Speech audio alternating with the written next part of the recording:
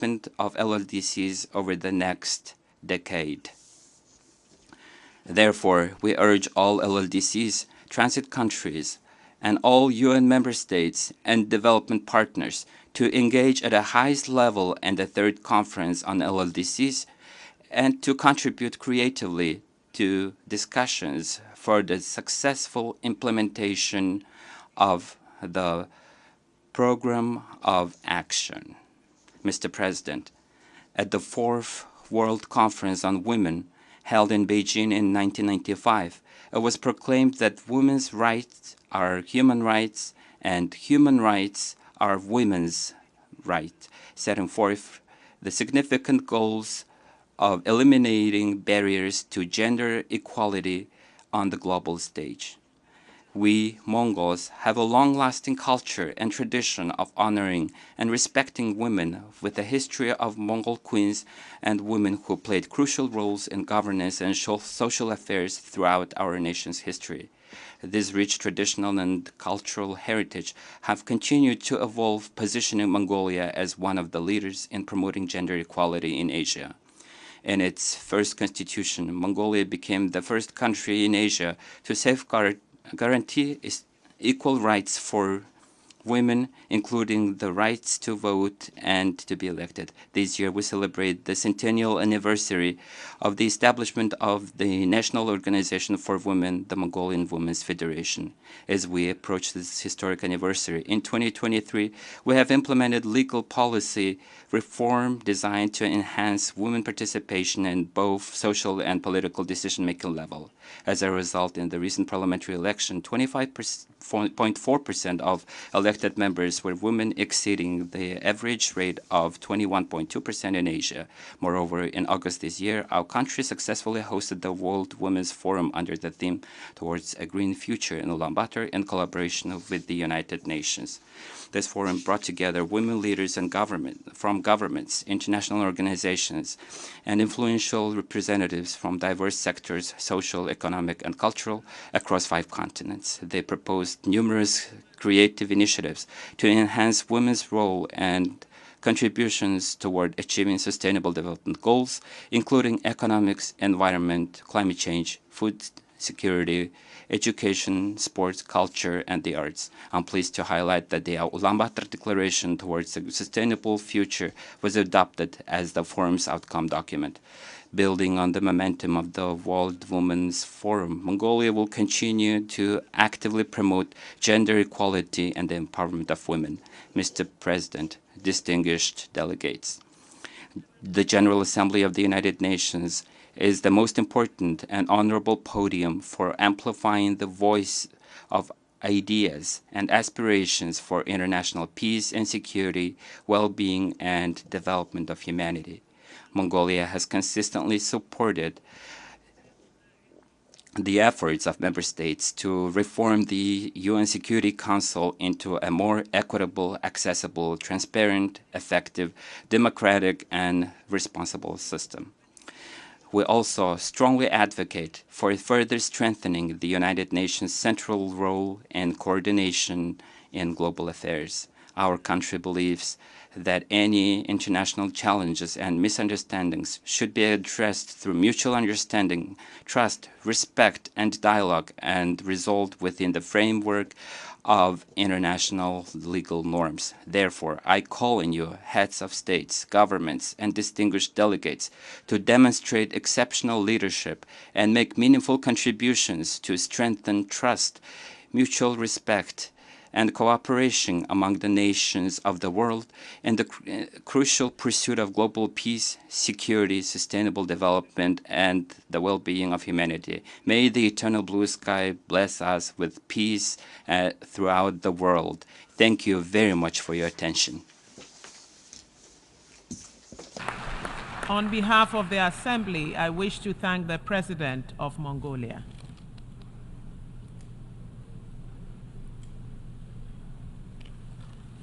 The Assembly will hear an address by His Excellency Wavel Ramkalawan, President of the Republic of Seychelles. I request protocol to escort His Excellency and invite him to address the Assembly.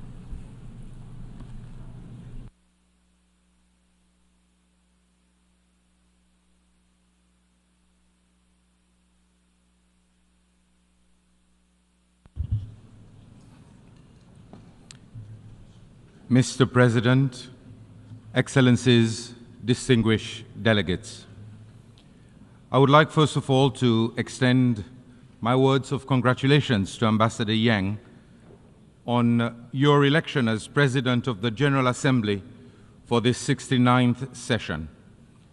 I wish also to thank Ambassador Francis for his diligent leadership during the 78th session.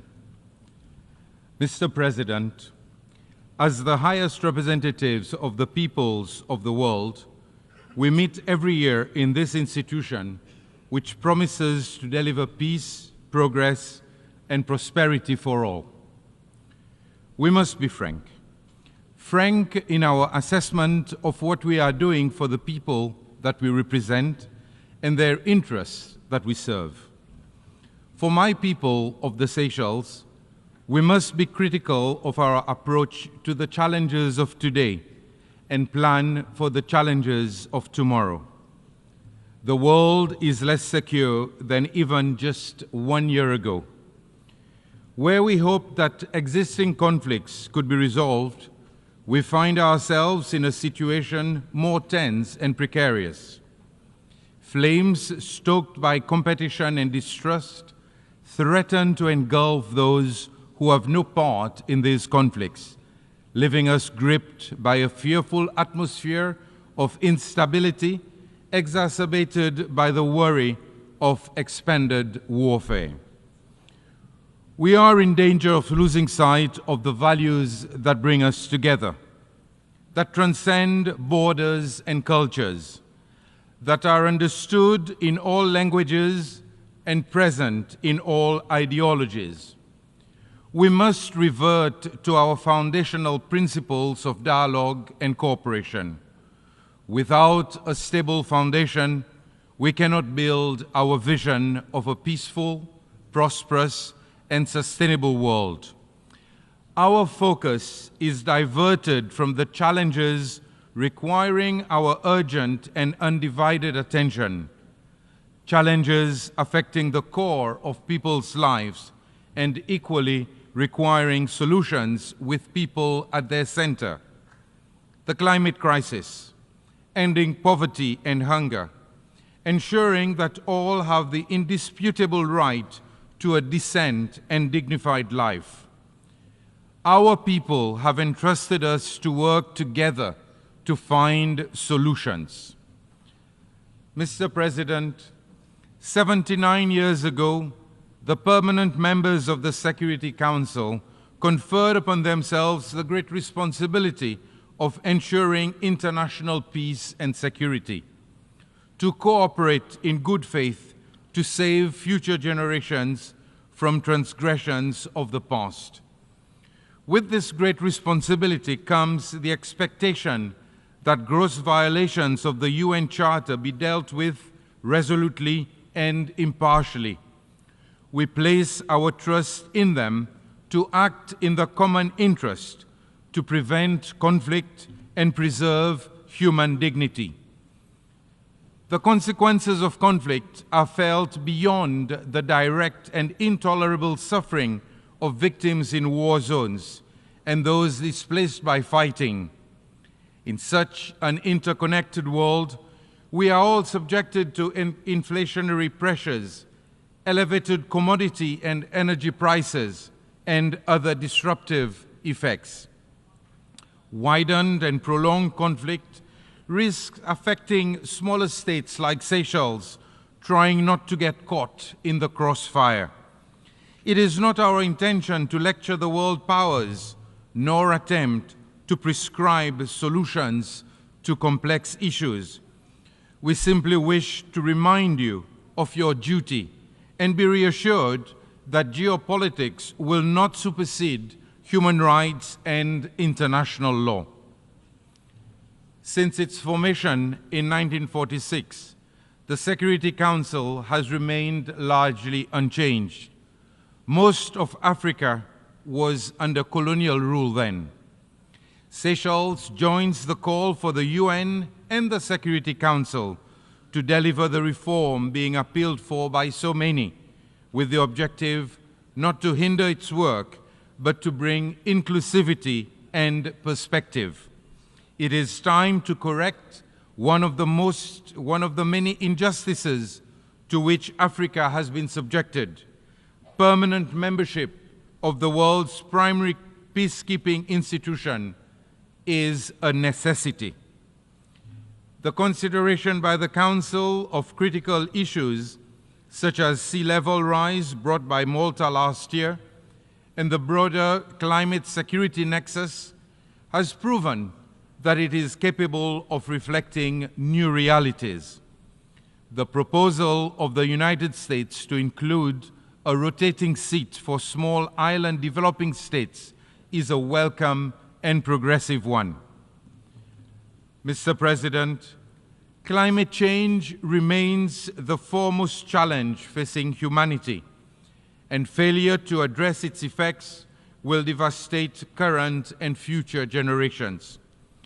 As a small island state, Seychelles understands what it means to be vulnerable, a vulnerability that cannot be ignored in the future we see for ourselves.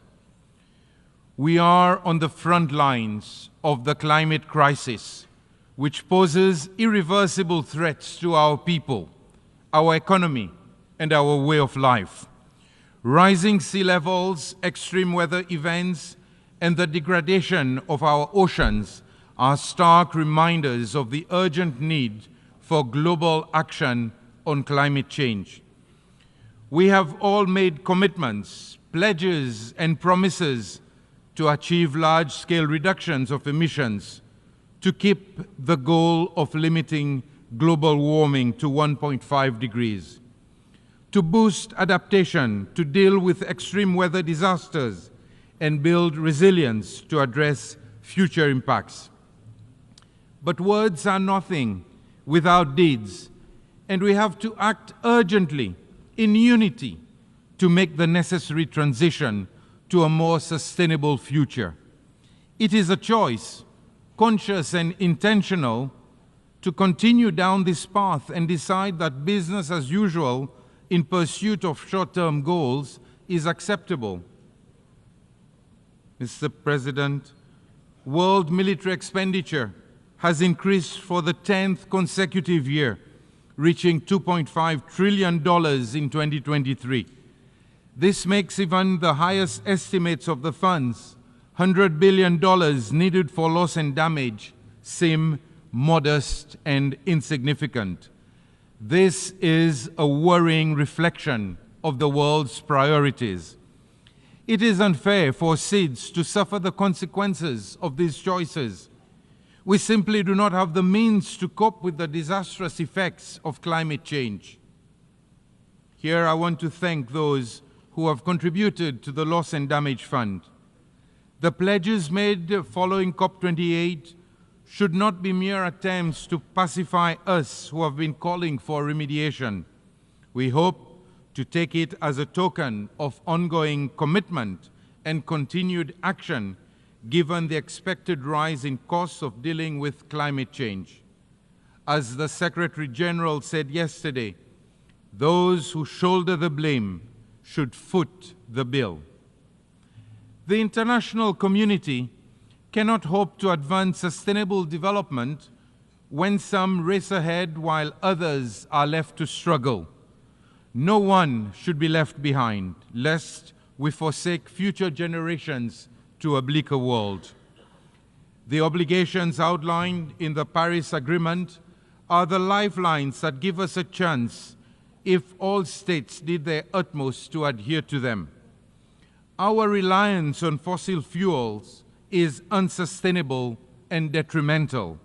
We must accelerate energy transition towards renewables and mobilize investment in the technology and infrastructure to give us any prospect of real energy security.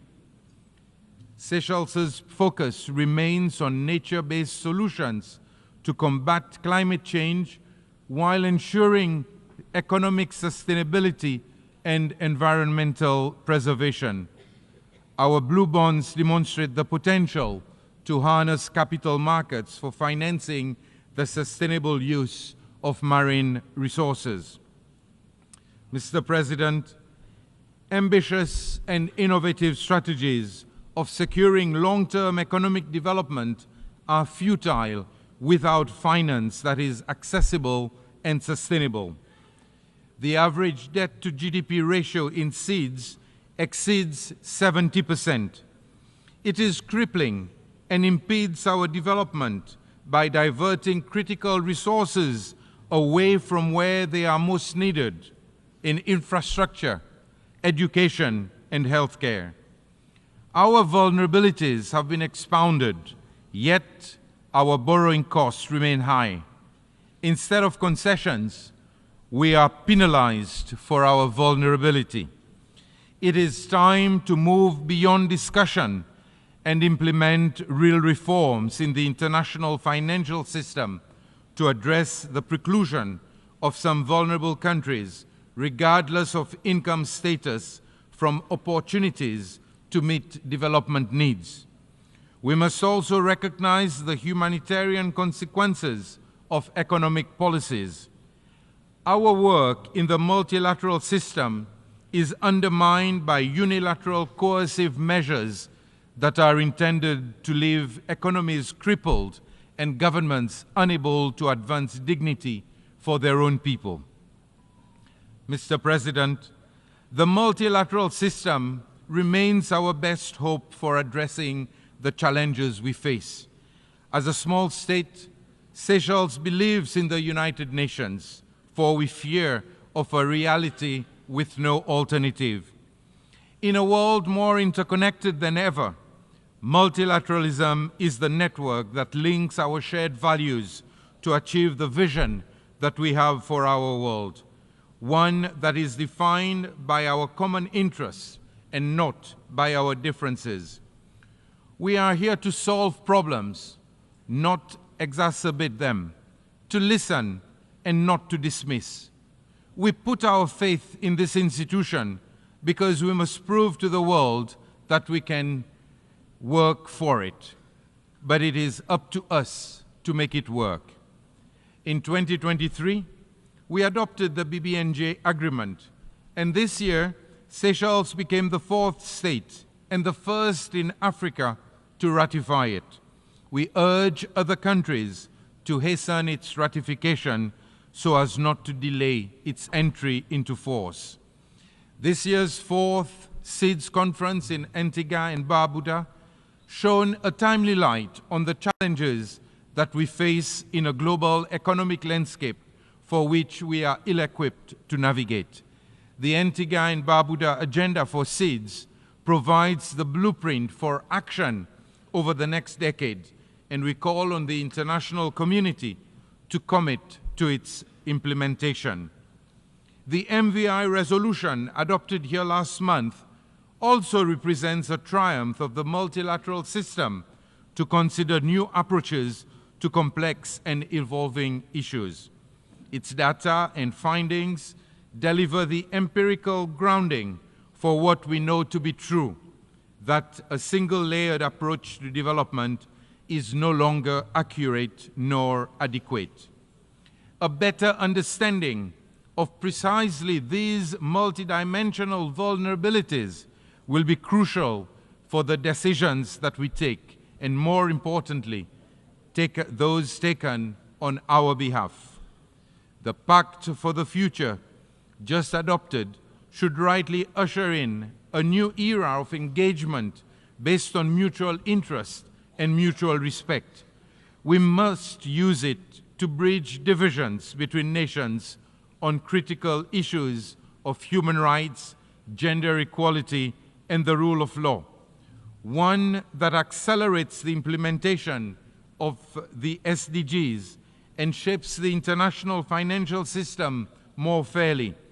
One that adapts responses to global crisis in a more coordinated way, and one that restores peace with a promise to preserving it in the future.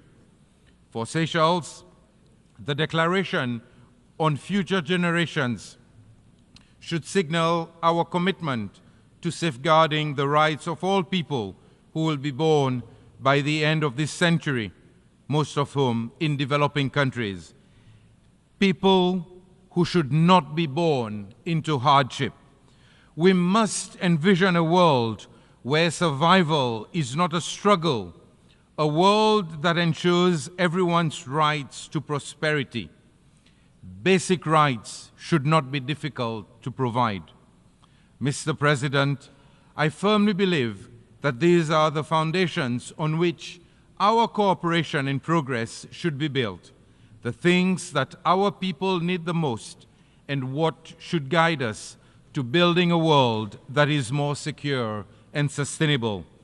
Let us strive to be the architects of a world where no one is left behind. I thank you. On behalf of the Assembly, I wish to thank the President of the Republic of Seychelles. The Assembly will hear an address by His Excellency Peter Pavel, President of the Czech Republic. I request protocol to escort His Excellency and invite him to address the Assembly.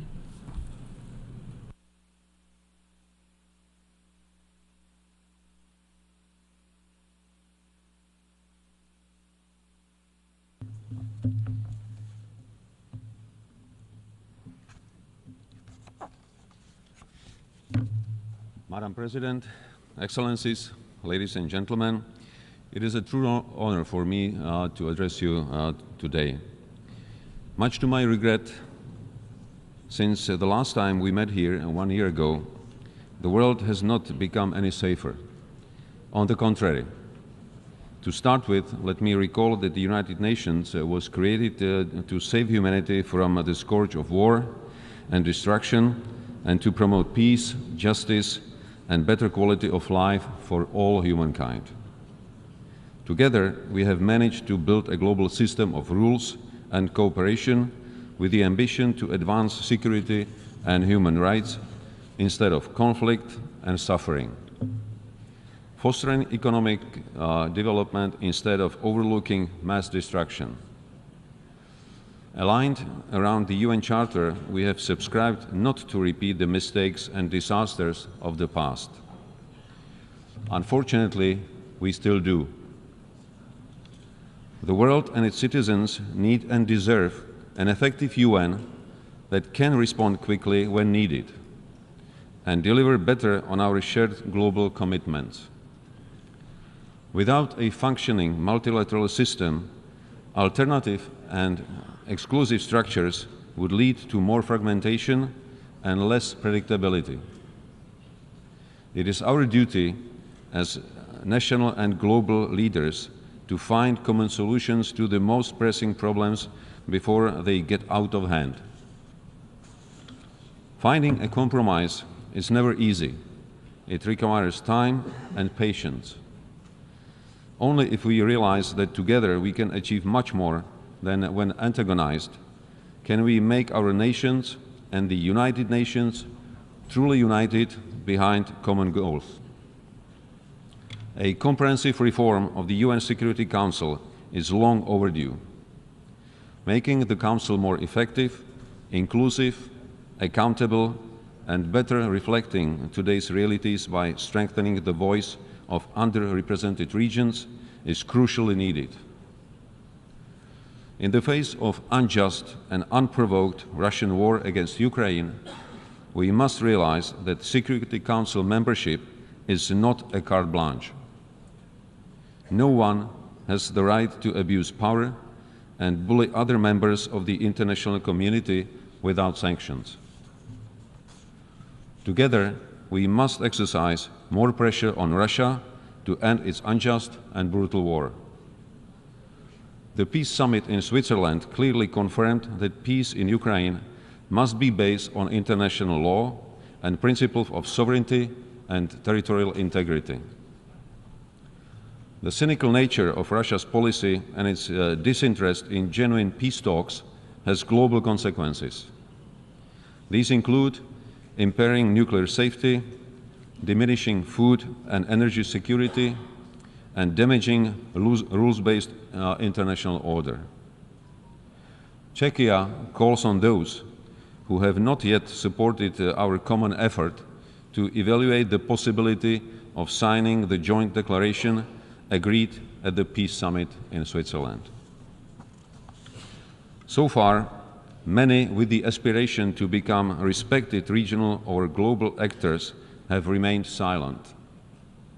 But respect cannot be forced. It can only be earned. Let us not forget that hesitation strengthens the aggressor. If you remain silent to injustice and aggression, soon there will be others waiting in line to see how far they can go in bending international rules as they please.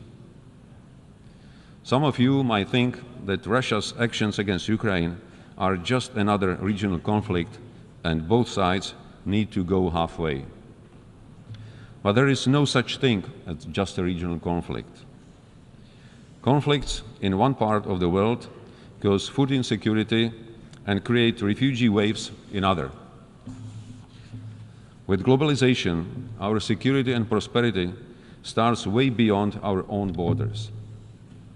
Being fully aware of that, Czechia is committed not only to security of Europe, but also in Middle East, Africa, and elsewhere.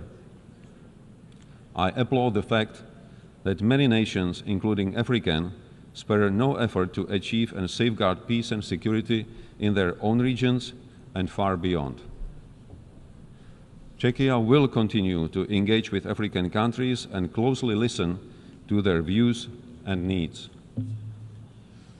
I believe that despite political differences, together we can create mutually beneficial partnerships based on the principle of equality, mutual respect, and without any historical burden or future material demands. Africa is a continent with huge economic potential, which is waiting to be unlocked. We want to see Africa flourish, enhance its capabilities, and create opportunities and jobs for young people. The last topic I want to touch upon is cybersecurity and technology. With progressing digital transformation and our increasing reliance on advanced technology, the gravity and scale of cyber threats are increasing and respect no borders. Cyber espionage and attacks against our hospitals, media, infrastructure, national institutions and businesses aim to destabilize our democratic system and undermine its principles. Just as offline, we cannot allow the cyberspace to become a lawless criminal world. The agreed framework of responsible behavior of states in cyberspace should guide us in our effort to strive for a safer online world. The security of cyberspace will depend on the capacities and effort of all responsible states to enhance their own cyber capabilities. Czechia is taking its commitment to the protection of global cyberspace security very seriously. We will continue providing assistance to our partners in Africa, Asia, and South America so that together we can improve our resilience and to protect our citizens even better. Foreign interference and disinformation continue to present a challenge with a serious impact on democracy, security, and the rules-based international order. With rapid development of new technologies, protection and promotion of human rights continue to be vital for our societies. Emerging technologies will have an undisputable influence on the nature of our future conflicts, but also on peace. It is our duty to ensure that innovations, including artificial intelligence, autonomous systems, biotech, or quantum computing, fully conform to our ethical and human rights standards. Last year, Czechia, together with Mexico, the Maldives, the Netherlands, and South Africa, submitted a resolution on human rights in the context of digital technologies. Furthermore, last month, during the GlobeSec Security Forum, I sat down with top managers of global tech companies at the Prague Geotech Summit. I was glad to hear that they are fully aware of their responsibility and fully committed to contribute to the resilience of democracy. Madam President, ladies and gentlemen, the challenges we are facing are global, and we can only succeed if we fully commit ourselves to collective action and more cooperation. The quality of our governance will be judged by our actions and whether we leave this world in a better condition for future generations.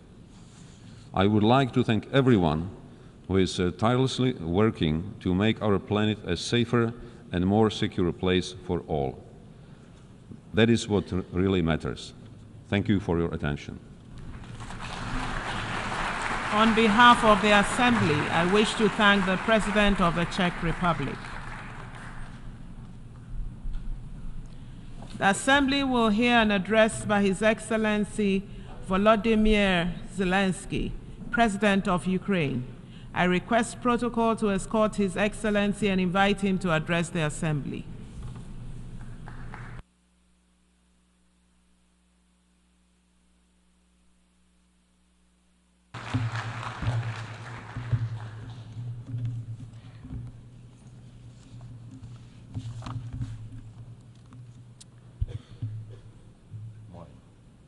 Thank you very much. Dear leaders, Your Excellencies, today I want to tell you about a day that has already passed and a day that must never come. On the night of March 4th, 2022, I received one of the most terrifying reports since the beginning of a full-scale Russian invasion against Ukraine. The report was about Russian tanks firing directly at the buildings of our Ukrainian nuclear power plant, the Zaporizhzhia nuclear power plant, the largest one in Europe, 6 nuclear reactors. The Russian army stormed this facility just as brutally as any other during this war, without thinking about the consequences, possibly disastrous. This was one of the most horrifying moments of the war, when no one could know how Russian strikes on the nuclear facility would end, and everyone in Ukraine was reminded of what Chernobyl means. Now, the Zaporizhzhia nuclear power plant remains occupied by Russian forces, unfortunately, and it's at risk of a nuclear incident. This is the major source of radiation danger in Europe, possibly in the world. That's why in the peace formula I presented, the first point is about nuclear safety. In Ukraine, we know exactly what we are dealing with. And I want to thank you, the General Assembly members, for adopting a resolution in July this year on the safety of nuclear facilities in Ukraine. Most in the world understand what's at stake. The General Assembly demanded that Russian return control of the Zaporizhzhia nuclear power plant to Ukraine. Only then real nuclear security will return to Europe and the world. And now about the day that must never come. Since Russia can't defeat our people's resistance on the battlefield, Putin is looking for other ways to break the Ukrainian spirit. One of his methods is targeting our energy infrastructure. And these are deliberate Russian attacks on our power plants and the entire energy grid. As of today, Russia has destroyed all our thermal power plants and a large part of our hydroelectric capacity. This is how Putin is preparing for winter, hoping to torment millions of Ukrainians, ordinary families, women, children, ordinary towns, ordinary villages. Putin wants to leave them in the dark and cold this winter, forcing Ukraine to suffer and surrender. Just imagine, please, Your country with 80% of its energy system gone, with such a destroyed part of the system. What kind of life would that be? Recently, I received yet another alarming report from our intelligence. Now Putin does seem to be planning attacks on our nuclear power plants and their infrastructure, aiming to disconnect the plants from the power grid. With the help of satellites, by the way, ladies and gentlemen, by the way, satellites of other countries. Russia is getting images and detailed information about the infrastructure of our nuclear power plants. But what does this really threaten? Any missile or drone strike, any critical incident in the energy system could lead to a nuclear disaster. A day like that must never come. And Moscow needs to understand this, and this depends in part on your determination to put pressure on the aggressor. These are nuclear power plants. They must be safe. Ladies and gentlemen, 2 years ago, in the fall of 2022, I proposed a comprehensive strategy to end the war and to ensure security, and I presented the peace formula at a highly inclusive political platform for world leaders, the G20 summit in Indonesia, representing billions of citizens from all parts of the globe. And it's important for us that all these people can understand us, understand that Ukraine wants to end this war more than anyone in the world. War always poses a threat to many. You all see in the media and read in reports what is happening in Ukraine because of Russia's war. It's something many are imagining happening to themselves. And yes, the smoke from fires in war-torn cities can reach other countries. And if, God forbid, Russia causes a nuclear disaster at one of our nuclear power plants, radiation will not respect state borders. And unfortunately, various nations could feel the devastating effects. Many are concerned, but the deepest understanding of war is always found in the home it destroys. It's the Ukrainian people who feel the full pain of this war. It's Ukrainian children who are learning to distinguish the sounds of different types of artillery and drones because of Russia's war. It's our people who are forcefully separated by occupation because Putin decided he could do whatever he wants. It's our heroic soldiers who are giving their lives to defend our country from invaders trying to steal our land. That's why we say, rightfully so, there can be no just peace without Ukraine. And I thank every leader, every country that supports us in this, that understands us, that sees how Russia, a country more than 20 times larger than Ukraine in territory, still wants even more land,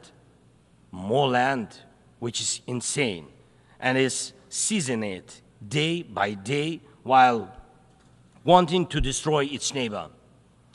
And Russia found very special bodies for that: North Korea and Iran, telling choice of friends. And now every neighbor of Russia in Europe and Central Asia feels that the war could come to them as well, and just think what kind of losses that would mean for the world. And I thank nearly 100 nations and international organizations that have supported the peace formula. It's truly a global community: Africa, Asia, Europe, Latin America, North America, the Pacific region, all united by the peace formula. And I am glad that the first peace summit was so reminding of the UN General Assembly. Everyone was equal. All nations that participated in the peace summit, large and small, no veto right, no blocking authority, those that have been independent for ages, and those that have only recently gained independence, those that have gone through wars themselves, and those accustomed to peace, all were equal. That is what Russia hates the most and cannot control. That's why Russia says the peace formula doesn't suit it.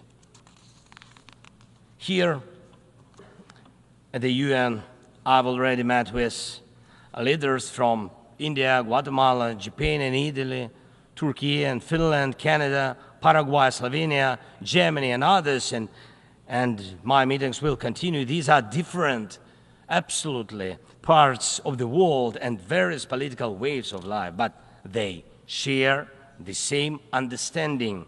Peace is needed, and it must be a real, just peace. Unfortunately, at the UN, it's impossible to truly and fairly resolve matters of war and peace because too much depends in the Security Council on the veto power. When the aggressor exercises veto power, the UN is powerless to stop the war, but the peace formula can.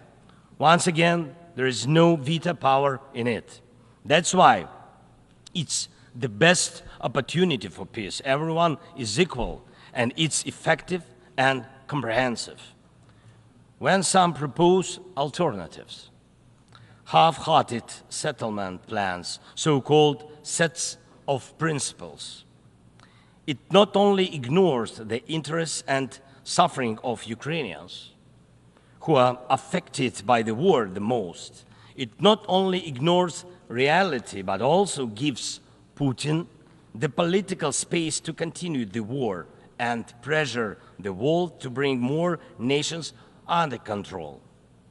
Any parallel or alternative attempts to seek peace are, in fact, efforts to achieve a lull instead of an end to the war.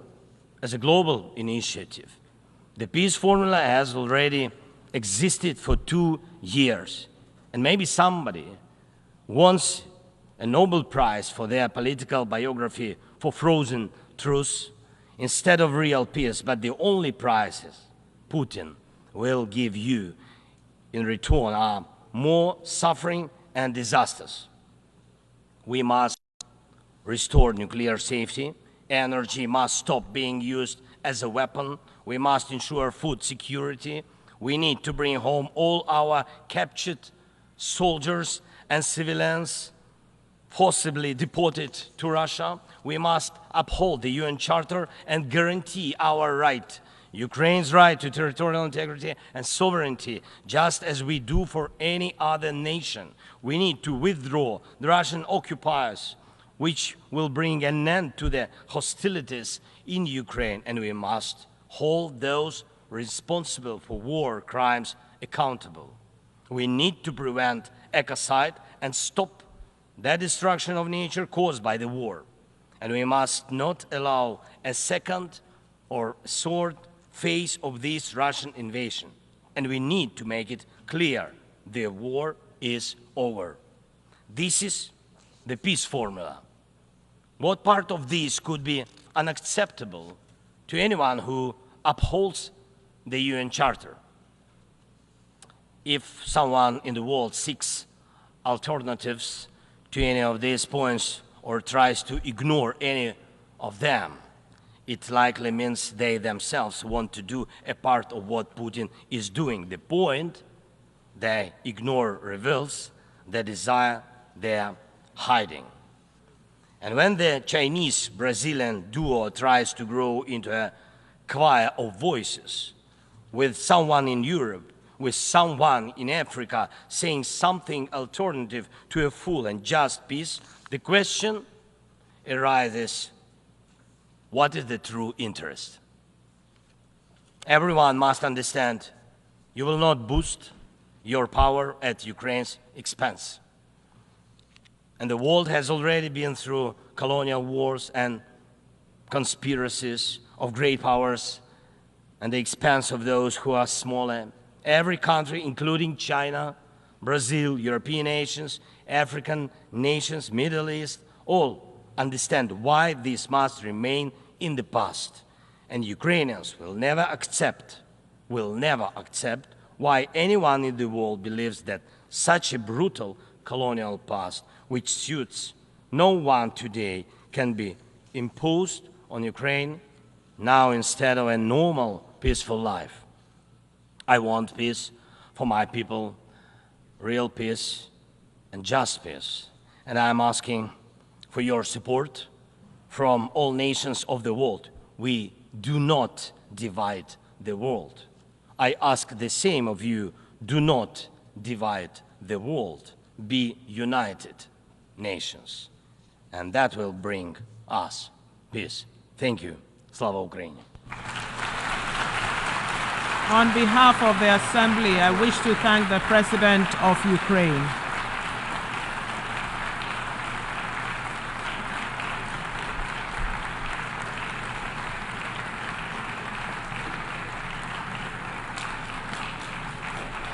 The Assembly will hear an address by His Excellency Nana Addo Dankwa Akufo-Addo, President of the Republic of Ghana. I request protocol to escort His Excellency and invite him to address the Assembly.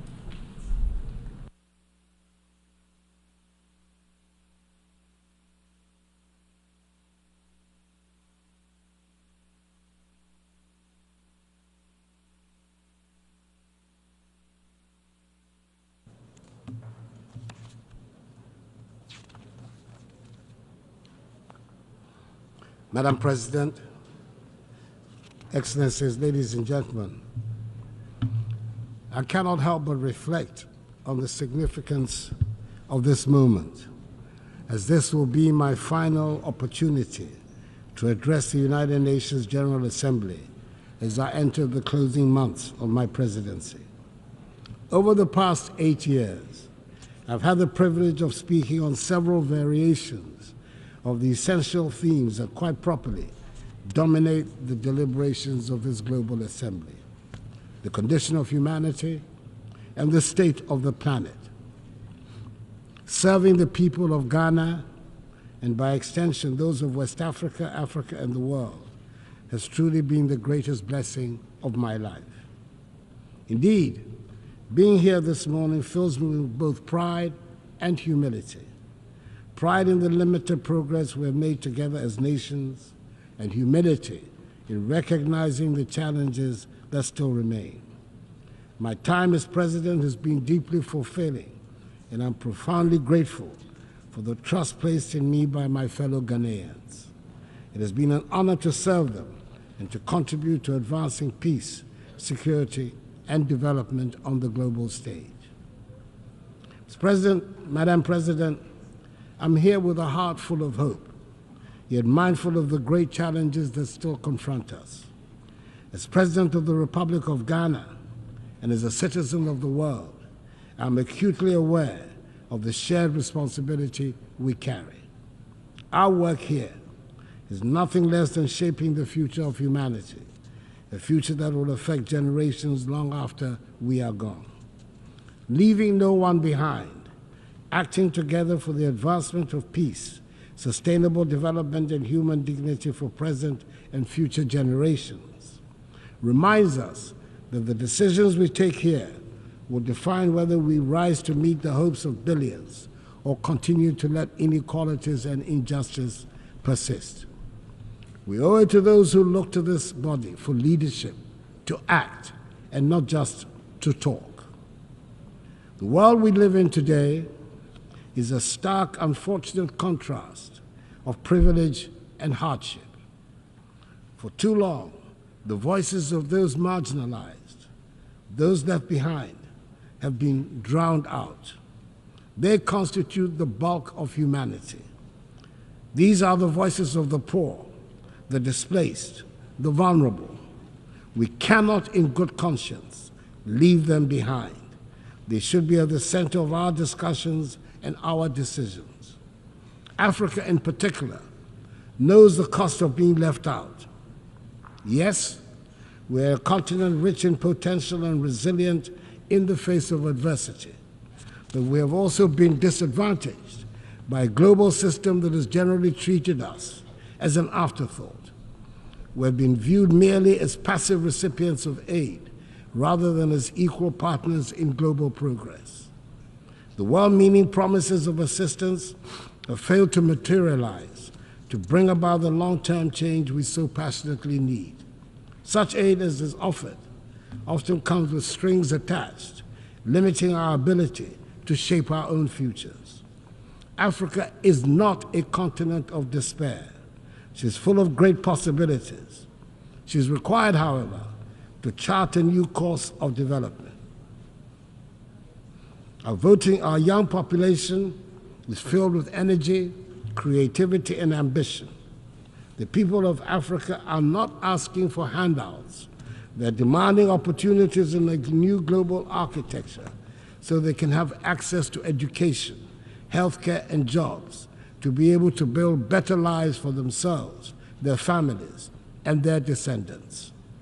In Ghana, we've taken bold and decisive steps to ensure that no one is left behind in our national development, and we have shown that it is possible. Our flagship free senior high school policy has benefited 5.7 million young people, many of whom would have been denied the opportunity to learn, to dream, and to succeed. This initiative has transformed the lives of millions, positioning the next generation of Ghanaians to take their place as leaders in the global economy. But this is just the beginning. We need a global commitment to ensure that every child, no matter where they are born, has access to quality education. A world where children are left unprepared for the challenges ahead is not a just world. Beyond education, we've also prioritized healthcare for our people. Through Agenda 111, my government has embarked on the largest ever healthcare infrastructure project in Ghana's history. This initiative is constructing 111 hospitals across the country, ensuring that even the most remote regions have access to modern healthcare facilities. This is part of our broader goal of ensuring that no one in Ghana is left without the basic right to health. We've also taken significant steps to boost food security and economic growth through the Program for Planting for Food and Jobs. This initiative has improved food production, created jobs, and enhanced incomes for millions of Ghanaians. It is a clear demonstration that with the right policies and investments, we can transform our agricultural sector and ensure that no one goes hungry. In the same vein, our one district, one factory policy is transforming the industrial landscape of the nation, generating the structural transformation of our economy, which is our major strategic objective. And in addition, Ghana has embraced in full the teachings of the Fourth Industrial Revolution and is actively pursuing an agenda of digitalization.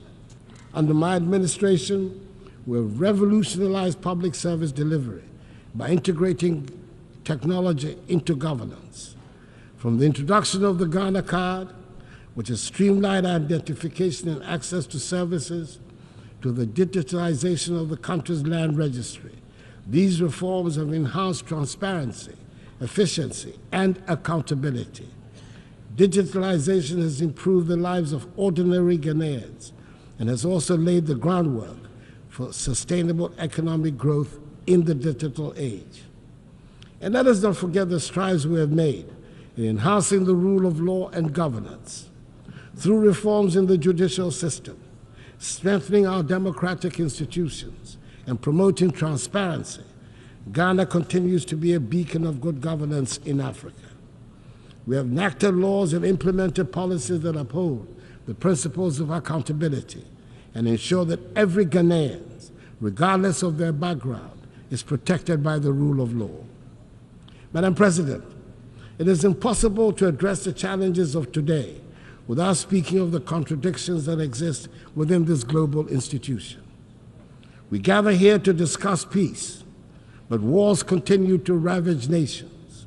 We speak of justice, yet justice endures. Take the Russian invasion of Ukraine, for instance. Millions of lives have been uprooted. Thousands have lost their lives, and yet the Security Council has struggled to respond decisively, just as it is struggling to make a decisive intervention in the tragic ongoing war in Gaza and the Lebanon. The structure of the Council reflects a world that no longer exists, and its failure to act in times of crisis raises a difficult question. What is the purpose of the Security Council if it cannot intervene when the world needs it most? Reforming the UN Security Council is a matter of fairness and necessity. The current structure, created in 1945, no longer reflects the realities of today's geopolitical and economic landscape. Africa, Latin America, and South Asia remain underrepresented despite their significant influence on global affairs. This lack of representation undermines the legitimacy of the Council's decisions, and the use of veto power by a few permanent members often paralyzes its ability to act effectively during crises.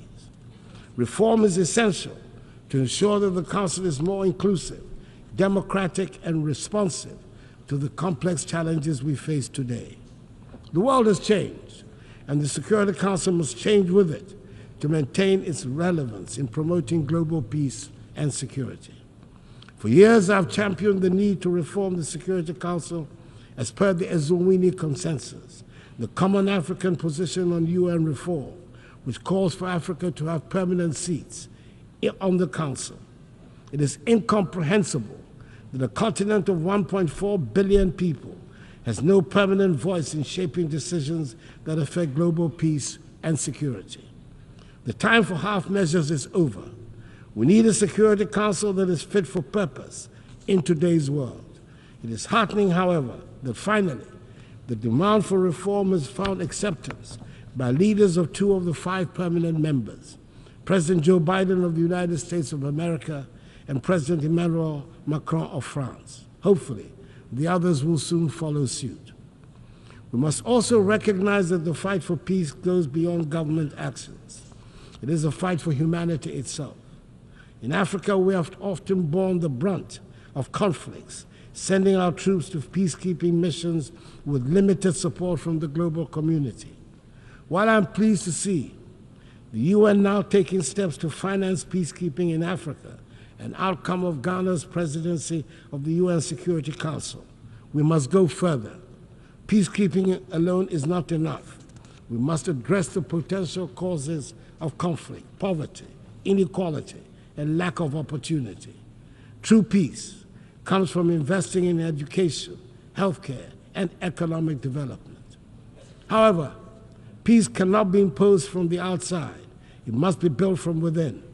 African nations must take ownership of their security, and the African Union needs to strengthen itself to be able to respond swiftly to threats.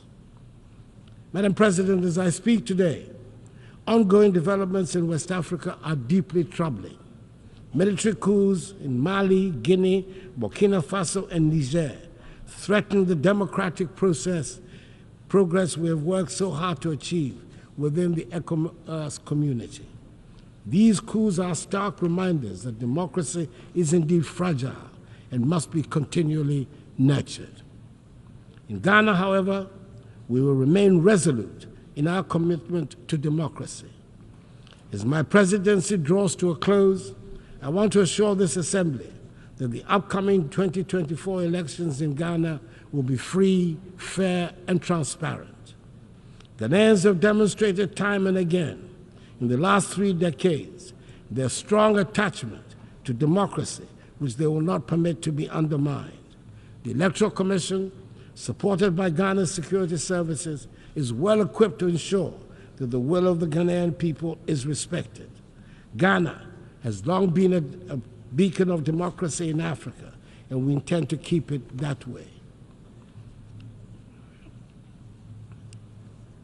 The 2024 elections will be proof of our enduring adherence to the rule of law, transparency, and the principles of democratic accountability that have guided our nation in recent decades.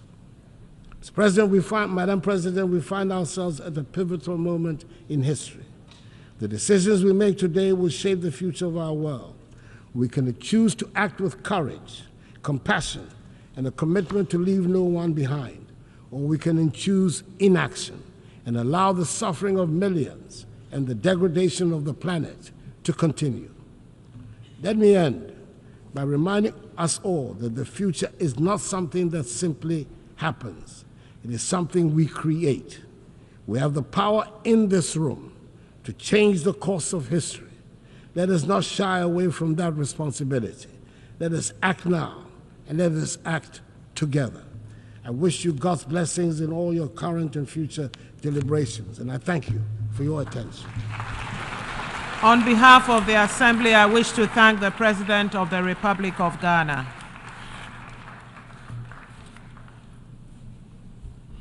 The Assembly will hear an address by His Excellency Rumen Radev, President of the Republic of Bulgaria. I request protocol to escort His Excellency and invite him to address the Assembly.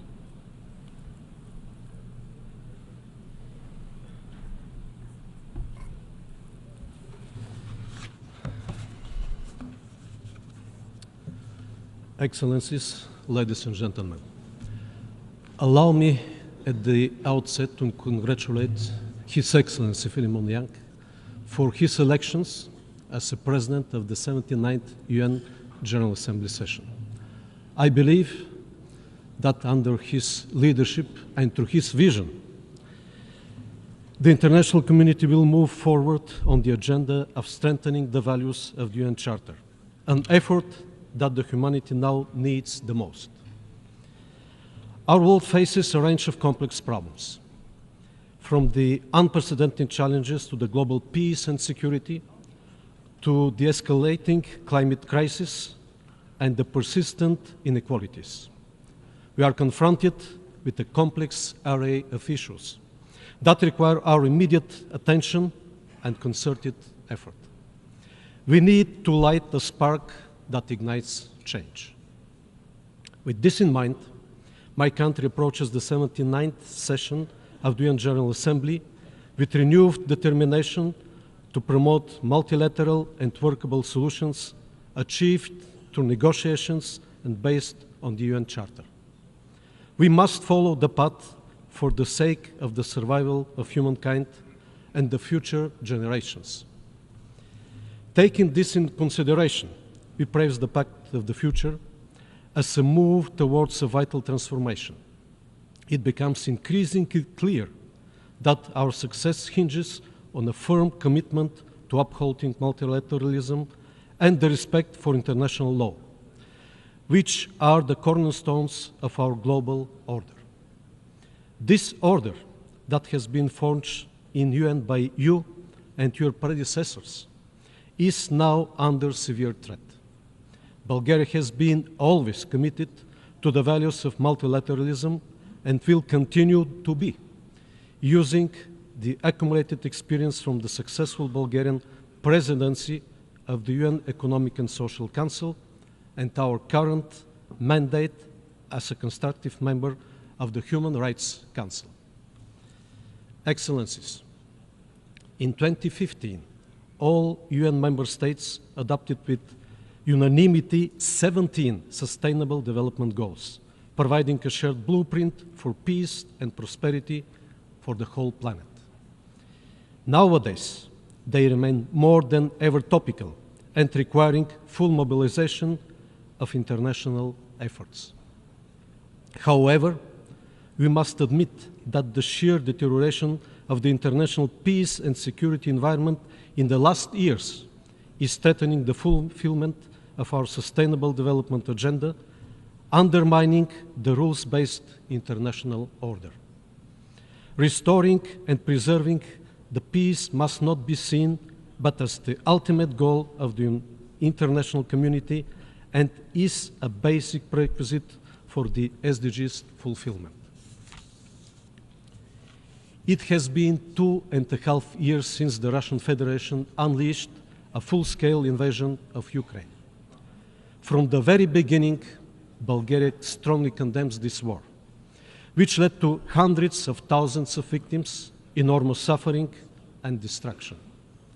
Every single day of this war increases the risk of escalation in intensity and geographical scope, posing a substantial threat to the global peace and security. The side effects of the war are already gravely affecting the economies and social systems of many countries worldwide. That is why the international community should seek ways that lead to de-escalation and dialogue. We should support every diplomatic effort that pursues comprehensive, just, and lasting peace in Ukraine, in conformity with the United Nations Charter and the international law. Since the last year UN General Debate, we have witnessed a significant increase in instability across the Middle East. The conflict between Israel and Hamas after the Hamas brutal attack on Israel triggered a major deterioration of the security in the region with global projections. We must not forget the consequences which followed: tens of thousands dead and injured civilians in Gaza, the total destruction of vital infrastructure, and mass displacement of people. We call for immediate ceasefire, free access of humanitarian convoys, as well as release of all hostages held by Hamas. We are also deeply concerned about the recent development in Lebanon, bringing a qualitative, new and dangerous dimension in the conflict and increasing the risk of its regional enlargement. We call for refraining from use of force, for wisdom and de-escalation. The spiral of violence and the human suffering must come to an end. The only way to achieve sustainable and lasting peace in this region with its very fragile security landscape is the two-state solution. Amid the ongoing destabilization around different regions, the collective global goal for a world without nuclear threat remains more critical than ever. In line with the new agenda for peace, Bulgaria will maintain its commitment to uphold, protect, and strengthen the multilateral framework for disarmament, non-proliferation, and arms control. We remain dedicated to the universalization and full implementation of the Nuclear Non-Proliferation Treaty, recognizing it as the cornerstone of the global nuclear non-proliferation regime, which serves as the essential foundation for pursuing nuclear disarmament and plays a crucial role in the development of nuclear energy for peaceful purposes. As we address these challenges, prioritizing regional stability becomes vital. My country actively engages in political dialogue with Southeast European countries, driven by the conviction that the region's security, stability, and prosperity are crucial for the broader regional and international resilience. Bulgaria is a strong supporter of the European path of the Western Balkan countries. Our main priorities vis-à-vis the region are fostering good neighborliness, improving connectivity, protection of human rights, and combating ethnic discrimination. However, a serious challenge on this path are the new outbursts of incitements of hatred. Fighting and curbing the aggressive nationalistic rhetoric all over the region and concentrating on positive agenda on strengthening multi-ethnic societies and the rights of the constituent communities will prevent the evocation of the reminiscence of the troubled past of the region. Ladies and gentlemen, progress on achieving the Sustainable Development Goals is the greatest investment for the benefit of the present and future generations. Bulgaria keeps on contributing actively to this common effort through the steady implementation of the National Development Program Bulgarian 2030 and of sustainable projects for development cooperation with partner countries, through supporting projects in education, healthcare, public infrastructure and services, as well as renewable energy solutions. we face a growing number of places around the world where warring dynamics in terms of governance, democracy, and human rights emerge. As a present member of the Human Rights Council, we reaffirm our commitment to this noble cause. Bulgaria has never looked the other way, and this speaks up through our domestic policies, our membership in the Human Rights Council, our work as a co-chair of the Group of Friends of Children and Sustainable Development Goals, Vice President of UNICEF Bureau, member of the Executive Board of UN Women, and through our support for initiatives that empower the General Assembly and aim at accountability. Our advocacy for meaningful participation of civil society, youth, and women in decision-making process across the United Nations system and domestically have already yielded results, and our youth delegate program inspires more young people to choose the path of active citizens. Bulgaria advocates for a human rights-based approach to sustainable development and looks forward to the inclusion of all stakeholders at the upcoming World Social Summit. Excellencies, we have focused on the peace among nations, but it is equally important to reconcile with the nature. Climate change is a threat multiplier for the implementation of all sustainable development goals. We urge enhanced action based on the global stocktake, more ambitious climate objectives, including the new finance goal at the 29th session of the United Nations Climate Change Conference. Earlier this year, Bulgaria hosted the 61st session of the Intergovernmental Panel on Climate Change, which gave impetus to the panel's 7th assessment cycle, including the production of the special report on climate change and cities. Through various panel events, we were able to invigorate the science discussion, paying due attention to the climate risks in the Black Sea region, as well as to the urban environment, the role of cities, and the need to adapt to changing climate. Another challenge that brings a lot of opportunities as well is the need for an effective digital governance based on a multi-stakeholder and inclusive approach, aiming for a human-centric digital transformation and a safe and open digital future. In light of growing challenges to the principles of international law and the rules-based order established by the United Nations Charter, Bulgaria remains committed to strengthening the effectiveness and accountability of the United Nations Security Council. We support efforts to enhance transparency and accountability within this body, co-sponsoring the key UN General Assembly resolution on veto use. Bulgaria emphasizes the need for greater effectiveness and prioritizes securing an additional non-permanent seat for the group of Eastern European states in a reformed council. Ladies and gentlemen, let us reaffirm our commitment to addressing these global challenges with firmness and determination.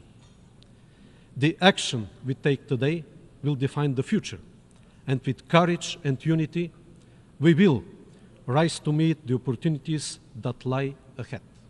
Thank you for your attention. On behalf of the Assembly, I wish to thank the President of the Republic of Bulgaria. The Assembly will hear an address by His Excellency Chandri Kapesad Santoki, President of the Republic of Suriname. I request protocol to escort His Excellency and invite him to address the Assembly.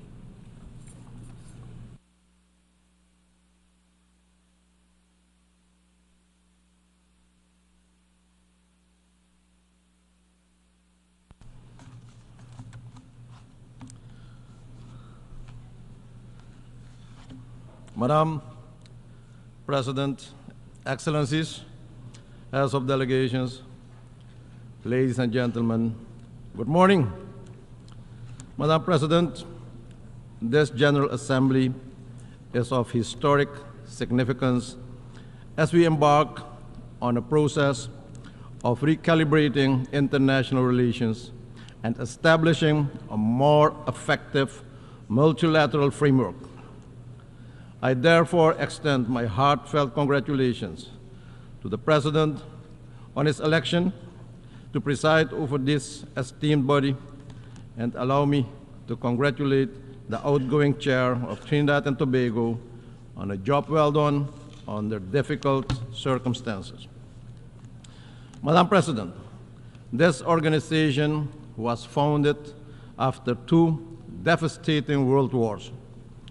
Its original purpose remains relevant today to save current and future generations from the disastrous consequences of wars and armed conflicts and foster peace and political stability for sustained prosperity for all. We, however, observe instead that the world is marked by a complex political and security crisis, weakening our global multilateral framework of collective solidarity, international law, and respect for humanitarian law. The conflicts that divide us are not isolated incidents. They are symptoms of deeper systemic challenges, rising inequality, environmental degradation, and breakdown of global trust. The time has come to dare to make bold decisions, revisit our global governance architecture, and to recommit to the original goals of the United Nations. Madam President, with statistics showing that countries are off track on the 2030 Agenda for Sustainable Development, while projections estimate that almost 600 million people will continue to live in extreme poverty in 2030, that is incumbent on us to close the gap between aspiration and financing. I wish to emphasize the urgent need for accelerated reforms and coordination within the international financial architecture, especially the international financial institutions. The Multidimensional Vulnerability Index, MVI, offers a comprehensive and inclusive framework that goes beyond traditional metrics to capture the true complexity of the vulnerabilities of small islands developing and low-lying coastal states. We urge that the MVI is embedded in the operations of the international financial institutions, especially the International Monetary Fund and the World Bank. Apart from the MVI, we see other financial obstacles in place that have a major negative impact on our ability to generate development, especially de-risking measures of international banks, which are based on general assessments, do not consider the country's reality and the severe impact on development objectives of the country. This must be addressed head-on if we want to be inclusive rather than exclusive. My country, Suriname, can attest to the importance of urgent need to reform the global financial and political system and to build greater trust in the multilateral system. Because of our ranking, we are not eligible for several global financial instruments to the detriment of my people. Since taking office in July 2020, my government has successfully started a policy of financial economic reforms, including restructuring the debt portfolio supported by an IMF program and international financial institutions. The impact of the various crises and national efforts to reform the economy has not been easy for the population, but we are on the road to recovery now. Macroeconomic stability has been achieved. We established a social safety net and increased several social benefits, all meant to make sure that we did not forget or excluded that part of our population from restoring a healthier economy. Madam President, 2024 statistics reveal that progress in the area of climate action is inadequate, with global greenhouse gas emissions still rising, despite the need for reductions. Climate action can no longer be postponed nor ignored. Soon, we'll meet in Azerbaijan for COP29. Madam President, will we be repeating ourselves with empty promises and pledges, or will we take decisive action to save this planet from extinction? Madam President, Suriname is committed to the Paris Agreement. Suriname has also submitted ambitious nationally determined contributions and has recently started the process of carbon credit trading. Suriname aims to remain a carbon negative country with a high level of biodiversity and more than 90% forest coverage. With this conscious choice to limit deforestation, we sacrifice economic development for our people. For this, Madam President, we are not compensated while everyone benefits from our decision. Carbon negative and carbon neutral countries must be supported for maintaining that status. We are in favor of a just transition to a carbon-less economy for the coming decades, but we also expect to be allowed to develop our natural resources in an environmentally friendly and balanced manner in compliance with the international standards and practices. In fact, we have already embarked in such a development path by introducing more renewables to our energy grid, utilizing technological innovations to reduce our carbon footprint even further. Madam President, Suriname has had, over the past 100 years, industrial development of bauxite industry, onshore oil production, gold production, as well as agriculture production and other industries. And despite these activities, Suriname is among the 3 carbon negative countries in the world. At the same time, Suriname is among the 7 most vulnerable countries with respect to the effects of rising sea levels. Madam President, not only have the international pledges for climate financing not materialized in the way pledged, but access to the available resources is an enormous challenge. Simplification of the application and appraisal procedures must be put in place to have the required impact at local level. Regretfully, we also observe that a large part of these funds finds their way in time-consuming and expensive studies, consultancies, and advisory services. In the meantime, the situation on the ground in the affected regions and countries is deteriorating. Often, the requested assistance comes too late. Madam President, to transform the well-being of our communities, we must embrace diversity and work towards social justice and inclusion. That is what responsible leaders do, making sure no one is left out or excluded. We must practice what we preach. Madam President, while the humanitarian and security situation in the Republic of Haiti remains of concern, we are pleased to note also through leadership of the Caribbean community, a roadmap towards free and fair elections has been initiated and a transition government with a clear mandate has been installed. We cannot leave Haiti and its people alone and behind. Haiti fatigue is not an option. We urge the international community to financially and technically support Haiti on its path forward. Suriname will contribute to the MSS with security personnel and remains committed to assist in whatever way we can.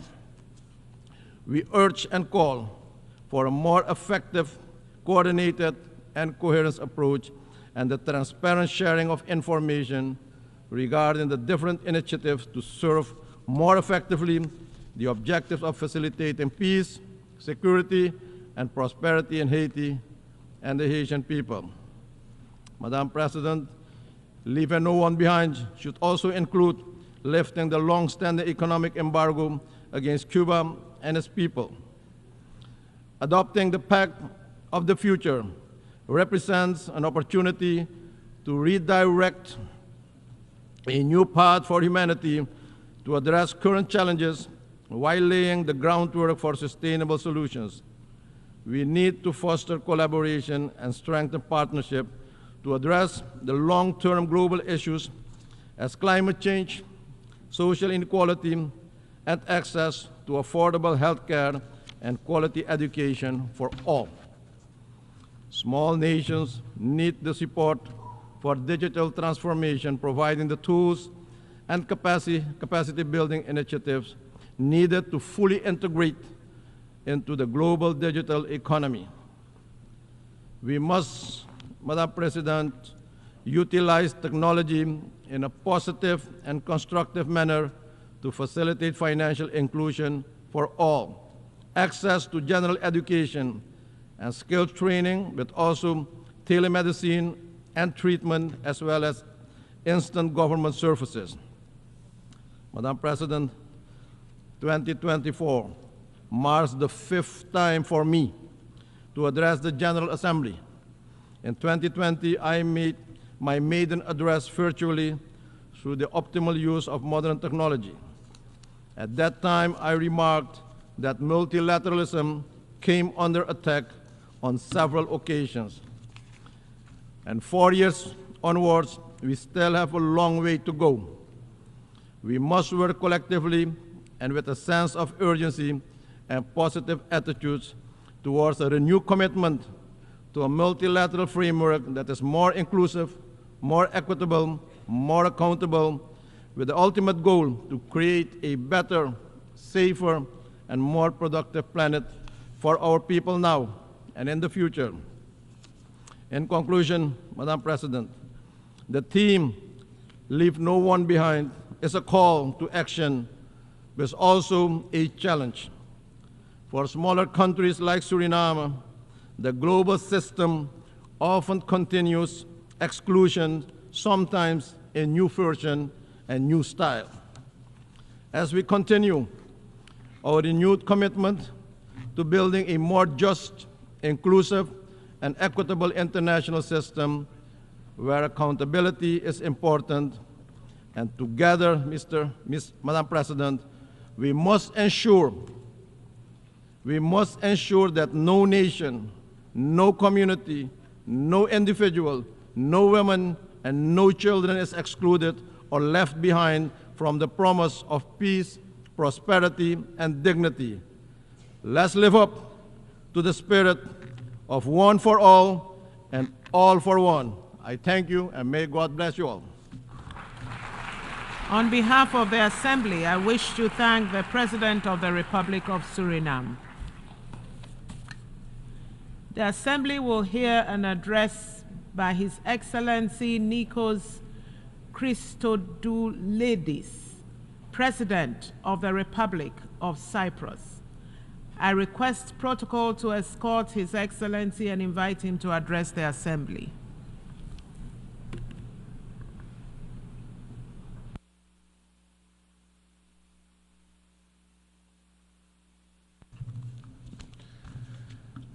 Madam President, Your Excellencies, ladies and gentlemen, at the outset, I wish to congratulate His Excellency Ambassador Philemon Yang for his election as President of the 79th session of the General Assembly.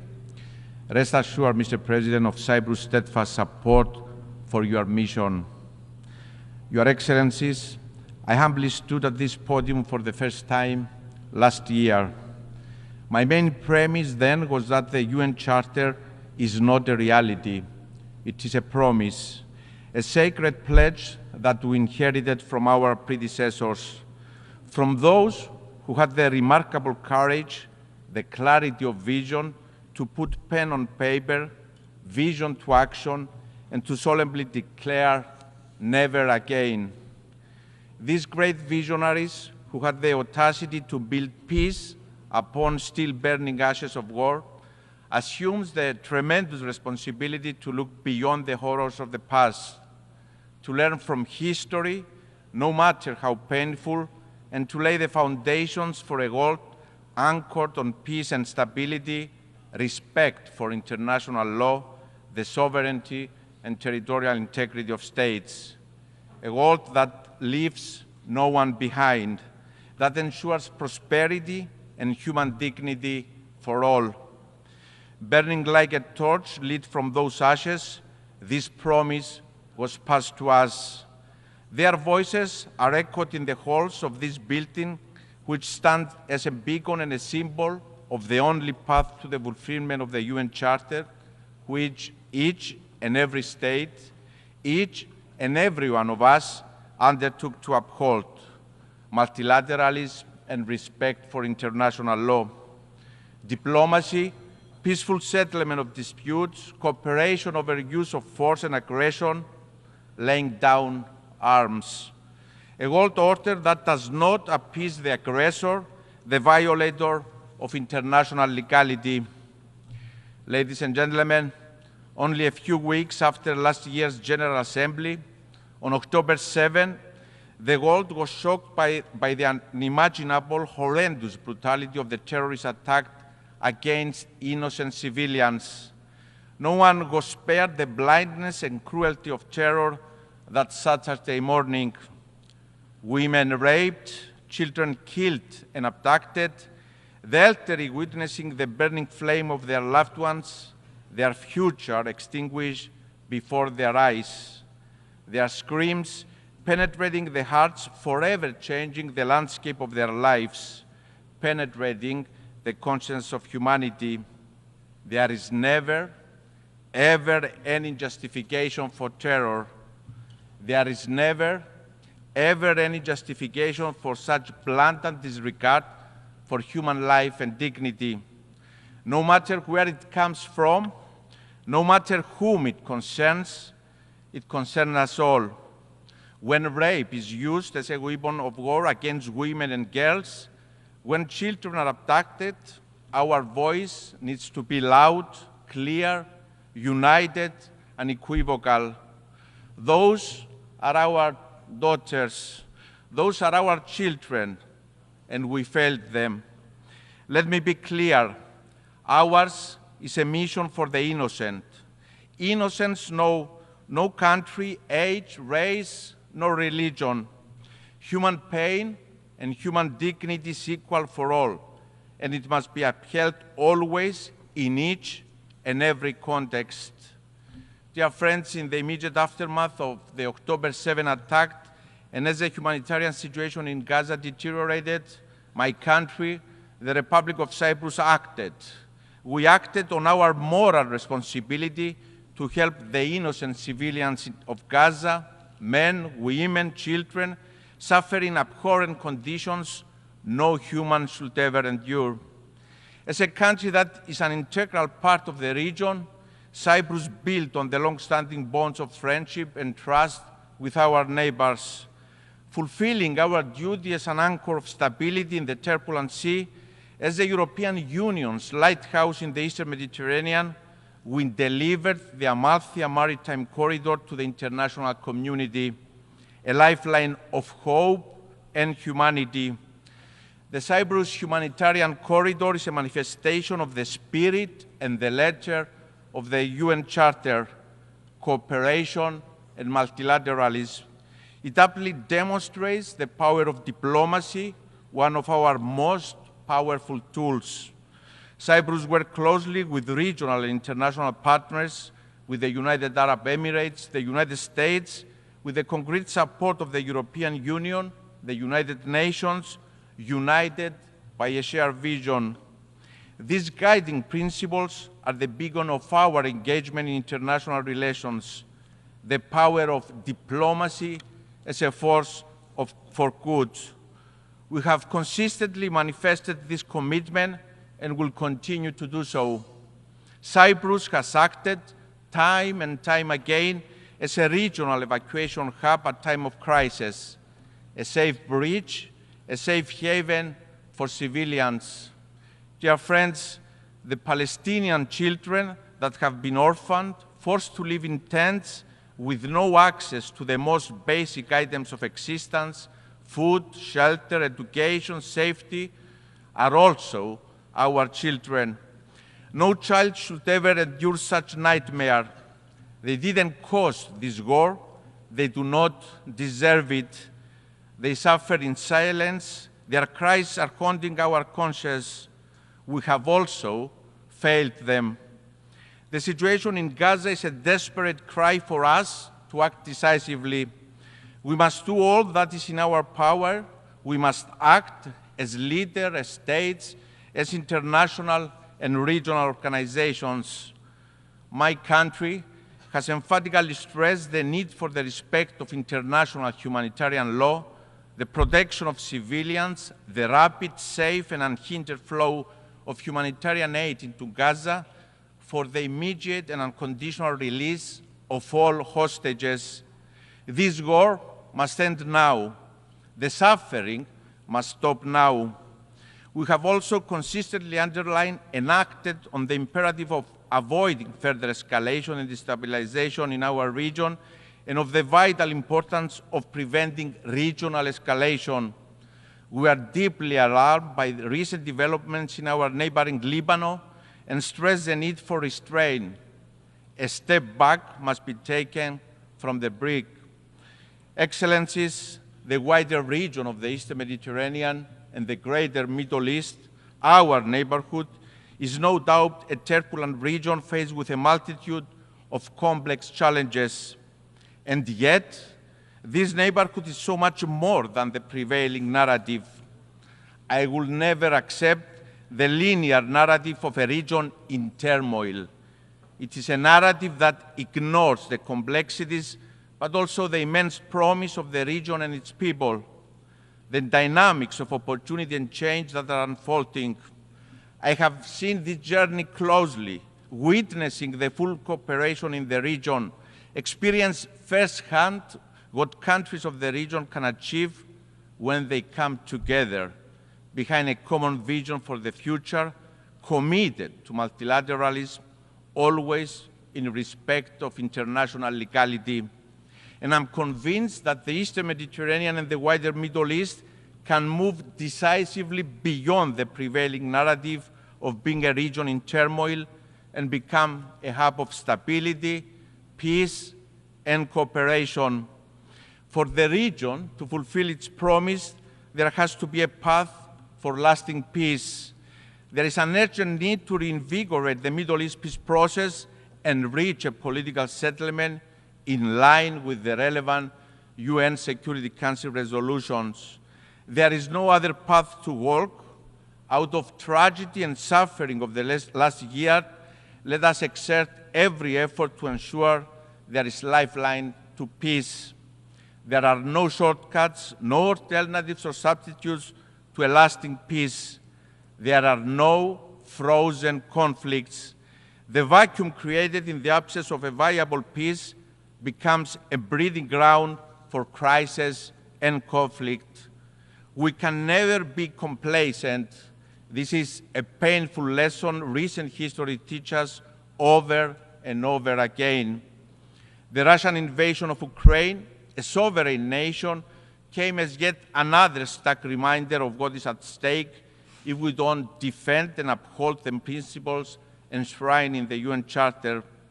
Cyprus strongly condemns any breach of international peace and security effected through military action by any state against the independence, sovereignty, and territorial integrity of another state.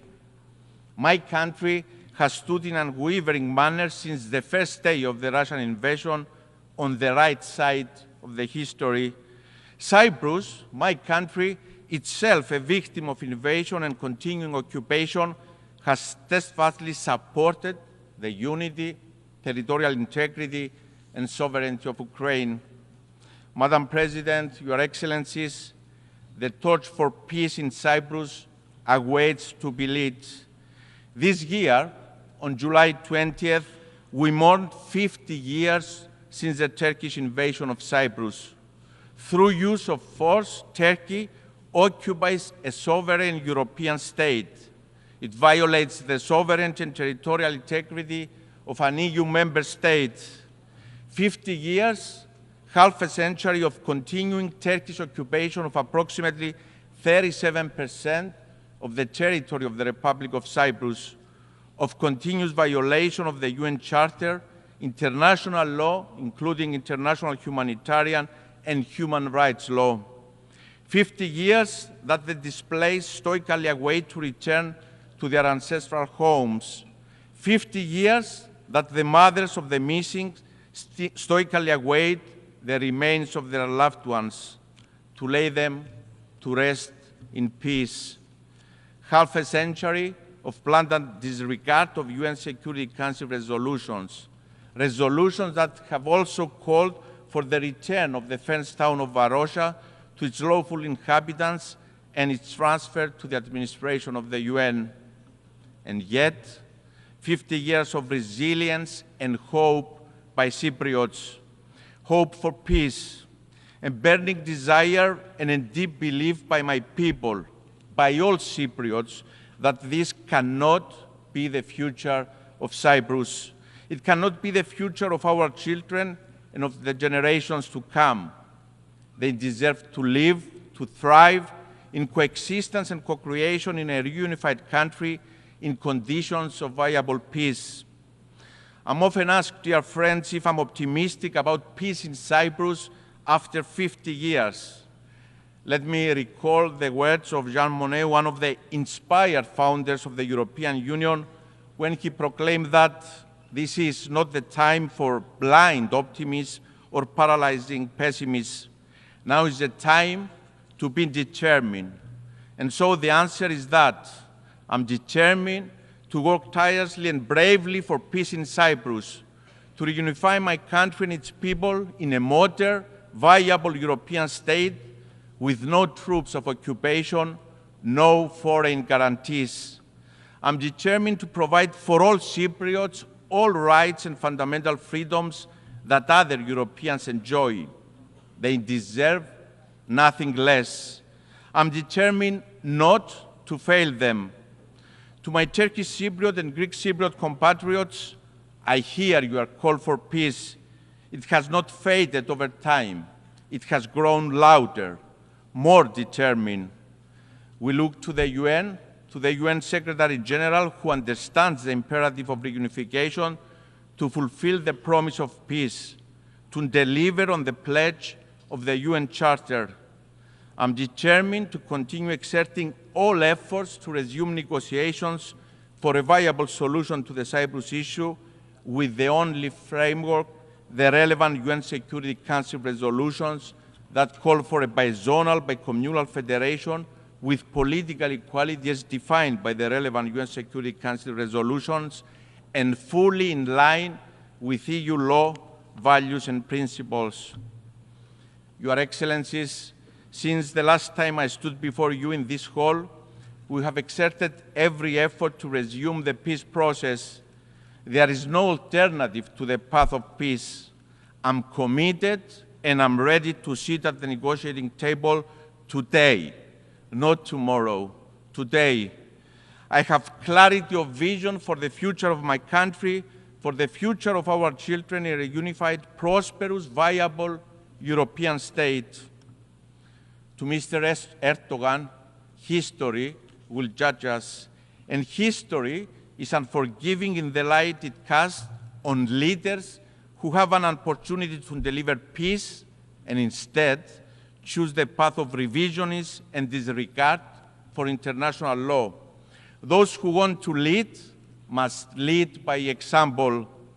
The voice of morality, Mr. Erdogan, cannot have selective historical amnesia or selective sensitivity to violations to international law. The aggressor, the violator of international law, cannot be the advocate of legality nor point the finger to others. On this podium yesterday, we heard Mr. Erdogan call for the disregard of the UN Charter, the violation of the UN Security Council resolutions and international law, including the UN Convention on the law of the sea. And my response, the response of the international community, is clear. Illegality stemming from invasion, aggression, and use of force cannot be recognized. International law is not a la carte. Its interpretation does not change depending on who is the violator. It applies equally to all contexts, to all countries. It applies to Turkey, a country that 50 years ago used force in violation of the UN Charter, invaded the sovereign state, and is an occupation force in Cyprus. It is an affront to this plenary to name an invasion a peace operation. Revisionists cannot change reality, not now, not ever. To Mr. Erdogan, I also say, now is the time to deliver on your proclaimed commitment to international law and to peace. No country that believes in the moral superiority of its position refuses to sit on the negotiating table. I adamantly believe that we can carve a new path, one of peace, cooperation, and collaboration. We cannot change geography. It is an opportunity, not a curse. Turkey and Cyprus will always remain neighbors. Let us change the narrative.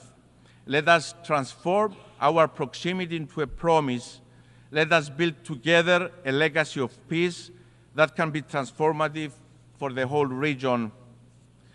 Ladies and gentlemen, in our common agenda, the Secretary General remarked that humanity faces a stark and urgent choice, and break down or break through.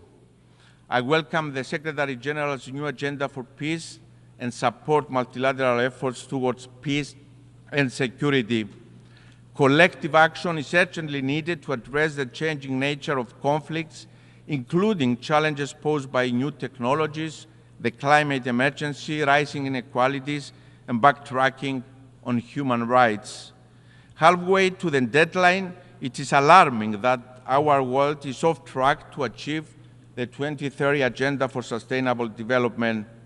Despite some glimmers of hope, action, transformative solutions, and comprehensive reforms are urgently needed.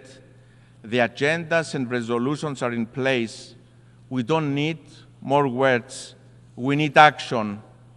Human rights constitute the backbone of the multilateral system, and it is a top priority for Cyprus' foreign policy, guided by our long-lasting commitment to promoting, protecting, and fulfilling all human rights, as well as advancing and strengthening international human rights within the United Nations. Cyprus has announced its first-ever candidacy for the Human Rights Council for the period 2025-27, with elections taking place this fall. Our candidature stems from our deep dedication to promoting, protecting, and fulfilling basic human rights for all, as well as advancing and strengthening international human rights within the United Nations system. Ladies and gentlemen, the world is at an inflection point. Our children, the generations to come, are watching, and they will hold us accountable. The decisions we make today, the courage and vision we transform into action, have the potential to change the trajectory of the world. We have an opportunity to come together and through multilateralism, by upholding the primacy of the UN Charter, to build a safer, more secure world. The nature of the challenges we face is such that no country can address it on its own. We need to come together.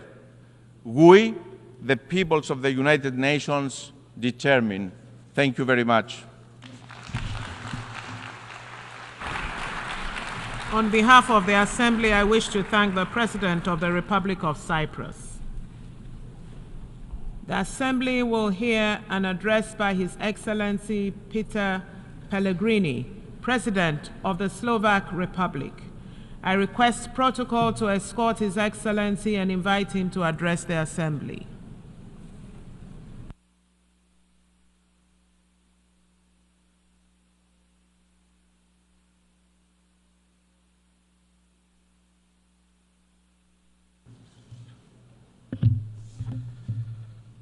Madam President, Excellencies, ladies and gentlemen, it is an honor and privilege to address you from this place. It's the first time for me in my capacity of President of Slovakia. The United Nations organization, which we helped to found with our brotherly Czech nation under Czechoslovakia's flag, has been here for almost 8 decades. We could spend hours discussing its imperfections or flaws. We have a legitimate right to ask how the UN delivers on its core mission, and that is maintaining peace, guaranteeing international law, and protecting human rights. And most importantly, why it fails to do so quite often. Despite all its faults and failures, the UN is the only truly global forum we have. It is the backbone of the world order based on rules and international law. The cornerstone of the world as we know it. The UN is a vital international ecosystem for most countries in the world, including Slovakia. The sovereignty of the majority is, to a great extent, based on our ability to cooperate, show solidarity, and look for points where our often different interests meet.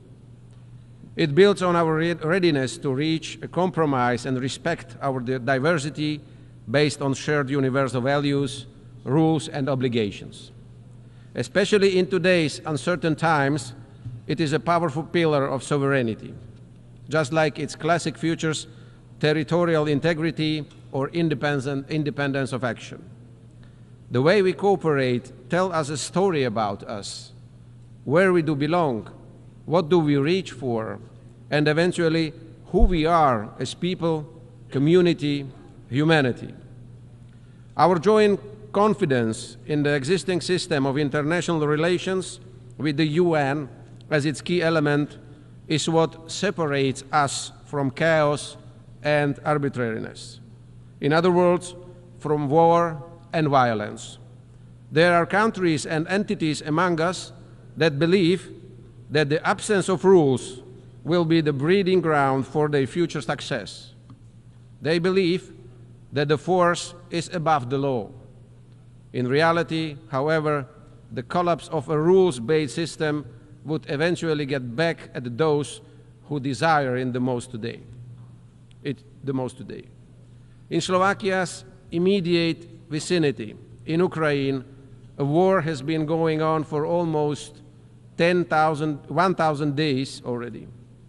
As a result of Russia's aggression, which violated such basic principles of international law as sovereignty and territorial integrity. It is worth reminding that our neighbor, Ukraine, legitimately defends its country and its people according to international law, including the UN Charter. Every day, this war continues to destroy the lives, the infrastructure, and the future of Ukrainian men and women. And it is of no good to Russia's people either, as they die too, and the war has come to them as well. The escalation grows. It is high time to start looking for a peaceful, sustainable, and just end to this conflict, based on the principles of international law and the UN Charter. Looking at the world's geography for parts of the globe, it might seem like a local and by far not the only serious conflict the world faces today.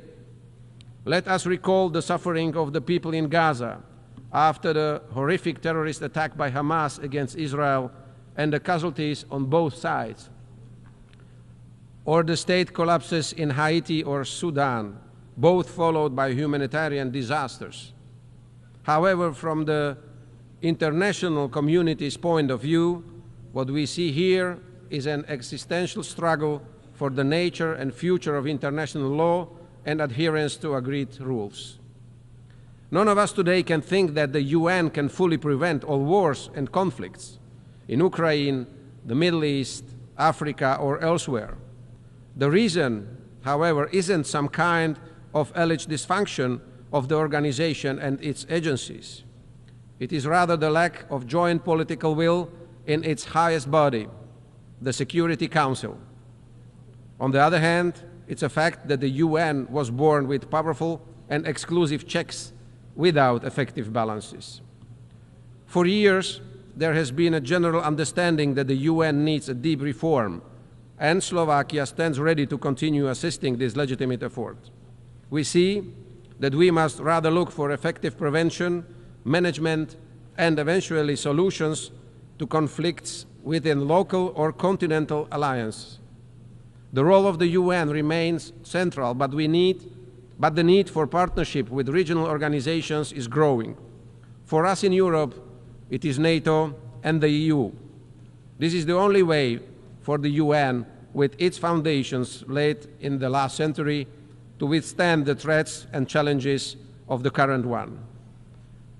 I don't find it appropriate or useful to divide the world into a global north or global south, east or west. Much more important is to look at who respects our shared rules and obligations and who doesn't, who is interested in making them stronger and acting by them, and who is rather undermining them or applying double standards. All of us are far from perfect. However, it fills me with hope that those of us who respect our shared values and rules form the vast majority here, and those who despise, systematically ignore, harm, or apply these rules only when it comes in handy are only a few. It's often those who try to take apart not only the rules but also the meaning of words. In the flood of information and misinformation that we face today, we must not renounce the truth.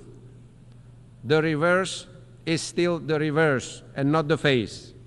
A lie is just a lie, not a fact of an alternate reality. Aggression is no defense. Occupation is no brotherly help, liberation, or some mythical togetherness.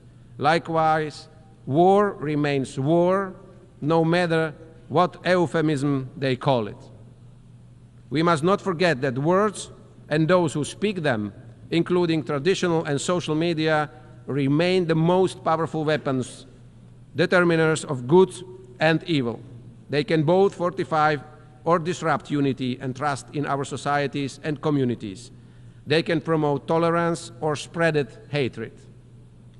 It is of utter importance that we speak out against those who abuse words by giving them alternate or even opposite meanings.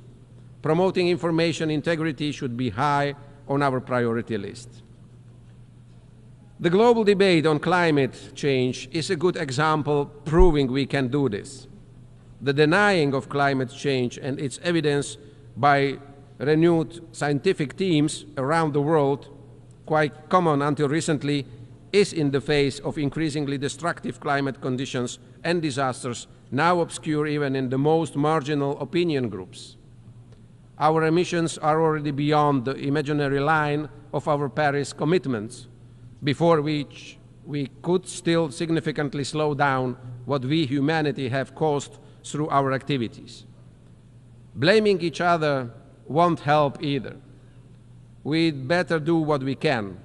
Let's invest part of our personal and political activity into what is already happening with our climate, mitigating the consequences of hurricanes, floods, and extinguishing fires, both figuratively and unfortunately also literally, is today's urgent climate agenda. Protection of freedom, human rights, and human dignity for everyone, efforts to reduce poverty, strengthening food security, upgrading health, hygiene and vaccination standards, environmental protection, preservation of ecosystems, and diversity. Here, along with the climate change mitigation, I see a huge area of action for the UN and its specialized agencies too. Practical and well-directed policies, coordination of different national development and assistance programs into regional synergies and successes, as well as comprehensive and expert evaluation of green transition efforts. That is what I expect from the UN of today. I am proud that Slovakia belongs not only in Europe, but also globally to the leaders in compliance with the joint climate commitments. I believe the UN should also pay much more attention to the technological and digital aspects of our lives. Today, it's almost equally important as our physical identities. What I have in mind is no global regulation. That is a task for regional actors. I rather think of the widest possible involvement of new technologies into everything that the UN has been working on. My point is that the whole world should more evenly benefit from technological progress. It should become one of the main engines of social progress and a way to level differences and promote gender equality. All of this is also a part of the basic mission of the UN. Another pressing problem in front of many countries and the entire international community is migration. It is a phenomenon that divides us rather than unites us, an agenda on which elections are won or lost today. However, we should never forget that the most of our ancestors across Europe were refugees too, when they fled before war, poverty, or persecution during Nazism or communism. There is no magic formula for addressing illegal migration. It is, however, clear that many aspects of migration need clear rules, transparent procedures, and effective policies, measures which will help the source, transit, as well as target countries. And it is also legitimate to appropriately address all security risks that in particular the illegal migration brings. But what we need in the first place is a calm, pragmatic, and realistic dialogue leading to the cooperation of all concerned parties, which not only deals with the consequences, but above all with the causes of illegal migration as well as those who aid and profit from it. Excellencies, ladies and gentlemen, Slovakia has a long-term been an active member of the UN. In the spirit of all these issues, priorities, and challenges that I mentioned today, Slovakia is preparing as a candidate for a non-permanent seat in the UN Security Council in 2028 and 2029. Our diplomats and experts are sitting in executive boards of several specialized UN agencies. The roots of Czechoslovak and today's Slovak diplomacy are closely linked with international cooperation. Names like Milan Rastislav Štefánik, Štefan Osusky, Ivan Krno, or Jan Papanek are well known in the diplomatic community, and some of them left a strong footprint here in the UN corridors too. The last one, Jan Papanek, was Czechoslovakia's delegate at the San Francisco conference and was one of the 14 people who formulated the final text of the charter that gave birth to this organization. All these prominent Slovak diplomats had one thing in common. They all were true and convinced multilateralists. And it is to multilateralism that we, to a large extent, owe our modern statehood and identity. It's therefore up to us, the leaders of this world, to stress in communication to our citizens that the building blocks and rules of the international community, which we have been lying together for almost 8 decades since 1945, have no sustainable alternative. It is our task to say and repeat that we must not bring them down, but on the contrary, fix and bolster them. Multilateralism, just like the world around us, is complex and has many diverse and often opposing layers. It requires a lot of patience, and it often brings frustration and bitterness. However, it's also the most precious generational wealth that we can rely to our posterity. It's up to us in what condition and how well or ill prepared for the future we will jointly pass it on. Thank you very much. On behalf of the Assembly, I wish to thank the President of the Slovak Republic. The Assembly will hear an address by His Excellency Nangolo Mbumba, President of the Republic of Namibia. I request protocol to escort His Excellency and invite him to address the Assembly.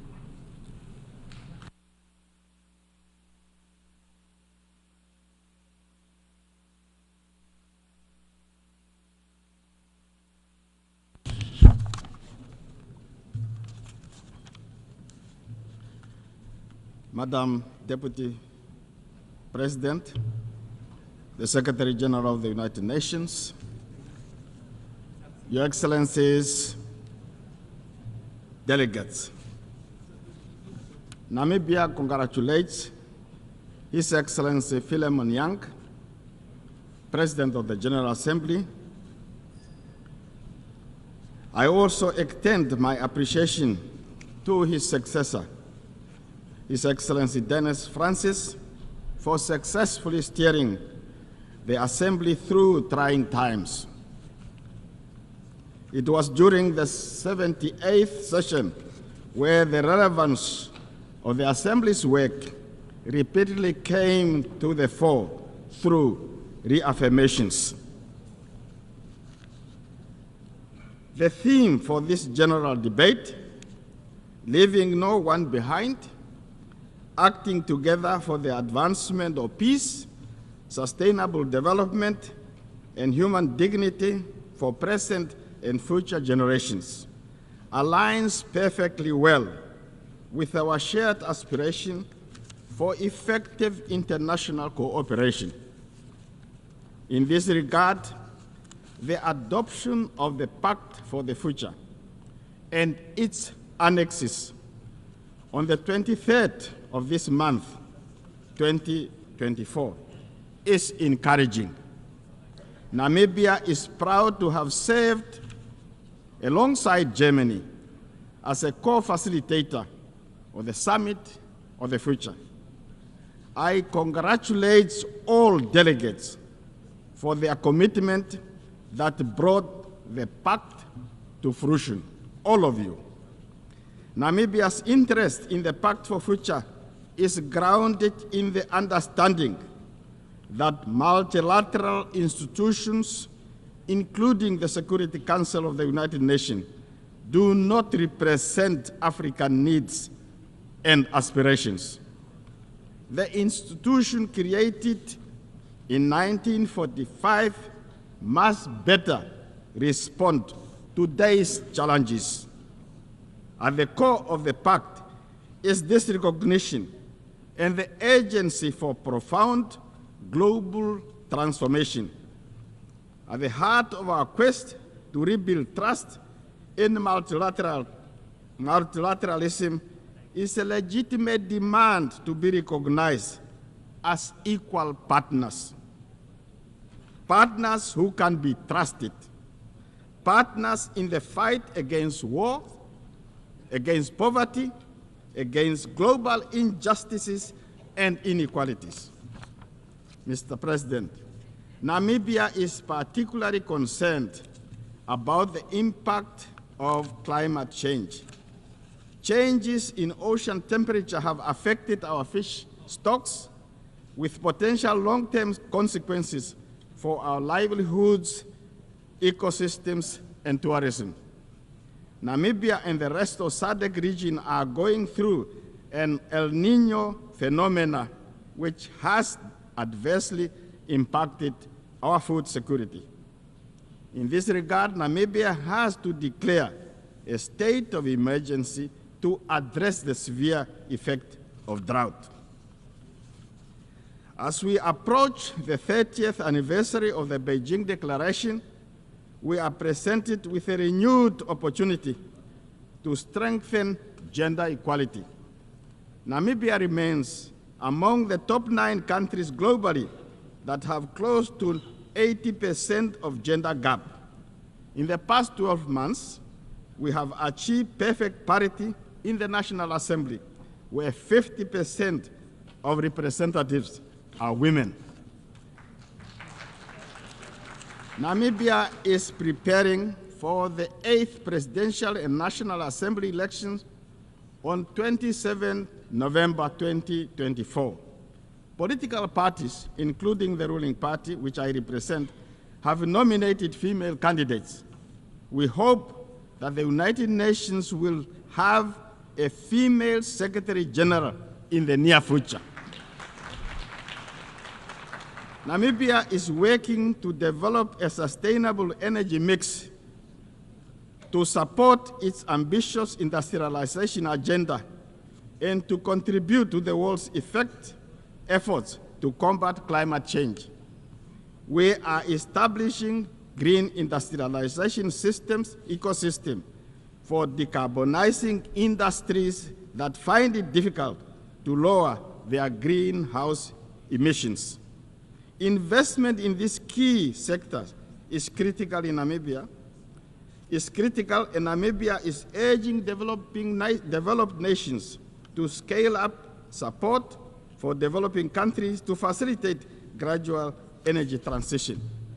Turning to international peace and security, there is an urgent need for this assembly to support the modalities to actualize the adversary opinion rendered by International Court of Justice regarding the ongoing conflict in Gaza. Prolonged occupation does not justify or make acceptance the hardship and injustice endured. This is particularly true for the people of Gaza, who continue to be brutally massacred. As a country that has endured genocide, Namibia believes that Israel, by intent and by action, is committing genocide. Namibia continues to call for a ceasefire and humanitarian assistance to flow unhindered into Gaza. On economic matter, economic hardship continue to affect the sister Republic of Cuba in stark contrast to the ideals of inclusivity and the goals of leaving no one behind. Namibia calls for the end of economic, financial, and commercial blockade against Cuba and calls for removal of Cuba from states that are accused of sponsoring terrorism.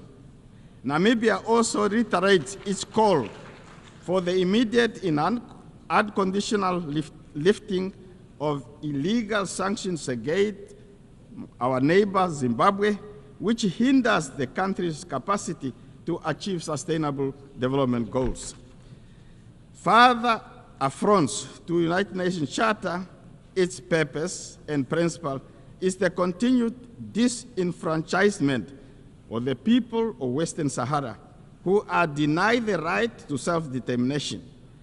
The 79th session of the UN General Assembly must do more to change that situation. In conclusion, Namibia is a child of international solidarity midwifed by the United Nations, and therefore remains its firmest of proponents.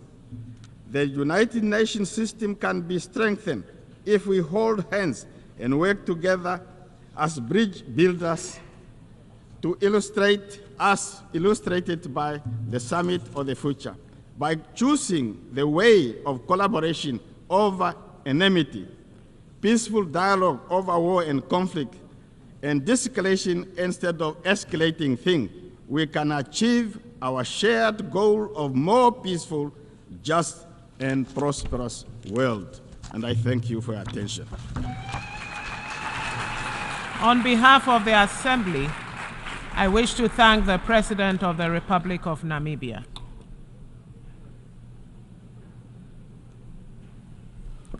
The Assembly will hear an address by His Excellency Mohamed Yunus Menfi, President of the Presidential Council of the State of Libya. I request protocol to escort His Excellency and invite him to address the Assembly.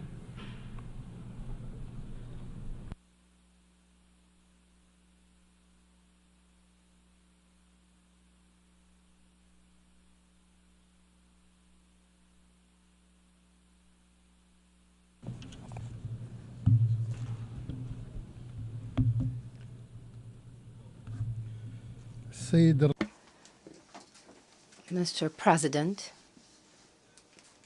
ladies and gentlemen, At the outset, I would like to congratulate you on your election as President of the 79th session of the United Nations General Assembly. I wish you and your team all the success.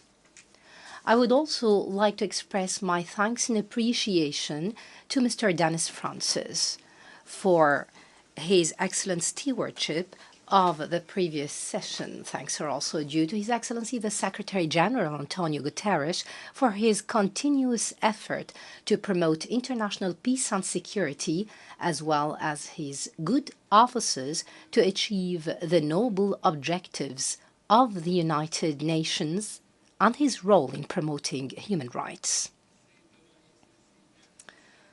Madam President, ladies and gentlemen, Libya has suffered for over more than a decade from successive transitional periods tainted with unjustified conflicts and wars among brothers.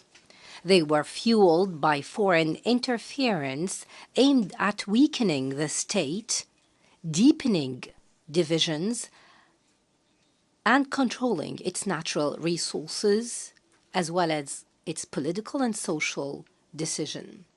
This necessitates a strong stance today to regain control. Challenges are huge and complex before us. However, we're still trying to reach consensual solutions to unite our words and ranks and gather all parties around one table to find a national solution.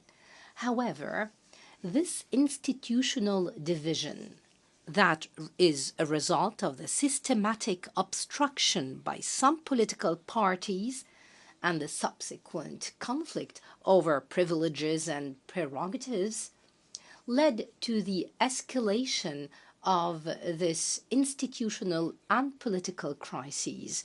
It further complicated the political landscape.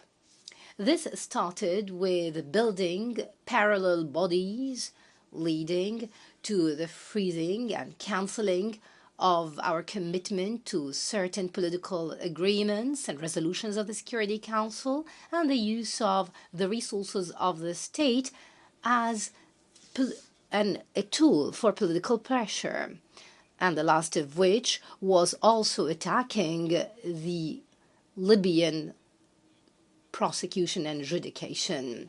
And it is our duty to shoulder our responsibility to ensure the safety of our country and its strength. The comprehensive political solution, including the financial, economic, and security paths, in addition to national interests, is the only way to ensure our stability so that we can hold elections and renew the legitimacy of all institutions, so that the Libyan people can ensure self-determination. We commend all national and international effort aimed at promoting dialogue among different Libyan parties. We firmly believe that the Libyan people have the right to decide their destiny and choose whom to govern it and run its affairs. And this will be achieved when we renew the legitimacy and regain the control that some parties are trying to prevent. Libyans are the most capable to decide on their destiny, and people can choose whom to represent it through the fair elections and referendum to overcome any political stalemate.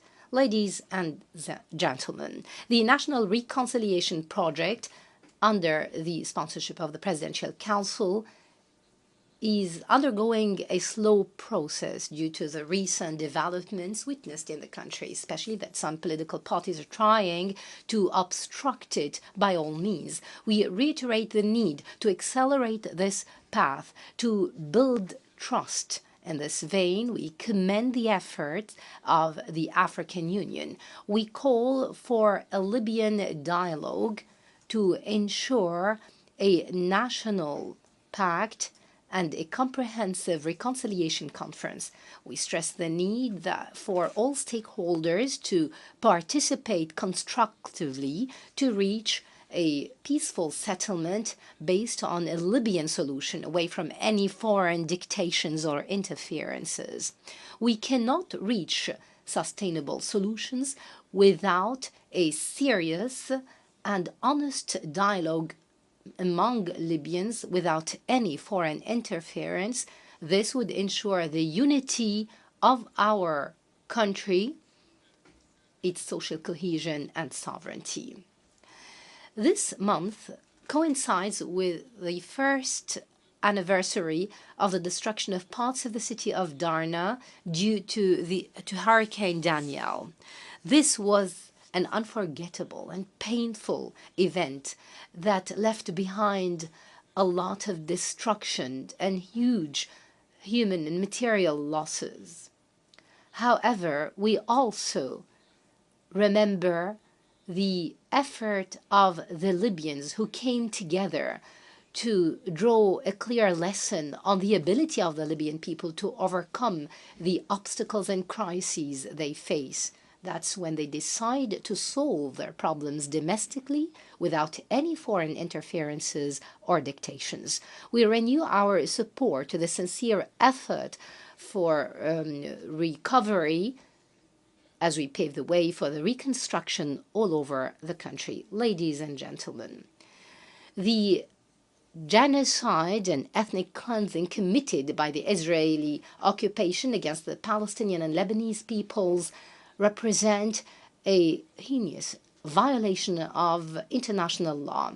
We uphold the principles of accountability, and we should not allow any impunity and ensure accountability. And therefore, Libya joined South Africa's case before the ICJ on the grave violations of the Israeli entity to all international rules and laws. And we must ensure accountability for the mass genocide and violations that the Palestinian people are subjected to. We stress the need to work on addressing the situation and eliminate the specter of a regional war in the region through addressing the situation in Gaza and putting an end to the heinous violations against Palestine. We stress the right of the Palestinian people in self-determination and establishing their independent statehood with Jerusalem as its capital. Ladies and gentlemen, Mr. President, turning to the regional and international affairs, we stress the need for concerted effort to counter illegal migration and terrorism. This represents a huge challenge, not only to Libya, but to many other countries, especially the African countries, the countries in the region, and Libya, for we are a transit country that shoulder a huge burden in this vein. We believe that the solution to this matter necessitates concerted effort while taking into account all national legislations, humanitarian aspects, and the protection of migrants' rights. Turning to terrorism, Libya has gravely suffered from this scourge. We succeeded in defeating Daesh thanks to the sacrifice of our people and the effort of the military institution, as well as the support of the international community. We continue to work on promoting domestic security and protecting our borders through the cooperation with the international community. We endeavor to establish security centers to coordinate effort among different national security forces and the neighboring countries. Combating terrorism is not a mere military confrontation. It's a multifaceted phenomenon that requires greater concerted local and international effort and a comprehensive approach that addresses its different dimensions. And despite the efforts of the United Nations in this vein, we believe in need to develop national mechanisms to counter these challenges away from any negative interferences. Ladies and gentlemen, I stress that it's high time to close ranks and build bridges of unity. Let's make our solidarity the cornerstone of our homeland, this generous homeland and people who love life. I assure you that we would not enjoy our wealth if the seeds of strife and discord continue to thrive among us. Our unity is the path to our stability. It's the hope that would carry our children into a better future. I urge you to uphold our national unity and take off the interference that aims at undermining our endeavors. History bears witness to the greatness of this people, the Libyan people, who was a source of inspiration to nations and peoples for decades. They proved that despite all challenges experienced, they always raise up stronger and more resilient and adamant. Libyans will not forget those who stood by them in times of hardship. We will continue to work to build a bright future worthy of the aspirations and hopes of our people. We will spare no sacrifice for its sake. Thank you, and peace and blessings of God be upon you. On behalf of the Assembly, I wish to thank the President of the Presidential Council of the State of Libya. The Assembly will hear an address by His Excellency Luis Rodolfo Abinader Corona, President of the Dominican Republic. I request protocol to escort His Excellency and invite him to address the Assembly.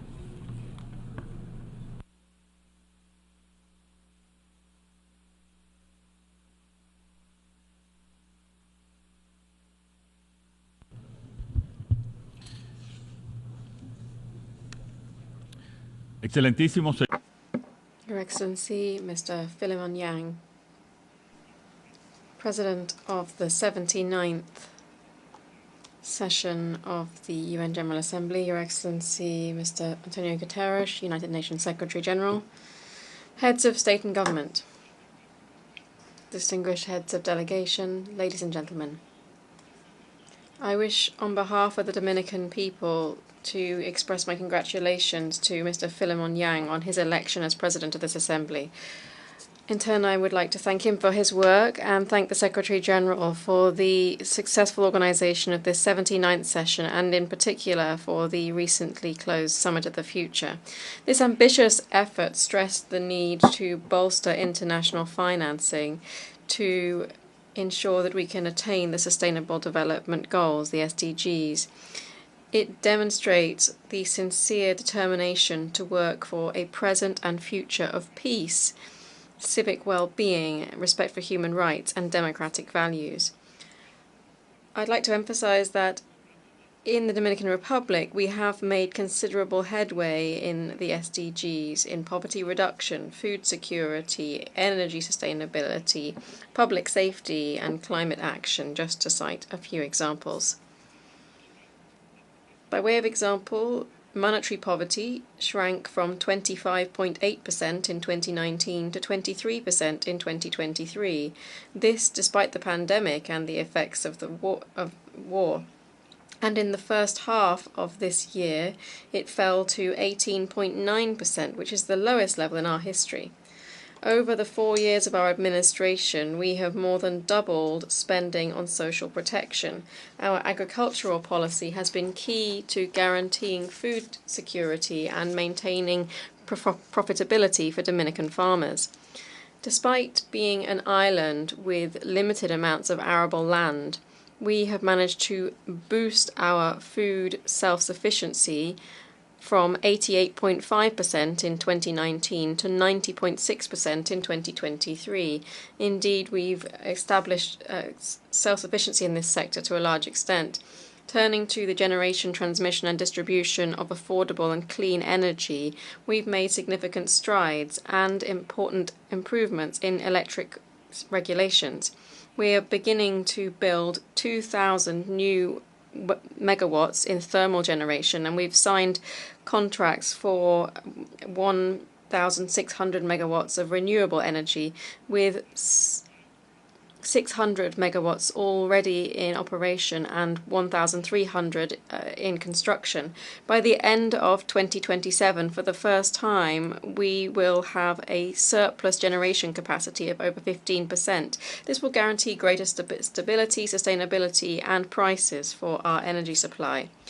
Public safety has also seen a considerable improvement. In 2022, the murder rate in our country stood at 13.2 for every 100,000 inhabitants. In 2023, it fell to 11.5, and in 2024, so far, it stands at 9.9. This figure is below the average for Latin America and the Caribbean, which, according to UN data, is 17.2. We stand steadfast in our commitment to tackle the triple planetary crisis: climate change, biodiversity loss, and pollution. Playing a fundamental role in establishing the Loss and Damage Fund and achieving the target of 30 by 30 in protecting our marine areas. All of these crucial topics warrant our full attention. However, the resurgence of war and unchecked violence mean that we are forced to focus on this regrettable emergency. Since its adoption in 1945, the United Nations Charter has served us well. But after 7 decades, a series of challenges have built up which now threaten to spill over the existing institutional framework, as was stressed by the Secretary-General in his opening statement. There is a widespread consensus that we urgently need a new model of global governance. A model that fosters greater trust and effectiveness in the decisions that emanate from this crucial concert of nations. For the Dominican Republic, commitment to effective and renewed multilateralism is a priority. We believe this approach is needed to guarantee respect for international law and to protect nations from global threats that compromise their security and well-being. Without concerted, principles-based action, the foundations of the international community will continue to erode. Since its formation, the Dominican Republic has been a standard-bearer for peace and the peaceful settlement of conflicts. The loss of thousands of innocent lives of children and the aging is unacceptable. For this reason, we speak up to strongly demand effective protection for our civilian population in line with the norms of international humanitarian law. There is a solid theory that posits that democracies rarely go into war against others. Dominicans are convinced that the promotion of democracy is essential for the building of lasting peace. Democracy cannot be reduced to a system of mechanic procedures. Democracy has to be a living reality which positively transforms our citizens' lives. President, we stand at a crucial juncture for democracy in Latin America and the Caribbean. Over the last few decades, we have borne witness to considerable deterioration in the quality of and support for democratic systems. In line with according to the Latino Barometer poll, support for democracy has fallen significantly from between 2010 and 2023, and at the same time authoritarianism increased. Many factors have impacted this decline, including the effects of frequent economic global crises, which have become cyclical since the end of the 1990s.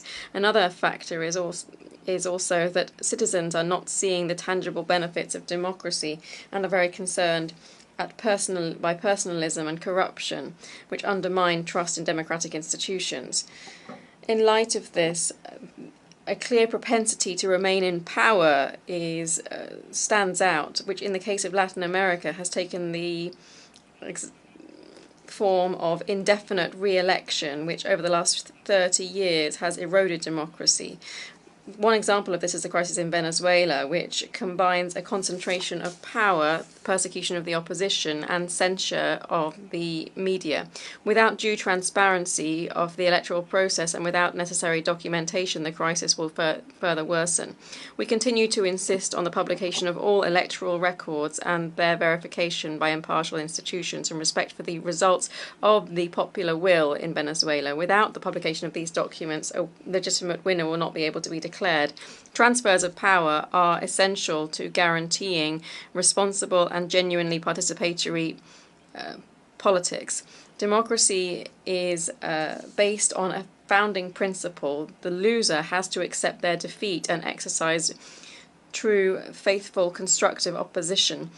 Another democratic principle establishes that the winner must not bully nor crush their adversary. Democracy cannot be exercised solely by and for the winners. The majority has to be treated with respect, and the minority has to be included, including equal rights and ensuring that they are treated with equity and justice.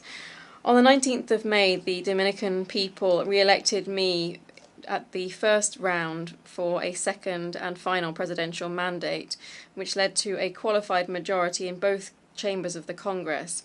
I'm looking ahead to strengthening Dominican democracy, and to this end I presented a constitutional reform to the Dominican Congress, which will comprehensively limit presidential re-elections to 2 consecutive terms and no more. This reform aims to leave a legacy of greater political and social stability to future generations, and aims to establish a general principle that is clear and robust. That power is always transitory and must be there to serve the people. Mr. President, every democracy needs to make a commitment to defending human rights. It is fundamental to protecting dignity and the freedom of every individual, and to provide legitimacy to political power. The Dominican government is profoundly committed to protecting human rights at a national and international level. This commitment is an integral part of our foreign policy. This establishes the promotion and defense of human rights as one of its main pillars. Here there can be no horse trading nor factions, just principles. For this reason, the crisis in Haiti warrants particular attention. For more than 3 years now, the instability in our neighboring country has put significant pressure on our own security. We have firmly been asking for the involvement of the international community to show its sustained leadership in stabilizing Haiti. This is a strategic need for security in my country and across the whole region. The Dominican state has shouldered a high responsibility in the Haitian crisis, far more than should be expected of it, by providing essential services to a large amount of the population from our neighboring country. In 2023, medical appointments to Haitian immigrants represented 9.9% of the total medical appointments provided in our national health system. In addition, there are currently around 200,000 foreign minors in our Dominican public education system, of which it is thought that 147,000 are Haitian in origin. These figures reflect the supportive commitment shown by the Dominican Republic, but we can't do it alone. After a long struggle for the adoption of various resolutions within the Security Council, we finally began to see a path towards stability with the establishment of the Transitional Presidential Council and the arrival of the Multinational Security Support Mission in Haiti. We take this opportunity to express our thanks to Kenya and to President Ruto, which has provided the majority of the personnel supporting the Haitian National Police. We further thank the United States, which has shouldered most of the financial and logistics burden. Likewise, we thank Jamaica, Bahamas, and El Salvador that have already sent their contributions. Further, we thank CARICOM for its efforts towards dialogue and agreement and consultation in Haiti. The Dominican Republic has made its own contribution by providing emergency health services to the Multinational Security Support Mission. To date, only 400 of the MSS troops have been deployed out of a minimum of 1,000 that are needed to ensure that the force can be effective. We need this to be established so that the free, fair and transparent elections can be held. Ladies and gentlemen, we've reached this point with great sacrifices, but practically 1 year from the holding of elections in Haiti, the conditions are still not in place for us to do so. We cannot allow the efforts that have been made to date to fail. If that were to happen, Haiti's collapse would be imminent, and the consequences of that would affect the entire region. This mission is an exceptional source of hope for the establishment of normality in Haiti. A failure could lead to us needing to take drastic measures to protect our national security. It's unacceptable that at this stage of the game, some of the countries that have had an impact on the Haitian situation or that have committed to resolving it have not fully kept their promises. While my country's national security is implicated, I will not let up in my demands for stability in Haiti. President, the Dominican Republic and the government that I preside will continue cooperating with the international community in a supportive, committed manner to meet the Sustainable Development Goals. The global landscape means that we need to act as a cohesive community with, like a true concert of nations, with one common goal and an aligned vision for the future. We'll be judged by history, not only in terms of the speeches that we give in these illustrious halls, but also, more importantly, for the actions that we undertake in practice. We cannot fail our peoples. We cannot fail humanity. We cannot fail the future. Thank you very much.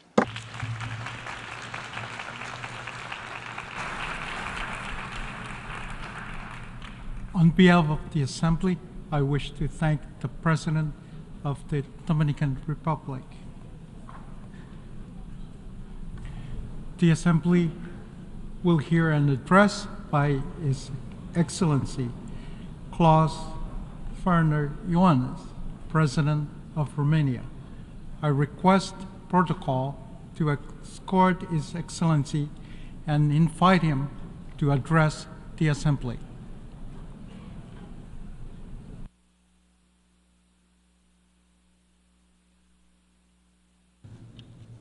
Mr. President of the General Assembly, Mr. Secretary General, Excellencies, we have all gathered here, the world leaders, with the responsibility of a better global vision and the will to make it happen. There is no better and more representative framework than our 79-year-old United Nations, anchored in the UN Charter and the international law. However insecure the world is today, the answer to our problems will always be more cooperation and more solidarity. Romania will always uphold the international world order with the United Nations at its core. If we want to find the solutions, we need to have a more responsible look at our world, to understand its challenges. Let us remember what brought us here together in the first place: peace as a state of spirit, as a purpose, as a tool. Regrettably, we see around the globe that insecurity, violence, conflicts, and even war have taken a firm grip on our world. Our main challenge is finding the much-needed solutions to restore and safeguard peace. Otherwise, the international order and the international law are ours to lose. When diplomacy is the most difficult tool to use, it is precisely then when we need to use it most. Look at the dire global consequences of the Russian war against Ukraine. It has unleashed the greatest security crisis in Europe in recent history, in breach of the international law and with implications going well beyond Europe. In this context, Romania has extended a strong, multidimensional support for Ukraine and its people, and we are committed to maintain it for as long as it is needed. At the same time, Romania will continue its unwavering support to consolidate the resilience of the Republic of Moldova, the second most affected country by this war. Our security is not regional, it is global. This brutal war has already harmed nations and people across the world. Food security stands proof.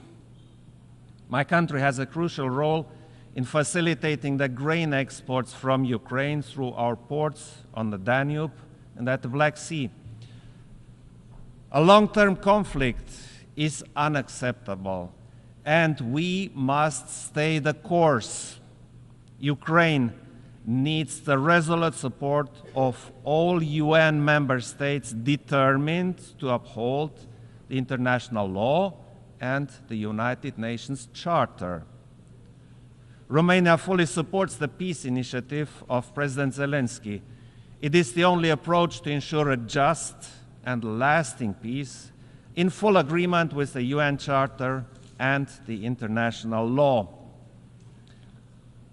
Ladies and gentlemen, protecting all civilians must remain our common objective. Almost a year ago, the heinous attack committed by Hamas against Israeli civilians has shocked the world. Against the spiral of violence that followed, our actions based on Security Council resolutions should prevail.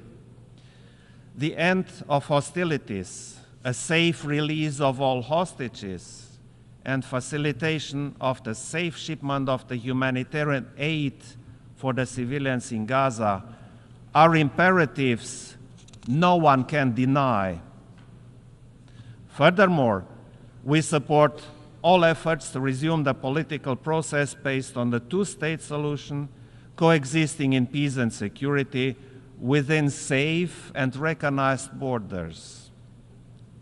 More broadly, around the world, there are alarming calls to stop blatant violations of human rights under many forms and rooted in different causes. There is a sense of urgency that remains unanswered. Conflict prevention and peacekeeping are essential tools in this regard. At the same time, we must support the cooperation with regional organizations in view of their role in preventing, keeping, and enforcing peace. Distinguished audience, the impact of climate change is a growing threat to our security, and its consequences are already obvious. As these negative events increase, they impact demography, economies, energy, connectivity, and geopolitics. It is vital to further enhance international cooperation and ensure the much-needed civil protection mechanisms. Romania actively participates at the international level in the exercises, projects, and actions to provide emergency response, especially to limit the impact of wildfires. The UN system is essential to mainstream our efforts and to create synergies. We need to accelerate our work to keep the 1.5 degrees target alive. And since climate change is a threat multiplier, Romania supports an integrated approach to the climate and security nexus within the United Nations system. Green transition also includes energy transition, while ensuring energy security as an important development marker. Ladies and gentlemen, we live in an era when we could fully enjoy the opportunities offered by information, innovation, and connections. Nevertheless, instead of harnessing their potential to our common benefit, we see increased distrust and hatred. We see polarization and rise of extremism instead of coexistence and tolerance. Technology misuses, disinformation, and other hybrid tools are at the center of the problem with the aim of undermining our security. In such times, it has become way easier to destroy than to build. But it is now that we need to seek strength in global institutions, principles, and values, all of those which serve to safeguard human dignity. And human dignity cannot be secured without human rights.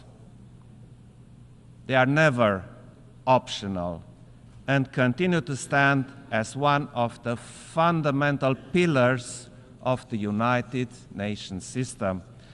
In this regard, international legal instruments have a crucial role.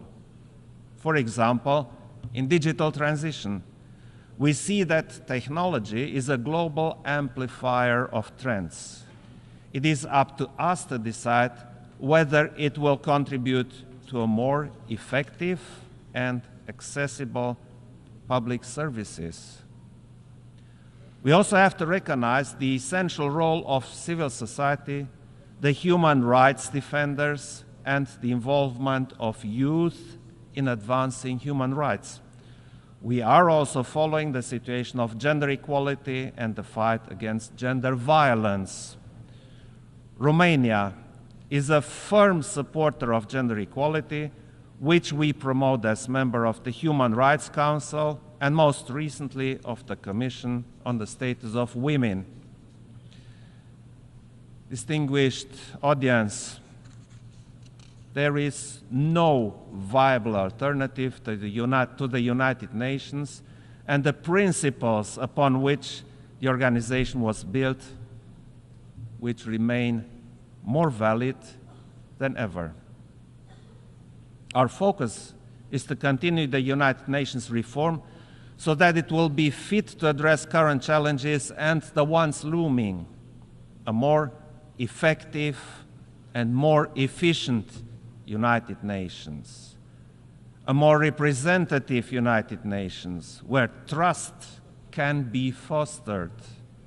Romania advocates for an extended Security Council where transparency and accountability are the norm, not the exception. A UN more accessible to the public and more meaningful, where youth can have a say on matters affecting them, where the voices of the civil society and other stakeholders are heard. This is why a pact for the future was so urgently required, to give fresh shape and purpose to our vision for the next generations. Finally, the United Nations has a continuous aspiration for a better world, from those who dreamed of peace and tolerance to those who will never stop fighting for it. A world where sovereignty, territorial integrity, international law, and human rights are respected, where each country can choose its own path with dignity and free from aggression, where every citizen is safe and free. This is our credo, and this is our call for action. Thank you very much.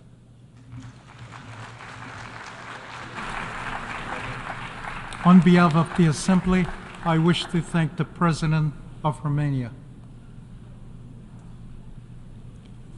The Assembly will hear an address by His Excellency Félix Antoine Tshisekedi Chilombo, President of the Democratic Republic of the Congo.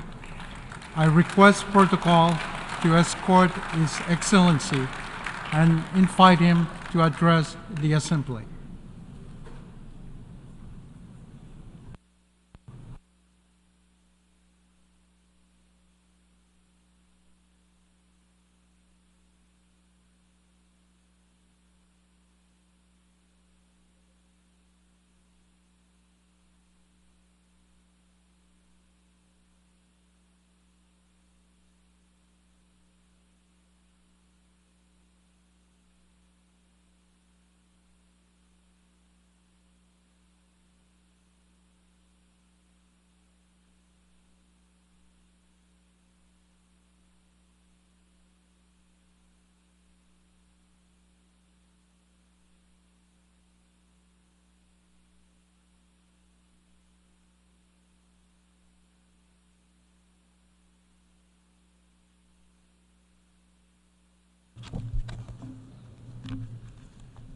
Monsieur le Président de l'Assemblée. President of the United Nations General Assembly, it is an immense honour for me to speak to you today for the first time since the Congolese people vested once again their trust in me, electing me for a second term as President of our nation. Having had the opportunity to speak to you before in the past, I'm particularly moved to be able to do it again at this significant moment for our country. I wish to congratulate Mr. Philemon Yang upon his election as President of this 79th session, and at the same time I wish to pay tribute to your predecessors for their constant commitment at the service of this institution. The theme of this session, leaving no one behind, acting together for the advancement of peace, sustainable development and human dignity for present and future generations, is a theme that particularly resonates with our aspirations in the Democratic Republic of Congo. Mr. President, United Nations Secretary General, heads of state and government, heads of delegation, multilateralism and the respect for a global rules-based system have been the essential pillars that have supported peace, security, health and prosperity the world over the last 80 years. The United Nations embody these fundamental values and remains an essential actor when it comes to the major challenges that humanity must overcome, whether it comes to guaranteeing security or addressing climate change or fighting against poverty. This reality requires strengthened multilateral cooperation. However, the noble ideals of those that drafted the United Nations Charter, that is, for it to serve as an instrument by which all countries govern their conduct, seems to be ebbing away, and the basis of collective security that it established is shaking. We have a responsibility to pool our efforts and to reaffirm our commitment to multilateralism, which is the key for truly transformational solutions in response to the challenges that we see across our world. As Dag Hammarskjöld, former United Nations Secretary General, whose sacrifice for peace in the Democratic Republic of Congo, which recalls how grave our mission is, so eloquently said, and I quote, "The goal of the UN is not to take us to heaven, but rather to prevent us from going to hell."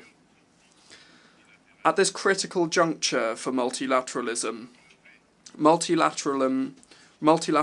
is of the utmost importance. It allows us to respond to common threats, to protect our planet, and to strengthen civil society and human rights. Indeed, we cannot ignore the alarming rise in sabre rattling and the indecent resumption of practices of armed aggression and looting of natural resources which affect all continents. The Russia-Ukraine conflict that is ongoing and continues to affect the region is simply yet another manifestation among many others that threaten peace in the world. Yemen, Sudan, Syria, and the terrible tragedy unfolding on the Gaza Strip are part of the list of crises multilateralism needs to address. It is essential to act together to progress towards peace, sustainable development, and human dignity, thereby ensuring a better future for future generations. Let us not leave anybody by the wayside. This is the clear and relevant message that's inspired the theme selected to guide the work of this 79th session of this August Assembly. Mr. President, the Pact for the Future and its annexes, that is the Global Digital Compact and the Declaration on Future Generations that we adopted during the recent Summit of the Future, highlight the importance of active collaboration to achieve a common vision of a peaceful and prosperous future. These documents represent an essential commitment to put an end to conflicts, to tackle extreme poverty and hunger, and to address challenges such as displacement of populations, illegal immigration, food insecurity, pandemics, and the risks associated with new technology.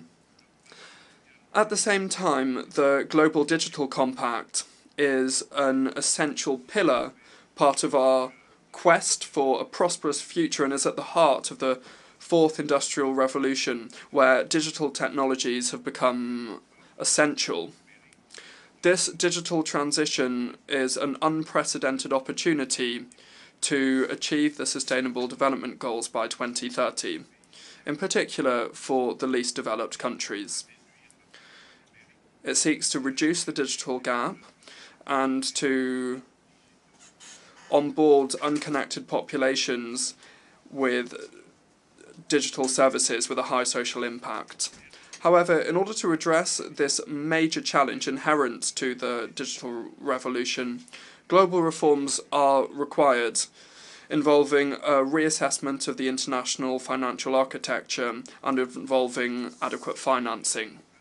For this reason, the Democratic Republic of Congo aspires to attract investment to develop connectivity in Africa and calls for cooperation from multilateral partners and telecommunications operators, with knowledge transfer being key. Indeed, support for the grid development process in our country is a promising solution to link the south and north of Africa, and also to link the Indian Ocean to the Atlantic. This includes the establishment of viable partnerships with the Grant Inga hydroelectric project that seeks to respond to the growing energy demand of our country, which has been increased by the proliferation of connected devices. Furthermore, it's essential to strengthen traceability of strategic minerals, which are essential, and also technological equipment in order to ensure a responsible and sustainable exploitation of our resources.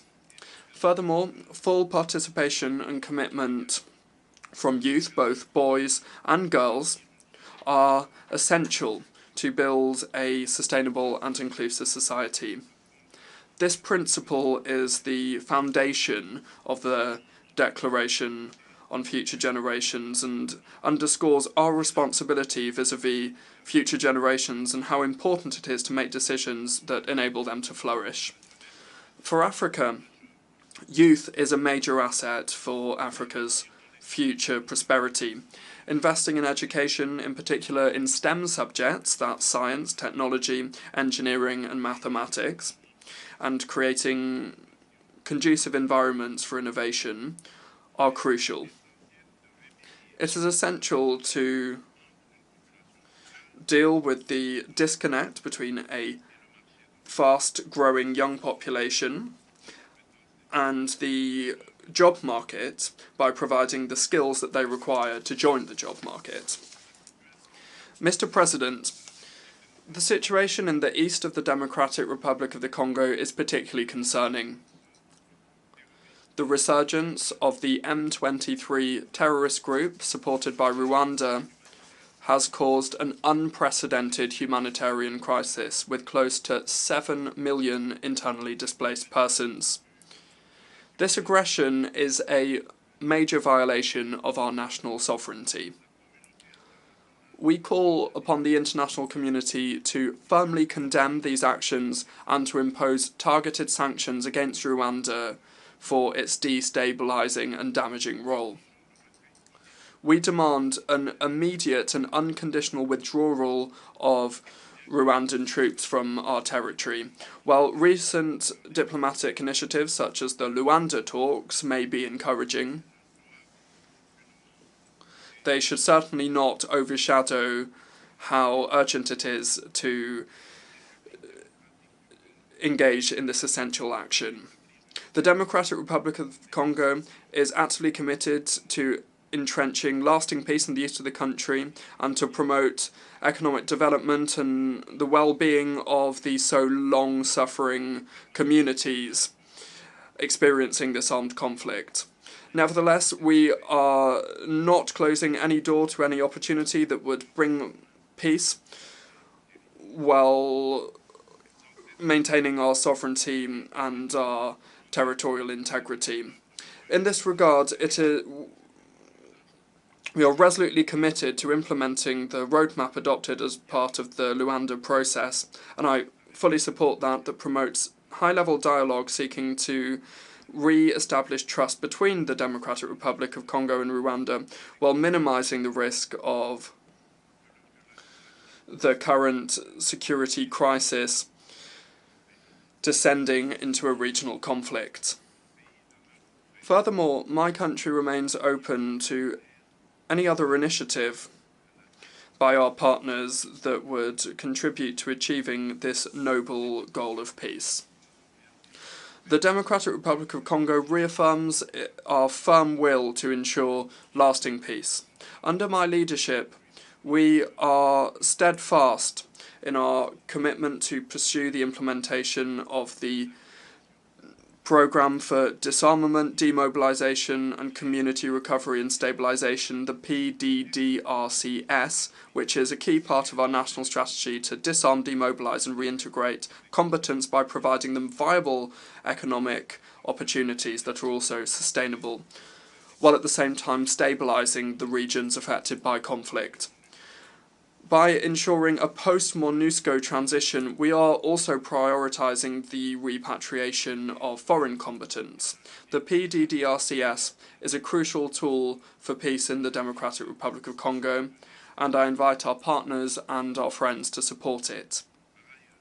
Furthermore, thousands of victims of the genocide for economic gain in the Democratic Republic of Congo, in short, the Genocost, continue to suffer from the devastating consequences of a past marked by violence and impunity.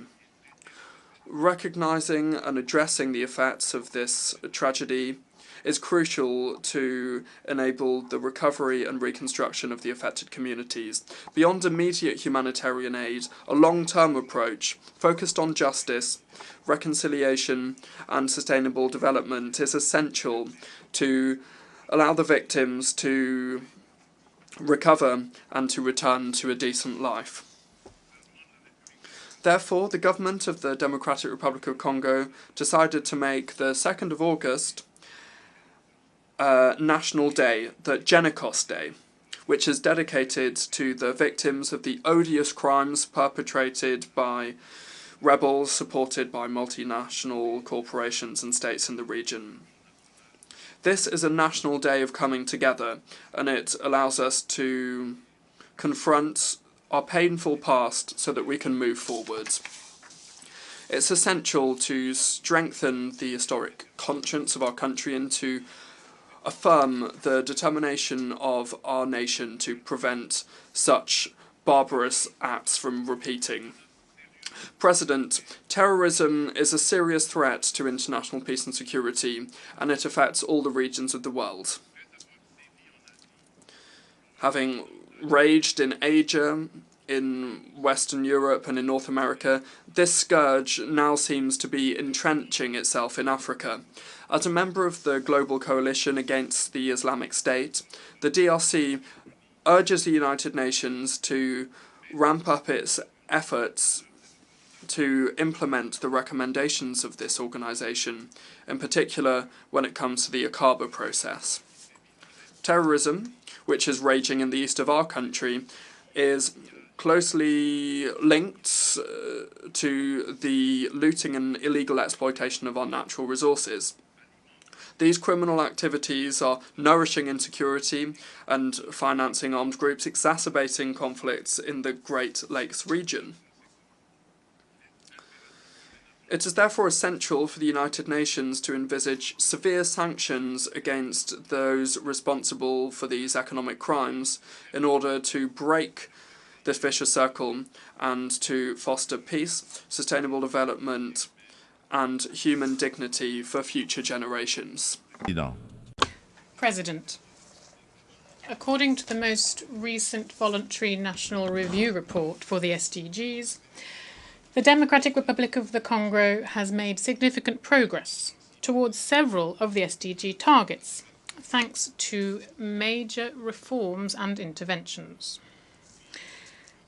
Since 2019, the government has had in place ambitious reforms to ensure free basic education, which has allowed more than 4 million children to attend school.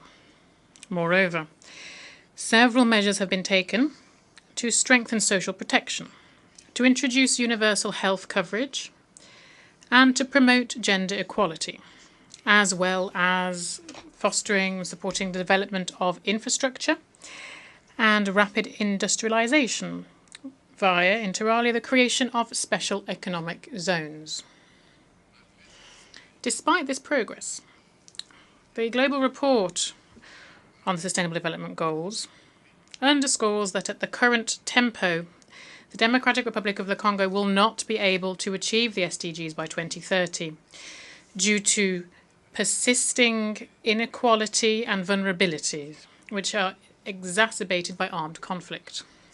When faced with this challenge, a roadmap has been developed. This covers all the specific actions, interventions and reforms needed, the aim being to accelerate progress and tackle the issues set forth in the 2030 Agenda, with some measures underway already to make sure that the DRC will be in line with these SDGs by 2030.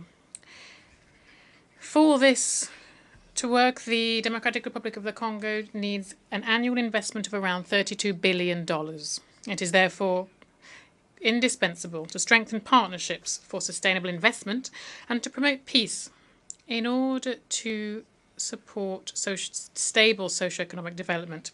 To add to the list of global responses to climate challenges and promotion of renewable energy, the Democratic Republic of the Congo, having already reaffirmed its commitment to ambitious climate action, wishes to underscore the crucial importance of financial and technical support, increased support, so its efforts can also therefore increase to achieve the goals set out in the Paris Agreement. Rich as we are in biodiversity and natural resources, the Democratic Republic of the Congo has taken on the role as a key player in the fight against climate change. Initiatives that are already underway to reduce greenhouse gas emissions cover 4 strategic sectors. These are agriculture, forestry, energy, and waste management. Structural reforms are also in place at the moment to reverse deforestation and to improve access to clean energy. This is the proof of the determination of our government to preserve natural resources and to support a green transition. Now, in terms of showcasing our tropical forests, Bali in November 2022 saw a watershed moment. This was the adoption of the Joint Declaration on Cooperation on Tropical Forests and Climate Action. This declaration was signed by Brazil, Indonesia, and the Democratic Republic of the Congo. This significant step forward demonstrates the collective political will that there is to use forests as a tool for sustainable development. The Trilateral Cooperation Alliance for Tropical Forests, which was created in Bali, will provide a framework to address biodiversity-related challenges and will also propose solutions for carbon credit markets, all the while ensuring full respect for the rights of indigenous peoples. Moreover, within the framework of environmental and global warming-related issues, it is also important to underscore the holding of the second summit of the biggest tropical forest basins in the world. These are the Amazon, the Congo, and the Borneo Mekong. This was held from the 26th to the 28th of October 2023 in Brazzaville in the Republic of the Congo. This African initiative, which was spearheaded by President Denis Sassou Nguesso, aims to implement, as part of the UN Decade for the Restoration of Ecosystems, create the first global coalition dedicated to the restoration of 350 million hectares of land and water ecosystems. These forests are a crucial bulwark against climate change. When faced with these problems that have been clearly identified and we have solutions within reach, it is therefore crucial to act in a concrete fashion. The Amazonian, Congolese and Borneo Mekong basins are home to more than 80% of the tropical forests and play a crucial role in the fight against climate change. And they also provide vital ecosystem services. It is therefore imperative that the improvement of social-economic conditions paid by local communities, they who play a key role in forest conservation, that their interests be given top billing in global governance. For its part, the Democratic Republic of the Congo has created judicial instruments and institutional tools that seek to strengthen its position on the global carbon markets, while we still remain open to partnerships in line with the Paris Agreement and our domestic laws. The growing awareness of the challenges linked to climate instability and the depletion of natural resources, which are often the origin of armed conflicts, this underscores the need to act on these issues. It is therefore crucial to recognise the link between climate change, environmental degradation and security in order to foster proactive action to mitigate these risks through sustainable practices. In this connection, we would call on the Security Council to create international mechanisms that include questions of climate security in their discussions. President, faced with a major energy challenge, the world indeed is facing a major energy challenge. Systems that are based on fossil fuels are responsible for significant greenhouse gas emissions, and thus they exacerbate climate change. Without resolute efforts to promote renewable energy, we risk facing even more grave crises. For example, extreme weather, conflicts linked to natural resources, and we are seeing some of this already. The Democratic Republic of the Congo has abundant resources, including essential ores and minerals such as cobalt, lithium, nickel, and graphite, to name but a few. These could facilitate a sustainable energy transition. We would appeal for international cooperation to develop the necessary technology and infrastructure for this. Our vision is to transform the exploitation of our resources into a tool for inclusive and sustainable development, all the while improving education, health, and infrastructure. Social inclusion is at the heart of our strategy, as it guarantees the equitable distribution of the benefits of progress. As we invest in the fight against climate change and as we contribute to the SDGs, the Democratic Republic of the Congo is ready to play a key role in the transformation of global energy systems. Together, we can build a future where energy is clean, sustainable, and accessible for all. President, I would also like to touch on the crucial question of gender equality. Although equal participation of men and women in political life is something that is internationally recognized, in practice there is still a chasm between legal equality and the reality in how power is held. Women's concerns deserve to be integrated in the major decisions that affect our society. In the Democratic Republic of the Congo, we are determined to change mentalities, to overcome the social barriers that are hampering women from prospering. It is also crucial to involve men in this process so we can transform social trends and we can showcase their role in women's success. On a national level, the Congolese constitution enshrines parity. Thus, the government has also created a strategy to fight gender-based violence, a strategy that is focused on prevention, protection, and also reparation for victims. This strategy is reflected in our National Fund for Reparation of Victims of Conflict-Related Sexual Violence and Crimes Against Peace and Security, which goes by FONAREV. The current legislation seeks to guarantee this level of protection. Here I wish to underscore significant progress that's been made in terms of women's participation in decision-making, with the appointment for the first time in our history of a woman as Prime Minister and Head of Government.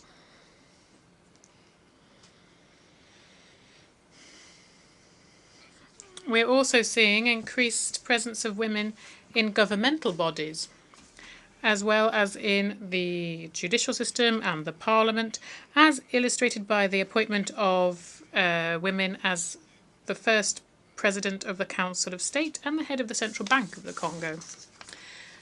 President of the United Nations General Assembly, United Nations Secretary General, heads of state and government, heads of delegation,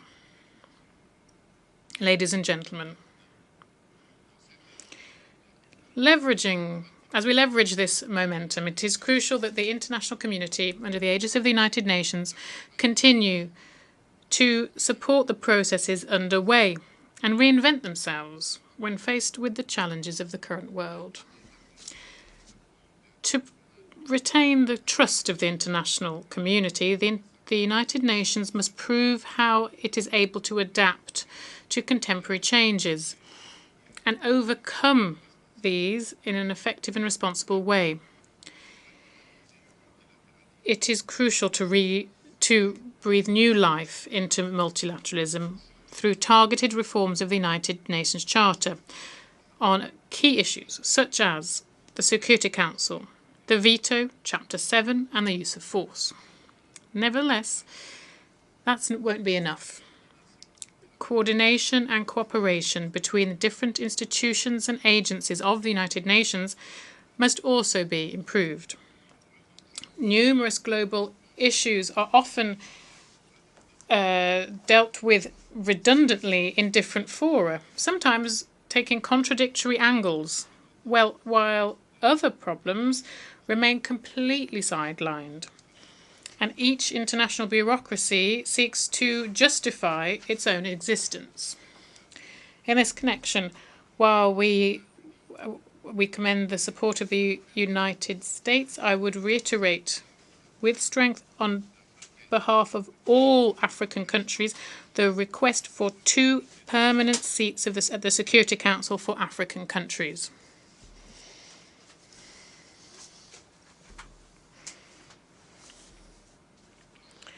As the main decision-making body within the United Nations, this organ must include African representatives amongst its permanent members, with all of the associated prerogatives, particularly the veto.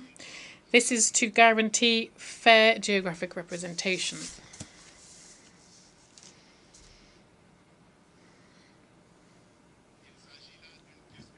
This is a question of justice. Justice for a continent whose role in international affairs is ever growing. We, Africans, are determined to see this through. Finally, I wish to conclude by recalling that following more than 3 decades of absence from the Security Council, the Democratic Republic of the Congo is once again submitting its candidacy, supported by the African Union and by the Southern African Development Community, SADC, for the post of an elected member for the 2026-2027 period. This will be during the elections which will be held in New York in June 2025. The Democratic Republic of the Congo has already filled this function between 1982 and 1983, and 1990 and 1991. And during these 2 periods, we worked to promote peace, security and stability in Africa and around the world. Once elected, the Democratic Republic of the Congo plans on playing a proactive role within the Security Council and participate in the revitalization of the UN Charter and contributing in a constructive way to the debates and actions related to this. My country, therefore, requests the support of all member states as we come up to these elections. At a time when multilateralism is being so sorely tested, the Democratic Republic of the Congo reaffirms its tireless commitment to the international community. And it is ready to shoulder with honour and responsibility the mission to forge a future where peace and cooperation prevail over conflict and division. Nelson Mandela said, and I quote, "None of us acting alone can achieve success." End of quote. Thus, we are reaching out to each and every one of you, long-standing partners and new allies alike, to together write this new crucial chapter of our collective history. Together, let's make our world a place where every nation, big or small, can prosper in dignity and security. Thank you very much.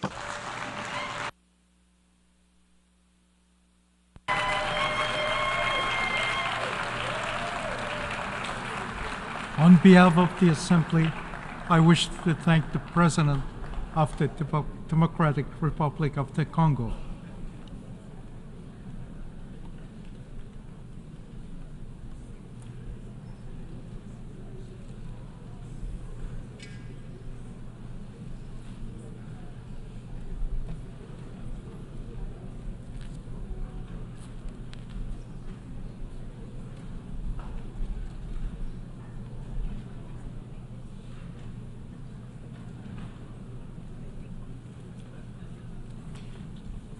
The Assembly will hear an address by His Excellency Umaro Sissoco Embalo, President of the Republic of Guinea-Bissau.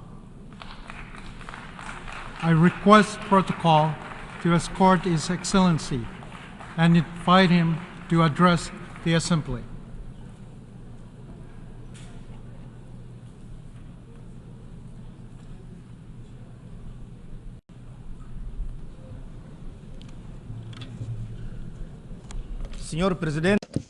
Mr. President, Mr. Secretary General, heads of state and government, ladies and gentlemen. I would like to offer my congratulations to Mr. Philemon Yang of the Republic of Cameroon on his election as President of the 79th session of the United Nations General Assembly. I wish him much success in a very complex international context. I also congratulate his predecessor, Mr. Denis Francis, for the results achieved during his term. To Secretary General Antonio Guterres, I express our acknowledgement of his deep commitment to the service of our common ideals and goals in a very difficult international landscape. The world faces grave challenges. The obligation to follow the principles and deliver on the promises of the United Nations Charter is the burden that each one of us carries.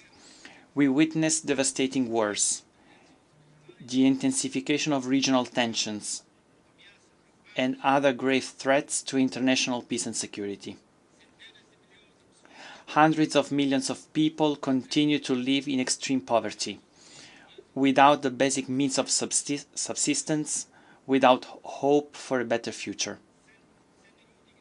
without human dignity. It's becoming even more urgent to implement reforms in global economic and financial governance, to make it more just, inclusive, and equitable. This is the only way to build adequate responses to the challenges that humanity faces.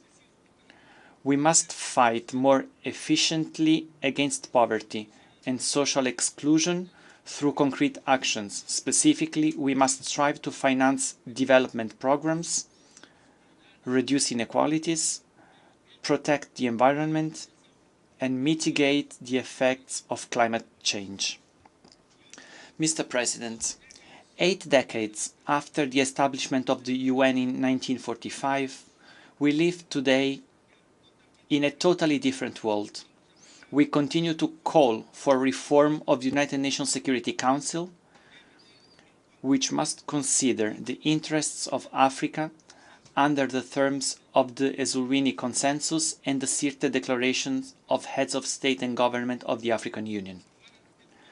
We must reform the international financial architecture in order to promote greater inclusion, particularly in Africa, and to consider the African continent's role and contribution to the world economy. In this context, we welcome the Summit of the Future. We hope that the Compact for the Future can drive collective efforts to achieve the Sustainable Development Goals,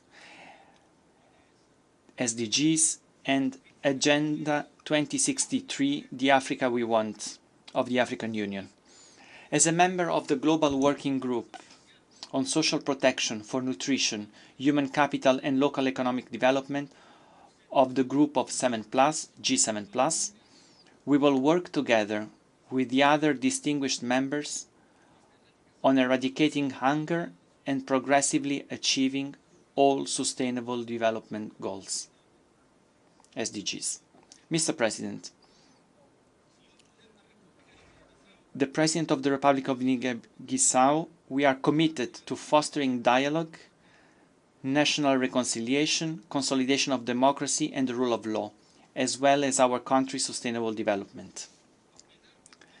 Despite the negative impact of the challenging world economic and financial situation, the economy of Guinea-Bissau continues to grow as a result of sound public policies. The practice of accountability has provided greater transparency in the state's economic and financial management. We have adopted measures that, though difficult, were shown to be necessary to drive the private sector and to create a more solid foundation for an economy that is dynamic and inclusive. We are promoting greater participation of women and youth entrepreneurs. We are investing on building and improvement of basic infrastructure, such as roads and other projects. We declared war on corruption and organized crime. We were able to restore trust in our relations with international financial institutions and other bilateral and multilateral partners. We continue to place faith in strengthening Guinea-Bissau's bonds of friendship and cooperation with the world. We remain steadfast on the policy of peace building and peaceful resolution of conflicts in West Africa and in the world in general. It was to this end that in recent months I made visits of friendship and work to Russia, Ukraine, Israel and Palestine. In this context, I reiterate my call for an end to the unjust and very harmful embargo that our brothers and sisters in Cuba have been subjected for decades. Mr. President, distinguished heads of state and government, ladies and gentlemen, I recently had the honor of serving Africa as president of the Alliance of African Leaders for Malaria. We made significant progress in a very difficult world environment. We endeavored to garner support to replenish the global fund. We worked with the private sector to promote the production of drugs and nets to combat malaria. We encouraged the transfer of technologies to African companies. We launched End Malaria Councils and funds and supported youth movements against malaria. Despite all the progress achieved, challenges persist. In the next 3 years, ALMA will run a $1.5 billion deficit. Global warming and rains associated with climate change are expanding.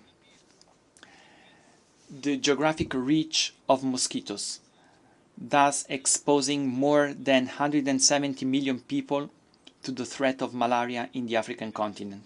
I take this opportunity to congratulate the Executive Secretariat of ALMA for their remarkable service. I also thank all of ALMA's partners for their crucial support in the fight against malaria during my term in office. Mr. President, ladies and gentlemen, in closing, I would like, on behalf of the population of Republic of Guinea-Bissau and my own, I would like to reaffirm our determination to continue to contribute to strengthening the friendship among countries and peoples, to promote international cooperation, multilateralism, the peaceful resolution of conflicts, the end of wars and suffering of innocent populations, to hold peace in the world. I thank you. On behalf of the Assembly, I wish to thank the President of the Republic of Guinea-Bissau. The Assembly will hear an address by His Excellency Jose Maria Pereira Neves, President of the Republic of Cabo Verde. I request protocol to escort His Excellency and invite him to address the Assembly.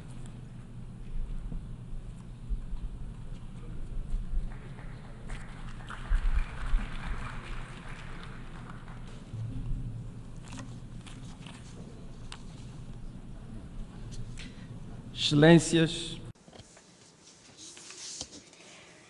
Excellencies, numerous armed conflicts continue to ravage various regions of the world with devastating impacts on the populations, particularly in the Middle East, where the potential for escalation and risk of spreading are all too evident. Innocent lives are lost daily in an unrelenting and merciless cycle of violence. We urge all parties involved, alongside the international community and relevant organizations, to spare no effort to put an end to these conflicts, to commit to dialogue and uphold the values enshrined in the United Nations Charter, international law, and humanitarian law, thus allowing the gradual return to normalcy and the possibility of building a future free from the present-day destruction and indiscriminate death. Excellencies,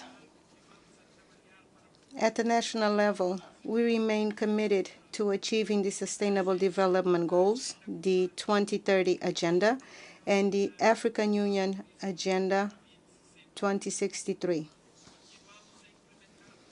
We are also focused on implementing policies toward ensuring universal access to quality education and healthcare, and on fully integrating the youth into all spheres of social, economic, and political life, ensuring that future generations are equipped with the tools they need to tackle global challenges.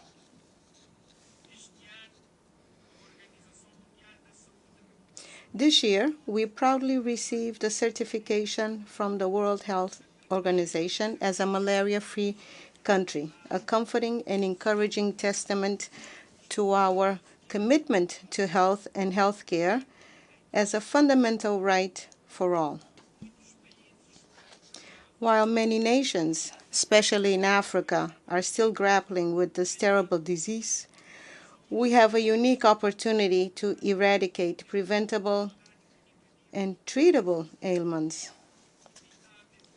Ailments that have long plagued humanity, causing suffering, hindering progress, and trapping millions in poverty. To achieve this goal, I call on the upcoming IDA 21 Global Fund restructuring meeting to be held in Paris next month to prioritize funding through a dedicated budget line aimed at eliminating diseases, microbial pathogens, and antimicrobial resistance also pose significant threats to global health. Thus, understanding and managing microbial activity is crucial for addressing challenges related to disease control, food security, environmental conservation, and climate change. In this troubled and challenging international landscape, where multiple crises continue to impact people and the planet, I reaffirm Cabo Verde's firm commitment to being an active and constructive member of the United Nations and tirelessly championing the universal values contained in its charter. Among these crises, climate change disproportionately affects vulnerable nations, especially small island developing states. We look to COP29 to yield urgent and tangible progress on key climate issues, particularly as a deadline for significant emissions reductions approaches. Our people, especially communities in small island developing states, seek bolder commitments, namely from high-emission countries, and swift implementation of climate policies and funding mechanisms that are not only ambitious, but also equitable and effective. The rising sea levels, also caused by climate change, require immediate and special attention. The challenge is multidimensional and extends far beyond island and coastal populations. It affects all continents and regions, leaving no one immune to this catastrophe in the making. We therefore welcome today's high-level meeting on addressing the existential threats posed by sea level rise. Last year, on the sidelines of the 78th General Assembly, the agreement on biodiversity beyond national jurisdiction was opened for signature, representing an international milestone in the conservation and sustainable use of marine biodiversity in areas beyond national jurisdiction, that is, in the high seas, which constitute about 60% of the world's oceans. And I am proud to say that Cabo Verde, my country, signed this agreement on its first day and is currently finalizing the ratification process.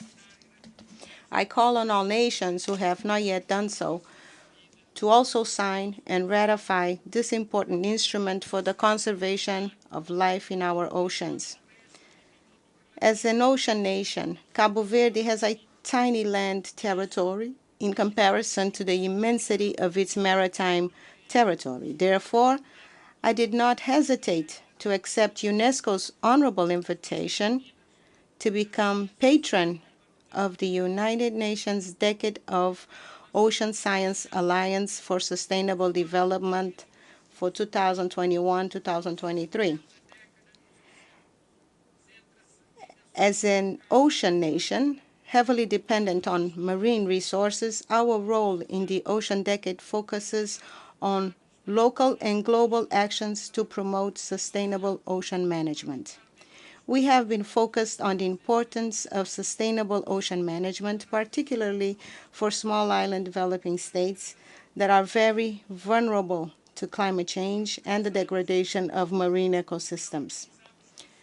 For 3 consecutive years, we have hosted international ocean conferences to foster partnerships between governments, the private sector, scientists, and civil society to advance ocean science and create innovative solutions to ocean challenges. Thus, it is important to bring together key stakeholders in order to boost collaborative solutions for the oceans, help develop research capacities to study the impact of climate change, ocean acidification, and promote knowledge sharing and technology transfer to improve ocean monitoring and observation systems.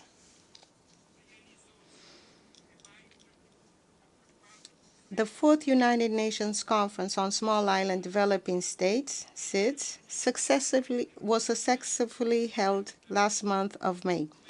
However, to ensure greater resilience and sustainability of small island developing states, we must urgently begin implementing the Antigua and Barbuda Plan of Action. Cabo Verde remains committed to playing an active role within the SIDS community, and in the first quarter of 2025, we will host a high-level meeting for the Atlantic, Indian, and South China Sea regions aimed at establishing a coordination mechanism for the subregion. At the SIDS-4 conference, we also expressed our readiness to host the 5th United Nations Conference on SIDS in 2034. As a small island developing state, we face substantial challenges that affect our macroeconomic systems. Even if we dedicated our entire state budget to sustainable development and climate action, it would still fall short of the necessary funding targets. In most small island developing states, this situation is exacerbated by a significant lack of capacity to navigate new financial tools. While reforms to the global financial architecture evolve slowly, there is an urgent need to accelerate development processes.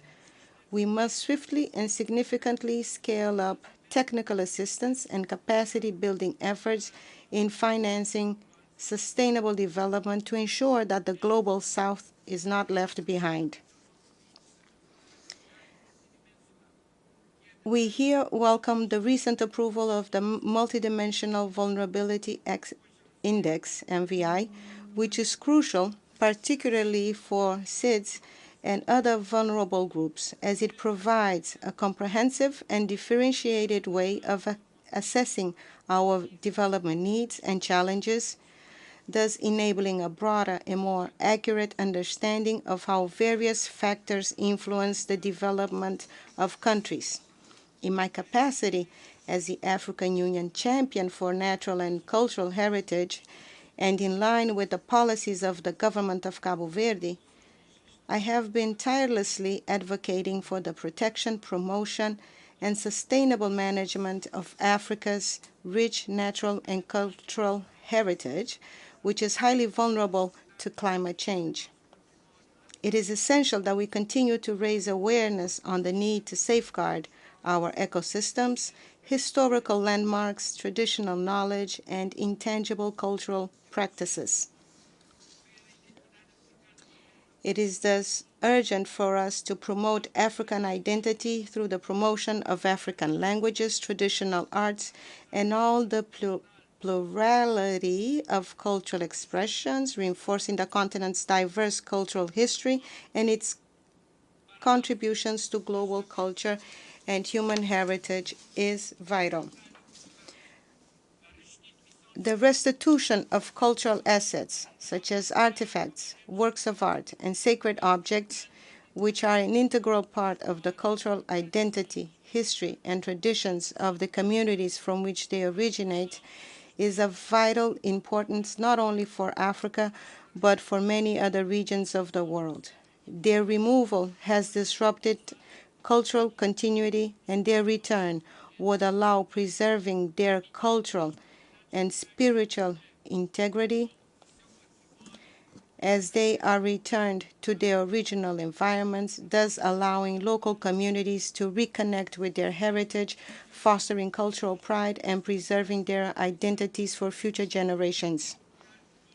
I am pleased to announce that in 2025, we will host a high-level meeting in Cabo Verde focused on Atlantic Creoleness, or the Atlantic dimension of Creole, bringing together scholars of Creole languages, artists, writers, filmmakers, men and women of culture, and world leaders. They will represent the plurality of geographical spaces, of affirmation of Atlantic dimension of Creole, a construction of which Africans and their descendants were an integral part of. This meeting in 2025 aims to enhance initiatives like the Slave Route Project and the Decade of People of African Descent, as well as the United Nations Conference on Racism held in Durban in 2001. Our intention is to debate and praise Creole, the dimension of Creole, as a complex and very rich reality, the result of human relationships woven between peoples of the various peri-Atlantic continents during the ocean navigations that began in the 15th century. From these encounters, new forms of culture and organization of society emerged and lasted over time, representing a particularly fruitful moment of social and cultural innovation. These will be, therefore, intense days of academic and scientific reflection, but also of artistic demonstration, cultural exchange, and reconnection, from the performing arts to Creole cuisine, to handicrafts, to music. There will also be, of course, days of strategic political debate among decision makers on the dialogue between peoples and cultures and on the peace and the future of humanity. Thank you for your attention. On behalf of the Assembly, I wish to thank the President of the Republic of Cabo Verde.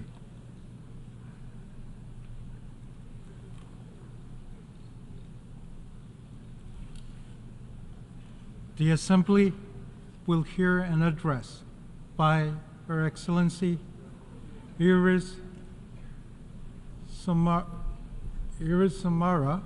Castro Sarmiento, President of the Republic of Honduras. I request protocol to escort Her Excellency and invite her to address the Assembly.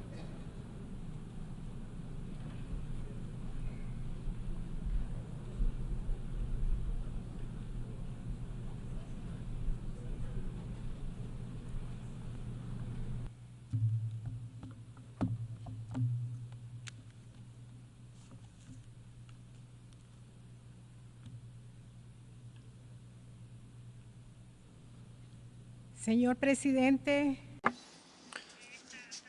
President of the General Assembly, United Nations Secretary General,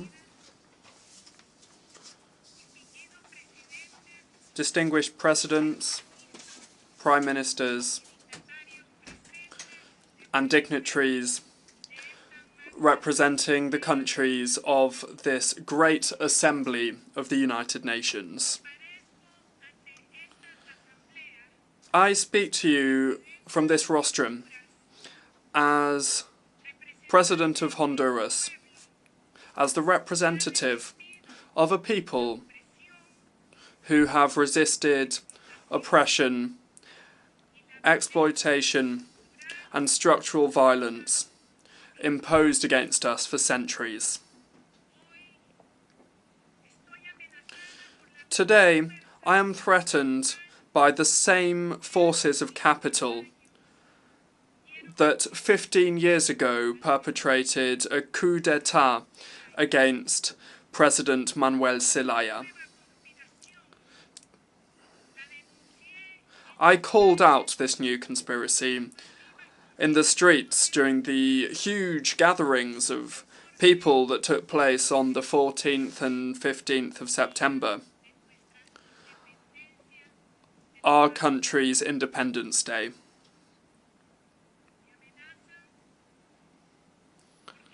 I'm being threatened because I have brought in structural changes to the economic model, and because I have called out the unfair taxation regime that perpetuates inequalities, that gives to the most powerful and that exploits the poorest.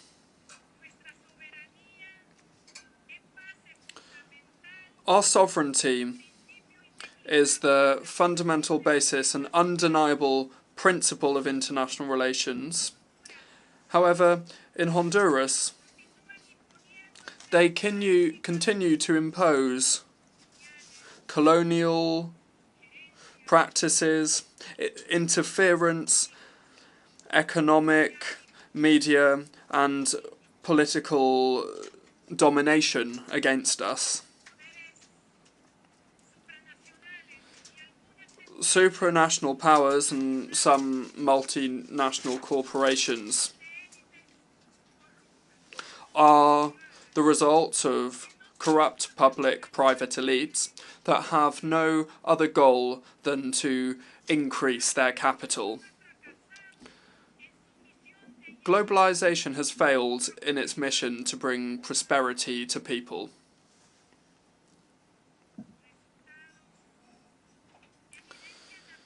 Its results lay bare the concentration of wealth in the most rich countries and among the elites, whilst at the same time the working class is cast aside and forced to migrate in order to survive. At this assembly, the majority of leaders from Latin America and the Caribbean have called out global capitalism as the main factor responsible for the destruction of natural resources and as the oppressor of the conditions of life of humanity. Accumulation of economic gain prevails above human interest, and the role of international financial bodies with their loans with conditions attached to them and fiscal and financial income are things that only aggravate the situation of poverty and dependency of our countries.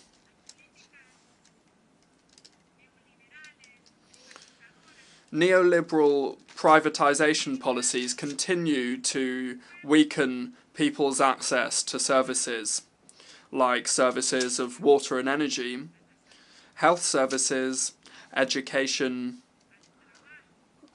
work, social security,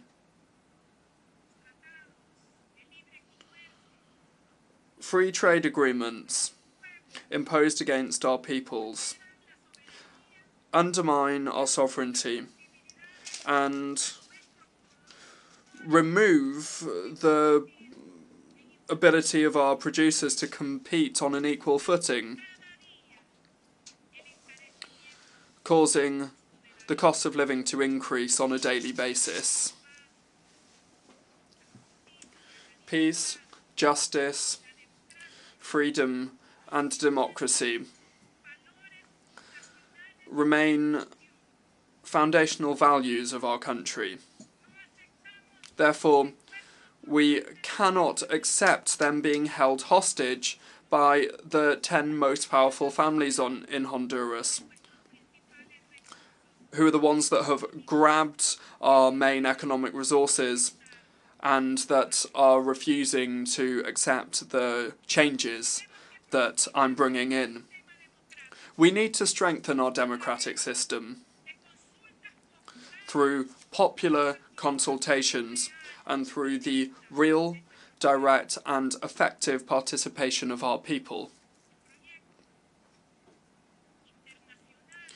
The International Model Cities Project, the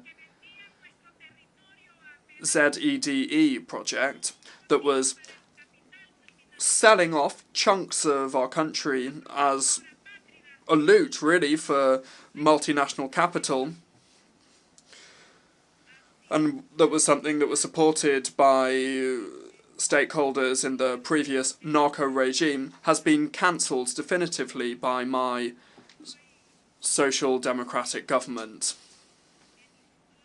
Today, I wish to express my gratitude to the Supreme Court of Justice for its historic ruling, and also to the National Congress for their support.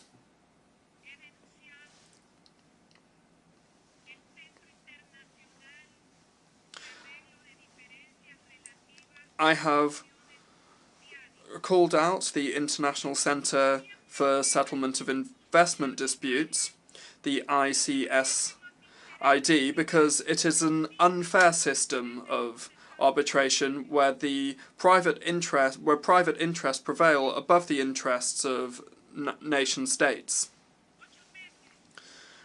Over the last 2 years and 8 months, I have brought in a structural reform to return to a single treasury account for our country, cancelling a scheme of corruption that was built around the setting up of trusts that were used to loot the resources of the state.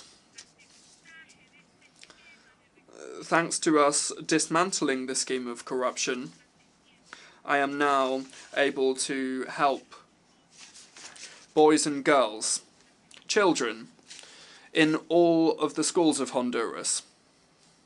And now, thanks to that, they receive a school lunch, free of charge school enrolment, and we are also bringing new projects to communities that live in extreme poverty.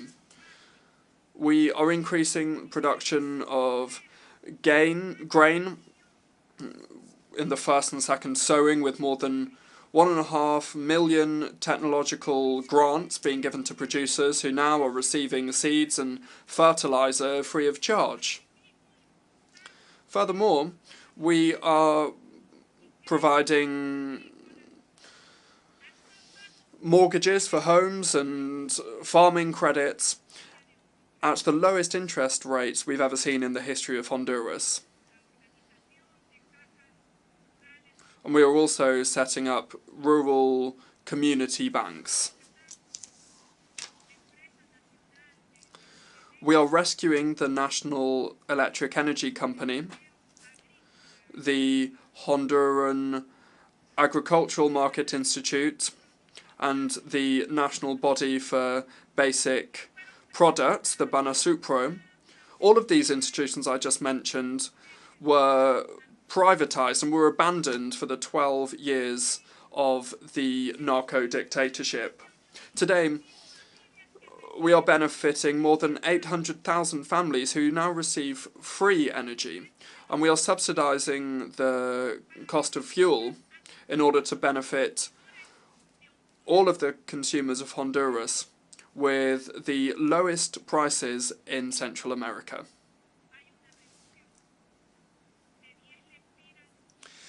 there's a reduction of 10 lempiras for each gallon of fuel sold. Investment in infrastructure is at its highest level in the history of our country. We've recovered the public sector with the historic approval of projects to build 8 hospitals, to repair thousands of schools, 3 national airports, the building of motorways, bridges, intermunicipal paths, multi-sport centres for the whole of the country. And we have also refurbished the 2 largest national stadia.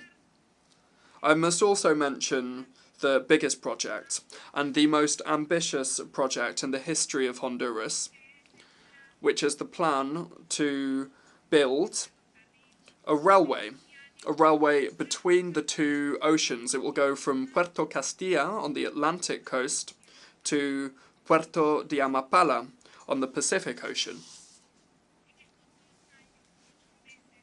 Over the last 2 years and 8 months, we have reduced poverty by 12%. And with the plan to deal with crime, confirmed by the Secretary for Security with the cooperation of the armed forces, we're seeing an historic reduction of 15 points in the murder rate, which is the largest reduction that we've seen over the last 20 years. My zero deforestation program for 2030 has achieved historic results in the conservation of protected areas of Honduras's forests and rivers. The use of public funds in the state single account in an honest and patriotic way is being done in order to benefit the people of Honduras. People of the world, I wish to raise my voice to speak out regarding the murder of Juan Lopez, a social leader and politician who constantly called out the exploitative, extractive model. I absolutely condemn this vile murder. I have ordered the use of the full force of law enforcement and the justice system in order to investigate, to identify, capture, and to prosecute the intellectual and material perpetrators of this crime. I extend my solidarity to his family, to his colleagues, and to his friends.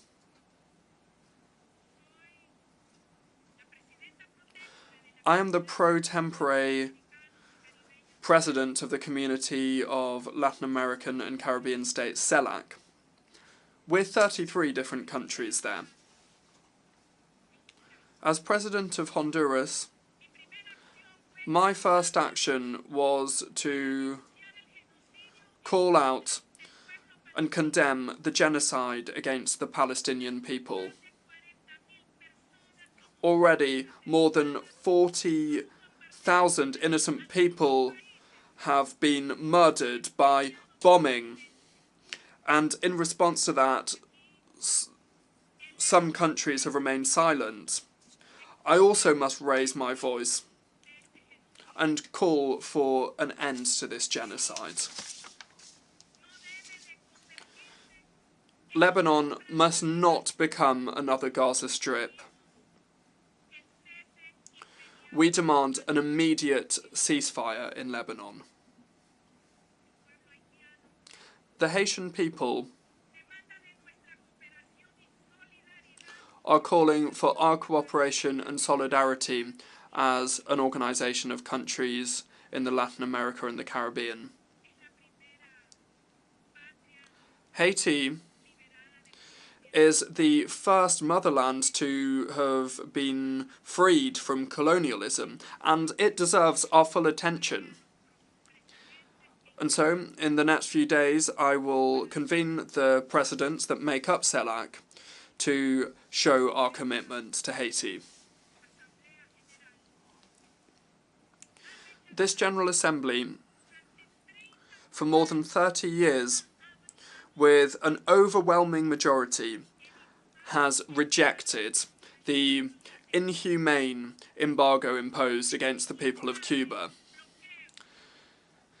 This terrible embargo begun in 1960, and since 1992, this General Assembly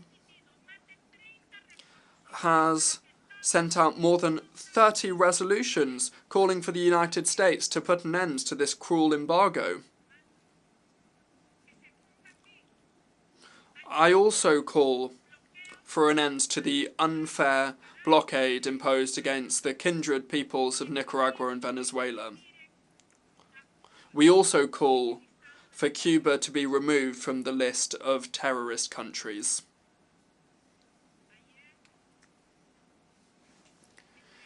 Yesterday, I delivered to the Secretary-General, Mr. Antonio Guterres, the agreement that formalises the UN support to fight against corruption and impunity.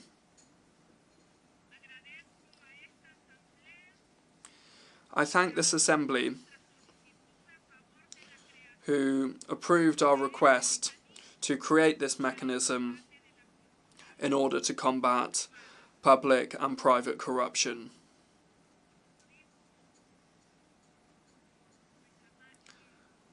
As Berta Cáceres, our martyr, said, she was a brave woman and a defender of our natural resources and of our indigenous peoples. Let us wake up, humanity. We still have time. May this be the appeal and the motto of our generation. Thank you very much.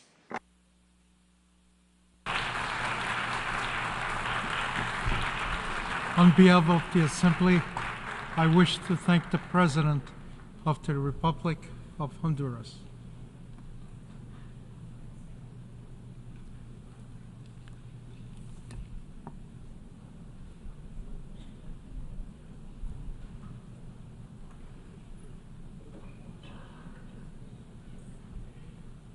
The Assembly will hear an address by His Excellency Joseph Numa Boakai, Sr., President of the Republic of Liberia.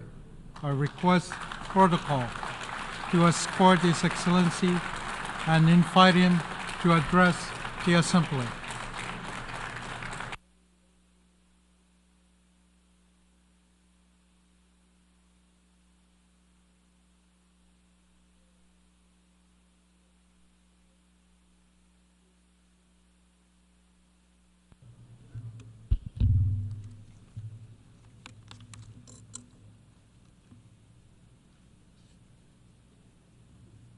His Excellency Philemon Yagan, President of the 79th Session of the United Nations General Assembly, His Excellency Mr. Antonio Guterres, Secretary General of the United Nations, Excellencies, Heads of State and Government, Ambassadors, Heads of Delegations, and esteemed delegates, distinguished ladies and gentlemen. I am honored to address the 79th regular session of the United Nations General Assembly for the first time as President on behalf of the government and people of Liberia after a smooth back-to-back democratic transition. Liberia congratulates His Excellency Philemon Yagan on his election as President of the 79th session of the United Nations General Assembly. You can be assured of Liberia's support as you steer the affairs of the General Assembly. I extol His Excellency Dennis Francis for his astute leadership during his presidency of the 78th session of the General Assembly and commend his determination to inspire and rekindle hope globally. I deeply thank Secretary General Antonio Guterres for the remarkable and visionary leadership he continues to provide in pursuit of our collective mandate. Mr. President, Excellencies, distinguished ladies and gentlemen, in the summer of 1945, Liberia joined other nations in San Francisco as one of the original signatories to the United Nations Charter. On that fatal day, the world, having suffered the scourge of war, was full of hope and determined to reverse the past. Nearly 80 years on, and reflecting on the preamble of the United Nations Charter, which declares our commitment to promote social progress and better standard of life and larger freedom, we ask the question, has our reaffirmation of faith in the dignity and worth of human person made 8 decades ago had been realized? We must admit that the world has changed and the frontiers that we now embrace are different. In it, greed, insensitivity to the poor, the international drug epidemic, money laundering, dynamics of climate change, and the impact of social media must compel us to rethink our approach to global peace and security. Our beloved United Nations must undergo the institutional and philosophical reflections required to respond to the new age.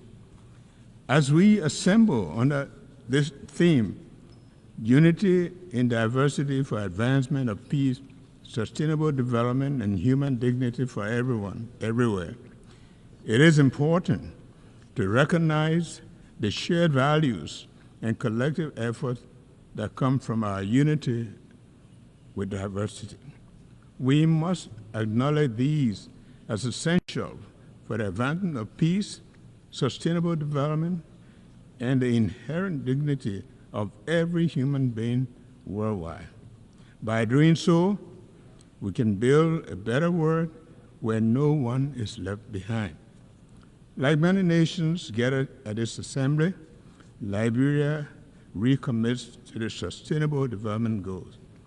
Since the end of the country's conflict, we have strived to follow a development path that will lead to building a capable state. 12 years ago, we dared to dream of a future within the realm of possibility, harboring core national aspirations to transform the future. Named Liberia Rising or Vision 2030, it has been the driving force behind all of our planning efforts.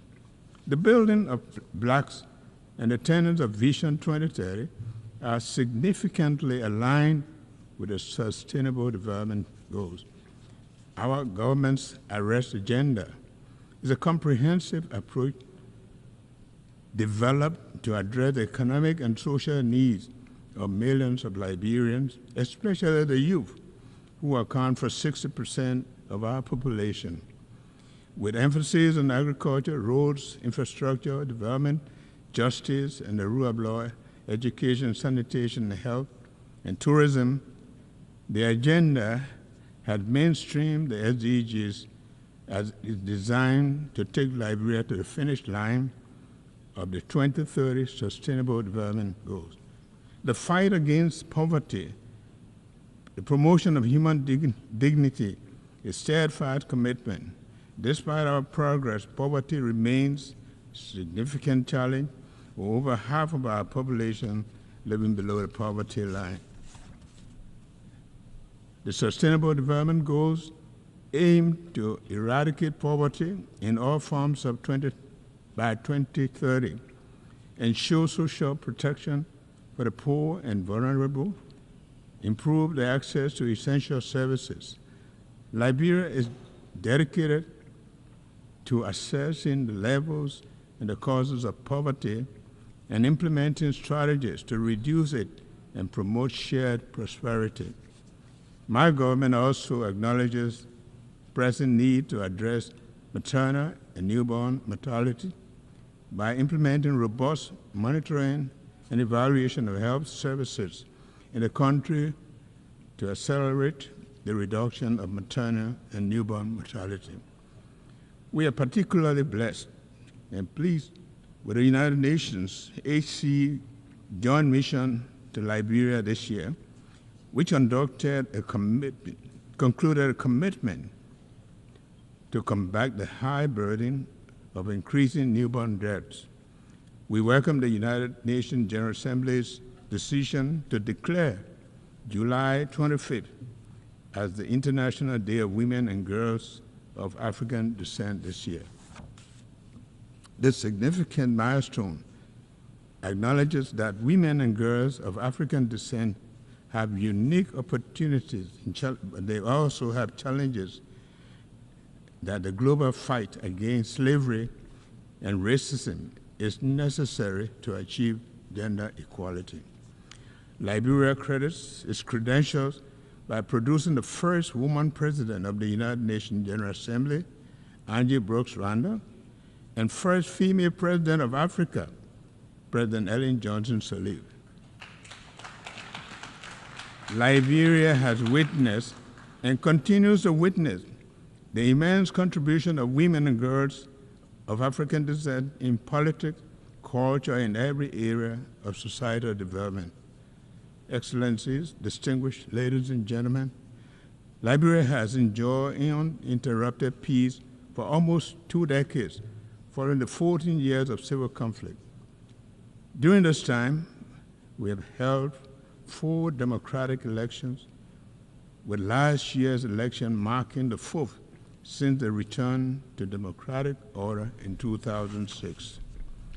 In January this year, Liberia achieved a historic milestone by peacefully transitioning from one democratic government to the other. This progress is significant because before the 2018 transition, the last democratic transition occurred in 1944, about 74 years earlier. We are gradually fostering and solidifying our democratic culture, ensuring that democracy is here to stay in Liberia. Now it is time for our people to reap the democratic dividends. The rule of law is fundamental for peace, justice, strong institution, and dignity for a human person. Liberia is taking significant strides towards openness, transparency, and accountability by empowering and supporting transparent institutions. Our government is committed to implementing audit recommendations by the General Audit Commission to restore public and donors' confidence in the governance system and improve regional and international cooperation. In addition, the country has taken a major step in confronting its conflict past to ensure accountability and justice for crimes and other human rights violations committed during the war and promote healing and national reconciliation. A significant development in our transitional justice process was the signing on May 2, 2024 of the Executive Order 131 to create the Office of Establishment of War and Economic Crime Court for Liberia, a key recommendation from the Truth and Reconciliation process in Liberia. Our actions align with the International Covenant on Civil and Political Rights, joint follow-up on impunity and past human rights violations. As we embark on the process and acknowledge the enormity of the task, my government seeks the support of the United Nations, partners, stakeholders in the pursuit of justice for victims, peace, and reconciliation. Liberia is facing a drug crisis that is affecting our youth and jeopardizing the country's future. This epidemic, driven by international criminal enterprises and their networks, poses a severe threat. In response, we have not only declared the drug epidemic a health emergency and a national security threat, but we have also been taking steps to address this issue by establishing a dedicated national body to tackle drug abuse in Liberia. I urge international community to join Liberia in addressing this escalating drug crisis. Excellencies, distinguished ladies and gentlemen, the world is facing numerous crises, including global threats such as disease, security, and climate change, as well as food and resource shortages. Our vulnerabilities are evident, and we need to use a collective knowledge to find solutions that will preserve the planet for future generations. Climate change is undeniably real, and its threat to our environment and the way of life is becoming increasingly apparent. We must take urgent action to address this threat, including cooperative effort to implement Article 6.2 of the Paris Agreement. Liberia, as the most forested country in West Africa, with over half of the land covered by forests, plays a vital role in biodiversity and environmental sustainability. As a result, our country is taking important steps to lead conversation on climate action. My government has called on our legislators and stakeholders to begin looking at the Paris Agreement, particularly under Article 6, to help advance actions towards establishing Liberia's nationally determined contribution to combat climate change. While we take these actions, we are mindful of the need to build capacity and invest in critical areas of our economy, such as using alternative financing for investment in the blue and green economy and technological transfer to support these climate actions. Excellencies, distinguished ladies and gentlemen, the goals we set for ourselves and the future are better served on the foundation of peace and security. Having enjoyed peace for over 2 decades following a long-running conflict, we aim to promote peace and stability at home, in the region, and globally. The threat of conflict to our shared world underscores the importance of collaborative efforts to foster regional and global stability and peace. Therefore, we support all the UN's effort to address peace and security issues worldwide. Liberia is concerned about escalating security challenges in the West African region, including terrorism and economic and political instability. These pose significant threat to regional peace. So we urge full dialogue and cooperation among West African nations to address these issues effectively. Meanwhile, Liberia firmly stands with the rest of West Africa in a resolve to maintain our 50-year-old Regional Economic Commission, ECOWAS, intact. We oppose efforts to disintegrate our union and will not accept the region being used for proxy conflicts.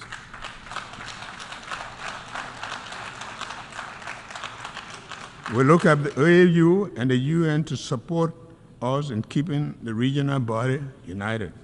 Similarly, at a global level, we call for an immediate ceasefire in the Middle East to provide civilians an essential humanitarian relief. We urge both Israel and the Palestinians to engage in negotiations towards lasting peace, including a two-state solution. Additionally, we see the ongoing conflict in the Ukraine as a threat to global peace and security. Therefore, there is an urgent need for a peaceful resolution that also respects Ukraine's territorial integrity.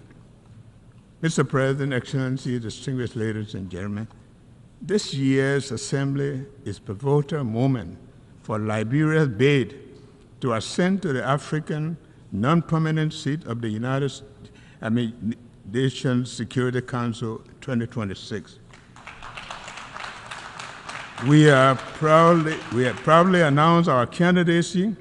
We look forward to the support of the member states to vote Liberia overwhelmingly to the seat of the Security Council.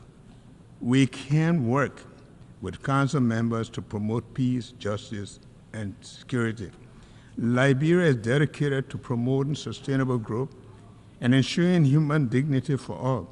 Liberia is prepared to work together with the United Nations and global allies and international community to accomplish the sustainable development goals, establish a fair, peaceful, and sustainable world. The commitment to unity is deeply ingrained in Liberia's history as a founding member of the United Nations and a post-war international institution, as well as regional and sub-regional organizations. It also affirms our strong belief in multilateralism and international rules and based world built on shared values and principles are crucial to the future.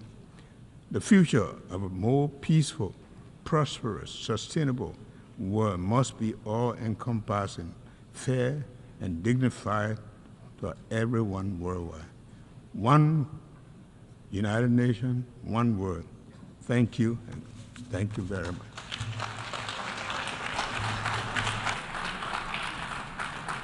On behalf of the Assembly, I wish to thank the President of the Republic of Liberia.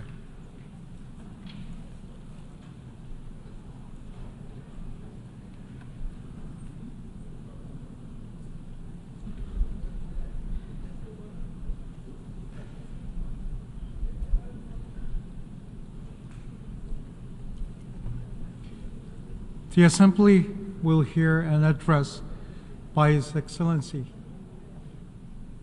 Mokwitisi Eric Keabetswe Masisi, President of the Republic of Botswana.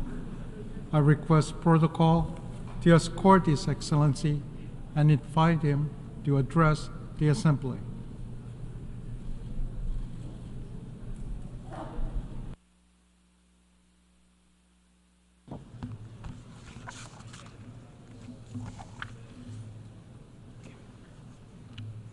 Mr. President, Excellencies, distinguished ladies and gentlemen, I wish to start by extending my congratulations to you on your election as President of the General Assembly at its 79th session. You can be assured of Botswana's full support as you steer the work of this august House. Mr. President, this Assembly continues to meet on the backdrop of an age of multiple and interconnected crises which were triggered by the COVID-19 pandemic and geopolitical tensions between major powers. These crises have been further compounded by the Israel-Hamas war, which erupted shortly after we concluded last year's high-level week. The attacks on innocent civilians on both sides are unacceptable and thus stand condemned. In the same vein, we wish to express our deep concern of the situation in the Gaza Strip, where the war has resulted in catastrophic humanitarian crises and unprecedented fatalities for civilians, children, and humanitarian workers. I should also register Botswana's concern regarding the loss of lives of the United Nations Relief and Works Agency for Palestinian Refugees in the Northeast, UNRWA personnel.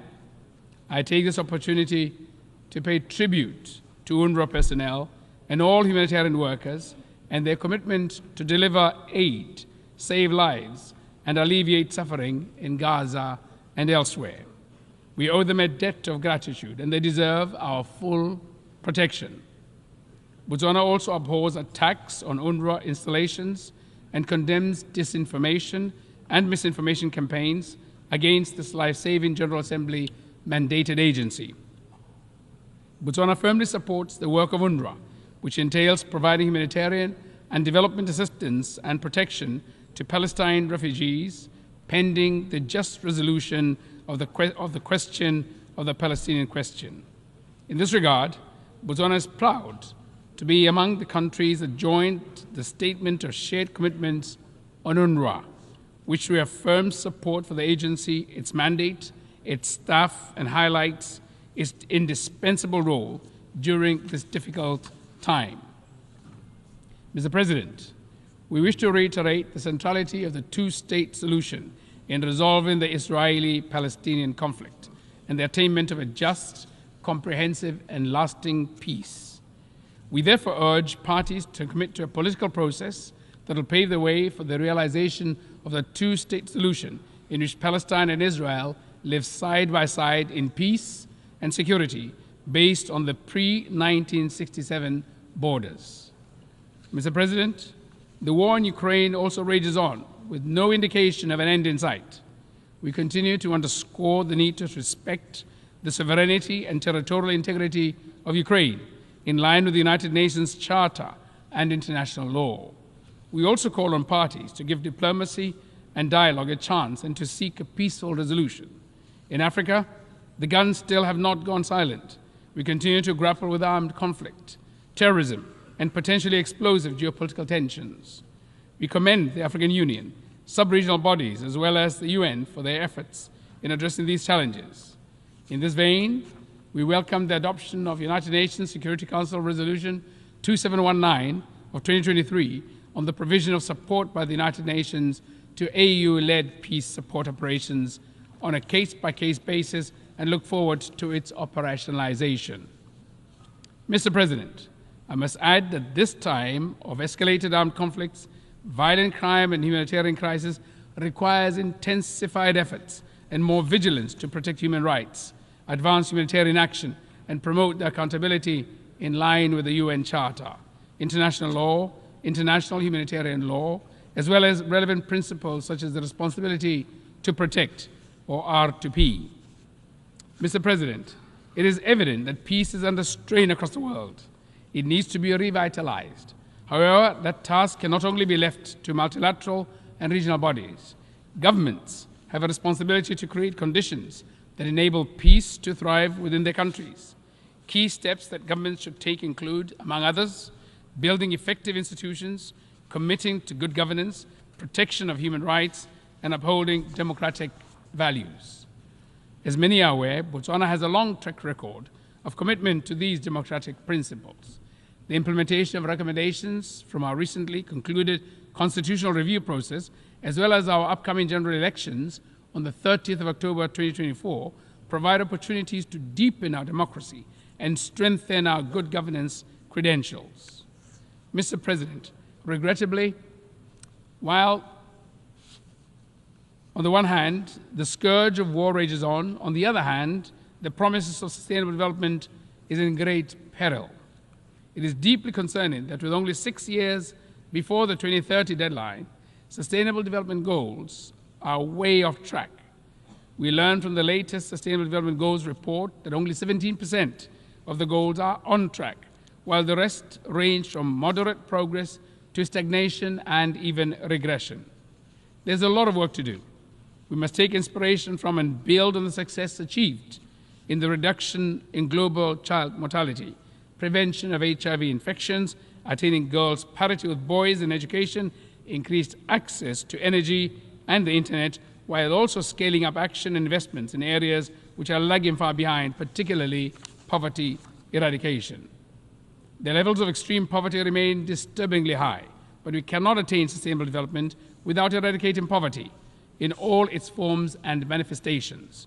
Poverty eradication is the sine qua non of sustainable development.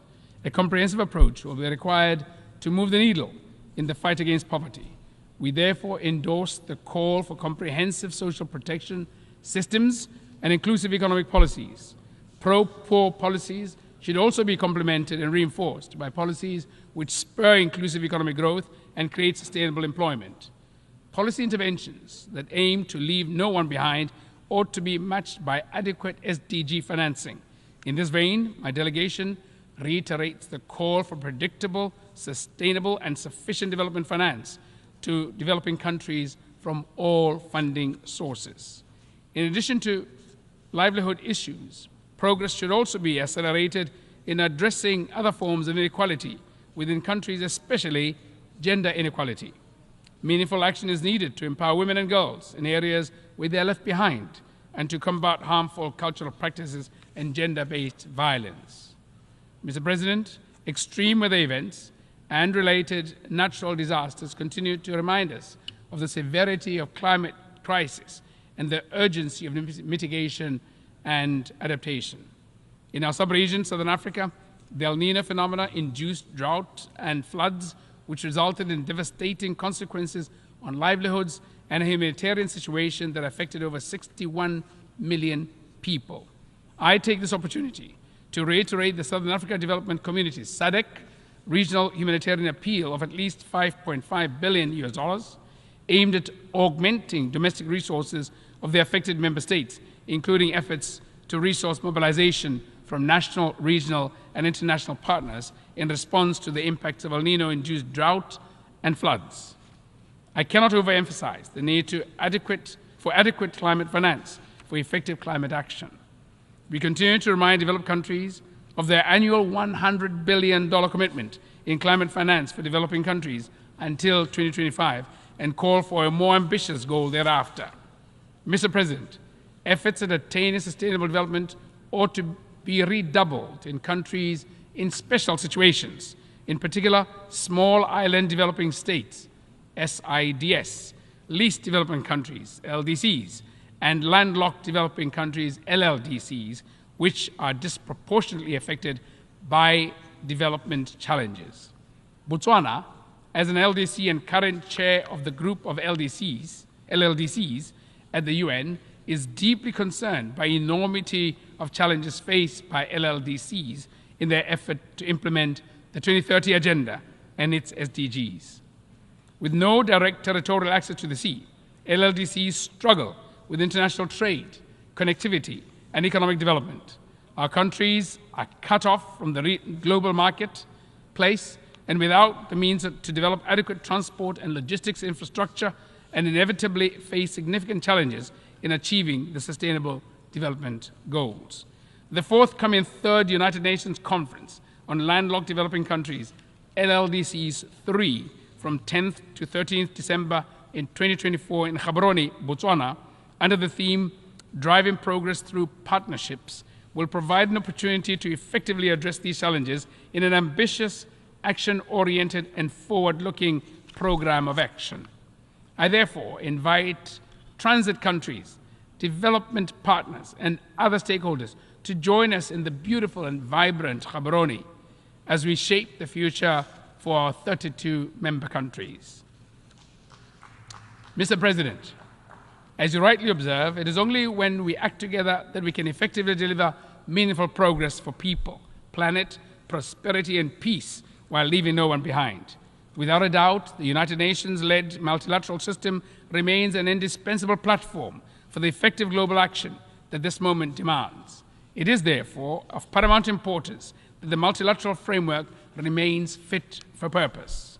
The onus is on us as member states to ensure that our intergovernmental processes enable rather than stifle effective multinational action and international cooperation. We must not allow the current geopolitical tensions and great power rivalries to get in the way of progress. Our shared values, norms, and interests, as expressed in the UN Charter, the 2030 Agenda, and other relevant frameworks, should remain the North Star that guides our engagements. The spirit of consensus and solidarity ought to be at the front and center of our actions. Mr. President, allow me to conclude by reaffirming Botswana's commitment to working constructively on all agenda items before the General Assembly during this session. This session offers opportunities to turbocharge action for peace, sustainable development, and human rights for the benefit of present and future generations. Let us seize the moment. I thank you. Good afternoon.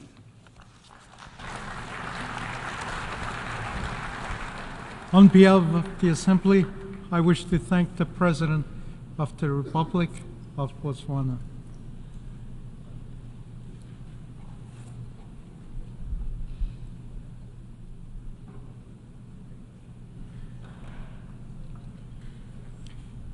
The Assembly will hear an address by His Excellency Emmanuel Macron, President of the French Republic.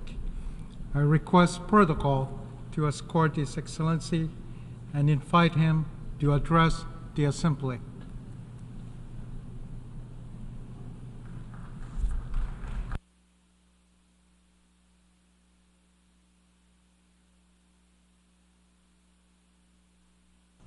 Monsieur le Président. President of the General Assembly, heads of state and government, ministers, ambassadors, ladies and gentlemen. I'm speaking here on behalf of a country who will never forget what nations are capable of doing when they are united. Freedom. And France has just paid tribute indeed this year to the peoples of America, Europe, Africa, Asia, and Oceania, who allowed us to liberate ourselves from the Nazi grip. Progress and peace also.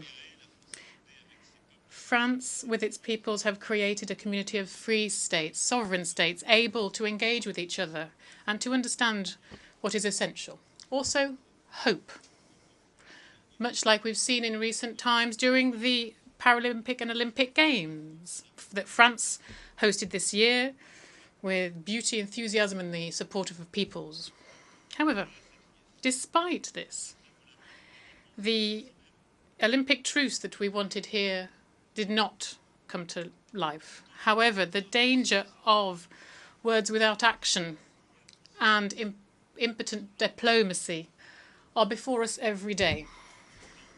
However, our organization is facing the biggest convergence of crisis possibly ever after its 8 decades of existence.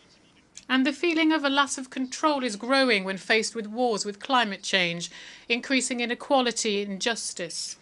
And every day humanity seems to be more fragmented at a time when the circumstances would require us to find common responses, strong, effective responses. These 2 words, United Nations, need to embody hope once again. And what must we do for this? We need to find this essential bedrock of this, and that's what I wanted to touch on briefly. Above all, first and foremost, we need to restore the terms of trust and respect between peoples. And here I can see them often trampled in our debates. To do this, we need to pay equal attention to those who are suffering. As I mentioned here 2 years ago, in fact. Let's stave off the possibility of having double standards. One life is equal to another. The civilian protection is an imperative norm and must remain our North Star at a time when this year we are marking the 75th anniversary of the Geneva Conventions.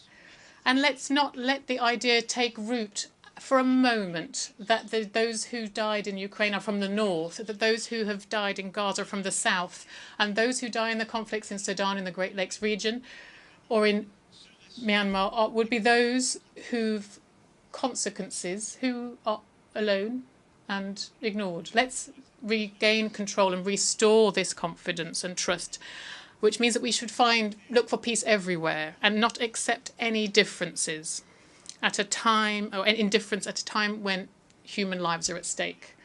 Let's not accept any difference when difference being made when territorial integrity and the sovereignty of states is at stake either.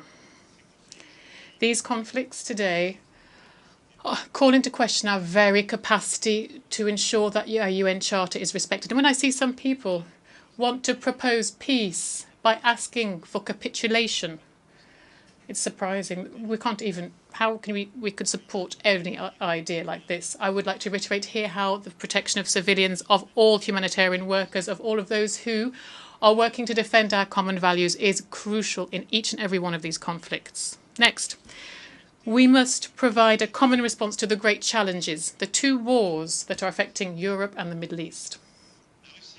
Russia, indeed, is waging a war in Ukraine for territorial conquest, scorning the most fundamental principles of international life. They are guilty of violating the law, ethics and honour. Nothing that they're doing is in line with the common interest of nations, nor the specific responsibilities that they shoulder within this organisation.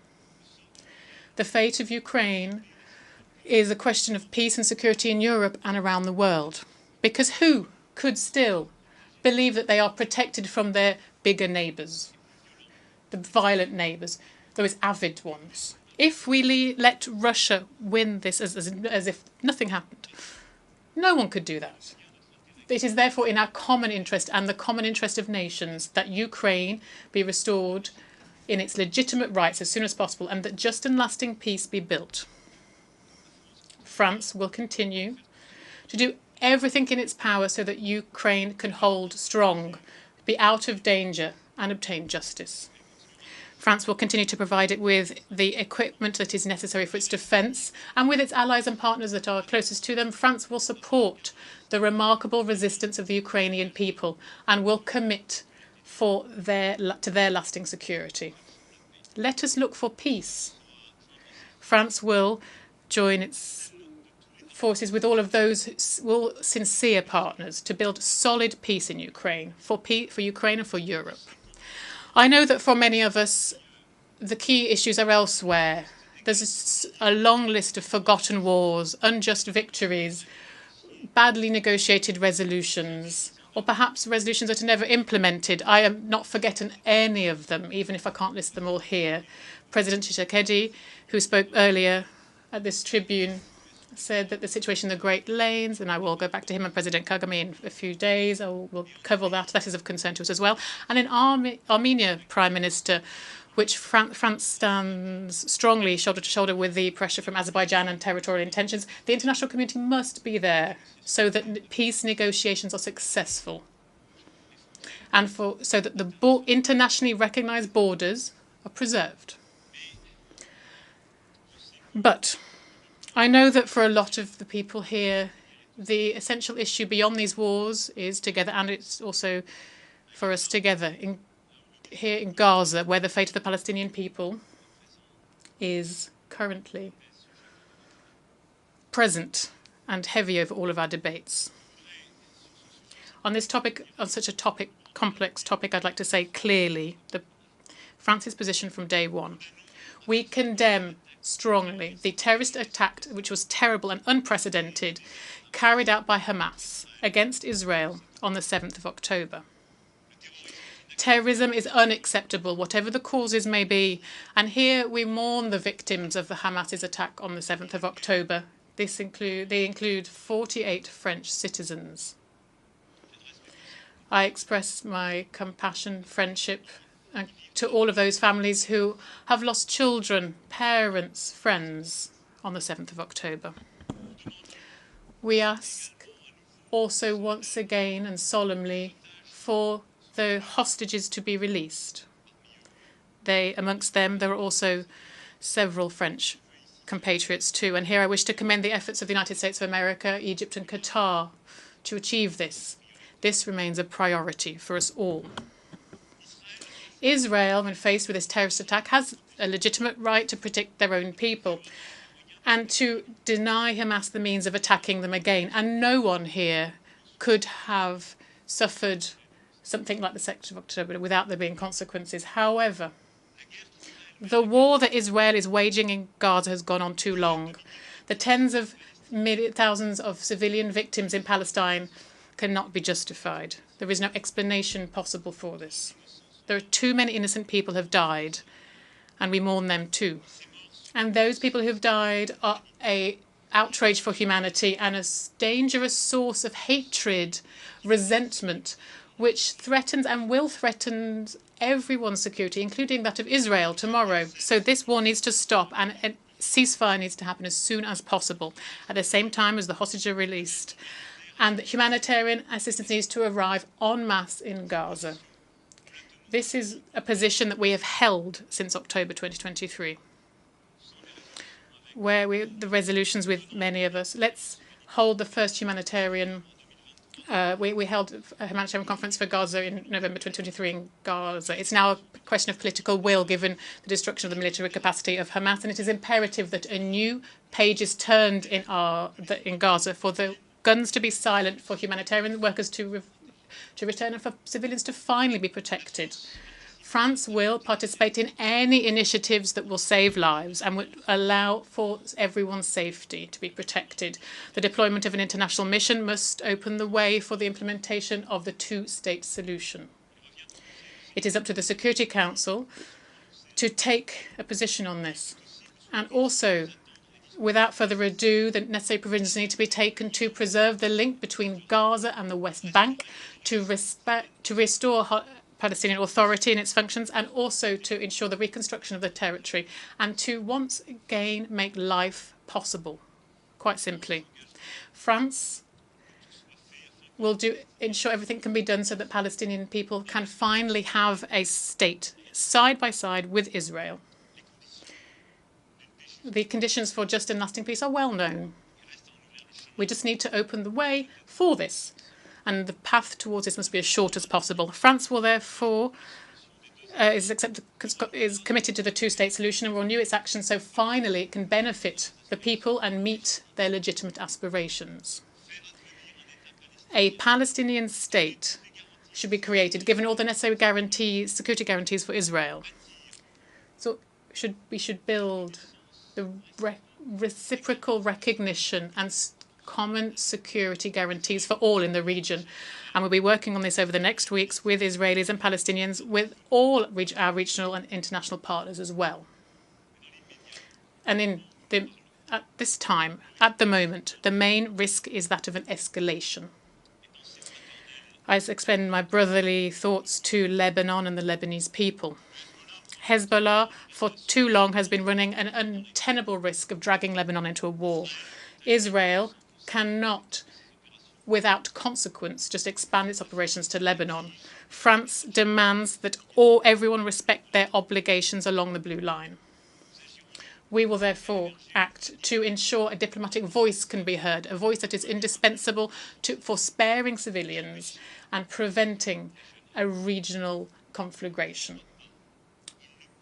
We cannot have a war in Lebanon. There cannot be a war in Lebanon. This is why we urge Israel to cease this escalation in Lebanon, and we urge Hezbollah to cease the missile launches to Israel. We urge all of those who provide them with the means to do so to stop doing so. We have asked for the Security Council to meet today, indeed, to this end. And I welcome this. And the French minister at this end of the week will head to Lebanon themselves. It's the same unity that we must show when faced with the great regional challenges and the global challenges before us, because beyond the conflicts that we are seeing, that I've just mentioned, we need together to continue to ensure that sovereignty is respected, everyone's sovereignty. Regional and international solutions need to be built to tackle these challenges. And this is the idea behind the relationship we wish to have with Africa, a new partnership.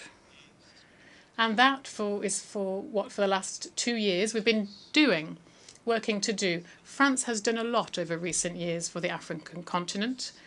France has done a lot over the last few decades, but more specifically in the Sahel, where the French army have fought successfully against terrorism, side by side with regional and international partners. However, the military coups d'etats in the region have meant that we had to take the necessary conclusions. But Europe and Africa have a shared destiny, which demands a broad partnership, a partnership for peace and security, of which the terms need to be renewed, more training, more equipment. more mutual respect. Also, there's partnerships that is underpinned by economic, energy, sport aspects, as well as cultural, memory aspects. And that's what with Benin, Senegal, Cameroon, Algeria, Morocco, and many other countries. This is what we have been patiently building over recent years, and something we will continue to do.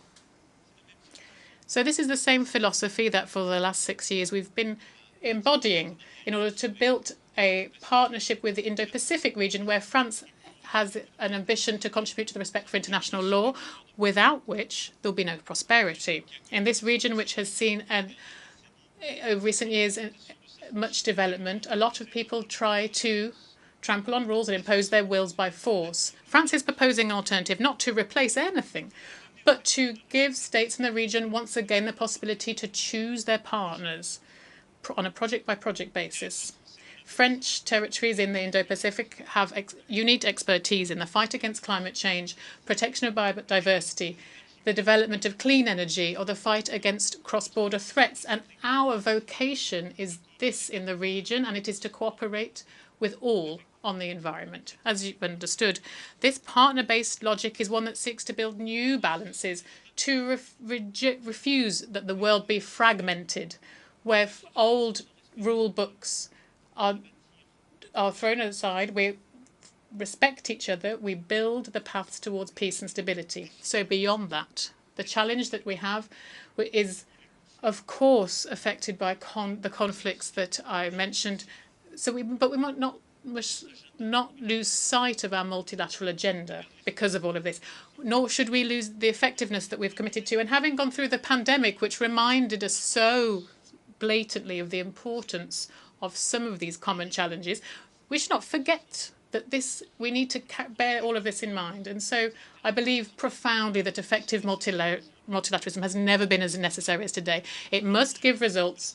It must give results for development, fight against inequality, education, healthcare, climate, biodiversity, and technology. On each of these individual pillars, we need unity. And we need also to do everything we can to avoid a divide between the North and the South. And that's exactly the philosophy that we have developed in the Paris Pact for People and Planet that more than 60 states have already joined. Firstly, we need to ensure that never we will push a state to choose between these objectives. Why would the states of the North teach lessons to the states of the South and try and explain to them that they should respect climate and therefore renounce on very economic opportunities? This is something we didn't do 20, 30 years ago. It would be unacceptable. Therefore, we need to build an agenda that allows, at the same time, progress to be made in the fight against inequality and for social development, for education, for climate and biodiversity, and global health. Then, solutions need to be made, and these solutions need to be based on the proposals of the states themselves. And this is what we, for example, started to do with our partnerships for a just energy transition. Not having one size-fits-all solution for all from capitals where we go to inspect countries and ask them to all follow exactly the same recipe. Each country has their own path. That is the key to sovereignty. Now, then we need a public financing arranging and also leveraging the private sector too. And that meant that this is what allowed us 3 years ago to properly support the IMF's special drawing rights and to obtain the reallocation of more than 100 billion special drawing rights for the benefit of the countries who need that most urgently, particularly in Africa. This was a silent revolution, but it was crucial. And this is why, with this pact, we were here with his members here on the effective authority of President Macky Sall and with the support of the United Nations, of the OECD, and organisations concerned. This is why we wish to pursue these reforms and carry out far-reaching reform of multilateral banks, of our financial institutions. We launched this objective for shared financing, bringing together development banks from across the world, including those whose agendas aren't quite aligned. We need to work on this common financing agenda so that we can meet the objectives that I mentioned. And we together, and I hope in the months to come, as soon as then, we will be able to carry out this reform of the World Bank and the IMF, firstly to renew its membership. These institutions were built at a time when many of you weren't independent. So the structure of capital needs to be restructured. Two, to make it stronger, the World Bank and the IMF were only conceived, balanced, calibrated at a time when the challenges were very different, when the global economy wasn't as big, where the population was completely different. So we need to lift these absurd taboos of blockages caused sometimes by the biggest countries, which are prevent others from receiving money because they could be diluted. We need to give the capacity to act to these institutions so that they can then fund that countries of the South need. And this reform is of imperious necessity for our credibility as a whole. And I'm saying to all of the richest countries and those who are around us on the table, if you decide not to do that, well, you'll see in the next few years, you'll see an alternative order emerge. They will forget your agenda. If you decide not to do this, and then we will be accused of cynicism and hegemony, and perhaps not wrongly. This reform of financial multilateralism is indispensable to address these challenges. We also need to pursue our climate biodiversity agendas too. We have upcoming COPs, very important, all of them, and France will play its part, particularly with Costa Rica convening for the United Nations an important meeting for oceans in Nice in June 2025. Here we'll have the UN Oceans Conference. And we will continue work on this. And I hope that a lot of you here will be able to ratify what we've managed to achieve over recent years, particularly the Treaty on the Protection of the High Seas. This is crucial. And we're also continuing to make progress on the question of water. That's also indispensable with the new One Planet Summit on water. This is alongside Kazakhstan and Saudi Arabia. I won't go into detail, of course, on all of the topics that are necessary, but I do wish to recall that how pressing an issue artificial intelligence is. It's important for all states here to coordinate on this. We need to foster innovation, of course. We need to ensure that the innovation and artificial intelligence need to make sure it's accessible to all peoples and countries of the planet, and so it doesn't fuel more division and inequality. But we also need all of this to be developed within an ethical, democratic framework created by the peoples of the planet that is resolute.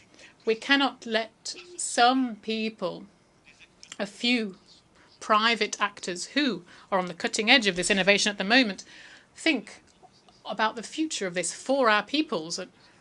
This is why France, in February 2025, will convene the next Action Summit for Artificial Intelligence. But I'm sure you've understood the aim is to build this common framework, and I welcome the work that's been done and coordinated by the Secretary General and the Global Digital Compact, which is built using the best of expertise, and it enshrines this philosophy which we subscribe to totally. To conclude, ladies and gentlemen, and I'm aware, of course, that I've forgotten so many difficult situations, from Venezuela to the heart of Africa, and so many other tensions in Oceania. I want to talk about our institutions. I hear a lot of people say that what we need to do to the UN is just throw it in the bin. There's no point in it. We can't resolve conflicts. Why do we have it? So here, let's show a constructive kind of impatience. And we can't just be satisfied with not being able to resolve things. But we know who's responsible. While we have a Security Council that is blocked reciprocally according to each other's interests, while that's still the case, we won't be able to make progress. Is there a better system? I don't think so. So let's make the UN more efficient. Firstly, perhaps making them more representative. And that's why France, as I reiterate here, is in favour of the Security Council being expanded. Germany, Japan, India, Brazil should be permanent members, much like two countries that Africa will decide to represent them. These new elected members will also need to be accepted. But the reform of the composition of the Security Council is not sufficient alone to make it more effective. And so I wish this reform also how it should also change the working methods to limit the right of veto in case of mass crimes, and also to focus on operational effective decisions that peacekeeping needs. And maintaining international peace and security needs, rather. This is why we need to be brave and audacious and to do so. And with the current permanent members, this is something we should be doing. Almost 25 years after the Millennium Summit, it is now high time to be more effective, to act better on the ground for states and for civil society. And then beyond the United Nations, we must also mark a new era in each of our multilateral institutions, as I just mentioned. These are the few words I wanted to share with you, ladies and gentlemen, today. At a time, a grave time of our world order, here where so many conflicts seem unresolvable, I will say that France will continue to carry this voice that is loyal to its values, that is demanding, that refuses to oversimplify the context, and that France will continue to defend the simple values that principles that we've always defended. Human dignity, the respect for the principles of the Charter, and beyond conflicts and the current news cycle, we continue to build with you a fairer and more effective international order. This is what we will continue to advocate for alongside our friends and our allies. But also, we should be free to say no sometimes. We should sometimes be able to refuse the cynicism of the time, or some things that seem obvious but are not. Thank you very much for your attention.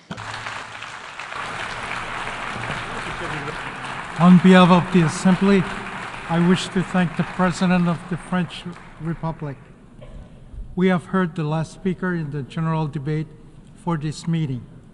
The 10th plenary meeting to continue with the general debate will begin at 3 p.m.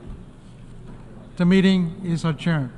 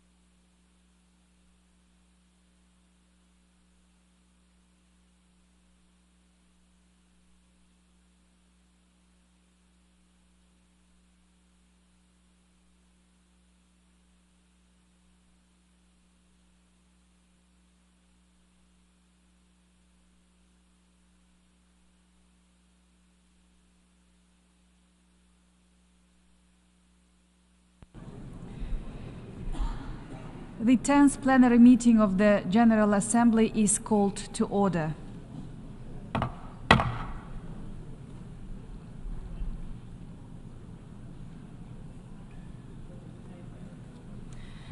The Assembly will hear an address by His Excellency Denis Bechirovich, Chairman of the Presidency of Bosnia and Herzegovina. I request protocol to escort His Excellency and invite him to address the Assembly.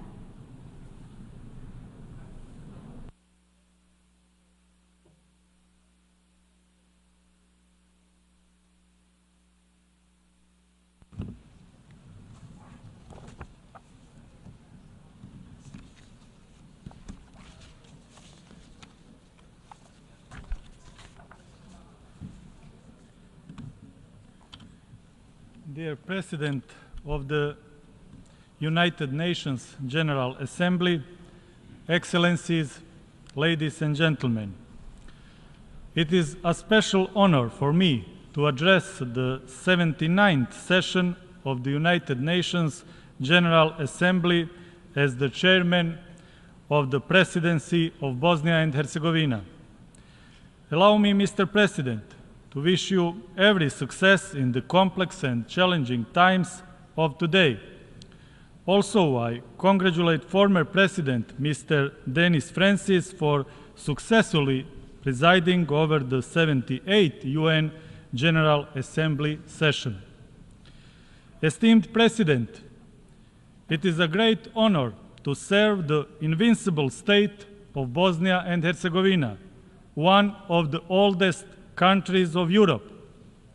We are proud that Bosnia has been mentioned in historical sources for 1,075 years now. For centuries, my country has demonstrated resilience, courage, and strength of unity in diversity. Bosnia and Herzegovina was not created in Dayton in 1995, but rather the Dayton Peace Agreement confirmed the continuity of the state of Bosnia and Herzegovina. These are unquestionable historical and legal facts. Bosnia and Herzegovina has made great progress since the end of the war in 1995. We rebuilt the country destroyed by the war. We united the defense system, the judiciary, the tax system, and numerous other institutions. Today, Bosnia and Herzegovina is at the doorstep of European Union and NATO. Bosnia and Herzegovina is actively working to become a NATO and the EU member. These are our strategic foreign policy goals, which were unanimously defined by the state authorities of Bosnia and Herzegovina. Ladies and gentlemen, the entire world is facing numerous challenges and threats.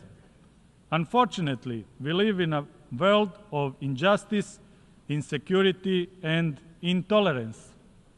Never in history has a human had more power and at the same time felt as insecure as he does today. In the past 2 years, we faced new difficult challenges, especially security-related ones. The strengthening of authoritarian populism, the aggression against Ukraine, and the suffering of Gaza have brought humanity into a deep crisis full of uncertainty and fear. The world is seriously threatened by poverty, disease, natural disasters, wars, and injustice. It is estimated that one person dies of hunger every 4 seconds. The fact that millions of children in the world live in extreme poverty is particularly sad. A reasonable question arises: why have we allowed an incomparably greater investments in weapons than in eradicating poverty? It's time for everyone to realize that human lives are more important than guns. Otherwise, I fear that we are collectively headed for a global catastrophe. Regarding climate change, Bosnia and Herzegovina is fully aware of the global situation and is determined to contribute to the global efforts. We are committed to the transition to renewable energy sources and reduction of harmful gas emissions.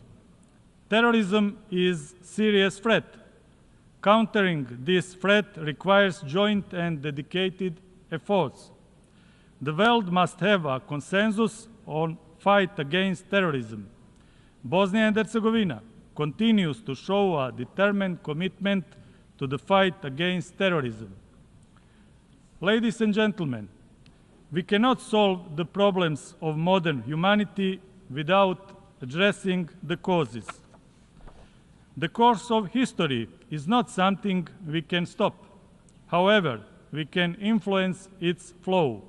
Therefore, I suggest we now focus on preserving the role of the United Nations as the global center of coordination and cooperation, the importance of the UN Charter reaffirming, strengthening the multilateral system in accordance with international law, intensifying the UN reform process, common work to strengthen the credibility of the United Nations, effective implementation of the Agenda 2030 and its sustainable development goals, rebuilding trust and cooperation among nations on key global issues, giving a chance to mutual trust, inclusiveness, and a democratic vision of leadership, and strengthening preventive diplomacy in times of geopolitical fragmentation of the world.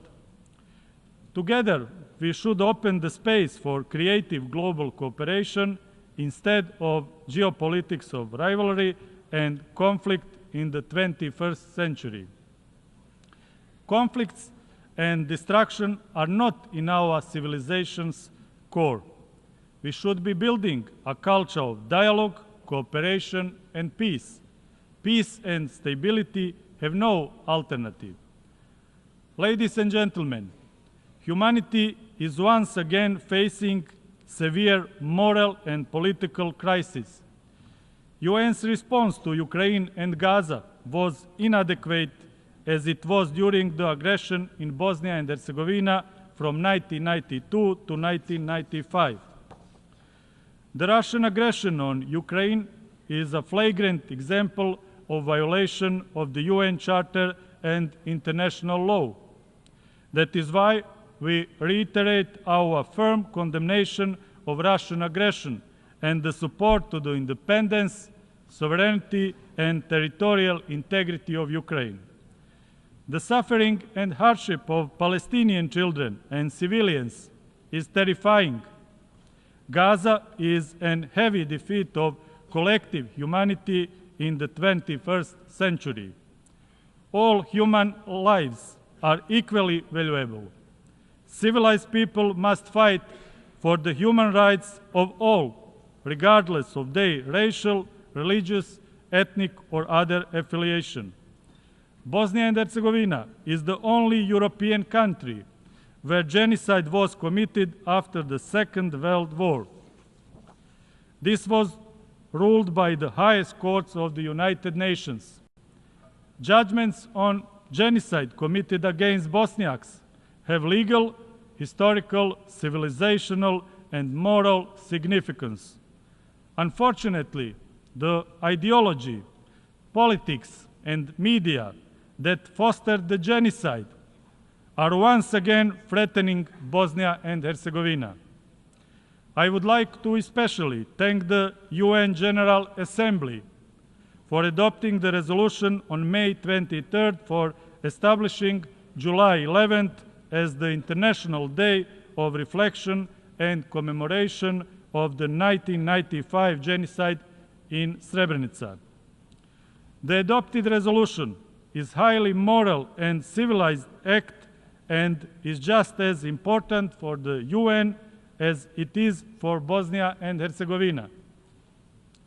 Let's preserve the truth about the genocides in Srebrenica and Rwanda for the sake of the past, present, and most importantly, the future. Despite all the injustices, Bosnia and Herzegovina remains firmly committed to the regional cooperation, as that is one of our main strategic foreign policy goals.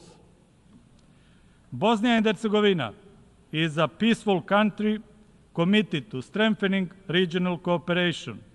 That is why we actively participate in numerous regional initiatives. For the peaceful future of the Western Balkans, it is crucial that all countries acknowledge there is to be no changes of states' borders. Those who try to do differently risk a dangerous destabilization of the region with unforeseeable consequences. Ladies and gentlemen, here at the podium of the UN General Assembly, I want to publicly warn the global audience that once again the leadership of Republic of Serbia is threatening the sovereignty and territorial integrity of Bosnia and Herzegovina.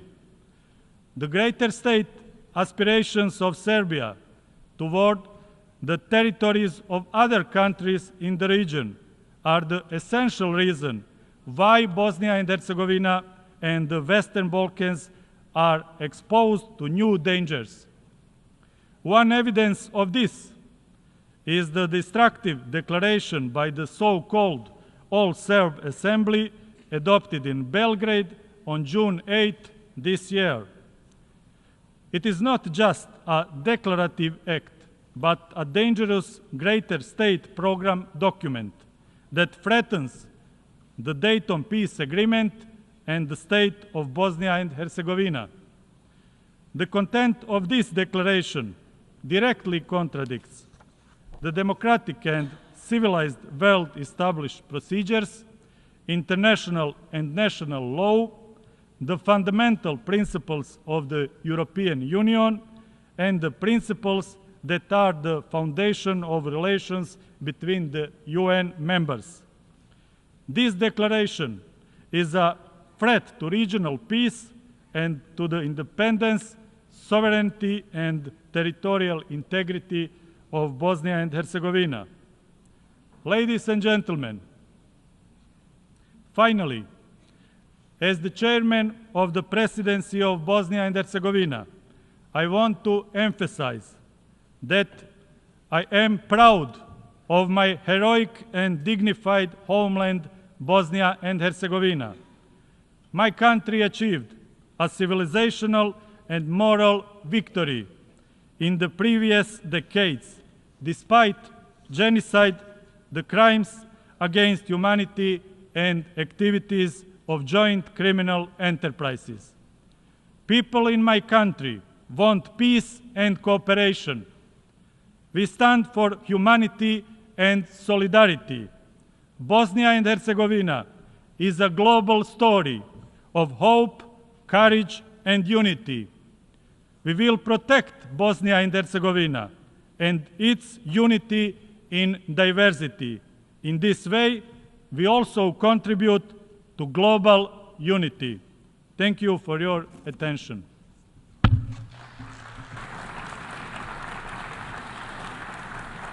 On behalf of the Assembly, I wish to thank the Chairman of the Presidency of Bosnia and Herzegovina. The Assembly will hear an address by His Excellency Alexander Stubb, President of the Republic of Finland. I request protocol to escort His Excellency and invite him to address the Assembly.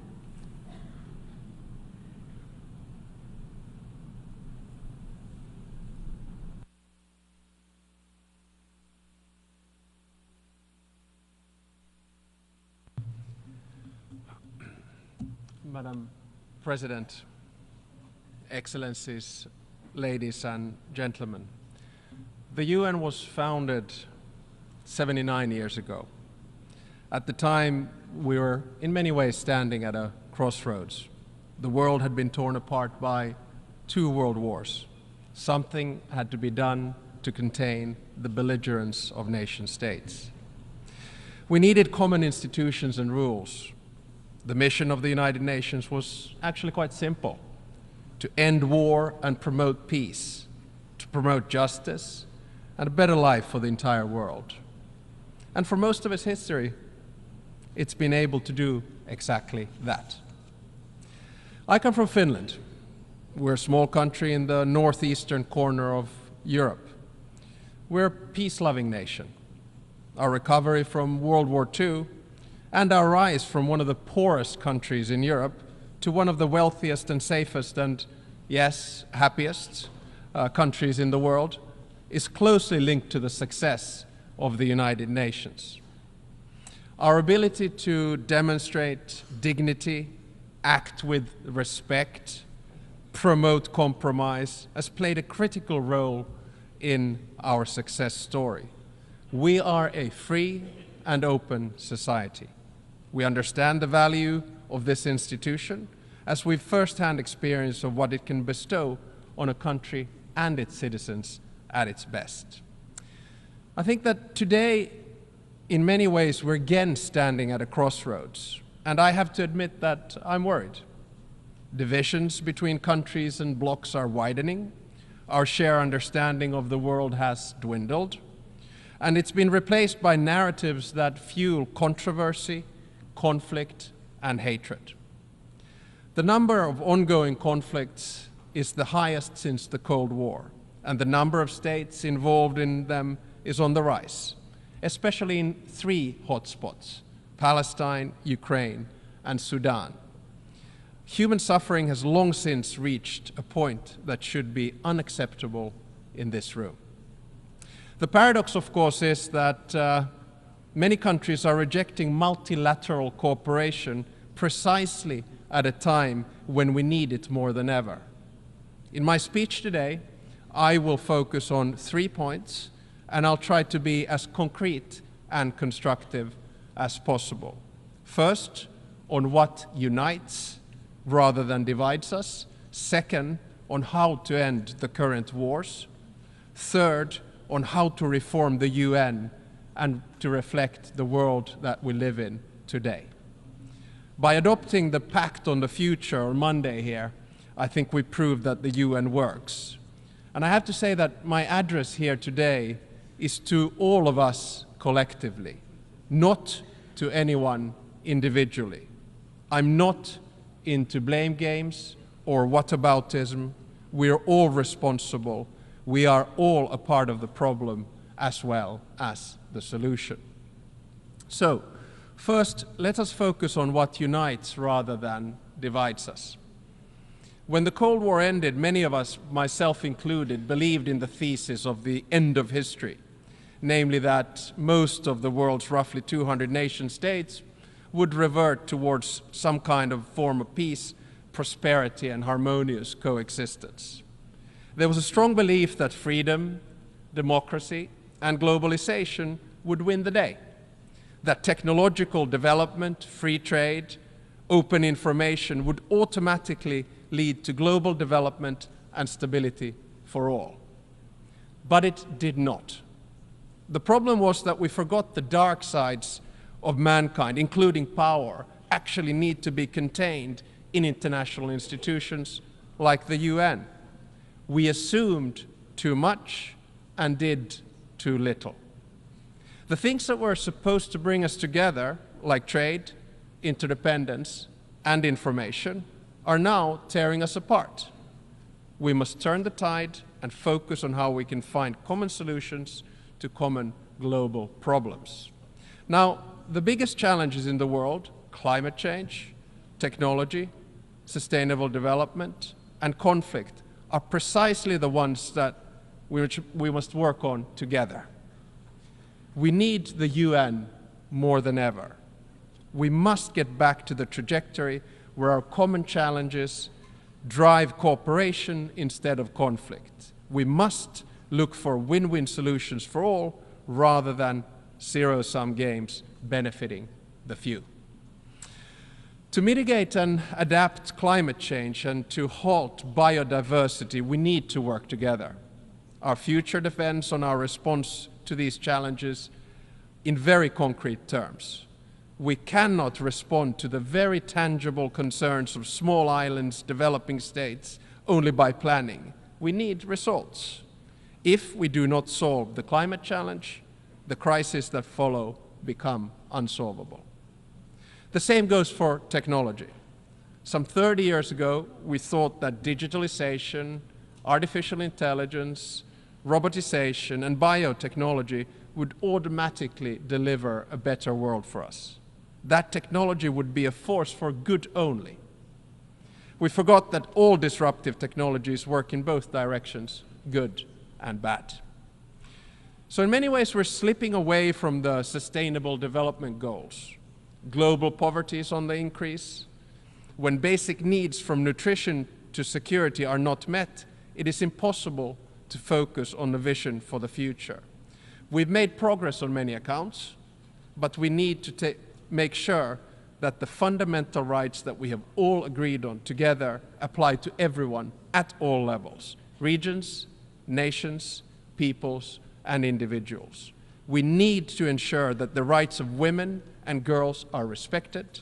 The rights of gender and sexual minorities need to be protected globally. No matter which region we come from then, our rhetoric and actions are often inconsistent. We say one thing and then we do another. Right now, we are at a stage where we must do what we say and work together. So let us focus on what unites us rather than separates us. My second point is about conflict. When the UN was founded, the underlying idea was never again. Never again should anyone experience the horror that our predecessors went through in the first half of the 20th century. The founders of the United Nations promised to save succeeding generations from the scourge of war. They, at least partially, succeeded. But are we, the new generation, succeeding? The simple answer is no. Only this year and last year, hundreds of thousands of people have been killed. More than 10,000 children in Gaza. Child abduction is being used as a weapon of war in Ukraine. Millions of people worldwide have been forced to leave their homes. Malnutrition and disease are on the increase. Current wars highlight a glaring contradiction. Critical decisions about war and peace are made by a tiny number of people, often driven by a cynical need to hold on to power. The global majority, who have the interest in peace, do not have enough power in the international system to keep them in check. This is true in Ukraine and Palestine, as well as Sudan. In Ukraine, a just peace, based on President Zelensky's 10-point peace plan, is clearly in the interest of the global community. The war continues because Russian leaders are not willing to end it. While Russia is doing its best to blame others for its own aggression, we systematically revert to the principles of international law and the UN Charter. Neither Russia nor any other country has a historical right to anyone else's region or people. The core of the UN Charter is respect for sovereignty and territorial integrity. Finland condemns, in the strongest possible terms, the Russian aggression in Ukraine. Finland equally condemns the attempts to manipulate the global information space to destroy the principles that have sustained world peace for decades. I call on President Putin to end this war and end it now. In Palestine, we must ask ourselves whose interests are driving the war. Peace meets the interests of the global majority and the Palestinians and the Israelis. A ceasefire, a two-state solution, and regional security arrangements would ensure stability as well as economic and societal development across the region. International law holds the key to a solution that would keep both Palestinians and Israelis safe. After the most recent tragedies, there's no other direction but forward, and we must find a solution. There are no more excuses. This war needs to end, and it needs to end now. In Sudan, regardless of which of the groups who are fighting will finally win the war, the victims of that war will be the civilians and the transition to civilian rule built by them. The civilian rule behind which the entire international community has promised to stand, and the civilians for whom we promise to seek a better future. In Sudan, we have failed to apply the principle of African solutions to African problems. Instead, Sudan is becoming an arena for regional and international rivalry. Our shared goal is to build a Sudan that would be an equal partner for all of us in security, trade, and in the multilateral fora. And it is moving further and further away from it. No one benefits from this development in the long term. I call, therefore, upon the UN to take the center stage in conflict resolution and prevention once again. Peace mediation cannot be transactional. It has to be centered in the United Nations. International law, the UN Charter, and the territorial integrity and sovereignty of states must prevail.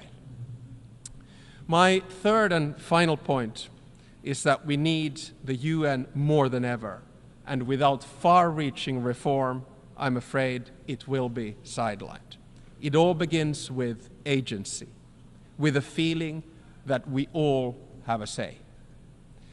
Whether it's about climate change, technology, sustainable development, or conflict, the same challenge remains. The current international institutions do not reflect global realities. The majority of the world is not properly represented in the global institutions, and their interests are not met. This must change. Ending wars would benefit most of us, if not all of us, but currently we do not have the mechanisms to drive the interests of the global majority. Many countries do not feel they have a say in global institutions, and as a result, the institutions are losing their legitimacy. Shortcomings in multilateral institutions encourage many to seek solutions outside traditional international institutions. Alliances, whether based on interest or values or both, are creating a transactional world of disorder where size and power benefits a minority rather than the majority. The cold truth is that we cannot postpone reform any longer, and in many ways history is on our shoulders, just as it was with those who founded the United Nations in 1945. If our goal is to focus on what unites us rather than divides us, we need far-reaching reform of the UN Security Council. So let me try that reform then and see what you think. Finland, three-point proposal today is very concrete. Some might say overly optimistic, but I do feel we have to begin somewhere. So here we go. First proposal, all major continents need to be represented in the UN Security Council at all times. It is unacceptable that there is no permanent representation from Latin America and Africa, and that China alone represents Asia in the Security Council. We therefore propose that the number of permanent members be increased by 5. More concretely, 2 from Asia, 2 from Africa, and 1 from Latin America. The total number of permanent members would thus be 10. That, combined with 10 elected members, would ensure that the Security Council would hold roughly 10% of the UN's members at any given time. My part of the world, Europe, should think hard about how best to divide its existing 2 seats. Second, no single state should have veto power. I fully understand that the veto was necessary in the aftermath of World War II, but in today's world, it has too often incapacitated the Security Council and halted decision-making here in New York. The UN agencies are not subject to national vetoes and are working effectively precisely because no single member can prevent them from doing so. My third and final proposal is that if a permanent or elected member of the Security Council violates the UN Charter, its voting rights should be suspended. This decision should ultimately be taken by the General Assembly, and there should be no room for double standards in the United Nations. So, ladies and gentlemen, despite all of our challenges, I want to end on an optimistic note. My optimism stems from an innate belief that when humans are faced with a binary choice, we often end up doing the right thing. Our choice today is simple. We can continue towards a multipolar world of disorder, or we can start getting serious about solving our common problems through multilateral institutions and a reformed United Nations. As my mentor and great friend of the UN, the late President Martti Ahtisaari, said in his acceptance speech for the Nobel Peace Prize in 2008, and I quote, "Peace is a question of will. All conflicts can be settled, and there are no excuses for allowing them to be eternal." End of quote. Let us keep Martti's words in mind and start working towards peace. Thank you very much.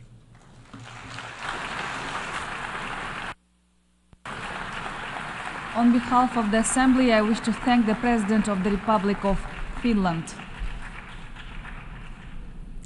The Assembly will hear an address by His Excellency Mohamed Irfan Ali, President of the Cooperative Republic of Guyana. I request protocol to escort His Excellency and invite him to address the Assembly.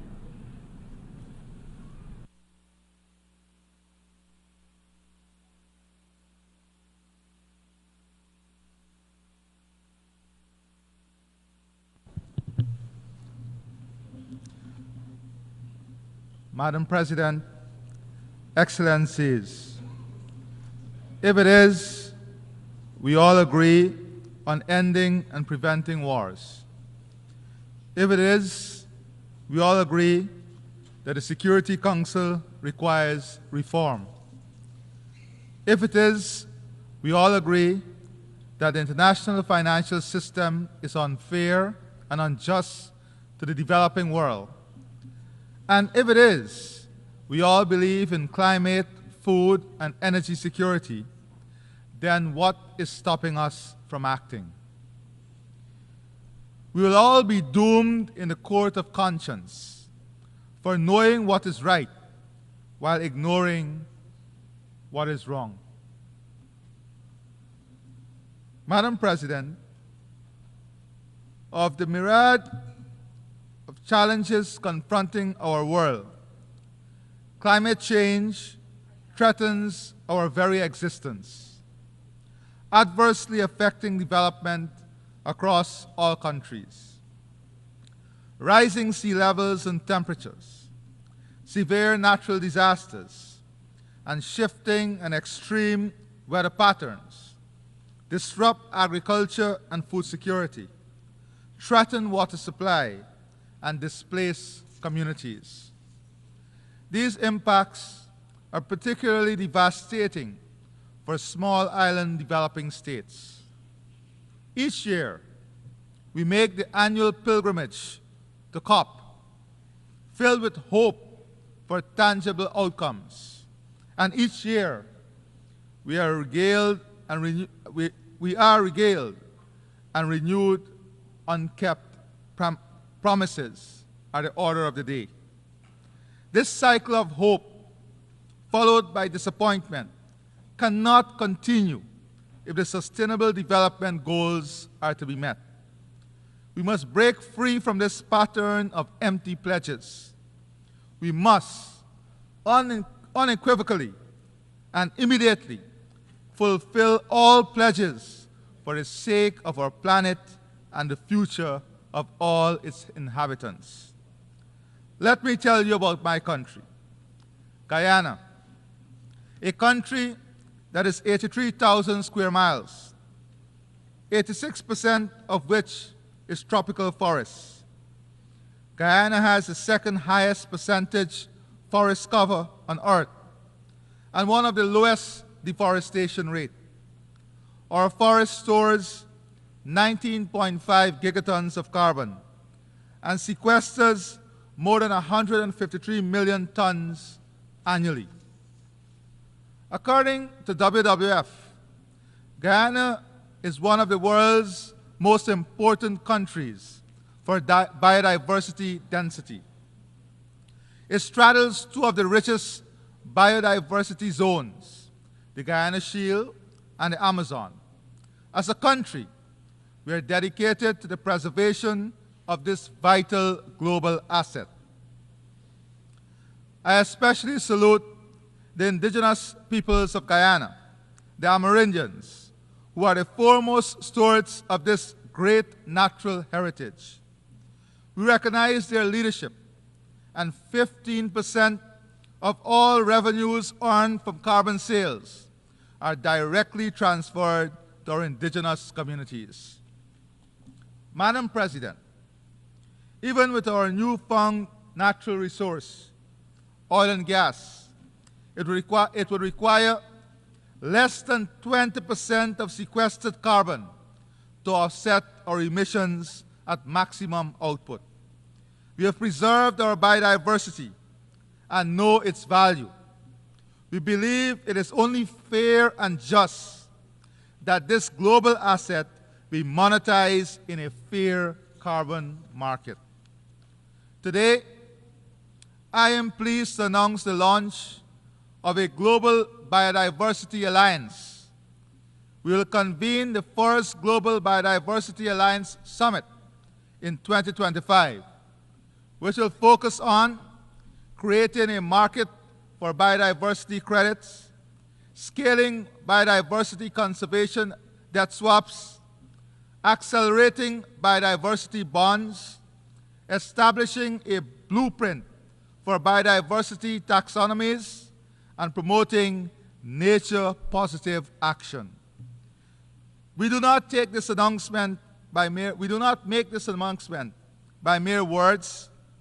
Guyana is also committed to doubling its protected areas by December 2025 and achieving the global biodiversity target of 30% by 2030. These are real solutions that Guyana is putting forward to address the global problem of biodiversity loss. We do not lecture, we lead by example without arrogance. Madam President, according to the UN Food Security and Nutrition Report, in 2023, an estimated 28.9% of the global population, 2.3 billion people, were moderately or severely food insecure.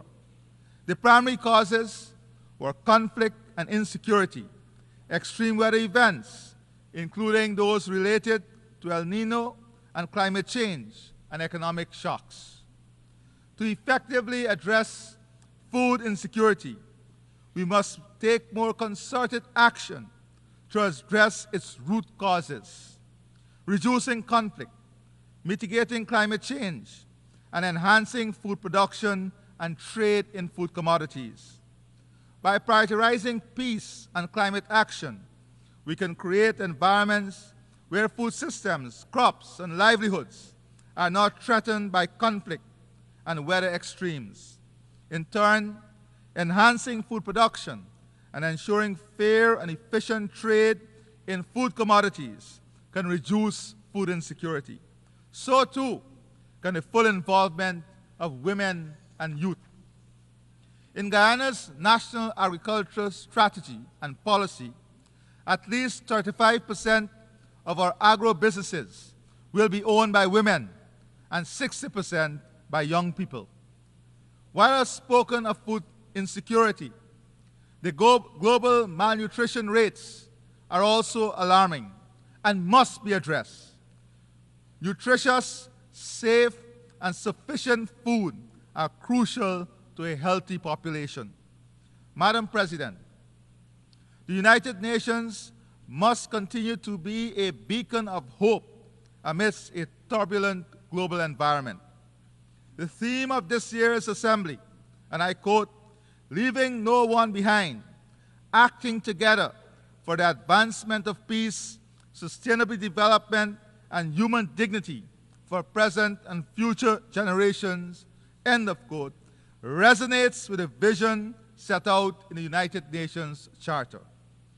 This vision demands decisive action and enlightened multilateralism.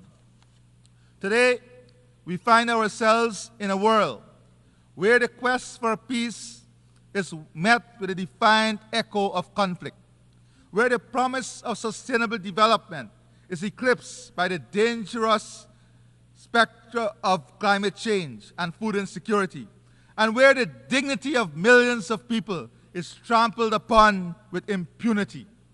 In Ukraine, the sovereignty and territorial integrity of a nation are being violated. Yet, decisive action by the United Nations Security Council remains fettered by the veto. Justice demands that we defend the territorial integrity of all states, large, small, powerful, and weak.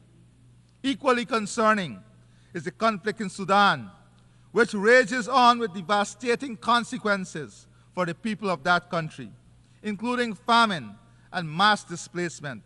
This conflict will continue to undermine efforts to achieve lasting peace and sustainable development. This assembly must also condemn the continued oppression and persecution by the Taliban of women and girls in Afghanistan, who face not just lack of access to education and restrictions on their movements, but now even their voices cannot be heard in public. Closer to my home, CARICOM has been actively supporting a Haitian-led process for the restoration of democracy, peace, and stability in Haiti. We welcome the deployment of the UN-authorized multinational security support mission led by Kenya as a crucial step towards stabilizing the security situation. We call on the international community to urgently scale up financing for the MSS and secure its renewed authorization so that the mission can succeed. We must also address the dire humanitarian situation where almost half of Haiti's population suffer from acute hunger, mass displacement, and women and girls are enduring brutal violence, including sexual violence. Guyana is leading CARICOM's effort in mobilizing humanitarian effort and support for Haiti. Excellencies, I'll be reaching out to you for your support. We must stay the course with our Haitian brothers and sisters in their quest for durable peace and sustainable development. The people of Haiti deserve nothing less. Madam President, peace, stability, and safety are no more imperiled than in Gaza. Guyana reiterates its strong condemnation of the October 7 attacks by Hamas on Israel. However, the collective punishment of an entire population, including the indiscriminate slaughter of civilians, most of whom are women and children, has long gone beyond the realm of self-defense. As the world watches on helplessly, Israel continues to flout its international obligations, including the orders of the ICJ and successive Security Council resolutions. Instead, the right of self-defense is being used as a weapon of mass extermination, stoking legitimate fears of genocide. No state, large or small, should feel comfortable and safe when such atrocities are allowed to continue with impunity. The war in Gaza must end now. We reiterate our demand for an immediate ceasefire and the release of all hostages and Palestinians illegally detained. Madam President, For more than 75 years, the Palestinian people have been denied their right of self-determination. We must advance the two-state solution, as this remains the only viable option for a future where Palestinians and Israelis live in peace and security. Turning to our brothers and sisters in Cuba, their right to development continues to be stymied by the economic embargo. Guyana renews its call for revocation of the embargo and the removal of Cuba from the list of state sponsors of terrorism. Madam President, the United Nations has a special responsibility for the security of small states. Small states look to multilateralism and the rule of international law to protect them from foreign aggression. Guyana is a small state that has had to contend with aggression from the Bolivarian Republic of Venezuela for all 58 years of our nationhood. International law and its strict application have been our armor and our shield in our determination to protect ourselves from this aggression. We remind this august assembly that the border between Guyana and Venezuela was fully, finally, and perfectly settled in an 1899 award by an international tribunal. Venezuela was fully represented in that tribunal, whose award it proclaimed in its own Congress and welcomed for more than 6 decades. Before reopening the issue on the eve of Guyana's independence, claiming 2/3 of our territory. This controversy, initiated by Venezuela, was submitted by Guyana to the International Court of Justice in accordance with a decision of the United Nations Secretary General and consistent with our position to settle this matter by legal and peaceful means. In 2023, in light of intensified acts of aggression by Venezuela, the ICJ issued provisional measures stating that, and I quote, pending a final decision in the case, the Bolivarian Republic of Venezuela shall refrain from taking any action which would modify the situation that currently prevails in the territory in dispute, whereby the Cooperative Republic of Guyana administers and exercises control over the area, end of quote. After years of refusing to participate in the proceedings of the ICJ and stating that it does not recognize the jurisdiction of the court, the Venezuelan government has now submitted a counter memorial to Guyana's submission. We welcome Venezuela's decision to participate in the court's proceedings and express the hope that Venezuela will accept the decision of the court, as Guyana has long pledged to do. I reaffirm Guyana's unwavering commitment to a peaceful resolution of this long-standing controversy in full conformity with international law and the principles set forth in the United Nations Charter.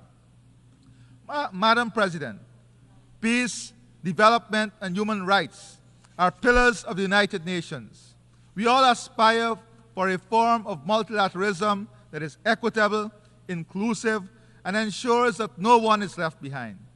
Women's participation in leadership in private and public sectors are integral to this.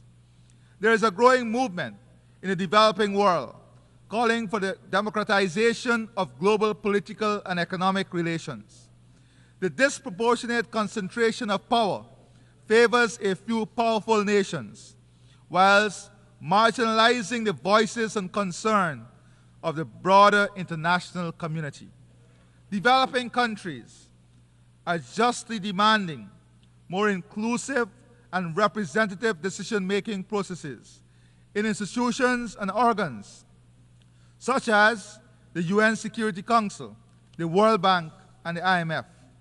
The World Trade Organization must also be reformed to ensure fairer trade for developing countries.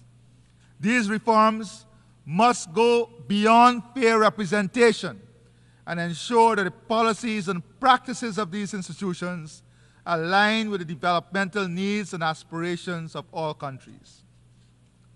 In the emerging global order, we must ensure the United Nations remains at the forefront of global governance. If multilateralism is to trump unilateralism, the UN's role as the world's foremost multilateral organization is pivotal. With the necessary resources and resolve, the UN can ensure a future of peace, sustainable development, and human dignity. The future we seek, a future where no one is left behind, demands courageous action. The UN must fulfill its role as a custodian of greater global peace, the foremost promoter of sustainable development, and an unflinching protector of human rights, human dignity, and international law. And since the UN is all of us, this body of nations, this is a collective responsibility for us all. Let us not be found wanting. Let us act together for the advancement of peace, for the achievement of sustainable development, and the preservation of human dignity, now and for generations to come. I thank you.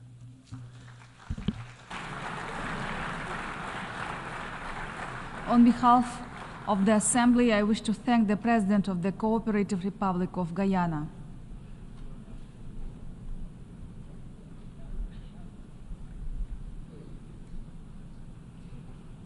The Assembly will hear an address by His Excellency José Raúl Molina Quintero, President of the Republic of Panama. I request protocol to escort His Excellency and invite him to address the Assembly.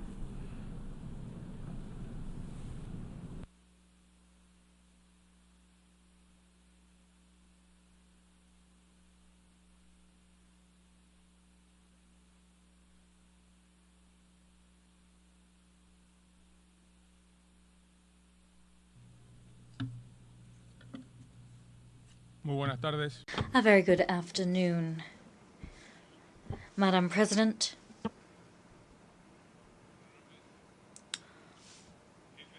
honorable heads of delegation, ladies and gentlemen. Just over 2 months ago, I assumed the presidency of the Republic of Panama. Over the next 5 years of my mandate, I will have to face down on behalf of all Panamanians major challenges, several of which affect not only my country, but the hemisphere as a whole. Our privileged geographical position has made us a bridge between and a meeting point for the Americas. We had the first railway to connect the Atlantic and the Pacific on our continent, the first customs office of the continent, and the first in Tierra Firme, the first Spanish city in the form of Tierra Firme. Our canal and our airport hub have made us strategic partners for all countries of the world. As things stand, our canal serves 180 maritime routes. These connect 1,920 ports in 170 countries. And that means that we are a major value add for products from throughout the world. Cognizant of our importance as a meeting point, our doors have always been open to all nationalities who, fair and square and playing cleanly, wish to harness the competitive advantages we have as our shield states, a country pro mundi y beneficio for the world. But today, Panama is facing a colossal problem as a result of its strategic location. Illegal immigration through the Darien Gap, which is being used as a gateway by hundreds of thousands of migrants and has been for some time. Migrants that are fleeing the grave political, economic and social problems they face and seeking the so-called American dream. I know that territory very well because just over a decade ago, when I was Panama's Minister for Security, I led the forces who took back the Darien Gap from the narco guerrilla. Today, it is a source of great pain to witness the social tragedy that is this treacherous journey, a journey embarked upon by women, children, and elderly persons who begin an inhumane crossing over rivers, jungles, and inhospitable corners. They face myriad risks to their very security in so doing. This movement of people is led by criminal organizations with bases in neighboring countries, organizations that receive dirty money to make a profit from the hope and needs of thousands of human beings. I fully understand how hard it is to decide to migrate to escape the poverty and oppression that one may experience in their place of origin. The vast majority of people wish to live, develop, and progress in the land where they were born. Let me say it again, causes are well known, but alone we cannot tackle them. We are already facing too many social and financial problems as a nation. We do not have the resources or the material possibilities to solve the migration crisis alone. Illegal migration through Panama is part of a colossal global problem, and it must be in the United Nations where this problem is front and center of an agenda. We are proud of being a country which connects myriad global trade routes, but we will not agree to be used as a transit point for illegal immigrants, because that brings with it social, human and environmental costs for our territory. Panama is today paying a high environmental cost as a result of that illegal flow of persons.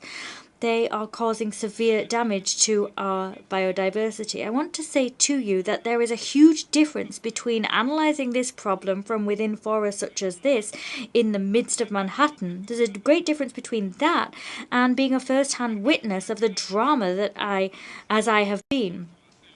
Seeing children being orphaned by the harshness of a crossing through the jungle would wreak havoc and tear apart the soul of the coldest analyst who was to study these questions from the comfort of an office. These aren't standalone problems for the Darien Gap, or to give you another example, for the Mediterranean. What we're talking about is a complex system of organised crime that is making profit from human misfortune. In 2023, the Darien Gap saw the entry of more than 500,000 illegal immigrants. That accounts for, or is equivalent to, 12% of Panama's total population. If the same thing had happened in the United States, that would have meant the entry of 40 million illegal immigrants in 1 year. In other words, a number 20 times higher than that seen today. Another example, Italy. They also have a grave migrant problem. Last year, indeed, around 150,000 people entered the country illegally. If we were to scale this up to Panamanian proportions, we'd be talking about the entry of 7 million people illegally to this European country. Ladies and gentlemen, what I'm asking you is to really take stock of the magnitude of what's happened, because our sense is that we don't have the international support that we need to face a situation which is so distressing from a humanitarian point of view, so costly from a financial perspective, so perilous for our security, and so alarming if you look at the environmental devastation which it leaves in its wake. And it's precisely this environmental destruction that I want to talk about now. Darien is one of the largest neotropical forests in the world. When 500,000 people pass through it and leave tons of waste over the years, some of which is highly polluting, such as batteries and plastic waste, that has serious environmental consequences. Moreover, and it's painful to say the following, decomposing bodies are left by the side of the road or in rivers. Not everyone survives this horrific 20-day odyssey through the jungle. It falls to Panama to address a problem which is not our own, but we do what we can with the resources that we have. No one could visualize, far less would they accept, 500,000 people leaving rubbish and waste without any type of planning or proper management in the Black Forest in Germany or in the Yellowstone National Park here in the United States. 500,000 souls, irregular migrants, moving without documents or oversight. Perhaps the reason for the lack of outrage at a global level at the devastation of our Darien region, the major green lung of the region, is because it is in an inhospitable corner of the border between Panama and Colombia. I do understand that part of the responsibility for this situation falls on the shoulders of previous governments in our country that did not show the resolve or the strength necessary to place this issue on the global agenda. But that has all changed. This president will speak out about this problem and will use every international forum to demand a shared effort to halt the flow of illegal migration. Madam President, in Panama today, we have the new border of the United States because Darien is the corridor traveled by those who seek in this country a better life. Panama has always been on the side of peace and the progress of nations. Today needs the help and support of those countries that it has historically supported in this and other fora. We need concrete cooperation and full frontal cooperation to avoid our territory being used as the beginning of a dream which often is one trumped up by criminal organizations linked to drug trafficking and trafficking persons. Political instability is one cause of mass migration. When there are grave institutional crises that exist over time, their immediate consequence is the fleeing of their citizens. Venezuela is a specific example of the above. It is for that reason that I now want to talk about our regional political situation, which incidentally is the major driver of the migration crisis we're experiencing. The increasing breakdown of Venezuela's institutional system has led to a stampede of 8 million Venezuelans, according to data from the UN Refugee Agency. Behind this figure is a genuine migration tragedy. International organizations haven't provided a resolute or credible response to this problem throughout the years. Recent events in Venezuela have further tarnished the country's already dishonored institutions. Let us be clear. Awarding oneself a triumph without publishing vote counts is like wanting to win a trial without presenting any evidence. Wanting to win without publishing vote tallies is like losing and not accepting the results. In fact, the current regime has lost the support of its staunchest defenders in the region, or, in the very best of scenarios, it has received fragile and tenuous support expressed only as silence. It is resoundingly clear that the current regime will not leave power, nor will it recognize its defeat.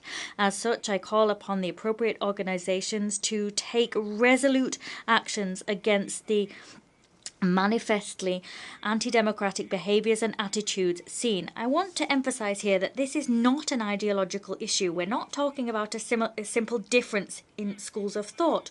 What we're talking about is strictly heeding the people's will that is the mother of all wills. Panama is open to dialogue with the rest of countries, any country in which there is respect for the political and representational system arising from every country's national constitutions. I'm bringing up the Venezuelan issue here because it's very difficult for me to talk about health and the environment when 8 million of our neighbors have been forced to flee their home, fleeing the poverty besetting a country that should have been an economic power.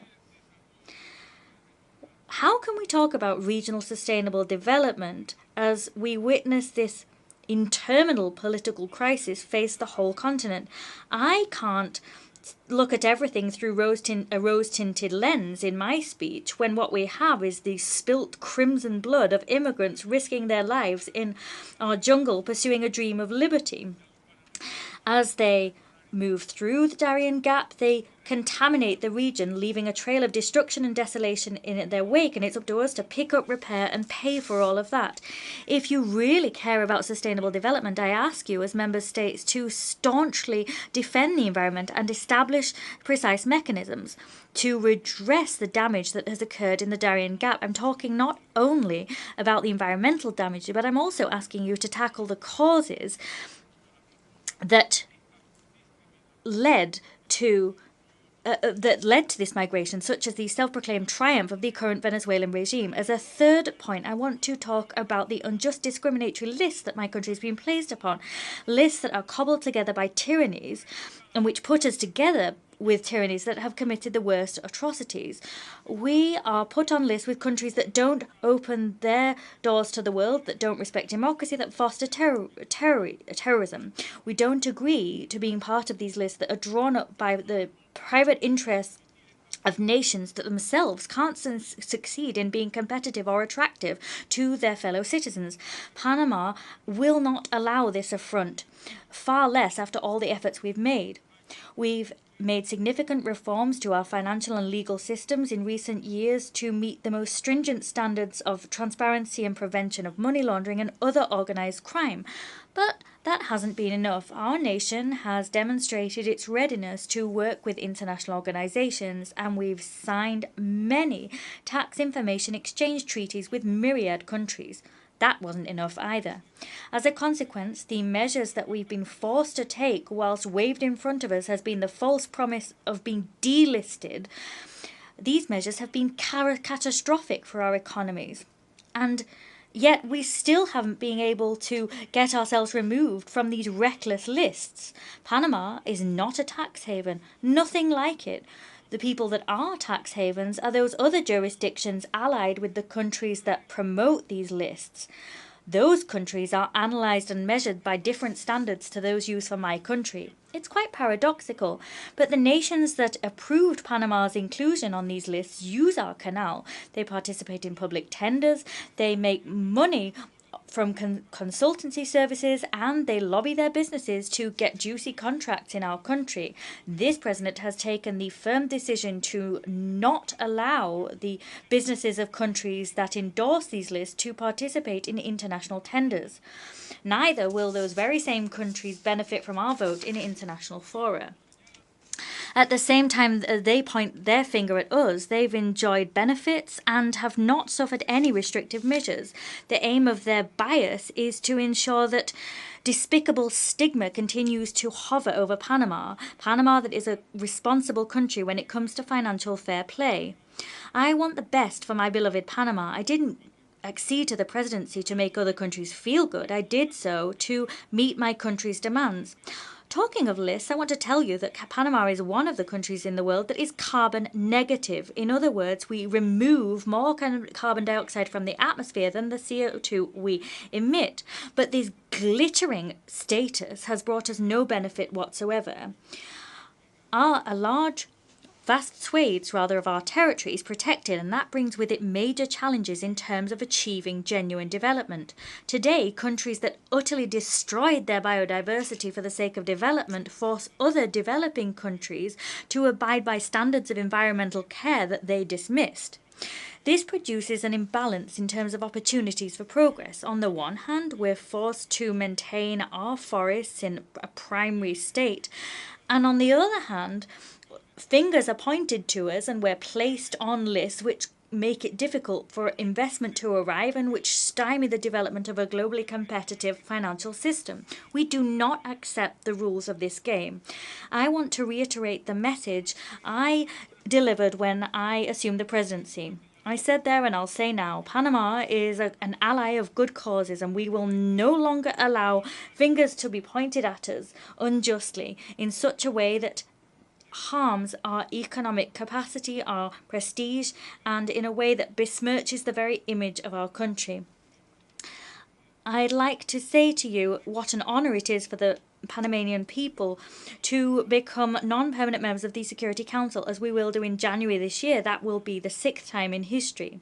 That accolade is the fruit of sustained work over time. We've been given that seat because of our country's work to fight against terrorism, to fight trafficking in persons, and to fight drug trafficking. Panama contributes to peace and concord between peoples. I am sorry for hammering home this point again and again and again, but all of this is completely impossible to reconcile with the aforementioned list. We can't accept that a country whose conduct is unimpeachable and a country that works in favour of peace, freedom and international security be lumped together and tarred with the same brush with those who do quite the opposite. We're placed on arbitrary lists that don't tally with reality. All of that is genuinely unacceptable. We'll continue fighting peacefully and doggedly to put an end to this unnecessary and discriminatory harassment at the hands of countries that would never abide by the same conditions we are forced to. To conclude, I'd like to say that we'll continue building a country that is at the service of humankind. We'll care for our biodiversity. In the face of adversity, we'll defend our democracy in spite of concrete threats today hovering over our region. Panama will continue connecting global trade, fighting for freedom, being a part of the world, and calling for the respect that we give and the respect that we deserve as an upstanding nation. We are a noble working people, and we'll fight every day to make this world a better place to live. Distinguished members of this organization, Madam President, on behalf of Panama and all of the Panamanian people, many thanks for this opportunity.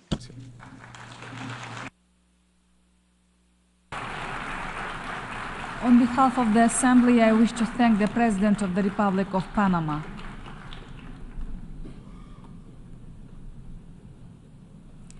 The Assembly will hear an address by His Excellency Faure Essazimna Nasingbe, President of the Togolese Republic. I request protocol to escort His Excellency and invite him to address the Assembly.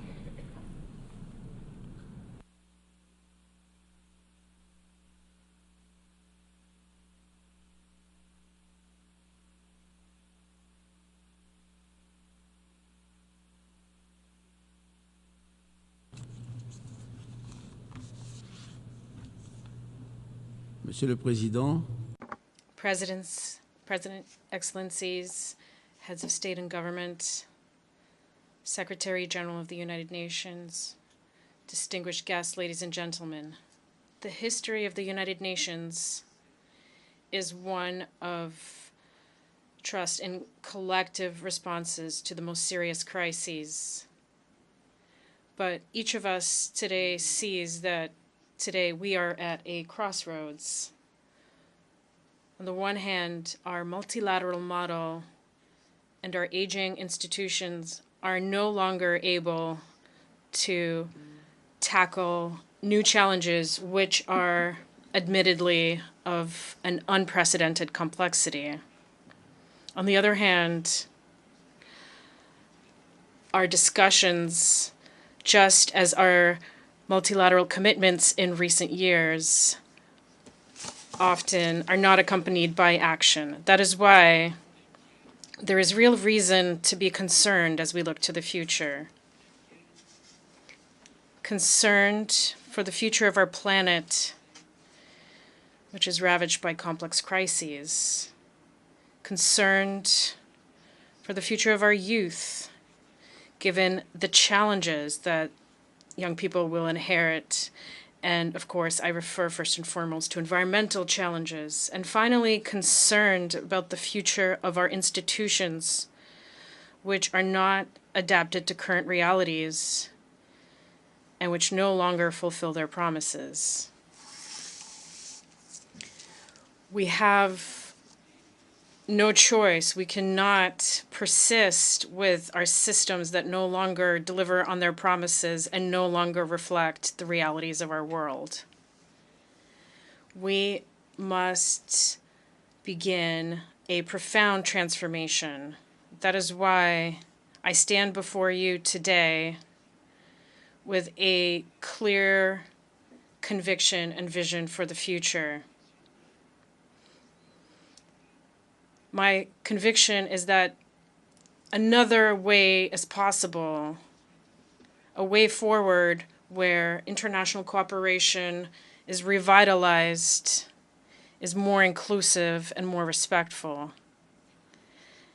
And my vision is one of Africa that fully assumes its role as a strategic partner in building new rules for global governance. My first observation is that my country, Togo, looks to the future with hope and determination. In Togo, we are working on a type of development that will be sustainable but also equitable and inclusive. We know that in order to achieve this, we must build a strong, visionary state that ensures protection. We are doing this as a nation because this is our responsibility towards current and future generations. This requires large-scale investment in our education and healthcare systems. This requires reducing the digital divide. And this also requires a commitment to an environmental transition as well as action in favor of gender equality. My second observation is that today, looking to the future means looking to Africa. Our continent is no longer just a developing region. It is also the future driver of global growth, because it is Africa that is home and will continue to be home for a long time to the majority of global youth. That is where the strongest development potential resides for emerging markets related to technological innovation and entrepreneurship. It is in Africa that the blue and green economies open up considerable opportunities for sustainable development. Our continent has a wealth of natural resources. When properly leveraged, they can transform Africa into a global hub for clean, renewable energy. And it is also in Africa that we must test out new partnership models that we require, specifically between the private and public sector. My third observation is that addressing the challenges of our times requires effective multilateral cooperation. Challenges in the food security and environmental realms go beyond what each country can address individually and alone. More and more, we are dealing with fundamentally asymmetric crises. These crises quickly and harshly affect regions of the world that are not directly responsible for the causes of those crises. That is why I reiterate my deep conviction. First, given these global threats, the only way to ensure a better future for current and future generations is to take collective and coordinated action, action by states. And this action, this collective action, must be carried out as part of revitalized global political frameworks. This is in particular true for our efforts when it comes to climate adaptation and resilience. Africa is a region that is one of the most vulnerable to the impacts of climate change. Even though Africa as a continent contributes the least to greenhouse gas emissions, the harmful impact of climate change seen in Africa in terms of food security and the migration challenges that this causes cannot be underestimated. If we do nothing, the issue of the environment will lead to major waves of migration towards the north, which is clearly something that is a common concern. But this need for collective action is also true when it comes to the challenge of peace and security. And that challenge is also a burden that can no longer be carried by Africans alone. In Western Africa, we face the persistent threat of terrorism. In my view, the answer to this requires a combination of inclusive dialogue, security reform, and economic development initiatives that would address and eradicate the root causes of violence. But we cannot tackle all of these challenges alone. Multilateral cooperation is necessary in order to face this collective threat. We all know that development, the climate transition, and security have all become issues that need to be tackled in a multilateral manner. But to do this, we must first refashion our model for international cooperation. And this brings me to my last observation. We cannot strengthen international cooperation without a new model for partnerships that is more equitable and more respectful towards African states. We urgently need to rethink our model of multilateralism in order to rebalance efforts in the context of international cooperation. And in that context, our continent, Africa, deserves particular attention. First of all, there needs to be more respect, dignity for African states on the international stage. It is time to recognize that we are strategic actors in our own right, capable of making a major contribution to global efforts towards peace, sustainable development, and human dignity. Respect for human dignity is not only a principle that must guide our daily actions within our borders. The respect for and dignity of our peoples must be recognized through their representation and the elevation of their voice, which must be heard and respected in international fora. And finally, we require a new model of international cooperation that is more broadly based on localization. Externally imposed so-called universal solutions can, it is true, have some advantages, but they do not always work. Despite the efforts made in recent years, international aid often remains disconnected from the needs and the capacities of the populations that receive this aid. Localization must be a major commitment to recognize local expertise while allowing states to play their rightful role in defining priorities and implementing programs.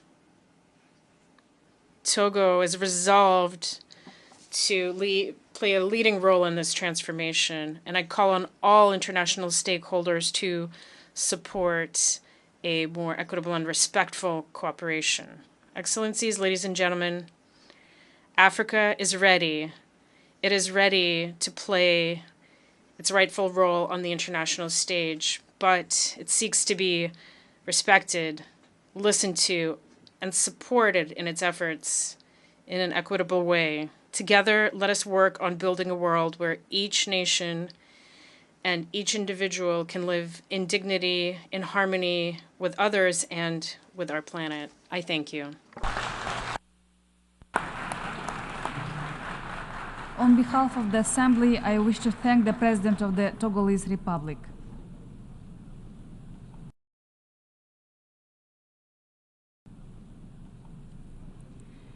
The Assembly will hear an address by His Excellency Bassirou Diomaye Diakhar Faye, President of the Republic of Senegal. I request protocol to escort His Excellency and invite him to address the Assembly.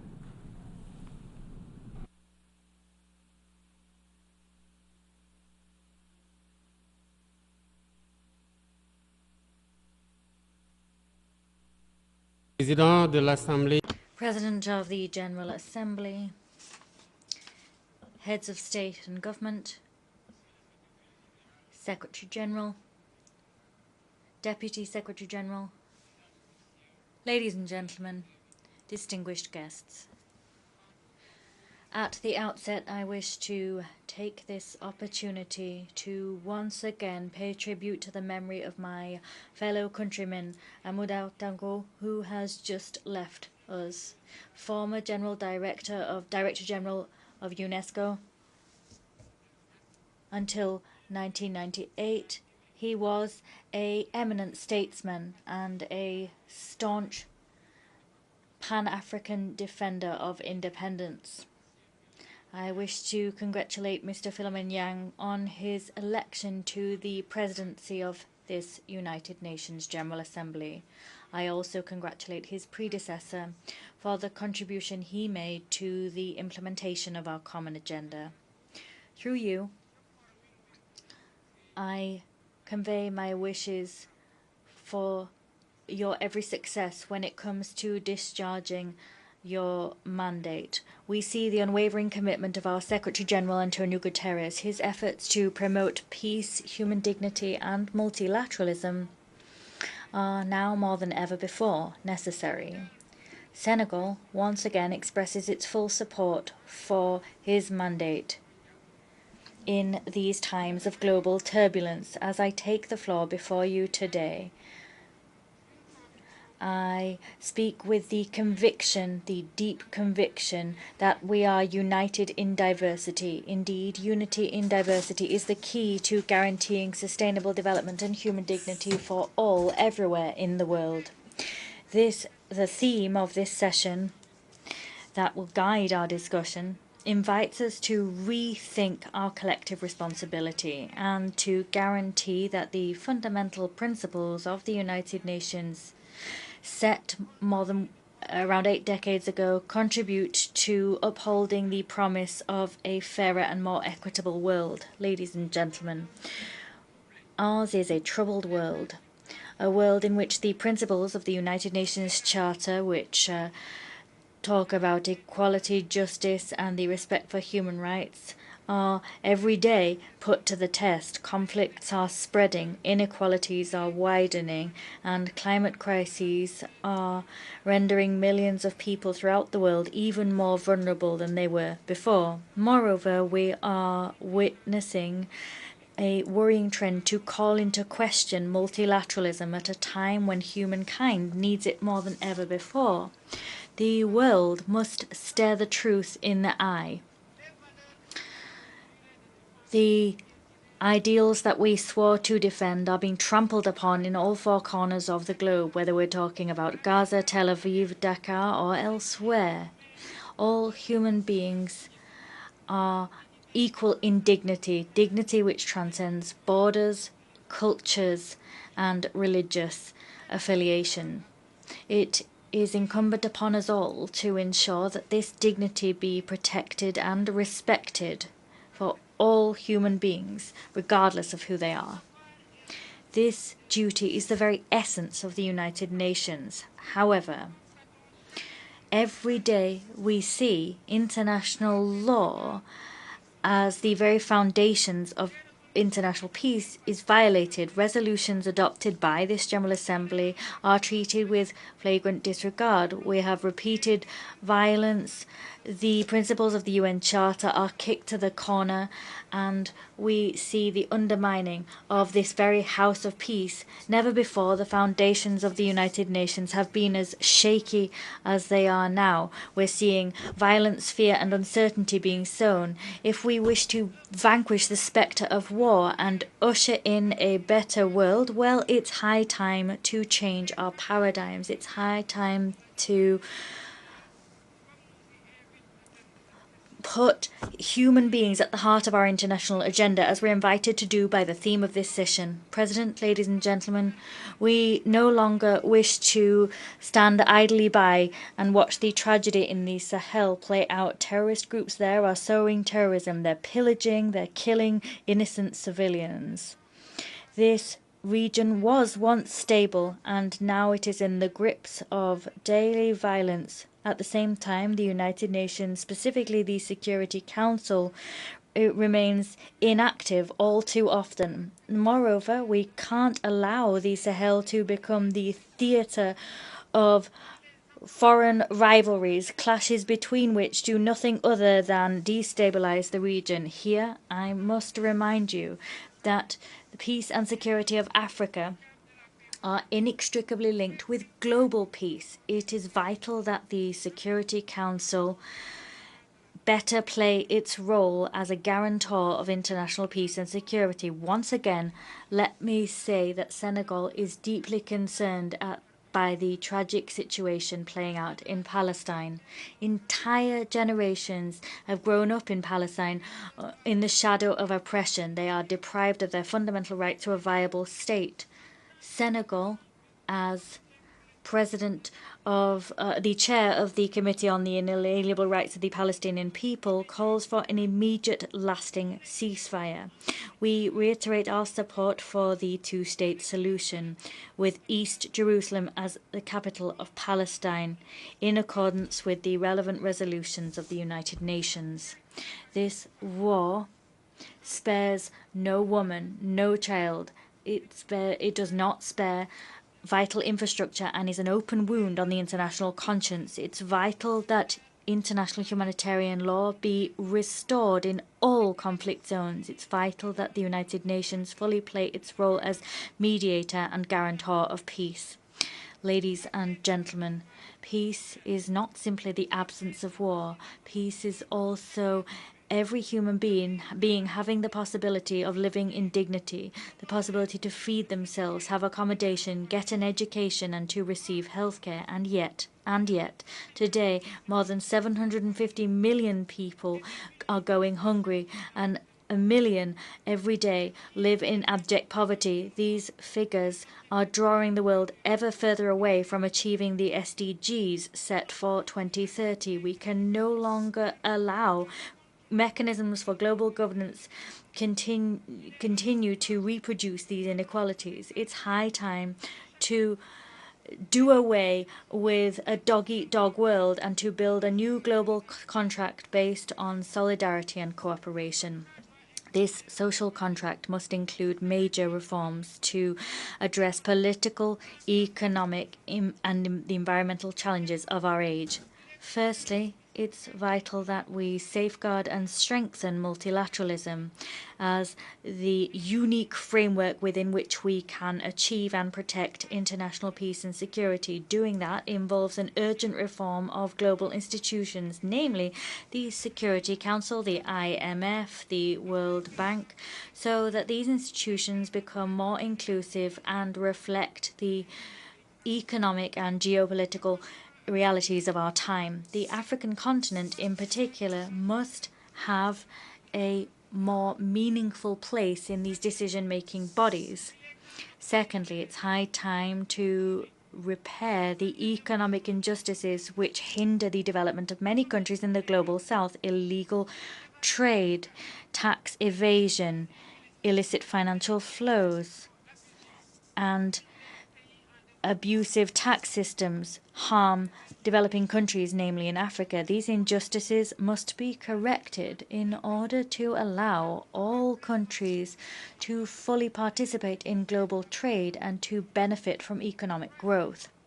Third, it is vital that we resolutely work to tackle climate change. We must do that by respecting the principle of common but differentiated responsibility. The industrialized country historically responsible for mass greenhouse gas emissions must step up their efforts to finance a just and equitable energy transition which does not penalize developing nations. We must, as an absolute imperative, protect our planet without sacrificing the rights of the most vulnerable nations to continue their development. Fourthly, we must thwart any attempts to impose unilateral ways of existing and civilizational models. Since its independence, Senegal has staunchly defended the equal dignity of cultures and civilizations. This diversity must continue to be the cornerstone of the peaceful coexistence between peoples. No nation should impose on others its practices or its values as universal. The respect for difference is the very foundation of peace and stability throughout the world. Ladies and gentlemen, Senegal is staunchly committed on this path. We've chosen to build a state wholly focused on sustainable development with ambitious initiatives in terms of clean energy, food sovereignty, and transparent governance. However, we know that to be successful in those endeavors, we need collective action and international solidarity.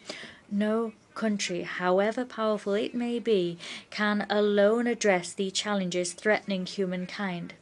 As such, we must act together, united in our diversity, to usher in a future in which human dignity is protected, where justice prevails, and where prosperity is shared. It is through cooperation and mutual respect that we will overcome the crises shaking the very foundations of our world. I thank you. On behalf of the Assembly, I wish to thank the President of the Republic of Senegal.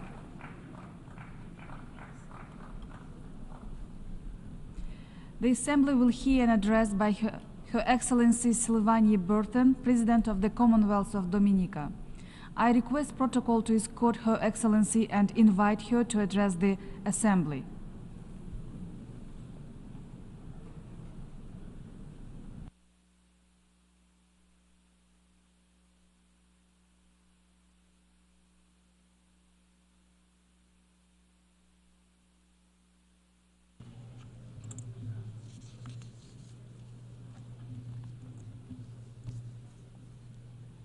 Madam President, Mabrika Mabrika, I greet you in the language of my Kalinago people, the first people of the Caribbean, of whom I am proud to call my ancestors.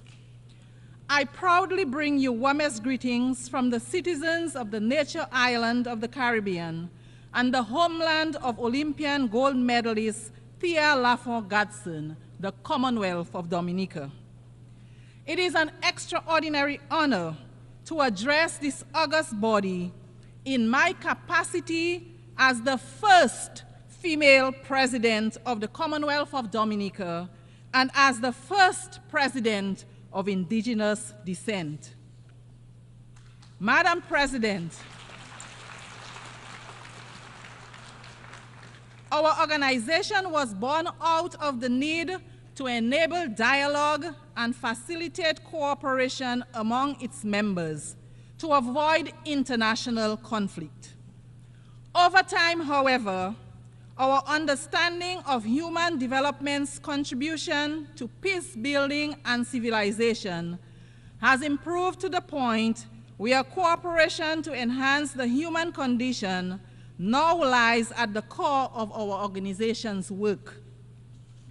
Madam President, progress in many spheres of human endeavor is not equitable, and deliberate action is required to ensure that the most vulnerable among us, namely women, boys, girls, the physically challenged, and senior citizens, are brought from the shadows of neglect and into the light of opportunity. In essence, Excellencies, though we are a small nation, subject to the many challenges of growth and development, we insist that we continue to be our brother's keeper and join our voice with those who believe that no one, regardless of location, race, ethnicity, gender, or religion, no one is left behind in the relentless pursuit of advancement. To leave no one behind in our quest for a sustainable and resilient future, we must embrace multilateralism to combat the many major global challenges we face. Madam President, we remain concerned that despite the resources and publicity given to UN Agenda 30, its outputs so far do not inspire confidence that we are on track to realize the much heralded goals. Alarmingly, the 2024 Sustainable Development Goals report indicates that far from building on the progress achieved during the first 5 years, and I quote, fully half of the 17 targets are showing minimal or moderate progress, while over 1/3 appear stalled or going in reverse. It is therefore the hope of my government and the Caribbean community, of which we are proud members, that this assembly will be known as the forum at which the United Nations family rededicated itself to ensuring that the SDGs remain central to our claim, that our civilizations are caring and progressive, and that our collective management, scientific and diplomatic capabilities will be assigned to ensuring that the well-being of the present and future generations is guaranteed. Madam President, for example, despite SDG 3, good health and well-being, the growing burden of non-communicable diseases, NCDs, is an urgent crisis that calls for unified and aggressive approach by all global leaders. The World Health Organization, WHO, concludes that NCDs such as cardiovascular disease, diabetes, hypertension, cancers, and chronic respiratory diseases account for 75% of all deaths worldwide. These diseases not only shorten individual lives, but also imperil the future of our societies, our economies, and our shared global development goals. The fight against NCDs is not one that any nation, particularly a nation as small as ours, can win alone. That fight requires strong leadership, innovative strategies, and collaboration at every level. In Dominica, we have made significant progress in enhancing our healthcare system to better meet the needs of those at risk or living with NCDs. I had the opportunity to share Dominica's perspective, vision, and action on non-communicable diseases with the global group of heads of state and government for the prevention and control of non-communicable diseases at the 3rd annual gathering held here yesterday at the UN headquarters. Dominica is proud to play its part in this global effort, and we remain committed to working with international partners to share knowledge, resources, and best practices in the fight against NCDs. Madam President, we stand today at a critical juncture in human history. Climate change, as we know, is not just an environmental challenge. It is a threat to every aspect of life as we know it. For Dominica, as for many small island developing states, this is not a distant or abstract issue. It is a daily reality. We have said it time and time again. We see it so vividly year after year that our communities are on the front lines, facing intensified hurricanes, devastating floods, and prolonged droughts. We recall our own devastation in 2015 with Tropical Storm Erica, which wiped out 96% of Dominica's GDP. And then again in 2017, against the deadly Hurricane Maria, which destroyed over 225% of Dominica's GDP in a matter of hours, mere hours. That is why this year we watched in agony as Hurricane Beryl swept through the island states of St. Vincent and the Grenadines, Grenada, Barbados, and Jamaica. Madam President, these tragic occurrences embolden us to state firmly that the time for rhetoric has long passed. Business as usual simply will not suffice.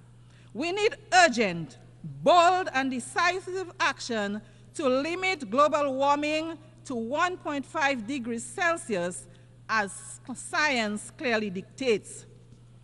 But to do this, we must drastically reduce emissions, boldly honor financial commitments, and build critical resilience infrastructure in regions particularly vulnerable in relation to climate change. This is a moral imperative, a matter of the utmost urgency, a matter of climate justice. Our future depends on the decisions made in these halls. Excellencies, This assembly is meeting at a time when the Commonwealth of Dominica and the rest of the Caribbean direct our gaze to the east and on the storms and hurricanes that emerge in the Atlantic. There is no denial that climate change is happening. We see, indeed, we feel its disastrous impacts on a daily basis.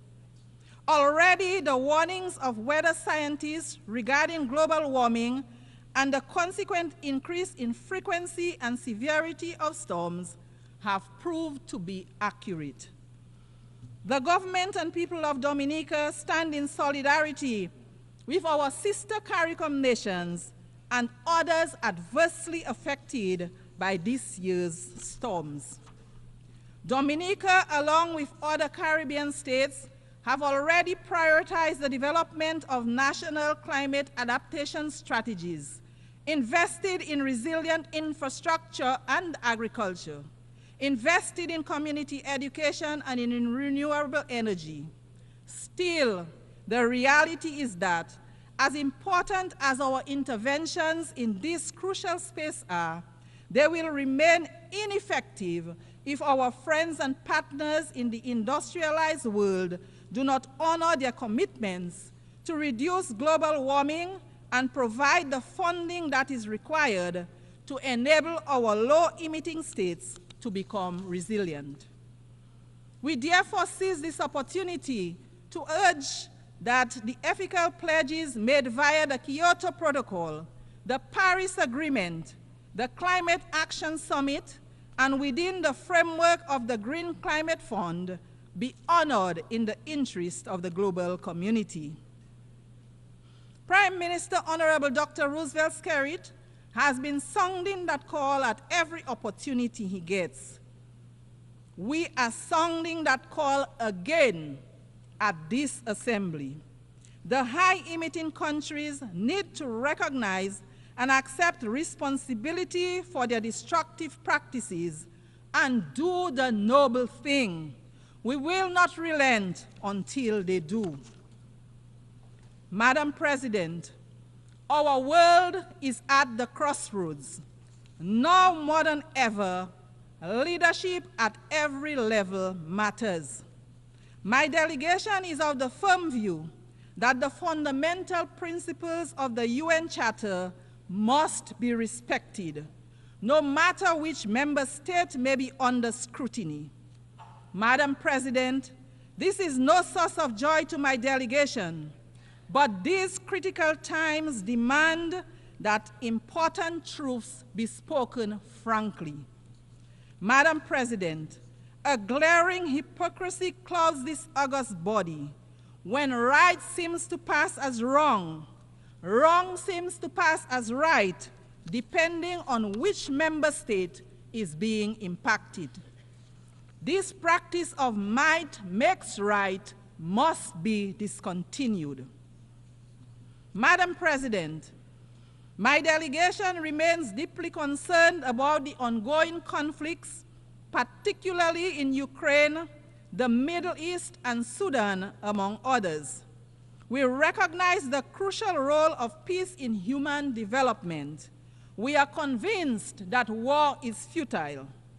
It is this conviction that impels us to urge that the fullest support be given to those entities that are engaged in promoting peace and reconciliation in the Middle East, Ukraine, and Sudan. Just a few examples of locations where war is setting back the human development gains achieved over the years. The continuing loss of innocent lives, particularly innocent lives of the most vulnerable among us, namely the innocent lives of women and children, is of dire concern. There is no winner in these conflicts. And if history has taught us anything, it is that the cost to rebuild after such terrifying and inhuman conflicts is extremely prohibitive. To this end, as long as these conflicts persist, my delegation will not cease to echo the call for for an urgent end to these conflicts which have decimated the lives of so many innocent ones. Madam President, we stand in solidarity with the people of Haiti and insist with the other CARICOM member states that the current crisis being confronted by our sister CARICOM state in no way nullifies the entitlement of its people to the recognition of their sacred sovereignty and their right to be central in the search for a fair and durable peace. The government of Dominica remains convinced that the present challenges faced by our sister CARICOM state are in part related to the glorious contribution Haiti made to the quest for justice and freedom in our region and the world. Indeed, the current complexion of this august body would have been unimaginable without the heroic struggles of the Haitian people. As such, the crisis in Haiti is much more than a Caribbean crisis, even if the solution is an obligation that all of the Caribbean states accept wholeheartedly. My delegation therefore unreservedly supports the position of CARICOM on the situation in Haiti, a position that rightly calls for a Haitian-led and owned transition process to bring across systematic changes to our fellow CARICOM member state. It is high time. The heroic sacrifices of Haitian blood and treasure that opened the door to the liberation of so many of our countries, making it possible for us to be members of this august body, deserve no less than the abundant peace and prosperity of the wonderful Haitian people. It is, Madam President, in this same spirit that we welcome the installation of the interim government under the leadership of Dr. Gary Conil and the swearing in of a new cabinet of ministers on June 12th. This process of normalization of life for the people of Haiti has been nothing if not daunting. However, with the support of the international community, there is a glimmer of hope, the dawning of a new day as progress is being made. We remain ever optimistic that ordinary Haitian citizens will once again be able to live, work, and feel at peace in Haiti, an outcome they so richly deserve. Madam President, no mention of this glimmer of hope for the Haitian people would be complete without recognition of the strategic support of the Kenyan volunteers, who have played a major role in bringing the security situation under some measure of control. The Kenyan people standing so closely in the struggle for peace and prosperity with the Haitian people is as natural gets, because their stance echoes the ancestral and historical connections that we share, as well as the imposition history placed upon us to struggle for our liberation. We therefore thank the government and people of Kenya for their mighty effort. We thank also the United States of America and Canada for their generous support for the effort to stabilize Haiti. We also thank the other states which have made and pledged their support to Haiti towards the restoration of an environment conducive to peace and development. Recognition is also due to those who made material contributions to this effort. We urge member states who have pledged financial support to honor those pledges so that the humanitarian gaps can be closed and the food crisis can be resolved. The Haitian people, a people as heroic and resilient as people ever were, deserve better. It is our firm conviction that we in the international community have a responsibility to ensure that the living conditions of the Haitian people are brought to the natural standards of human dignity. Madam President, the Commonwealth of Dominica is keen to underscore its commitment to advocating for unity, justice, peace, and the sustainable human development that they foster. In this regard, we continue to urge that the long-running economic embargo against the people of Cuba be set aside. It hurts the people of Cuba as well as the image of its sponsors. The trade embargo imposed against our brothers and sisters in Cuba continues to be of great concern to us in the Caribbean. Its lifting grows increasingly urgent. Therefore, the Commonwealth of Dominica once again joins the voices of the overwhelming majority of members of this global organization to call for the immediate lifting of trade restrictions and export bans imposed on the good people of Cuba. They are unjustified, they are unjustifiable, they are antiquated, they belong to a bygone era. They should cease to exist. They fall, in our view, within the grand narrative of yet another Caribbean people's struggle for liberation. It is for these reasons that the government of Dominica strongly urges a radical reconsideration of these actions. Madam President, our steadfast advocacy for respect for the United Nations norms of sovereignty and non-interference impels us as well to urge that the right of the government and people of Venezuela to resolve internal challenges without outside interference be respected. We renew our condemnation of the United States' imposition of sanctions on Venezuela. The resulting hardship forced upon the people of Venezuela needs an immediate and complete end. Madam President, in closing, my delegation is pleased to leave this august body with reference to a most valuable and appropriate gift for this forum at this point in time. My ancestors, the Kalinago people, lived in harmony with Mother Nature, drawing on nature for food and general well-being, including medicinal plants. The benefits to a life in harmony with Mother Nature are many. Their impact on the environment was minimal.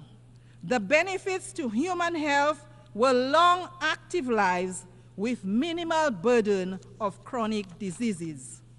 My ancestors also lived a communal life marked by social cohesion. My delegation recommends this way of life of our Kalinago people to this body. Madam President, I wish Your Excellency and all the delegations participating in the 79th session every success in their deliberations. In the language of my Kalinago people, Ayahora, which means thank you.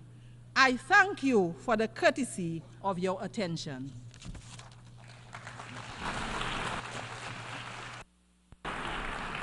On behalf of the Assembly, I wish to thank the President of the Commonwealth of Dominica.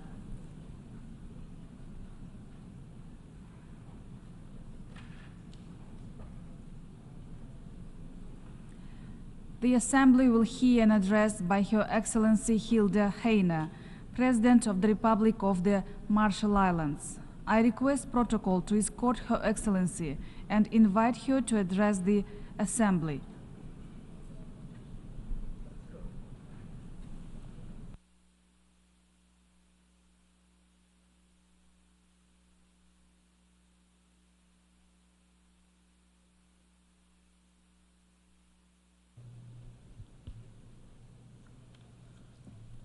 Madam President, Mr. Secretary General, Excellencies, I bring you warm greetings of Yahweh on behalf of the Republic of the Marshall Islands.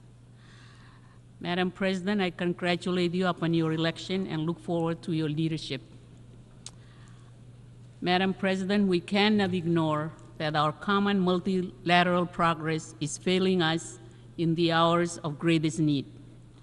Perhaps most at risk are human rights, the fundamental freedoms which must be afforded every citizen of this planet. This accountability applies to all, without exception or double standards. The Human Rights Council must also work towards a balanced agenda, an inclusive approach to human rights within our diverse global setting. Our own unique legacy and complex challenges with nuclear testing impacts, with climate change, and other fundamental challenges informs our perspective that the voices of the most vulnerable must never be drowned out. These convictions are why the Marshall Islands is a candidate for UN Human Rights Council term 2025 to 2027, with the endorsement of the Pacific Islands Forum leaders. Madam President, for nearly a year, nations around the world have expressed grave concern regarding extreme violence in Gaza and Israel, not just the horrific events which led to this grave conflict, but also the disproportionate and devastating response visited upon an innocent civilian population. Madam President, as we look forward to next year's UN Oceans Summit in France, it is vital that the international community takes action to protect the health and biodiversity of our oceans. The youngest and future generations of islanders must not be robbed of the benefits we know today. Without sustainable ocean ecosystems, the economy, stability, and cultural identity of our region will collapse. Through regional institutions, our island nations are defining sustainable fisheries and changing the global market. Our distant fishing partner nations at the Western and Central Pacific Fisheries Commission, many of whom are also global superpowers, need to place long-term sustainability ahead of immediate commercial goals. Illegal, unregulated, and unreported fishing is not just a threat to our own economic future, but also global food security. Madam President, the world needs to ensure that the high seas seabed is not stripped of its unique biodiversity before we even document it. Without a clear-eyed scientific understanding of impacts and risks, the world's oceans are too fragile to turn into a speculative experiment. The Marshall Islands joins the growing chorus applying a precautionary approach towards high seas mining, at least until there is adequate and meaningful agreement at the International Seabed Authority on binding environmental measures and the mining code. Madam President, sea levels have risen, and we are too late to prevent them from eating away at our shores.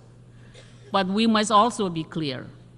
We will not be wiped out off the map, nor will we go silently to our watery graves. Sea level rise poses a threat to long-term ability to remain in our islands and to our fundamental security as a nation and within our ocean-locked Pacific Island region. But for small island developing states, our stability and legal identity remains fixed in the future, just as it is now. The Marshall Islands strongly supports the recent declaration of the heads of state and government of the Alliance of Small Island States on sea level rise and statehood, and we urge other nations to join us in support. The Marshall Islands welcomes this year's high-level meeting on sea level rise and the ongoing work of the International Law Commission, as an opportunity to engage on complex multilateral questions, even where states have already established state practice. Madam President, we must do all that we can to prevent further melting of the cryosphere. By February next year, every nation on Earth has committed to putting forward new nationally determined contributions that set out how they'll reduce emissions to keep global temperature rise below 1.5 degrees Celsius. We need governments to show both ambition and cooperation, as we all agreed last year, to triple renewable energy deployment, double energy efficiency, and most importantly, to accelerate the transition away from fossil fuels and end the subsidies that support them. Despite this, we have seen some of the planet's wealthiest countries break their pledges as they double down on fossil fuels. This failure of leadership must stop. There must be no new coal mines, no new gas fields, and no new oil wells. The financial needs of this energy transition for adapting to climate impacts and for repairing the rising loss and damage are in the trillions of dollars. In Baku later this year, we will decide whether that money is made available to developing countries. We must see vastly increased contributions. We must also find money wherever we can. Instead of rewarding some of the richest and most polluting businesses on the planet, we should repurpose these funds to the rollout of renewables and to directly supporting the poorest and most vulnerable.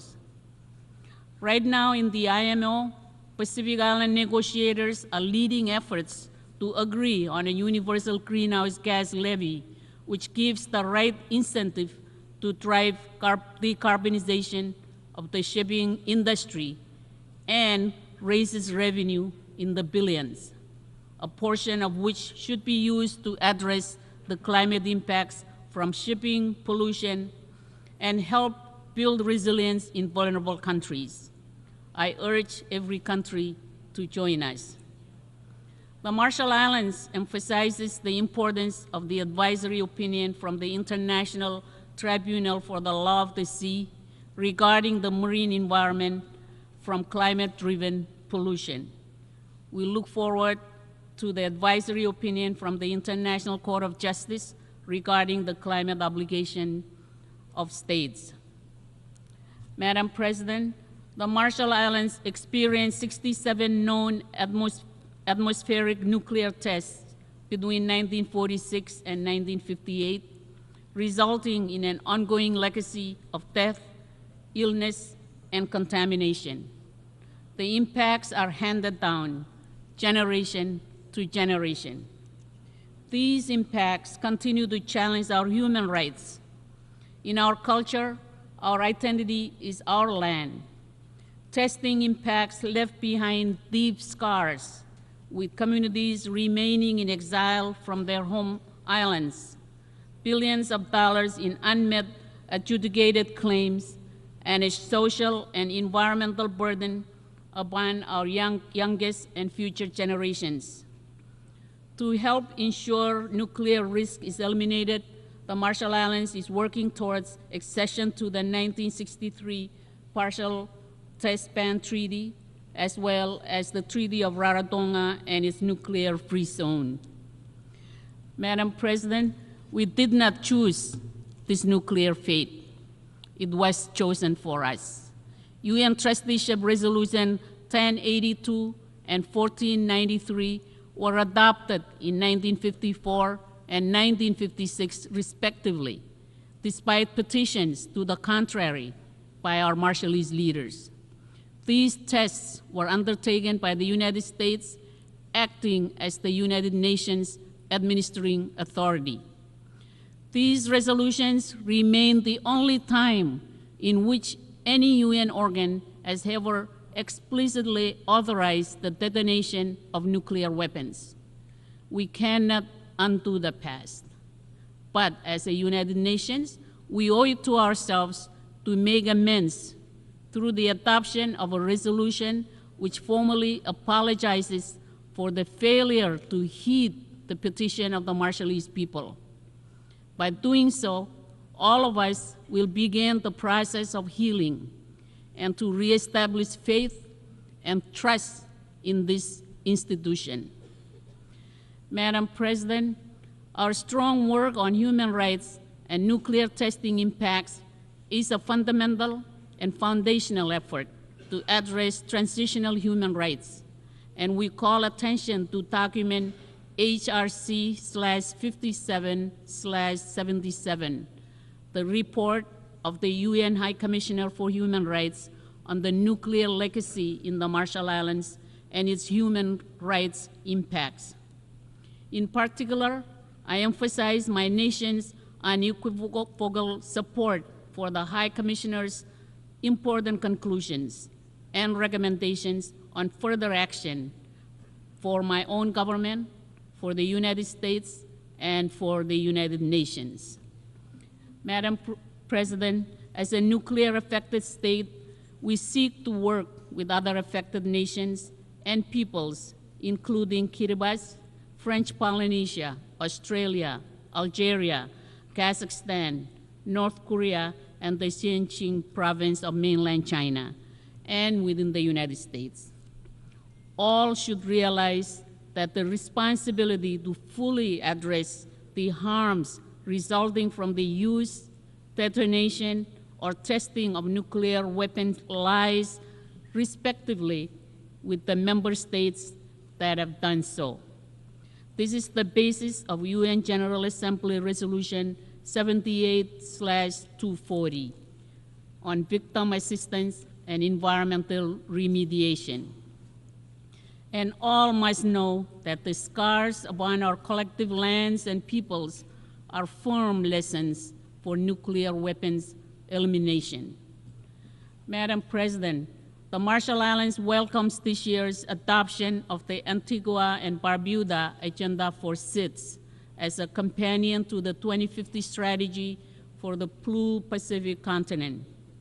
It is vital that island-driven strategies are better addressed.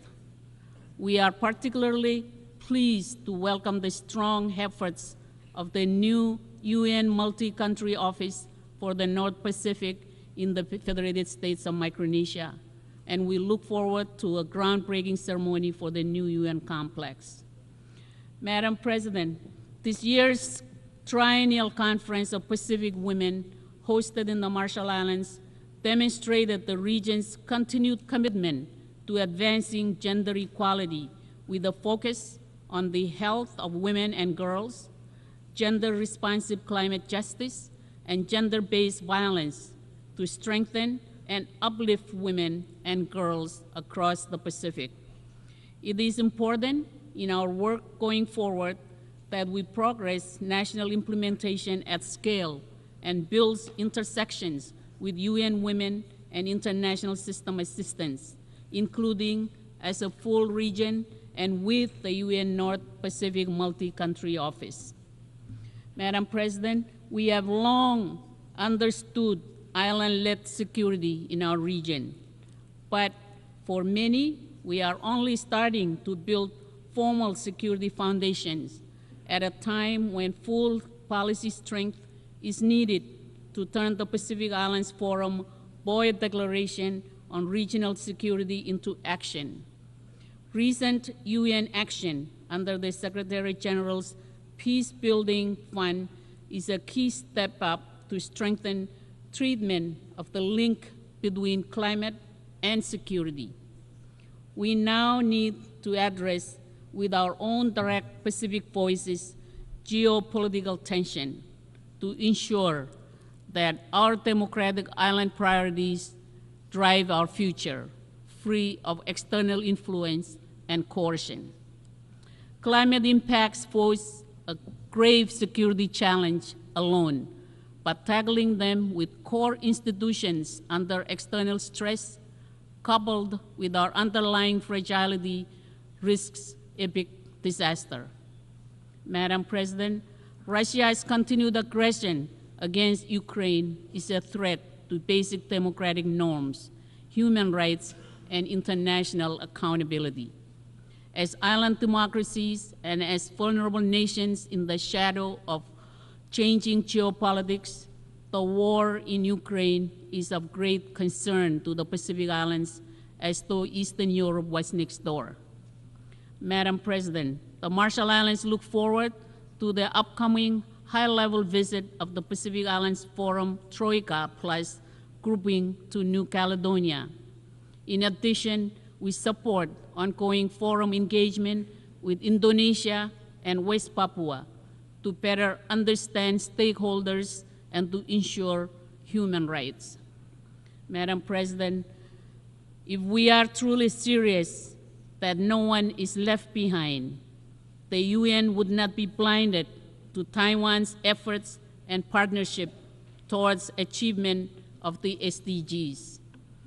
Only this independent, democratic government can represent its 23 million people. UN Resolution 2758 does not mention Taiwan and should not be used as a pretext to exclude Taiwan from participating meaningfully in the UN system. This resolution has been misused to threaten cross-strait and regional peace and security. This was never its original intent. It cannot serve as a sound basis to prohibit Taiwanese citizens and journalists from the UN premises. The UN Secretariat should maintain neutrality and should not be complicit in limiting media freedom. Madam President, as key risks worsen in and around the world, multilateralism must be strengthened. For small and vulnerable nations, the United Nations, despite all its faults, remains the only institution which offers us a vital platform to voice our concerns, issues, and at times seek shelter from the ravages of conflicts and climate change. The word multilateralism can be expressed in the Marshallese proverb, "Warin Kangal," meaning the coral where all the fish congregate to seek shelter and feed. Let us all nourish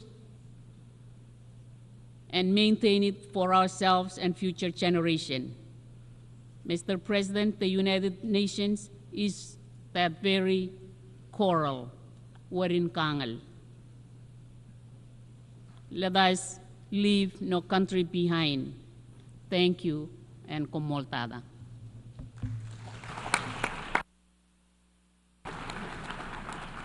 On behalf of the Assembly, I wish to thank the President of the Republic of the Marshall Islands.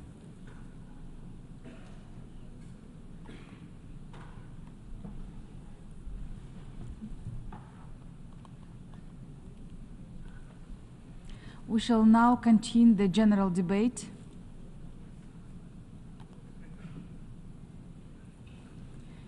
The Assembly will hear an address by His Excellency Irakli Kabahidze, Prime Minister of Georgia. I request protocol to escort His Excellency and invite him to address the Assembly.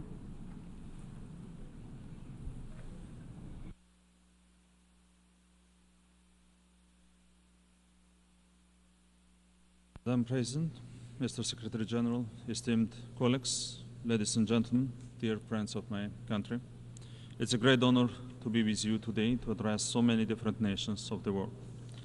We are a government that believes Georgia inherently deserves to be a peaceful, stable, and developed country. With this in mind, over the last decade, we have ensured that Georgia develops along this trajectory. We have made some tough choices and were never afraid of the challenge. We never chose an easy path, and we always prioritized our nation and our people. As a result, we are reclaiming our nation's pride, the pride and dignity that a country with 3,000 years of history deserves. We gather here in times of unprecedented global challenges, when interlinking crises of escalating conflicts, climate change, and rising humanitarian needs remain complex. These challenges require bold actions. Georgia has never been afraid of bold actions. The last couple of years have been difficult for our region. While we should be concentrating on global challenges such as development and problem solving, the ongoing war in Ukraine has caused an unprecedented level of uncertainty and a humanitarian crisis. I would like to underline once again Georgia's support for the sovereignty and territorial integrity of Ukraine within its internationally recognized borders remains firm and unwavering. Understanding the first-hand importance of peace, we have led the effort to transform our immediate South Caucasus region from a region of conflicts into a region of opportunities. We welcome the process of peaceful settlement between Armenia and Azerbaijan, and in particular, the efforts aimed at normalizing relations with neighboring countries. We have been and are willing to provide a regional cooperation format that will support collaboration and trust building between countries to make sure differences are left in the past and that we move forward together to capitalize on all the resources and advantages our region has to offer the world. Georgia's strategic location, serving as a natural bridge between Europe and Asia, makes Georgia the shortest route between East and West. With our sea access and strong relations with China as well as Central Asian countries, Georgia is a key player in the regional and broader Eurasian context.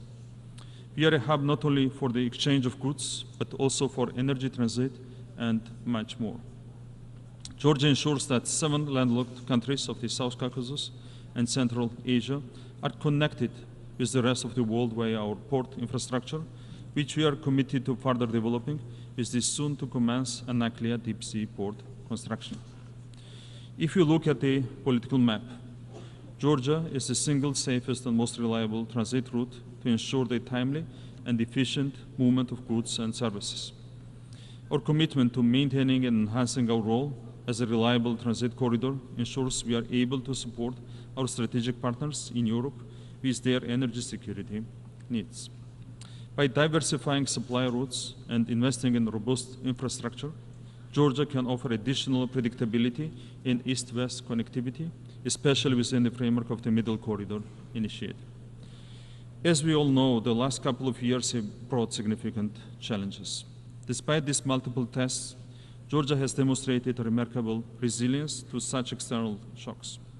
Our average annual economic growth since 2021 has been 9.7%. Thanks to strong macroeconomic fundamentals and fiscal discipline, the government debt and the fiscal deficit declined to 39.3% and 2.5% respectively. Additionally, Georgia has maintained one of the lowest regional inflation rates, further showcasing its economic stability. Despite significant economic improvement and cutting the poverty rate in half over the last 10 years, further reducing poverty and inequality is at the heart of Georgia's socioeconomic development agenda. In 2023, the employment rate showed significant improvement, coinciding with an increase in the labor force participation rate. The positive trend continued in the first half of 2024 as well, when the unemployment rate decreased to a record low of 13.7%. Georgia's effective performance is duly reflected in international rankings from the world's most reputable agencies. The Global Competitiveness Survey by the World Economic Forum ranks Georgia 20th in the world and 11th in Europe in terms of corruption control, while in terms of rule of law, Georgia ranks 29th in the world and 14th in Europe. The International Budget Partnerships Open Budget Survey ranks Georgia as #1 in terms of budget transparency globally. Transparency in the Time of War by the European Research Center for Anti-Corruption and State Building placed Georgia 17th in its 2023 ranking, ahead of 15 EU member states and 4 G7 states. Additionally, Georgia is the 25th freest economy in the world, according to Fraser Institute's Economic Freedom of the World Report, once again ahead of many leading economies. The Heritage Foundation's Index of Economic Freedom ranked Georgia 19th in Europe and 32nd globally, once again ahead of many EU countries. According to the OECD FDI Regulatory Restrictiveness Index, Georgia ranked 8th among more than 80 countries as one of the most open economies in the world in terms of attracting investments. That's the reason why Georgia's FDI to GDP ratio is one of the highest among peer countries. FDI in 2023 amounted to 1.9 billion USD, representing 6.2% of GDP. In the post-pandemic period until now, Georgia has attracted 6.2 billion USD in FDI, further supplementing Georgia's transformation into a regional multifunctional hub that serves all things business. Even so, we hosted more than 7 million tourists last year, showing a strong bounce back in post-COVID recovery. Georgia still maintains one of the lowest crime rates globally. According to Numbeo, Georgia ranks 8th in Europe and 21st globally, thanks to our law enforcement agencies and professionals. Despite the fact that 20% of our territories are under illegal occupation, we continue to thrive, continue to grow, and continue to make sure that our children live in a better, stronger, and more dignified Georgia. We are diligent and tireless in our quest to make sure Georgia is a country that every citizen is proud of. I want to use this opportunity to address our people on the other side of occupation line, in the Abkhazia and Tskhin Valley regions. Whatever actions we take are done to help our people so that one day, with our children, we can live together in one happy, united, and developed Georgia. On this side of the occupation line, we will always meet you with an open heart. We have to rebuild all the broken bridges in our country. Dear colleagues and friends of my country, in conclusion, Georgia is at a pivotal point in its modern history, and we, as the government of the people, are determined to guide our country in the best interests of the nation, to make sure we overcome all our challenges and become stronger and more successful than ever before. We are optimistic that Georgia's desire to become a full-fledged member of the European Union will be achieved by 2013. As we look ahead to the future with a commitment to shaping a prosperous community together with our allies and partners, our united efforts will persist in supporting peace-building measures and sustainable development. In doing so, we will advance human dignity, not only for the citizens of Georgia today, but also for the well-being of all future generations to come. Thank you very much. On behalf of the Assembly, I wish to thank the Prime Minister of Georgia.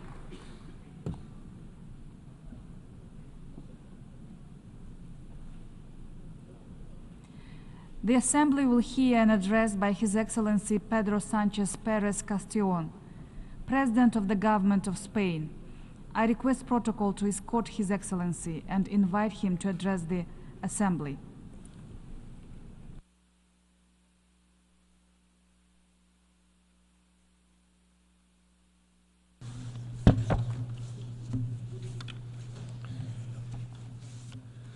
Señora Presidenta, señoras y señores jefes de Estado, de Gobierno, embajadores, embajadoras, delegados, delegadas, les hablo en nombre de un país comprometido con los valores que esta institución encarna y con un orden internacional basado en las normas y en los principios consagrados en la Carta de Naciones Unidas. Un país, España, que cree en los mecanismos internacionales de rendición de cuentas, que lucha contra la impunidad desde el valor de la experiencia y la memoria histórica, un país defensor de instituciones como la Corte Internacional de Justicia, la Corte Penal Internacional, fundamentales para garantizar la paz, la seguridad y la justicia y la reparación de las víctimas. Un país, en definitiva, que practica y se conduce desde una máxima fundamental y es el valor de la coherencia, la que nos ha llevado a decir lo mismo en Ucrania, en Gaza y en cualquier otro lugar. Defensa de la paz, de los derechos humanos y de un orden internacional basado en reglas. Y que, ante las dudas de otros, responde con más confianza en el multilateralismo. Ese mismo sistema multilateral, el que el mundo levantó pieza a pieza de las cenizas de la barbarie, se encuentra hoy bajo una enorme presión. una presión que impacta de lleno en tres aspiraciones esenciales para el progreso de las naciones: la paz, la democracia y el desarrollo. Tres aspiraciones inalcanzables por separado, la una sin las otras. La paz es incompatible con la tiranía. La democracia, a su vez, necesita proveer bienestar y desarrollo para legitimarse como lo que es, la forma de organización social y política más avanzada que el hombre ha creado en la historia. La paz sin democracia es la paz de las cárceles. La democracia sin desarrollo ni progreso es la antesala de la autocracia, como atestigua un pasado rico en enseñanzas que nunca deberíamos olvidar.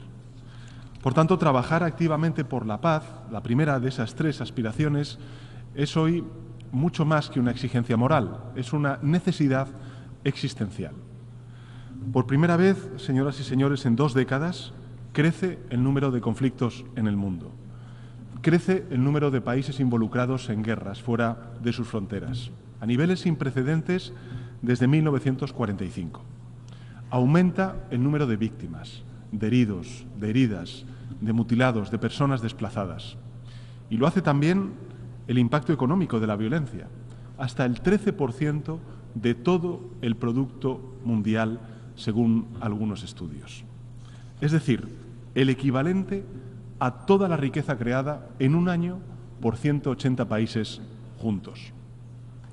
Estas cifras no solo ponen voz a un gran fracaso colectivo, que lo es, son la constatación de una enfermedad global que corroe tanto los cimientos del sistema multilateral como los de un orden internacional basado en principios y en normas. Principios que hasta hace poco parecían inviolables: el respeto a la soberanía, la independencia política, la integridad territorial de los países, como ocurre, por ejemplo, en Ucrania. A esta hora, mientras estamos aquí, se cumplen 31 meses del inicio de una agresión que la Rusia de Putin dirige no solo contra el pueblo ucraniano, sino contra el conjunto de la comunidad internacional. Una agresión que no debería prolongarse ni un día más. La reciente conferencia de paz en Ucrania, celebrada en Suiza, a mi juicio ha sentado las bases para construir una paz justa y duradera, respetuosa con el derecho internacional y con la Carta de Naciones Unidas, tal y como proclama la fórmula de paz del presidente Zelensky. Invito, por tanto, a todos los países que aún no lo han hecho a sumarse a esta iniciativa, así como trabajar también en el siguiente paso, que es la recuperación y la reconstrucción de Ucrania. Este año España aumentará su financiación humanitaria y para el desminado en Ucrania hasta 14 millones de euros, y en el año 2025 la cooperación española incorporará una línea de trabajo específica sobre la recuperación y la reconstrucción centrada en la salud, en la energía y en el agua en Ucrania. Ocurre en Ucrania, pero ocurre también en Palestina, donde desde hace casi un año asistimos a una insoportable espiral de muerte y de devastación que ya se extiende, desgraciadamente, al Líbano. Esto supone una escalada del conflicto de la máxima gravedad y, por tanto, desde España condenamos con rotundidad la muerte de civiles inocentes, una vez más, y por ello quiero hacer un nuevo llamamiento a la desescalada, a la distensión y a la vía diplomática. El derecho internacional humanitario debe ser respetado, no solo poniendo fin a la guerra en Gaza, abordando las causas profundas del conflicto israelí-palestino. Podremos resolver con éxito el resto de focos de inestabilidad en esa región tan importante para la estabilidad del mundo. Todo lo que vemos a diario en Gaza y ahora, por desgracia, en el Líbano, nos hace reflexionar sobre la vigencia misma del derecho internacional humanitario, precisamente cuando celebramos el 75 aniversario de los convenios de Ginebra. España va a seguir volcando todos sus esfuerzos en la ayuda humanitaria a la población gazatí, con la UNRWA como actor clave sobre el terreno. Y, sin embargo, todo será insuficiente sin un alto el fuego. Y, por tanto, hacemos de nuevo un llamamiento a alcanzar un alto el fuego, a la liberación de todos los rehenes y al acceso a la ayuda humanitaria. Y, en todo caso, las evidencias son ya rotundas. No podemos volver a la situación anterior. Es imperativo, es urgente aplicar la solución de los dos Estados, de Israel y de Palestina, conviviendo uno junto a otro en paz y en seguridad. Es la única solución posible a un conflicto que dura ya décadas y que tantas vidas inocentes se ha cobrado. Y además, la opinión consultiva de la Corte Internacional de Justicia, pedida además por esta Asamblea General de Naciones Unidas, ha establecido la ilegalidad de la ocupación de territorios palestinos, una ocupación que debe terminar inmediatamente. Es el momento de trabajar en la fase de estabilización, que solo puede recaer en el gobierno de la Autoridad Palestina, a la que España está comprometida y determinada a apoyar y reforzar. Señoras y señores, como sabrán, España tomó la decisión de reconocer al Estado de Palestina el pasado 28 de mayo. Esta es una decisión compartida por la inmensa mayoría de la sociedad española y que solo persigue contribuir a la búsqueda de la paz en la región. Un anhelo que viene de muy lejos. Nada más y nada menos que en 1949, un español, Pablo de Azcárate, ejerció como primer representante del mediador de Naciones Unidas en Palestina. Todavía hoy emociona leer sus notas sobre aquella misión, llenas de amargura ante la catástrofe que se intuía. Azcárate era un español exiliado, un republicano español al que una dictadura impedía regresar a su patria y quizá por ello empatizó como nadie con el sufrimiento de aquella tierra. Su figura hoy cobra aún más valor, es más reivindicada en esta casa 75 años después de aquellos hechos. Y antes de que acabe este año, España y Palestina vamos a celebrar la primera reunión intergubernamental para ampliar y profundizar nuestra relación bilateral. Y asimismo quiero destacar la importancia de la reciente reunión en Madrid del Grupo Euroárabe Islámico para impulsar el proceso de paz y para materializar la solución de los dos Estados. Urge, en definitiva, señoras y señores, la celebración de una conferencia de paz con las partes, con la comunidad internacional, apoyada hoy por nada más y nada menos que más de 90 países, cuando israelíes y palestinos se sentaron en una mesa. Una conferencia de paz que nos devuelva aquel espíritu de diálogo que Madrid albergó a principios de los años 90, cuando israelíes y palestinos se sentaron en una misma mesa a negociar.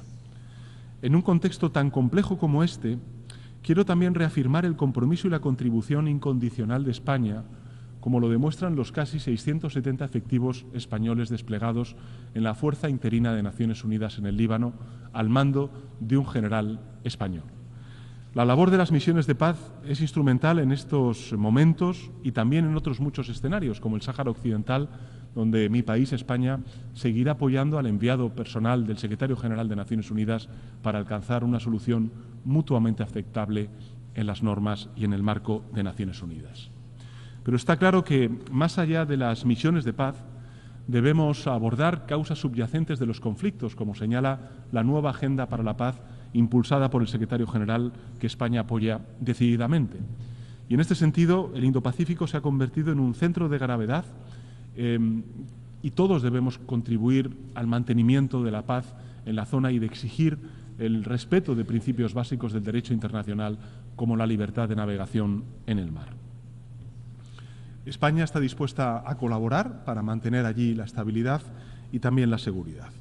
Si bien este panorama convulso, señoras y señores, puede llevarnos al desánimo, podemos mirar a algunos proyectos como el proyecto europeo como ejemplo de esperanza. Nadie habría imaginado que en tan solo unas décadas cambiase de manera tan radical el panorama geopolítico en Europa. Y por eso, como parte de la Unión Europea, España está comprometida con esta agenda de paz. En diciembre del año 2020, España y el Reino Unido alcanzaron un entendimiento bilateral relativo a algo muy importante para España, como es Gibraltar, en el marco de la salida del Reino Unido de la Unión Europea. Seguimos trabajando intensamente desde entonces, ahora con un nuevo gobierno británico, para que dicho entendimiento siga o siente las bases de una futura relación de este territorio con la Unión Europea, confiando en que se pueda alcanzar lo antes posible un acuerdo entre la Unión Europea y el Reino Unido en torno a Gibraltar. Y este acuerdo debe ser, a juicio de España, plenamente respetuoso con la doctrina de Naciones Unidas sobre dicho territorio, con la que, lógicamente, España se alinea plenamente. Y también debe serlo con la posición jurídica de mi país con respecto a la soberanía y la jurisdicción en relación con el mismo. Deseamos trabajar por el desarrollo de una área próspera, social, económica, que abarque todo el espacio de Gibraltar y también el campo de Gibraltar. Y junto a las amenazas a la paz, el mundo se enfrenta a un riesgo real de retroceso de la democracia. Es la segunda aspiración a la que quiero referirme. Derechos que se creían consolidados hoy son cuestionados o incluso revertidos. Una agenda reaccionaria global se abre paso al calor de la desconfianza en las instituciones, de la polarización y de la reivindicación de un pasado inventado tan falso como sus proclamas. La democracia, por tanto, libra una batalla por su supervivencia. Y seamos claros, no deja de ceder terreno ante sus enemigos. La democracia no puede aspirar a ganar esta batalla con una mano atada a la espalda. Y porque se enfrenta a gente sin escrúpulos, activistas de la mentira, los bulos, del odio, dispuestos a partir en dos sociedades para imponer su agenda reaccionaria. Es indispensable levantar un escudo que proteja las instituciones democráticas de quienes buscan socavar deliberadamente a las mismas. Y ya no basta con proclamar la superioridad moral de la democracia. Es necesario reconocer errores, trabajar por su regeneración interna, por ejemplo, reforzando la transparencia y la rendición de cuentas de nuestros sistemas democráticos y haciendo que los ciudadanos y ciudadanas sientan la democracia como algo cercano, como algo propio, como algo vivo. En este sentido, España impulsará esa visión a través de nuestra copresidencia de la Alianza por el Gobierno Abierto, que celebrará su 9ª cumbre global en octubre del año que viene en la ciudad de Vitoria-Gasteiz. En un contexto como este, también creo que la relación entre la Unión Europea y la América Latina y el Caribe cobra un renovado sentido. Somos dos regiones que están llamadas a trabajar juntas, con una visión compartida del mundo. Y la situación, desgraciadamente, en Venezuela, tras las elecciones del pasado 28 de julio, es enormemente preocupante. Quiero reiterar, una vez más, el compromiso inquebrantable de España con la democracia y con la defensa de los derechos humanos en este país. Condenar cualquier detención, amenaza contra líderes políticos.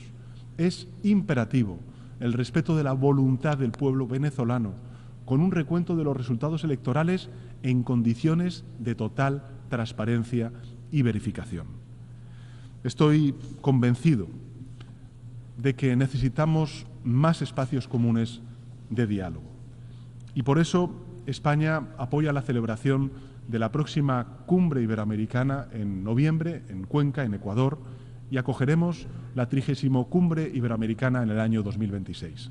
Vamos a seguir practicando también una política exterior feminista. Lo vamos a hacer por coherencia, porque por encima de todo hablar de feminismo es hacerlo sobre derechos humanos. Y hoy, en ese sentido, quiero decir alto y claro que es el momento, que el momento es ahora. Tanto la Secretaría General como la presidencia de esta Asamblea, en la próxima renovación de estos cargos, deben recaer finalmente, ya por fin, en mujeres. España apoya y apoyará con firmeza la alternancia de género en esta organización y trabajará para poner fin a una situación sencillamente inaceptable. Para que la paz y la democracia prevalezcan, es imprescindible, señoras y señores, impulsar la tercera aspiración a la que quiero hacer referencia, y es la agenda de un desarrollo sostenible. La democracia como la paz se legitiman por el resultado, por su capacidad para proveer bienestar, seguridad, combatir las desigualdades en todas sus formas, de impulsar una agenda de justicia social, de promover la dignidad del ser humano. Pero no solo se trata de cubrir necesidades materiales en el presente, que también. Se trata de hacerlo sin comprometer la capacidad de las generaciones futuras para satisfacer las suyas propias. Se trata de que nuestros hijos, nuestras hijas, nuestros nietos, nuestras nietas puedan vincularse a eso que hemos llamado el desarrollo sostenible como una necesidad existencial, no solo como una exigencia moral. No voy a hacer un discurso fatalista sobre la emergencia climática. De sobra conocen su impacto, por ejemplo, en el aumento de los flujos migratorios, el precio de no actuar. Pero me niego a caer en la melancolía o en la resignación de quien da la batalla por perdida. Yo no lo voy a hacer. La ciencia, sin duda alguna, es la respuesta. una ciencia que pone al ser humano en el centro de sus preocupaciones, una ciencia que nos recuerda que solo hay una alternativa y es eliminar los combustibles fósiles, que haya más energías renovables y que haya más eficiencia energética. Si seguimos esa hoja de ruta, no solo hay luz al final del túnel, hay grandes oportunidades de desarrollo y mejoras sustanciales de la competitividad global. Lo sé por experiencia. Más de la mitad de la energía eléctrica que produjo España el año pasado venía de fuentes renovables. Y a estas alturas del año, ese volumen ya supera el 60%. Detrás de esas cifras hay mucho más que energía limpia, barata y accesible para millones de hogares. Hay más y mejores empleos en sectores emergentes y hay más oportunidades en territorios que hasta ahora no contaban con industria. Por eso es tan importante reforzar la financiación internacional al desarrollo, para convertirla en una auténtica palanca de prosperidad para los países que la necesitan. Y en ese sentido, España es un país que sabe que para que sus 48 millones de habitantes puedan aspirar a un futuro mejor, tenemos que trabajar para que los 8.000 millones de habitantes de nuestro planeta tengan también una vida digna y un futuro mejor. Tenemos espacios desde los que actuar para lograr una profunda reforma y actualización de las instituciones financieras internacionales y de los bancos multilaterales de desarrollo. Pero creo, señoras y señores, que hay que ir más lejos.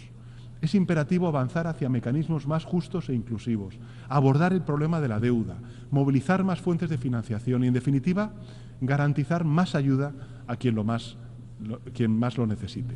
Debemos implementar políticas tributarias más eficaces, transparentes, justas, que impulsen la movilización de recursos domésticos, incluido el impuesto mínimo global sobre las grandes fortunas y la plena implementación de los dos pilares de la OCDE y el G20 sobre la fiscalidad de las multinacionales como base para una futura convención marco de cooperación tributaria.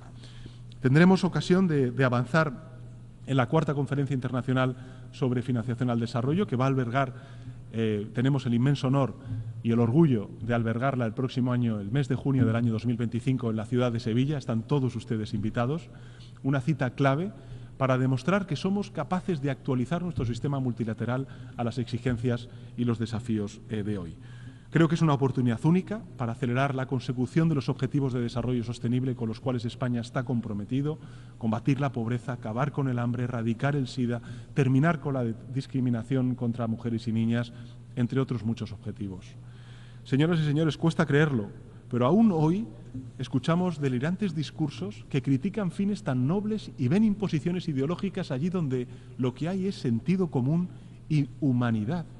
Discursos que tachan esta agenda, la Agenda 2030, tan nítidamente humana como una construcción de supuestas élites globalistas. Es la locura de los tiempos que vivimos.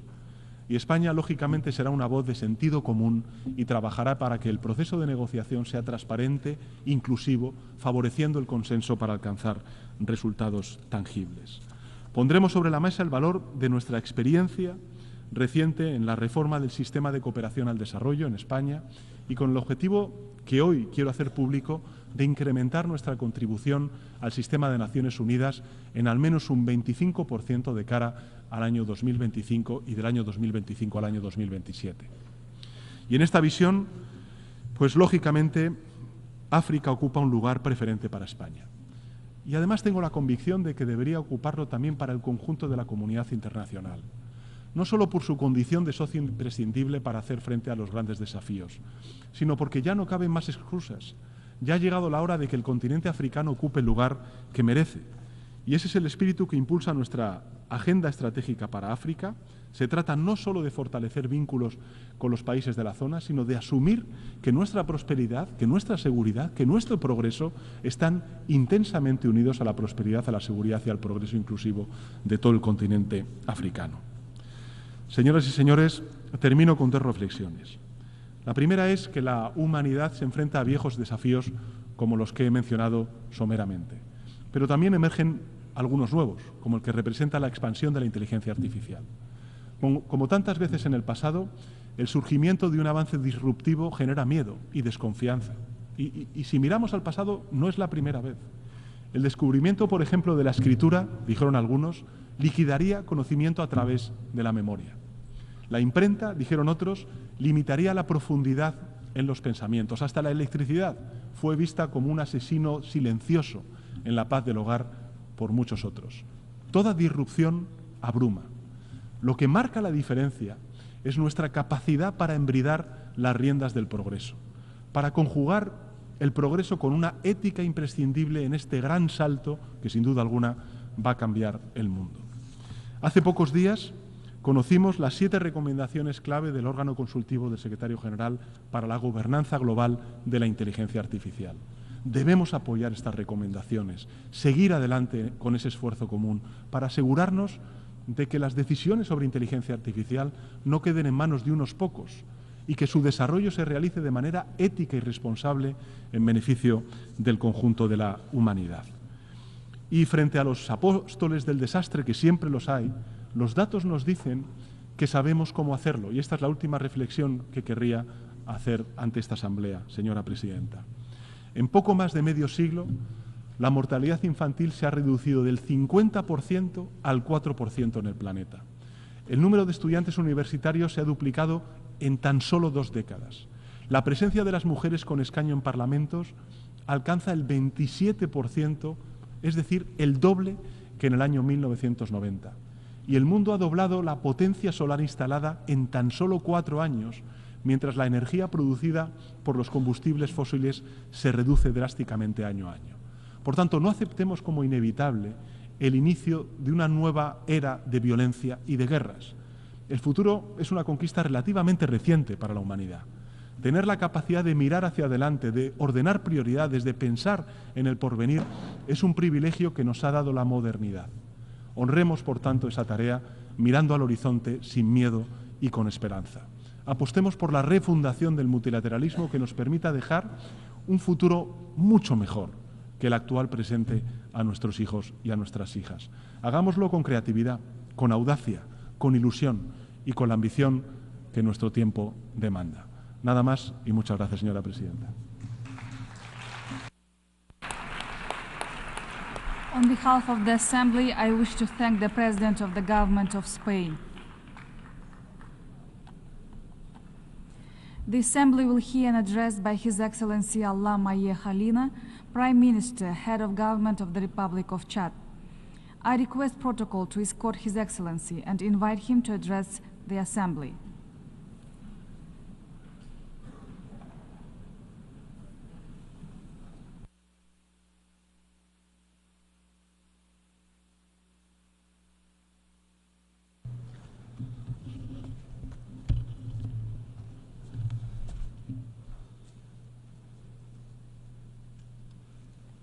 Madame la Présidente, Mesdames et Messieurs les chefs d'État et de délégation, Mesdames et Messieurs, avant tout propos, au nom du Président de la République du Tchad, de ma délégation et en mon nom propre, je tiens à adresser mes chaleureuses félicitations à M. Philemon Yang, ancien Premier ministre de la République du Cameroun, pour sa brillante élection à la présidence de la 79e session de l'Assemblée générale. Je lui souhaite un plein succès dans sa mission et l'assure du soutien de la délégation tchadienne tout au long de son mandat. Je tiens également à exprimer nos sincères remerciements et nos vives félicitations à M. Denis Francis, président sortant de l'Assemblée générale, pour l'excellent travail accompli au cours de son mandat. Je voudrais aussi faire part de ma très haute appréciation et de mon soutien total à M. Antonio Guterres, le secrétaire général de l'ONU, pour son leadership et son engagement en faveur d'une organisation des Nations unies renouvelée, capable de répondre aux attentes des peuples du monde. Excellences, Mesdames et Messieurs, le thème de cette session, l'unité dans la diversité pour l'avancement de la paix, du développement durable et de la dignité humaine, partout et pour tous, résonne profondément avec les aspirations et les défis que nous rencontrons au Tchad, en Afrique et dans le monde entier. La promotion de la paix, du développement durable et de la dignité humaine ne doit pas rester un slogan ou un exercice rhétorique. Cette session doit nous inciter à agir avec détermination et compassion pour construire ensemble un monde juste et pacifique où chaque individu et chaque communauté peut prospérer dans la dignité.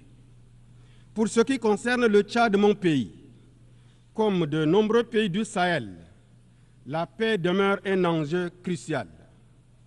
Bien que nous soyons confrontés à des défis, il est essentiel de reconnaître les efforts déployés par nos États face aux groupes terroristes dont les origines et les ressources restent obscures et qui menacent nos institutions, entravent nos efforts de développement et exacerbent la misère des populations. Le manque d'une réelle volonté de la communauté internationale à éradiquer le désastre terroriste dans le Sahel risquerait de faire passer l'Afrique tout entière sous le giron des groupes terroristes.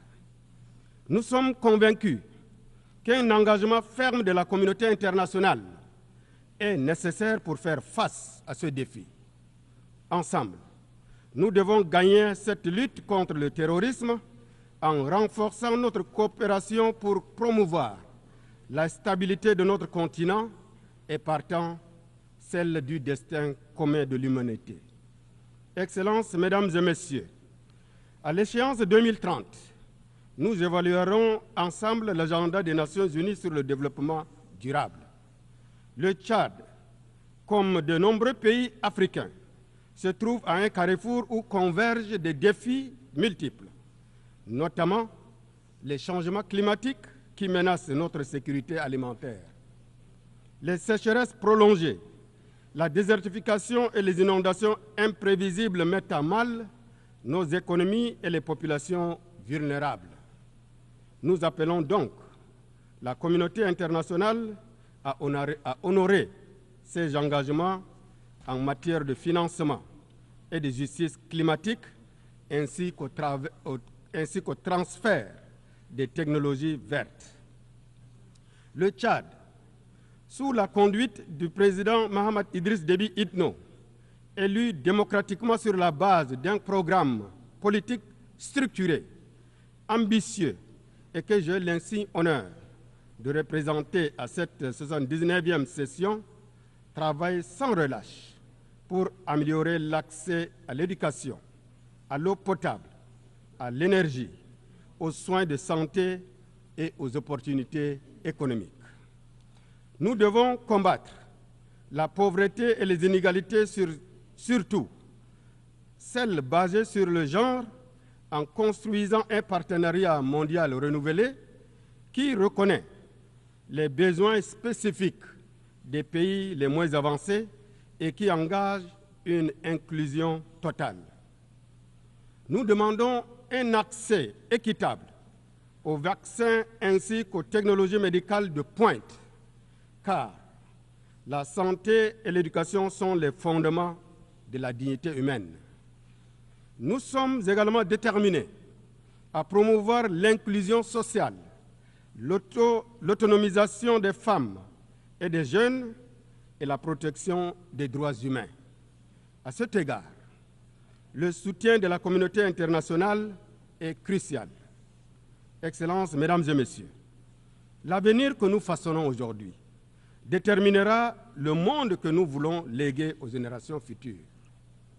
Au Tchad, notre jeunesse, représentant plus de 65% de la population, est notre plus grande richesse. Nous investissons dans son éducation et sa participation à la vie politique pour éviter son instrumentalisation par le radicalisme et l'extrémisme violent. Par ailleurs, nous appelons l'Organisation des Nations Unies à soutenir un marché de travail ouvert et à garantir un environnement propice à l'épanouissement de la jeunesse. L'immigration de la jeunesse africaine trouve ses explications dans le grand fossé qui sépare nos États, alors que nous avons un destin commun. Mesdames et messieurs, dans le cadre de notre politique intérieure, nous sommes fiers de notre transition politique couronnée par les élections libres, démocratiques et transparentes qui ont consacré l'élection du président de la République, Mohamed Idriss Déby Itno, à la magistrature suprême de notre pays pour un mandat de 5 ans le 6 mai dernier. Ce tournant témoigne de notre engagement envers une gestion pacifique, démocratique et inclusive du pays, renforçant ainsi notre démocratie. Excellences, Mesdames et Messieurs, le changement climatique représente également un défi mondial majeur, avec des conséquences dévastatrices dans les régions vulnérables comme le Sahel. Les récentes inondations dans mon pays, avec plus de 1,5 million de personnes affectées, illustrent cette réalité. Devant l'ampleur de cette situation, nous faisons appel à la solidarité internationale pour faire face à cette urgence. En parallèle, notre pays accueille plus de 2 millions de réfugiés, représentant environ plus de 15% de notre population. Cette situation pèse lourdement sur nos ressources et aggrave l'urgence humanitaire. Ce chiffre s'explique par un afflux massif de réfugiés soudanais, conséquence de la crise dans leur pays, s'ajoutant aux centaines de milliers de réfugiés provenant d'autres pays voisins. Nous appelons à une solidarité renforcée de la communauté internationale pour soutenir les réfugiés ainsi que les populations hôtes. Excellences, Mesdames et Messieurs, la poursuite des hostilités au Soudan prolonge les souffrances des populations civiles soudanaises et aggrave la situation humanitaire tant dans les zones de combat que dans les pays voisins tels que le Tchad, qui continue de voir affluer chaque jour des nouveaux réfugiés. Le Tchad déplore que de nombreux appels à un cessez-le-feu ne soient pas entendus par les parties belligérantes. Mon pays est vivement préoccupé par la poursuite des affrontements au Soudan, accentuant la détérioration de la situation humanitaire et ses répercussions sur les pays voisins, dont le Tchad. Le Tchad réitère, une fois de plus, son appel pressant aux parties en conflit pour qu'elles cessent immédiatement les hostilités et facilitent un accès humanitaire sans entrave aux millions de victimes de cette guerre fratricide et renoue le dialogue politique. Le Tchad reste convaincu que la crise actuelle au Soudan ne saurait trouver de solution par les armes, mais par la voie pacifique, à travers un dialogue intersoudanais en vue d'une paix durable. Le Tchad réaffirme, enfin, son soutien à toutes les initiatives en cours pour restaurer la paix et la stabilité au Soudan. S'agissant de la crise libyenne, nous appelons toutes les parties à faire preuve de dépassement en vue de sortir de l'impasse politique dans laquelle le pays se trouve. Excellences, Mesdames et Messieurs, les conflits ne se limitent pas qu'à l'Afrique. La situation en Ukraine, tout comme le conflit israélo-palestinien, souligne les dangers de ces violences injustifiées qui font tant de victimes innocentes sur fond de tensions géopolitiques de plus en plus vives. En ce qui concerne le conflit israélo-palestinien, nous condamnons fermement les violences et exactions commises contre des civils innocents et réaffirmons notre engagement en faveur de la solution à deux États, ainsi que le droit inaliénable du peuple palestinien à l'autodétermination, tout en appelant à une solution pacifique et négociée de ce conflit.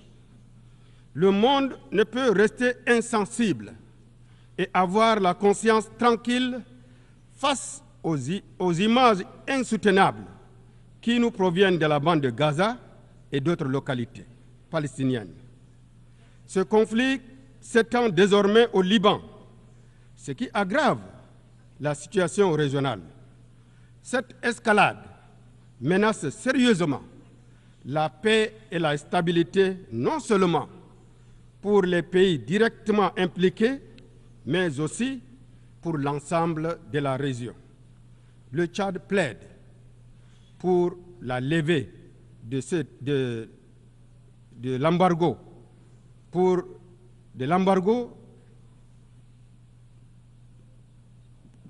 sur le Cuba, qui nuit à son peuple et entrave son développement.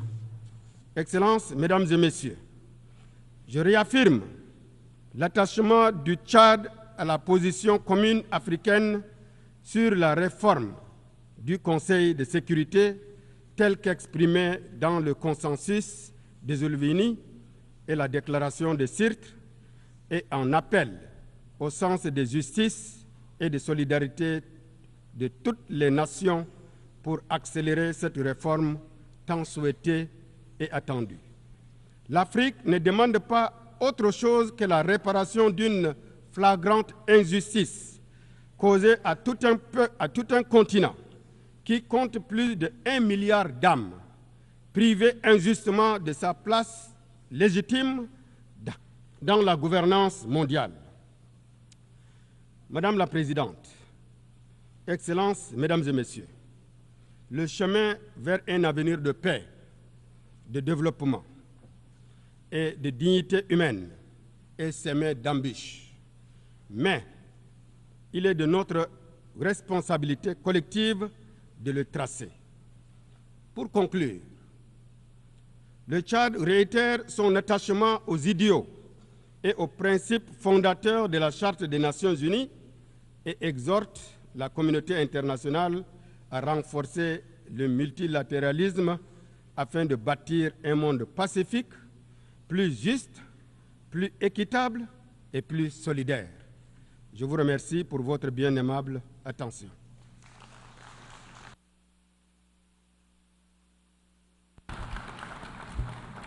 En nombre de la Asamblea doy las gracias al primer ministro y jefe de gobierno de la República del Chad.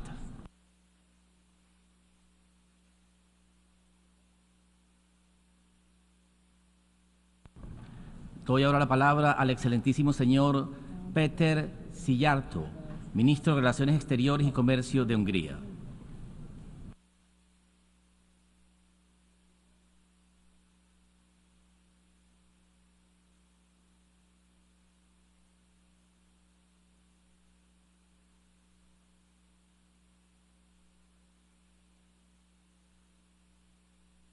Permission, Your Excellencies, dear colleagues.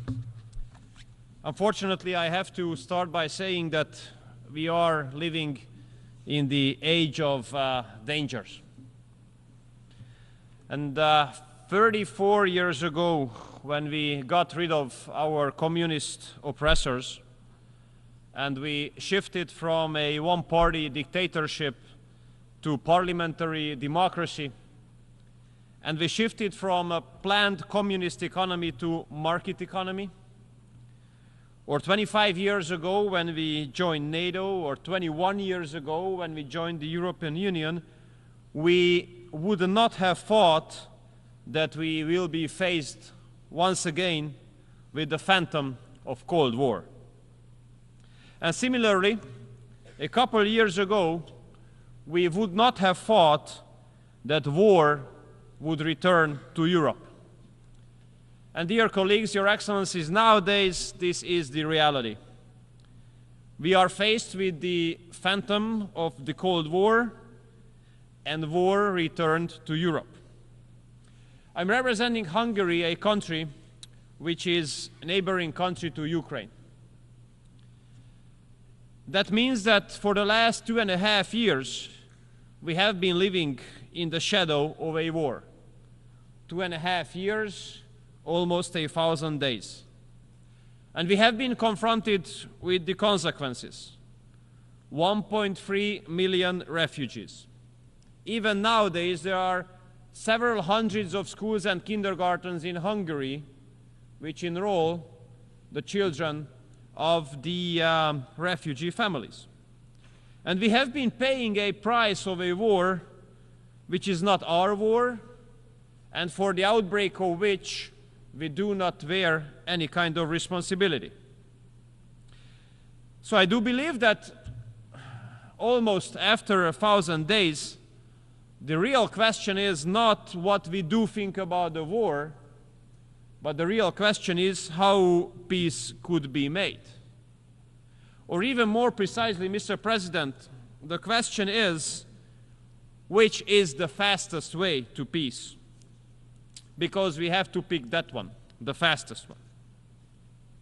Because the later peace will be reached, the more people will die, the more destruction will take place, and more families will be torn apart.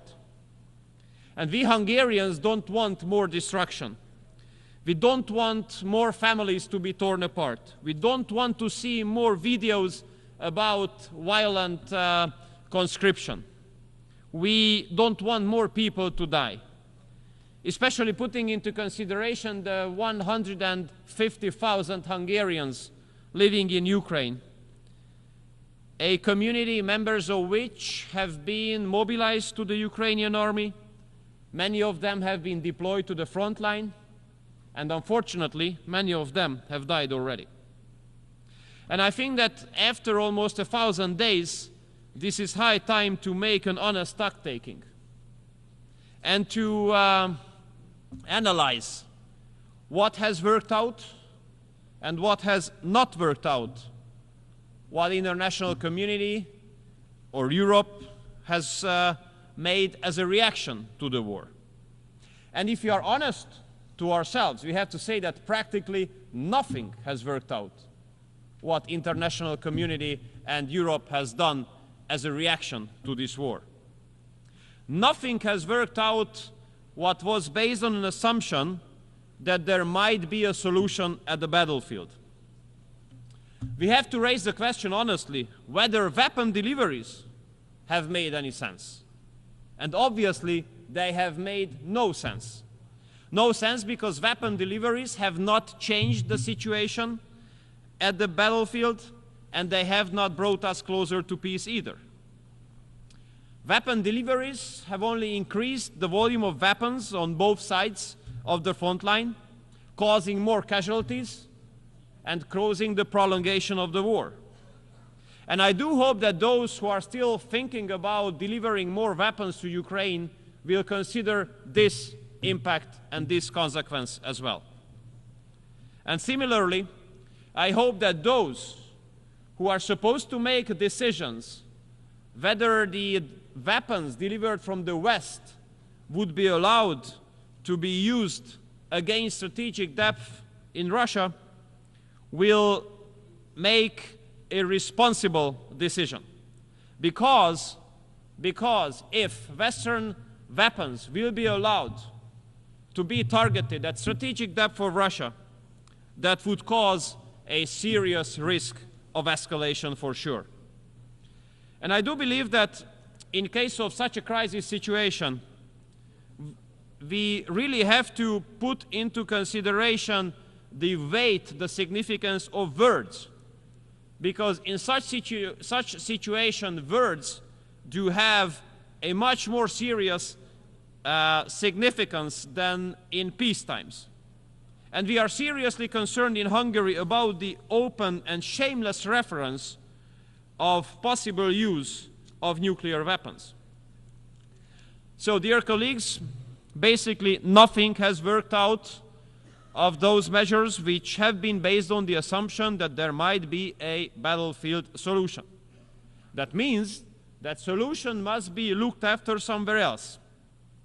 And if you raise the question, where should we look for this solution, then the answer is around the negotiating table. Therefore, Hungary argues in favor of an immediate ceasefire and the start of peace talks. This would be the fastest way to peace. And with this, with starting peace talks, many lives will be saved. I know it's easy to say, but very complicated to implement. Why? Because international liberal mainstream made peace as a cuss word.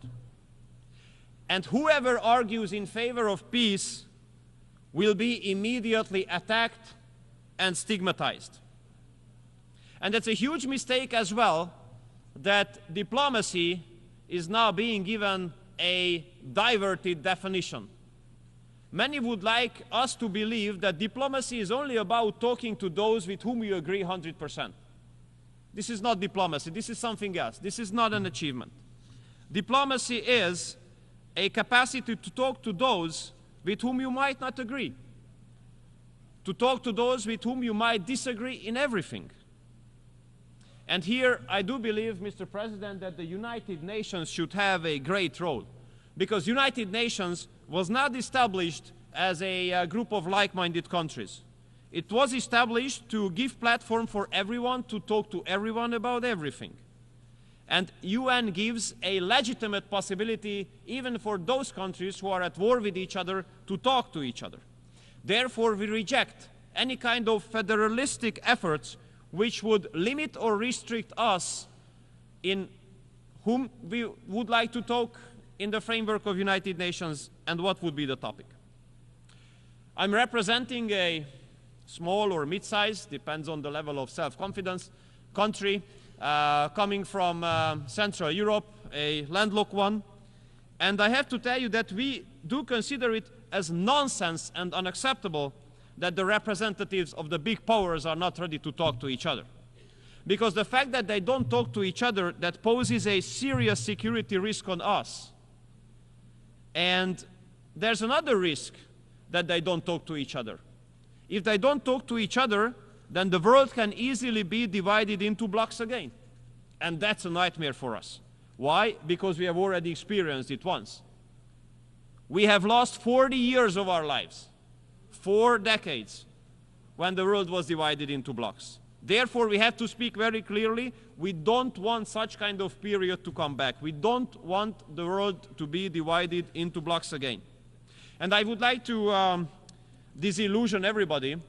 It would not only be us to lose everything, or almost everything, in case the world is going to be divided into blocks. Everybody would lose on that. I do believe that a civilized East to West cooperation could bring a lot of profit to the whole world. Therefore, we Hungarians argue in favor of connectivity. We wish the next period, the next part of global history would be not about a new Cold War, but would be about connectivity. And although we are a relatively small country, but we can serve as a good example. What a big growth potential is being represented by a civilized East to West cooperation. We have been carrying out a pragmatic, patriotic foreign policy based on common sense and aiming at reaching the national interests.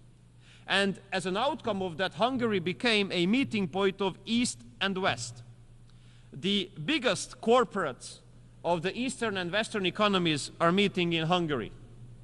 Imagine in Hungary, the top German premium car makers and the top Chinese electric battery manufacturers are not only working together in one country, in one city, they are building their factories next to each other on the neighboring plots. So therefore,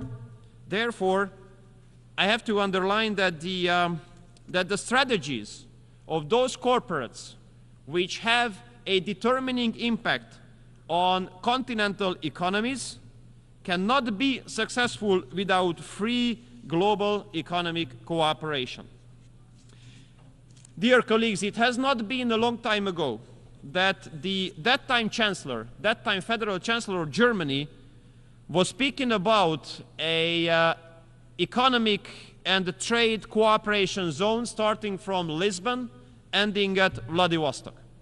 And it has not been a long time ago that European political leaders spoke about Eurasian cooperation. Unfortunately, nowadays, we are far away. But it's not impossible to return there. But there's one very important major precondition. Global politics must change fundamentally. What would that mean? It means in our reading that global politics must come back to the basis of mutual respect. And dialogue and diplomacy must return as the major tools here. And this is absolutely not hopeless, because our experience here at the General Assembly being convened in New York, our experiences do prove that the friends of peace are in majority in this chamber. And we Hungarians are proud to be part of this global majority for peace. And we are ready to support all global initiatives which are aiming at reaching peace. And we are ready to discuss all peace plans. And we consider it as unacceptable that some countries would like to give exclusivity to one or another peace plan, acting as if the other one would not exist. We absolutely want all peace plans to be discussed. And here I would like to commend the People's Republic of China and Brazil for putting together a plan.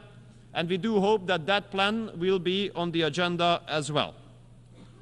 Dear colleagues, if we could reach peace, it would not only save lives of the people, but would give a big support, a big help to many countries in the transatlantic community where I'm coming from, to get rid of the huge burden of hypocrisy. And I tell you why. Many Western colleagues of ours like to say that they got rid of the energy sources of Russia, for example. This is one of the biggest fake news ever, because the Western countries continued to do business with Russia just like others. They just simply deny it. If you look at the share of Russian gas in the LNG ports in western part of Europe, you might be surprised. Or if you have a look at the oil arriving to the Western countries in Europe, where it comes from originally, you might be surprised as well. And if you look at who is the #1 uranium supplier of this very country, United States, you would be surprised as well. In order to avoid your homework to look for it, this is the Russian Federation.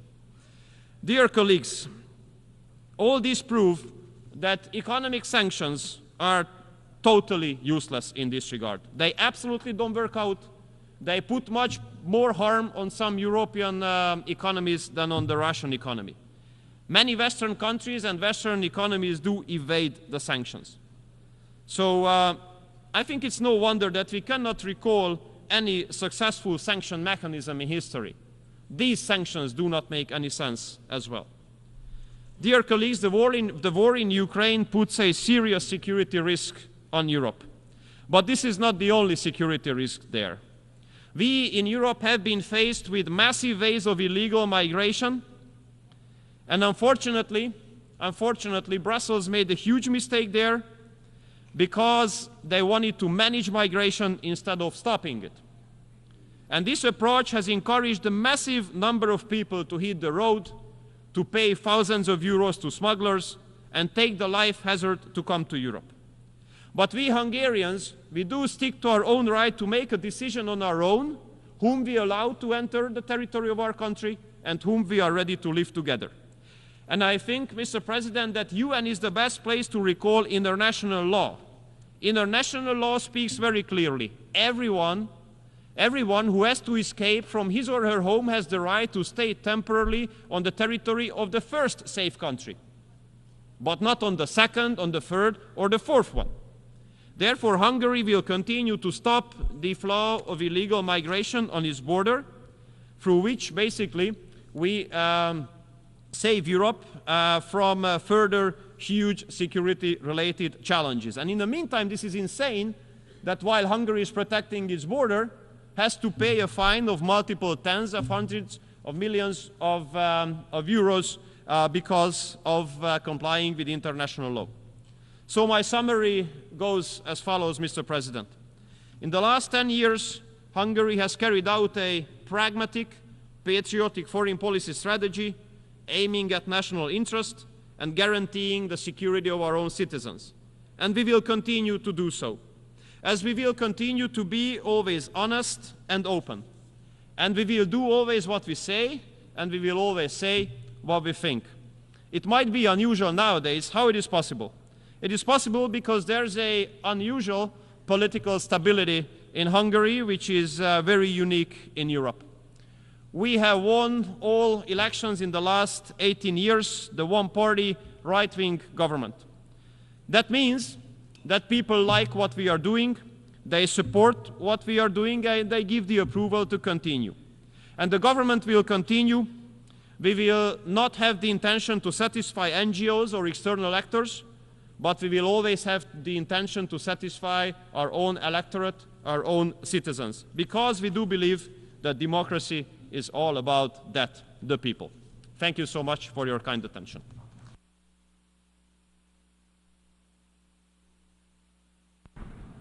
Doy las gracias al Ministro de Relaciones Exteriores y Comercio de Hungría.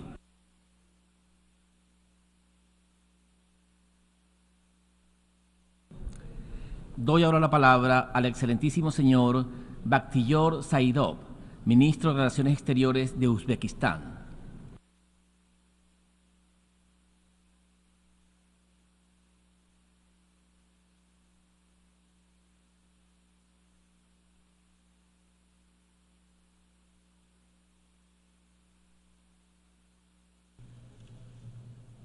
Dear Mr. President, Your Excellencies, ladies and gentlemen. First of all, allow me to convey greetings and best wishes of peace and prosperity from the President of the Republic of Uzbekistan, His Excellency Shavkat Mirziyoyev, to the United Nations leadership, heads of states, and delegations participating at the 79th session of the General Assembly. Let me also express my sincere gratitude for the opportunity to address this esteemed Assembly. I would like to thank the UN Secretary General, Mr. Antonio Guterres, for his firm focus on Central Asia. This was once again confirmed by his recent visit to our region, which laid a solid foundation for further expanding cooperation with the United Nations. Our debates are taking place at a time of escalating global challenges. Wars and conflicts, triple planetary climate crisis, worsening of the world economy and technological gap are affecting all countries without exception. We firmly believe that the United Nations must remain central in addressing the challenges of the 21st century. Resolving global issues at the national level is crucial for maintaining stability and the well-being and prosperity of our people. In this context, achieving the Sustainable Development Goals is very important. The consistent implementation of the SDGs has been identified by the President of our country as a cornerstone of Uzbekistan's state policy. Our Uzbekistan 2030 development strategy is fully aligned with SDGs. In recent years, Uzbekistan has made significant progress in poverty reduction, improving public access to education, transitioning to a green economy, and promoting gender equality.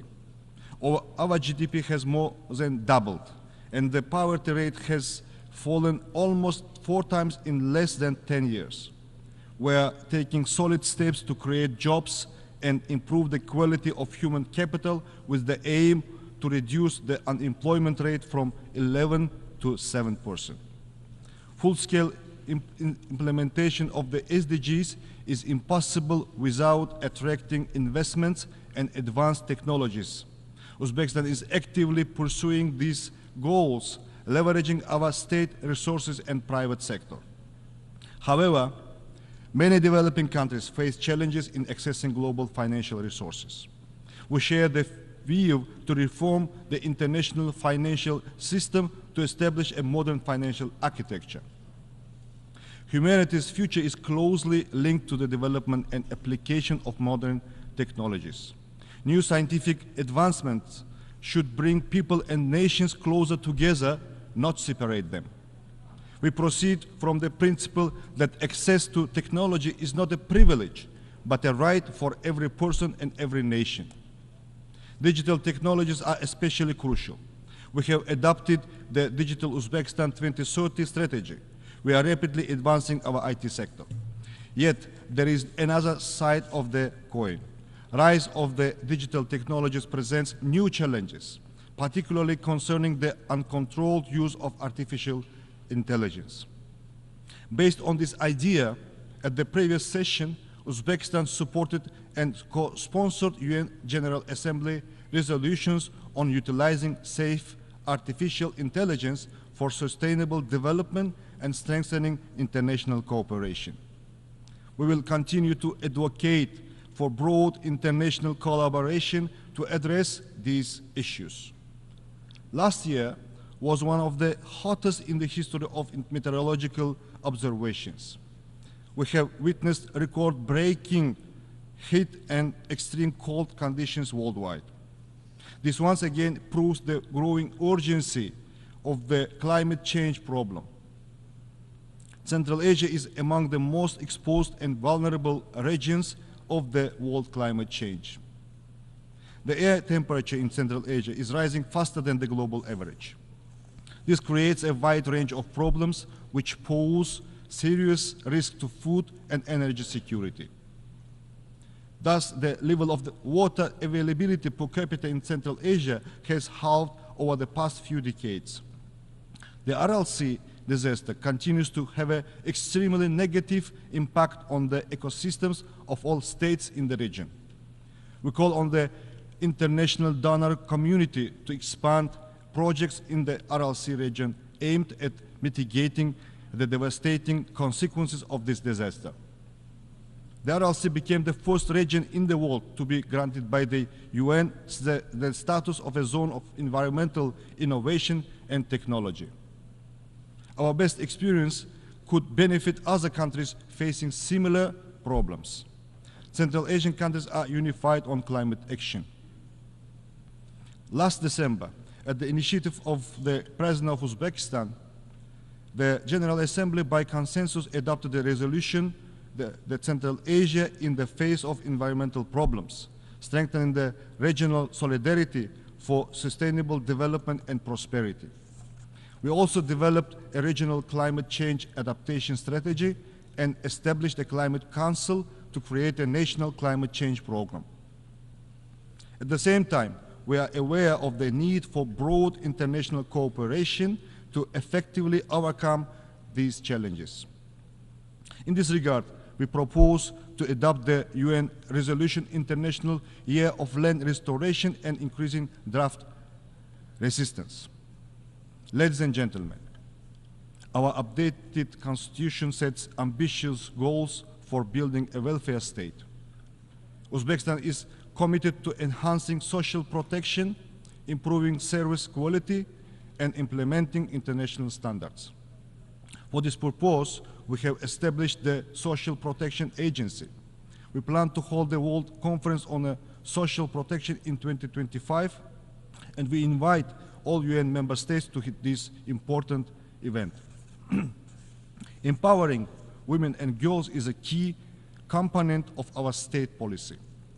Uzbekistan has made notable progress in ensuring gender equality, ranking among the top 5 countries in this regard.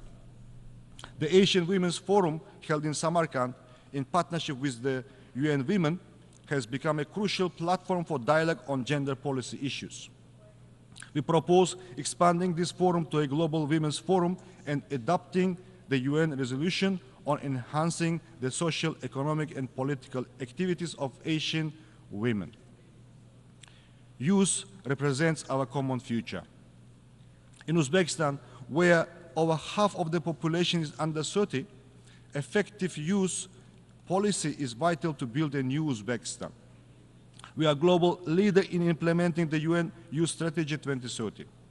However, the rising radicalization and increased violence involving youth alarming. We must focus on fostering proper spiritual and moral education of young people to prevent their involvement in radical movements. We propose enhanced cooperation in this direction based on the UN General Assembly resolution, Enlightenment and Religious Tolerance, adopted at the initiative of our President in 2018. The global threat of terrorism requires unified international action. In the fight against this evil, there should be no place for selective approach and double standards. The Central Asian states maintain close cooperation in ensuring regional security. Together with the UN Counterterrorism Office, we have successfully launched the Regional Expert Council in Central Asia on rehabilitation and reintegration.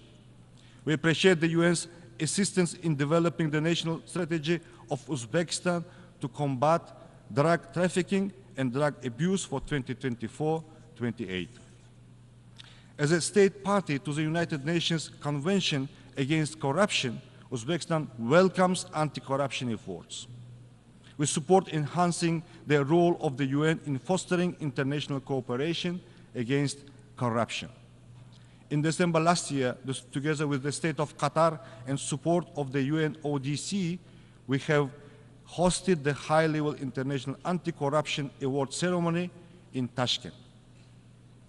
In recent years, our country has become an active participant of all UN processes. For the first time in our history, we have joined the UN Human Rights Committee, ECOSOC, and the governing body of the International Labour Organization. In 2025, we will host the 43rd session of the UNESCO General Conference in Samarkand, an event that will be held outside of Paris for the first time since 1985. We invite all UNESCO member states to actively participate in this event. We have decided to run for the non-permanent membership of the UN Security Council for the 2035-2036. We count on your support of our candidacy. Dear ladies and gentlemen, Central Asia remains top priority in Uzbekistan foreign policy. The new political atmosphere in Central Asia allowed us to address many global issues regionally. We will continue to consolidate our efforts to transform the region into a zone of lasting peace, good neighborliness, stability, and dynamic development. Our region remains one of the least integrated economies in the world in terms of its transport and communication networks. Due to the geographical location of the Central Asia, the cost of transporting goods to the nearest seaports can reach up to 50% of the final value, which is 4 to 5 times higher than the global average. Today, our region is firmly focused on connecting to major global markets and revitalizing the Great Silk Road. Uzbekistan is taking strong steps to establish effective transport corridors leading to international markets. We are implementing an ambitious project to build the Trans-Afghan Railway, which will provide access to global ports and have a positive effect on the economic development of our vast region. The key to ensuring the stability and sustainable development in our region lies in addressing the Afghan problem. Afghanistan is an integral part of Central Asia. Unfortunately, the international community has been unable to implement measures capable of reversing the challenging situation in this country. Uzbekistan is pursuing a pragmatic policy towards Afghanistan. We will continue to contribute to Afghanistan's economic reconstruction and the development of its transport and energy infrastructure. We are ready to expand the educational center for Afghan citizens in the Uzbek city of Termez into the global training center. Recently, we have established the Termes International Trade Center, designed to foster a favorable business environment and enhance logistics. In order to achieve stability, it's crucial to uphold the UN's central role in resolving the Afghan issue and developing coordinated strategies to ensure sustainable development. Your Excellencies, in conclusion, I would like to once again emphasize that the challenges and threats we face today can only be addressed through comprehensive international efforts. Uzbekistan remains committed to actively participating in shaping the agenda for multilateral cooperation, achieving common goals, and supporting measures to reinforce the Central Asia role of the United Nations. I thank you for your attention.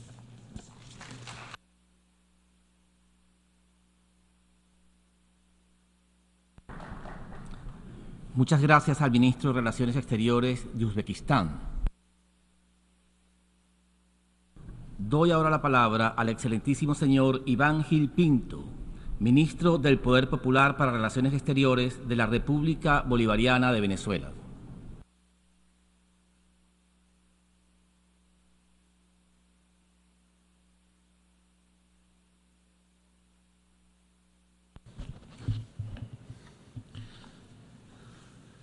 Distinguidas jefas y jefes de delegación, ministras y ministros, embajadoras y embajadores, señor presidente, a lo largo de estos últimos días hemos escuchado en esta Asamblea General dos narrativas.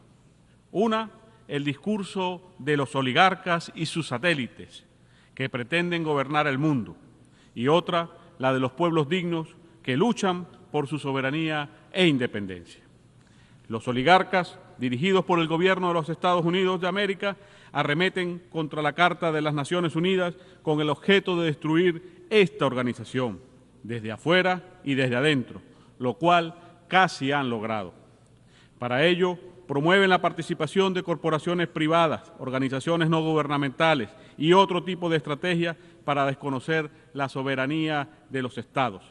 Esto lo han denominado un orden basado en reglas.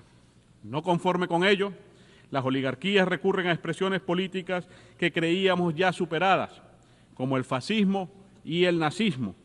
Estas corrientes políticas de imposición y dominación impulsan el supremacismo blanco, el racismo, la xenofobia y otras expresiones, normalizadas con el apoyo de grandes monopolios de la mediática internacional y por las redes sociales, que se encuentran al servicio del imperialismo y el neocolonialismo, apoyando sus planes para crear tensiones, fabricar conflictos y enfrentar a los pueblos.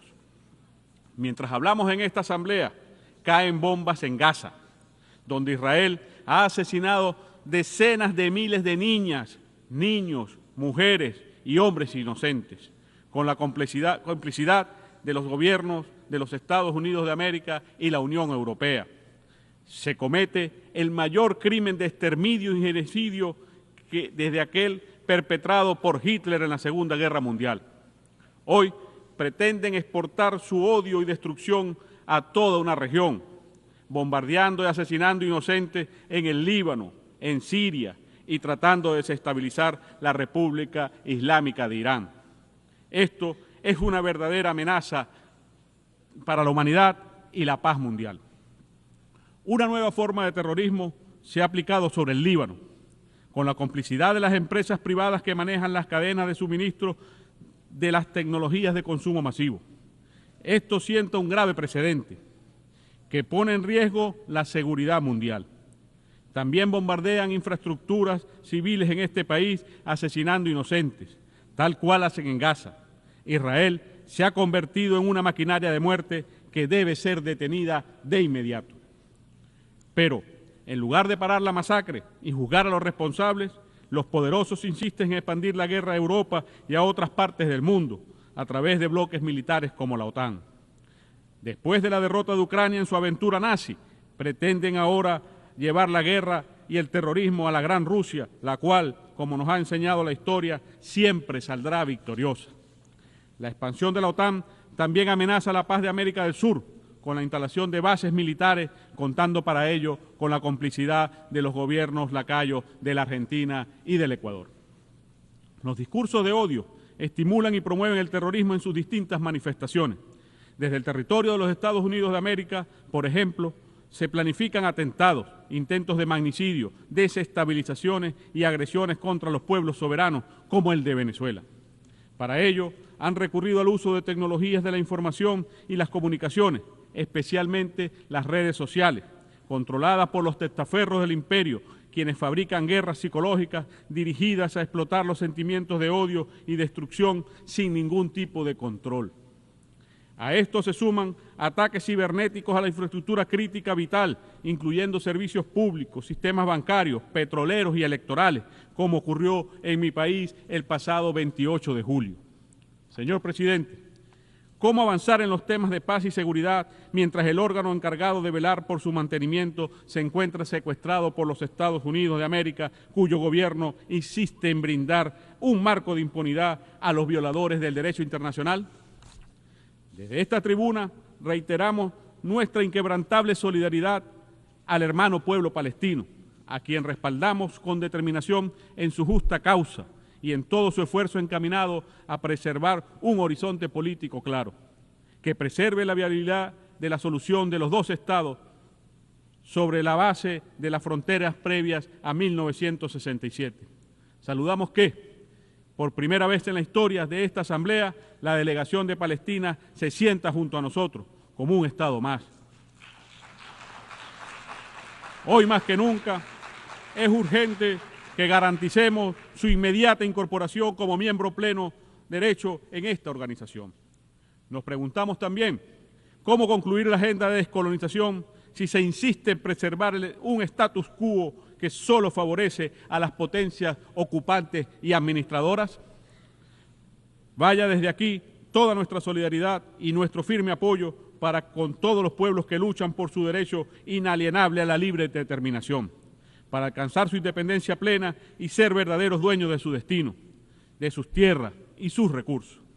Es hora de que los anhelos de libertad de nuestras hermanas y hermanos del Sahara Occidental, de Puerto Rico, de Nueva Caledonia, de la Polinesia Francesa, de Bonaire y de tantos otros territorios sean finalmente realizados. Venezuela es un país con una profunda vocación anticolonial, heredada de nuestra gesta independentista y del legado de nuestro libertador Simón Bolívar. Y por ello abrazamos con determinación todas estas grandes causas que hemos asumido históricamente como propias. Estamos decididos a contribuir hacia el fin del colonialismo en todas sus formas y manifestaciones. En este mismo sentido, seguiremos reclamando por la restitución de los derechos de soberanía sobre el archipiélago de Chagos y las Islas Malvinas a sus legítimos dueños, como lo son la República de Mauricio y la República Argentina. A pesar de la traición a la causa de las Malvinas por parte del inefable Javier Milei, el hermano pueblo argentino podrá contar siempre con la solidaridad y el pleno apoyo de Venezuela en este justo reclamo histórico.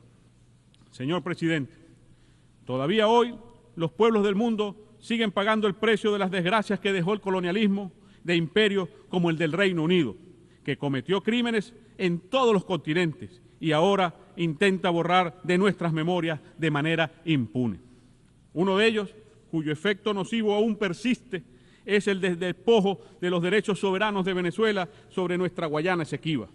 Ese robo tuvo su origen en la política expansionista y violenta ejercida por el Imperio Británico en el territorio venezolano durante todo el siglo XIX, la cual buscó imponerse de manera fraudulenta en 1899 mediante un arbitraje amañado entre las potencias de la época. El pasado 3 de diciembre de 2023, el pueblo venezolano se expresó con claridad y contundencia en un referéndum consultivo, mediante el cual otorgó un mandato ineludible al Estado venezolano para recuperar la Guayana Esequiba, territorio que representa una herencia sagrada de la lucha de nuestros libertadores. En ese referéndum, el pueblo venezolano ratificó la posición histórica de nuestro país de no reconocer jamás la jurisdicción de la Corte Internacional de Justicia para este caso, ni ninguna decisión que pueda adoptar en este asunto. El presidente de Guyana ha mentido en esta tribuna sobre este aspecto. Venezuela solo reconoce el Acuerdo de Ginebra de 1966 como única vía para alcanzar una solución que restablezca los derechos de Venezuela sobre el territorio de la Guayana Esequiba. En la actualidad, los Estados Unidos de América y Guyana vulneran la Declaración Conjunta de Argyle, poniendo en peligro la paz, la seguridad y la estabilidad regionales, mediante la presencia militar de actores extrarregionales y el ilegítimo otorgamiento de concesiones petroleras en un área marítima no delimitada. En ese contexto, aprovechamos para reiterar nuestro firme compromiso con la proclama de paz de la CELAC, de América Latina y el Caribe, como una zona de paz. Es momento que Guyana demuestre su compromiso con esta proclama, con el diálogo, con el respeto mutuo, con la tolerancia y el entendimiento, volviendo al Acuerdo de Ginebra. Señor presidente, la ilegal aplicación de medidas coercitivas unilaterales contra pueblos enteros por parte de Estados Unidos de América y de la Unión Europea representa una flagrante violación de la Carta de Naciones Unidas y de toda forma de norma de derecho internacional. Estas medidas se constituyen en violaciones en masa de los derechos humanos, incluyendo el derecho al desarrollo, así como en verdaderos crímenes de lesa humanidad.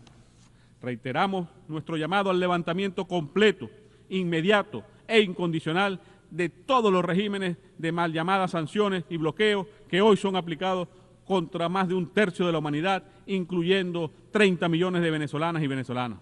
Nuestra solidaridad con las hermanas y hermanos de Belarus, de la República Popular Democrática de Corea, de Cuba, Eritrea, Irán, Nicaragua, Zimbabue y a tantos otros que sufren día a día los efectos de estas políticas criminales. Señor presidente, los pueblos dignos que luchan por su soberanía e independencia también han levantado su voz en estos espacios y deben ser escuchados. Venezuela enfrenta hoy los embates de novedosa forma de colonialismo y es desde hace varios años que el gobierno de Washington ha puesto en marcha un experimento neocolonial que busca destruir por todas las vías posibles nuestro sistema democrático, nuestras instituciones, nuestra soberanía, nuestra independencia y el derecho inalienable de nuestro pueblo a la libre determinación. Se trata de un gran plan de recolonización que busca, a partir de un golpe de Estado continuado, destruir nuestra república. Para la ejecución de ese plan, todas las opciones han estado y siguen estando sobre la mesa. Desde la cruel e inhumana aplicación de un feroz bloqueo económico, comercial y financiero, con casi 1.000 sanciones que han costado a nuestra nación 642 millardos de dólares tan solo en los últimos 7 años, a los que se suman las pérdidas de nuestra estatal petrolera PDVSA, que ascienden a 232 millardos de dólares, y el robo de 31 toneladas de oro depositadas en el Banco de Inglaterra, así como de otros importantes activos propiedad de la República en el extranjero, sin olvidar el robo por parte de Argentina y la República Dominicana de aeronaves al servicio del Estado venezolano. Venezuela no es la única que padece el intervencionismo, profundamente arraigado en la tradición colonialista de la doctrina Monroe, que continúa acechando cualquier expresión de independencia política en nuestro continente, como es el caso de la valiente Cuba y de la bendita y siempre libre Nicaragua. También promueven golpes de Estado como en Bolivia.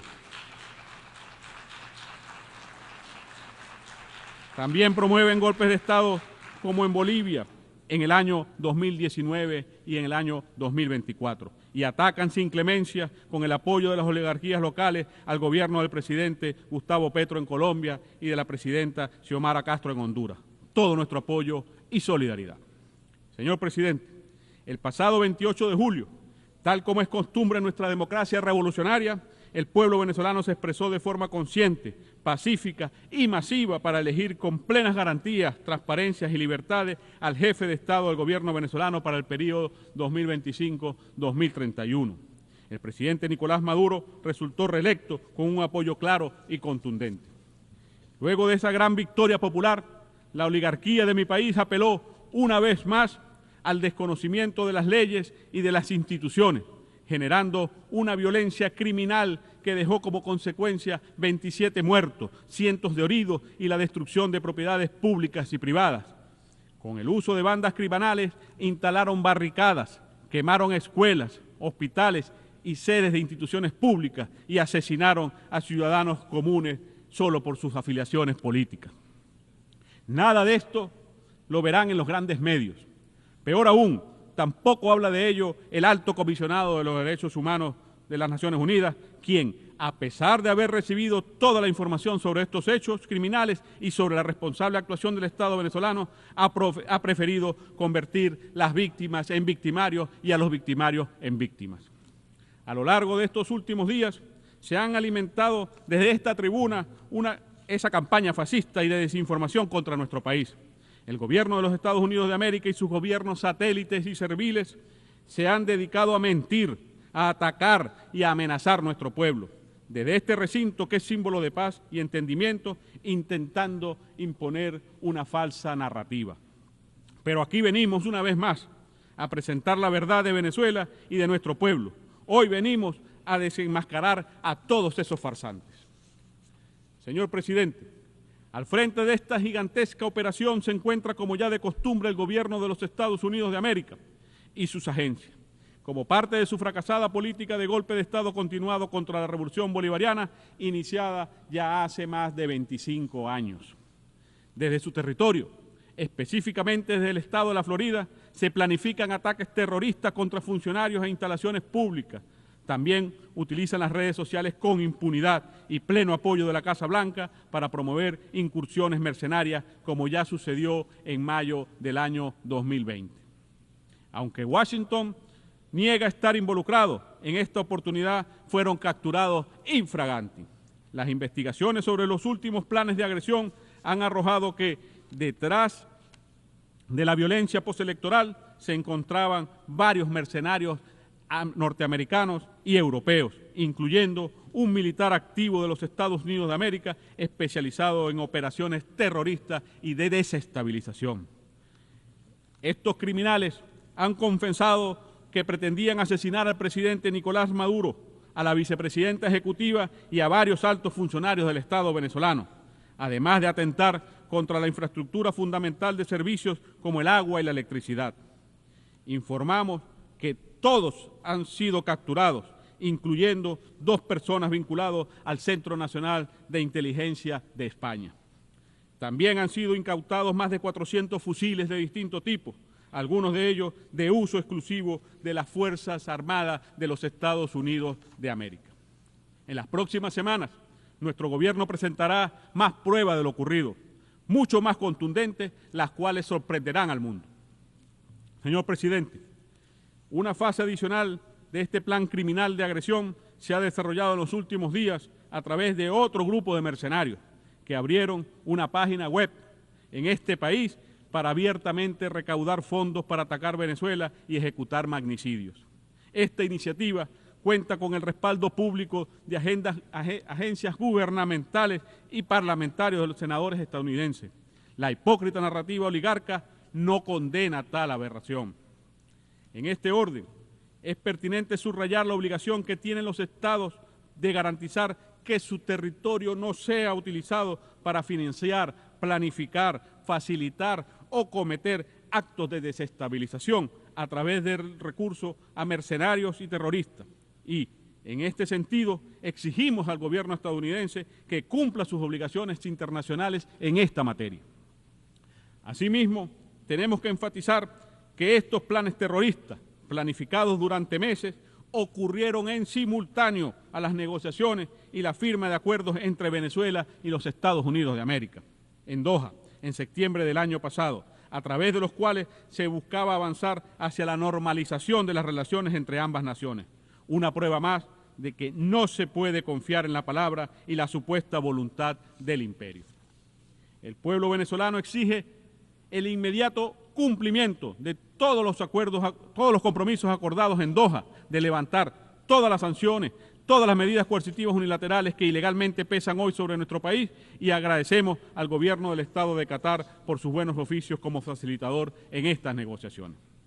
Por otra parte, y así tenemos que decirlo, todo esto ocurre también mientras el gobierno de Estados Unidos de América, que fomenta y financia acciones criminales alrededor del mundo, incluye a Cuba, sin fundamento alguno, en una lista espuria de países que supuestamente patrocinan el terrorismo. Exigimos también el cese de ese ataque contra la patria de Martí y de Fidel, que profundiza aún más los impactos del bloqueo. Señor presidente, esta nueva agresión contra Venezuela, que continúa en desarrollo, tendrá exactamente el mismo destino que todas las anteriores, un estrepitoso fracaso. A pesar de las operaciones psicológicas con las que se busca generar confusión, de las operaciones abiertas y encubiertas desde Washington, en el marco de una denominada política de máxima presión, en Venezuela hoy reina la paz social. Los planes para generar violencia han sido derrotados gracias a la firmeza de nuestro pueblo por defender su derecho a vivir en paz. Hoy, además, Venezuela viene experimentando un crecimiento que le permite insertarse con fuerza en la dinámica económica mundial, aportando su fortaleza en la producción de energía, de alimentos, de bienes y servicios de primera necesidad. Esta épica ha sido posible gracias al empeño del pueblo venezolano y a un liderazgo firme que ha logrado enfrentar el bloqueo. Señor presidente, en medio de esta coyuntura, nuestro llamado a los pueblos libres del mundo y amantes de la paz es a fortalecer la unidad frente a quienes intentan dividirnos para lograr así sus planes de denominación neocolonial.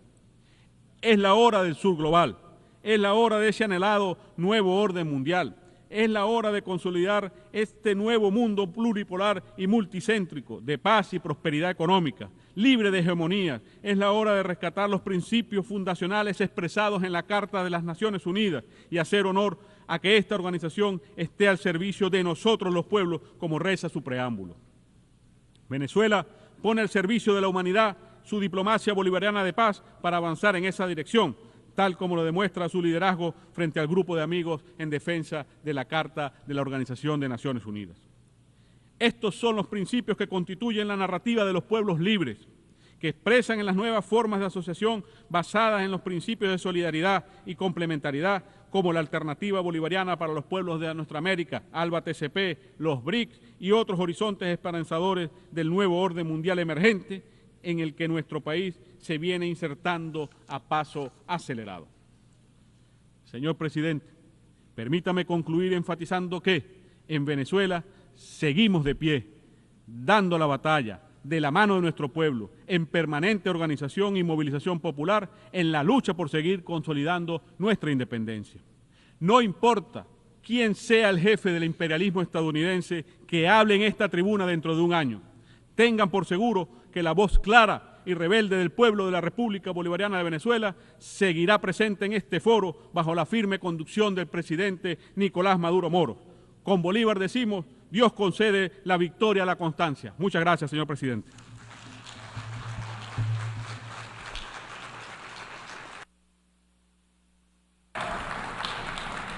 Muchas gracias al ministro del Poder Popular para Relaciones Exteriores de la República Bolivariana de Venezuela.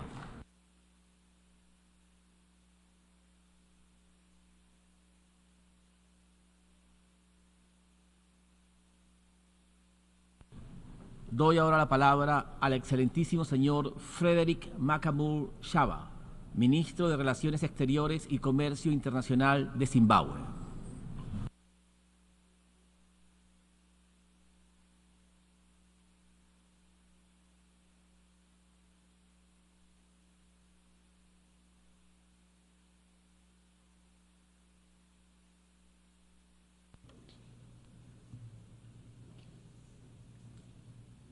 Your Excellency, Mr. Philemon Yang, President of the 79th session of the General Assembly, Your Excellency, Mr. Antonio Guterres, Secretary General of the United Nations, Your Majesties, Your Excellencies, Heads of State and Government, distinguished delegates. Allow me to extend my heartfelt congratulations to you, Your Excellency, Mr. Philemon Yang, on your election as President of the 79th session of the United Nations General Assembly. We are confident that under your astute leadership, significant progress will be made on the critical global agenda that is before us. Please be assured of Zimbabwe's unwavering support throughout your tenure. I would also like to pay tribute to your predecessor, Ambassador Dennis Francis, for his exemplary stewardship of the 78th session of the General Assembly. As the General Assembly had to contend with a number of delicate issues, Ambassador Francis worked hard, so hard, to promote compromise and the collective resolution of issues anchored on the principle of multilateralism, understanding, and mutual respect. Mr. President, in an increasingly polarized and insecure world, dialogue and diplomacy are indispensable. Our world is besieged by numerous global challenges, both natural and man-made. The interconnectedness of our world means that events in one region inevitably affect others. In this regard, the theme of this session, therefore, and I quote, leaving no one behind, acting together for the advancement of peace, sustainable development, and human dignity for present and future generations, unquote, is so relevant and timely. The theme is a reminder of our shared responsibility to build a world that is inclusive, a world that is just and sustainable. It is through collective action, grounded in solidarity and mutual respect, that we can advance peace, foster sustainability, and strengthen multilateralism, as well as uphold human dignity. In this spirit of unity, we must prioritize the most vulnerable and marginalized populations, ensuring that no one and no place is left behind in our pursuit for progress. Sustainable development cannot be achieved without peace, and peace cannot be sustained without addressing the root cause of conflict, chief among them poverty, inequality, intolerance, scarcity exacerbated by climate change, and unwanted and unwarranted external interference in internal affairs of some states.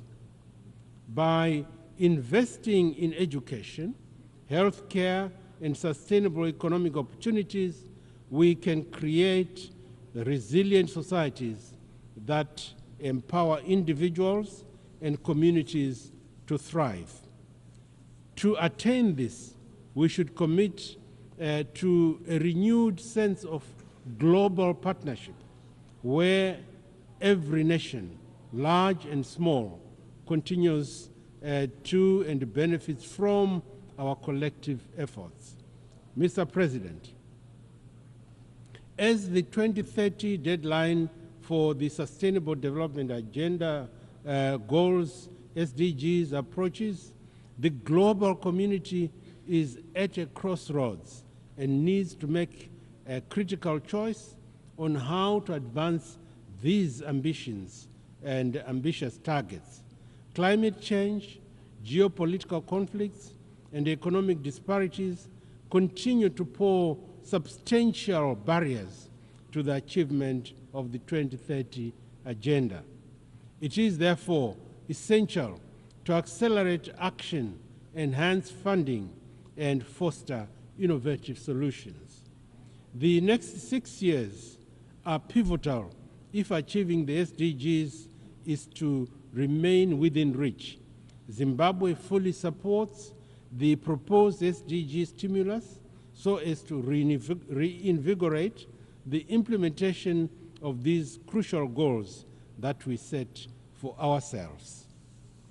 In this regard, the just held Summit of the Future was an opportunity and indeed an opportune moment for the international community to come together to forge robust frameworks and innovative strategies to address the complex and interwoven challenges we face. We must leverage this moment to reaffirm our commitment to multilateralism, sustainable development, and the principles enshrined in the United Nations Charter. It is imperative, therefore, that we adopt a holistic approach that integrates economic, social, and environmental dimensions, ensuring that we are all inclusive as we navigate the path towards a more resilient and equitable world. The devastating impact of climate change is our common challenge that requires collective action to enable vulnerable communities to adapt while at the same time mitigating the impact. Our SADC region has been affected by the El Nino-induced drought that has created a serious food and nutrition security.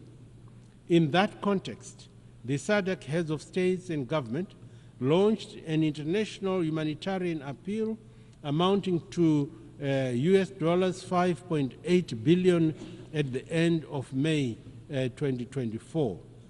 That figure will go up as more countries of the region complete their own national assessments. The overreaching and overarching objective is to meet the immediate needs occasioned by the El Nino-induced drought, while at the same time building resilience for future shocks, including through the establishment of early warning systems. Excellencies, I wish to reiterate our steadfast commitment to the 2030 Agenda for Sustainable Development, spearheaded by our transformative Vision 2030.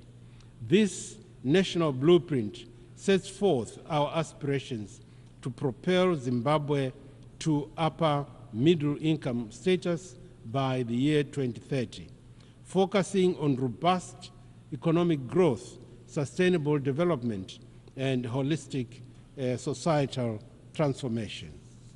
Our strategic thrust encompasses substantial investments in critical sectors that include infrastructure development, education, modern heritage-based education 5.0, model healthcare, and modernized agriculture, pivotal for ensuring the inclusive prosperity across all strata of our society.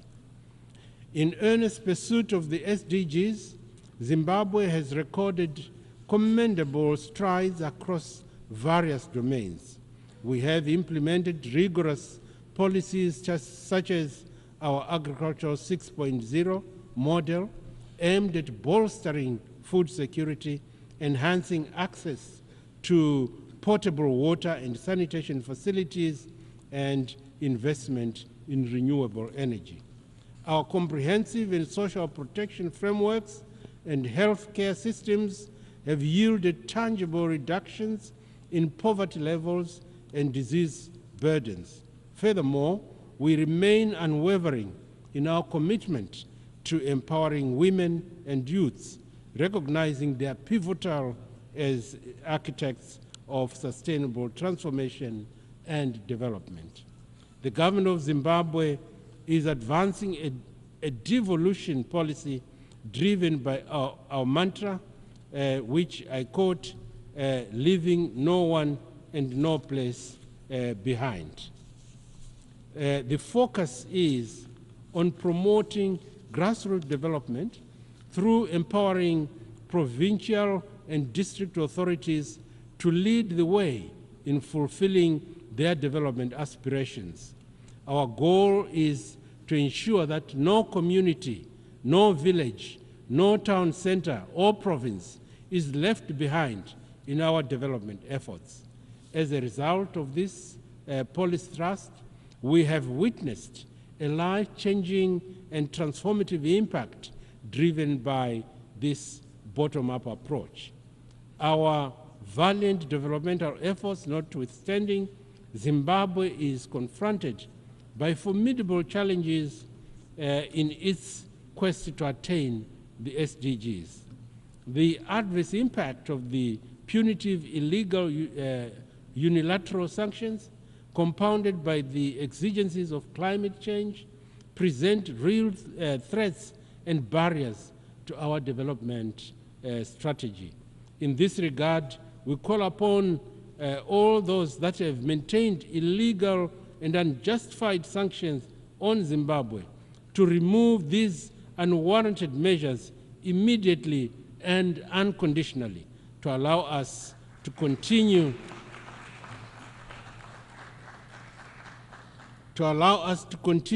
with our noble efforts to uplift the lives and livelihoods of our citizens. And in the same spirit, Zimbabwe stands in solidarity with the government and people of Cuba in their struggle against the harsh economic, commercial, and financial blockades.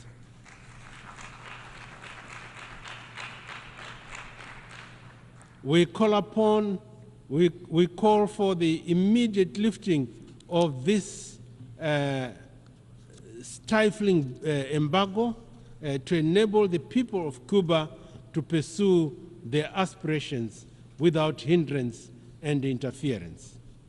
Mr. President, my country remains committed to supporting the self-determination of both the people of Palestine and Western Sahara.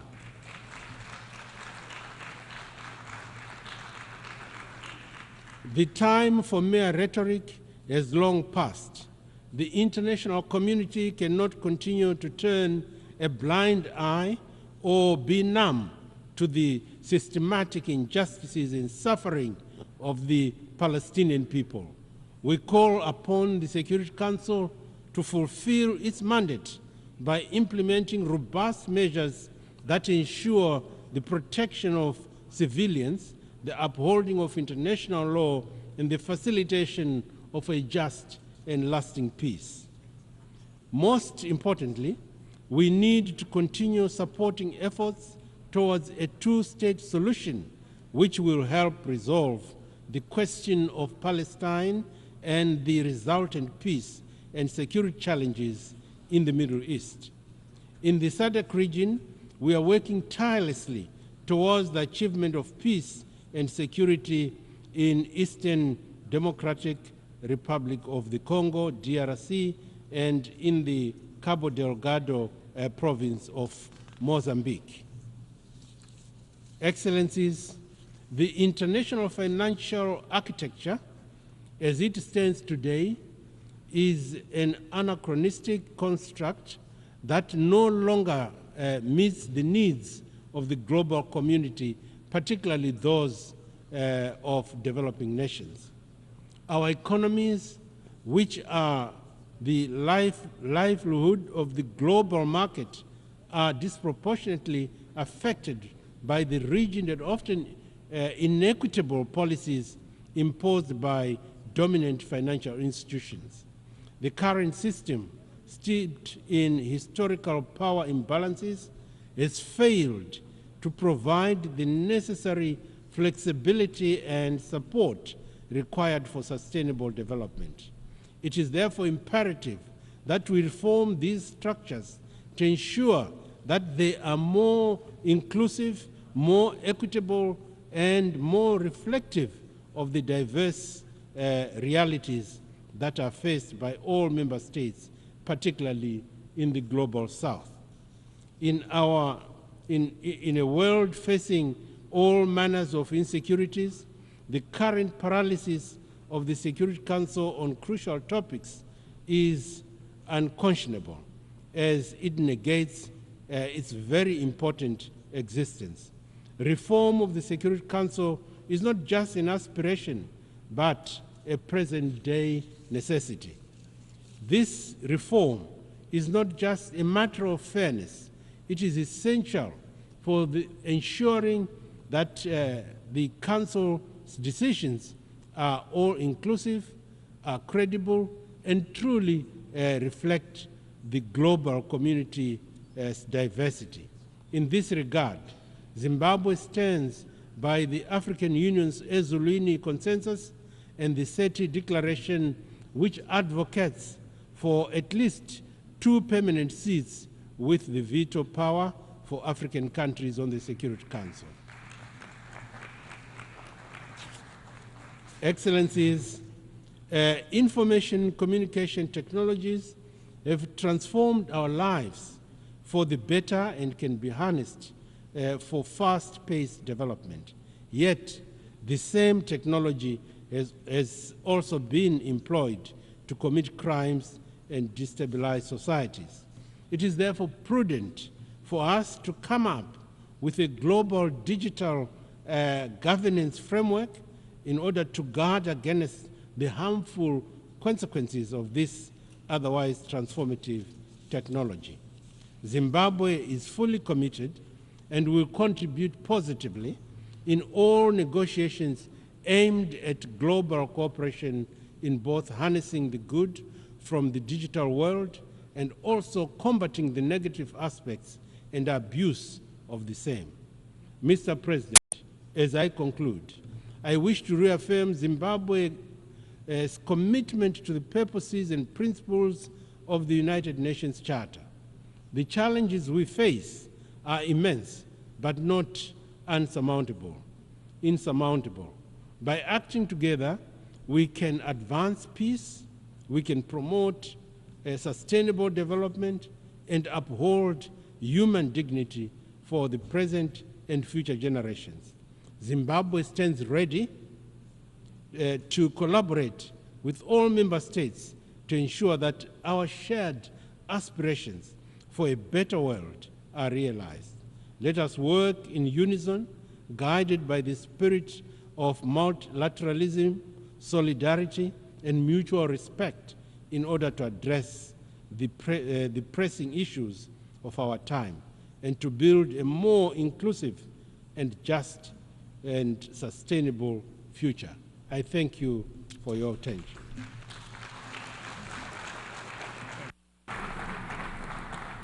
Muchísimas gracias al Ministro de Relaciones Exteriores y Comercio Internacional de Zimbabue. Doy ahora la palabra al excelentísimo señor Ramadhan Abdallah Mohamed Gog, Ministro de Relaciones Exteriores y Cooperación Internacional del Gobierno de Transición de Unidad Nacional Revitalizado de Sudán del Sur.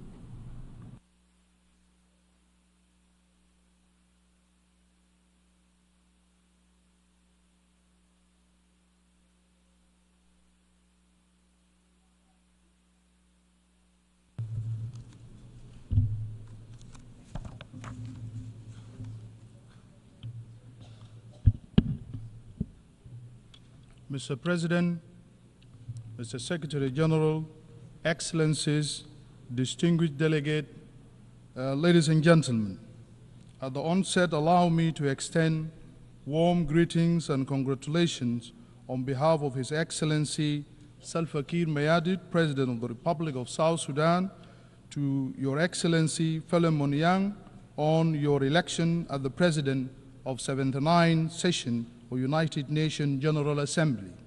His Excellency President Salva Kiir Mayardit, President of the Republic of South Sudan, would have loved to be here but could not due to competing demands back home.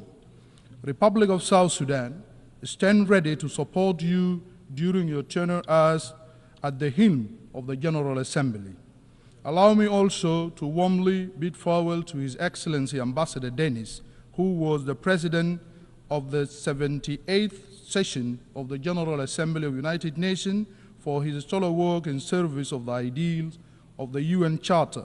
We are especially grateful for his proactive leadership as illustrated by goodwill visit to the Republic of South Sudan in June this year, which he undertook in support of the ongoing efforts to consolidate peace, security, and development in our country.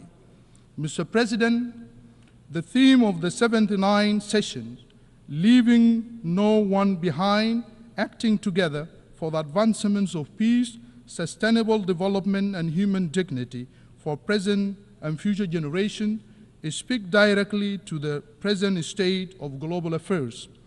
The ideals and value envisioned in the UN Charter are as important, relevant, and crucial now as they were at the founding of this noble organization on October 24, 1945.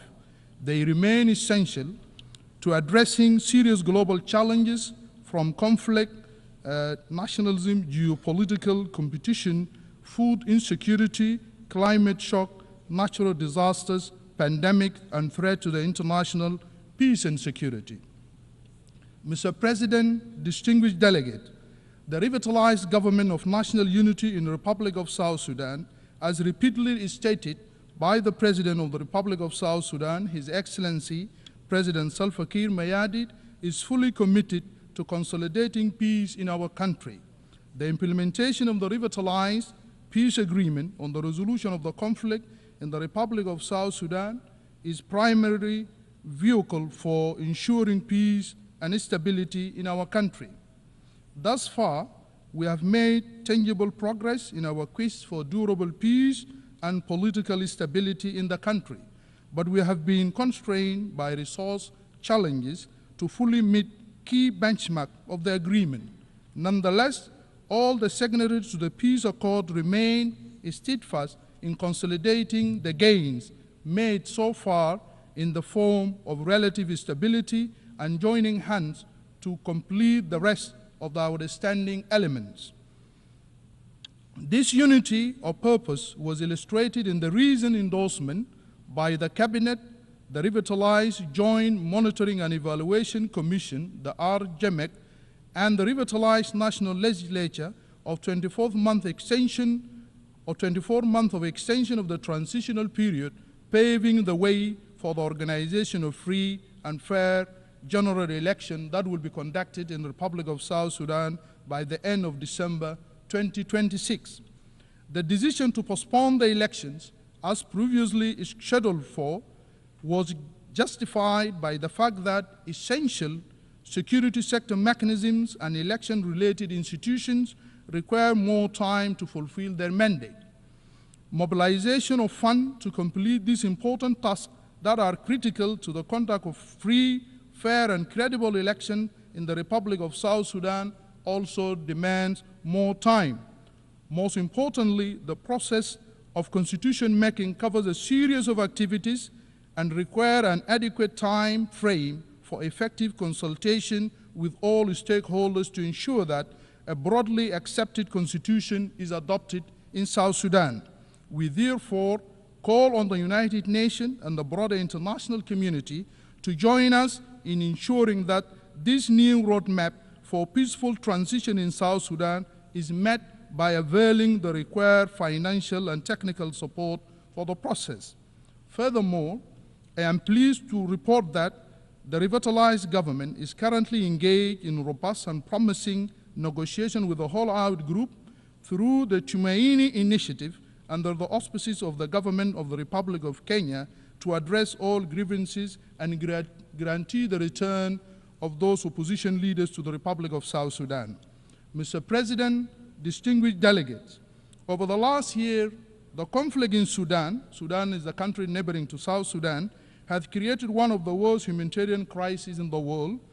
As stated by the United Nations and other United Nations agencies, as an immediate neighbor, we have been impacted by this conflict with about over 800,000 refugees and returnees crossing our borders on a daily basis, coming to South Sudan, fleeing from the war and settling in South Sudan.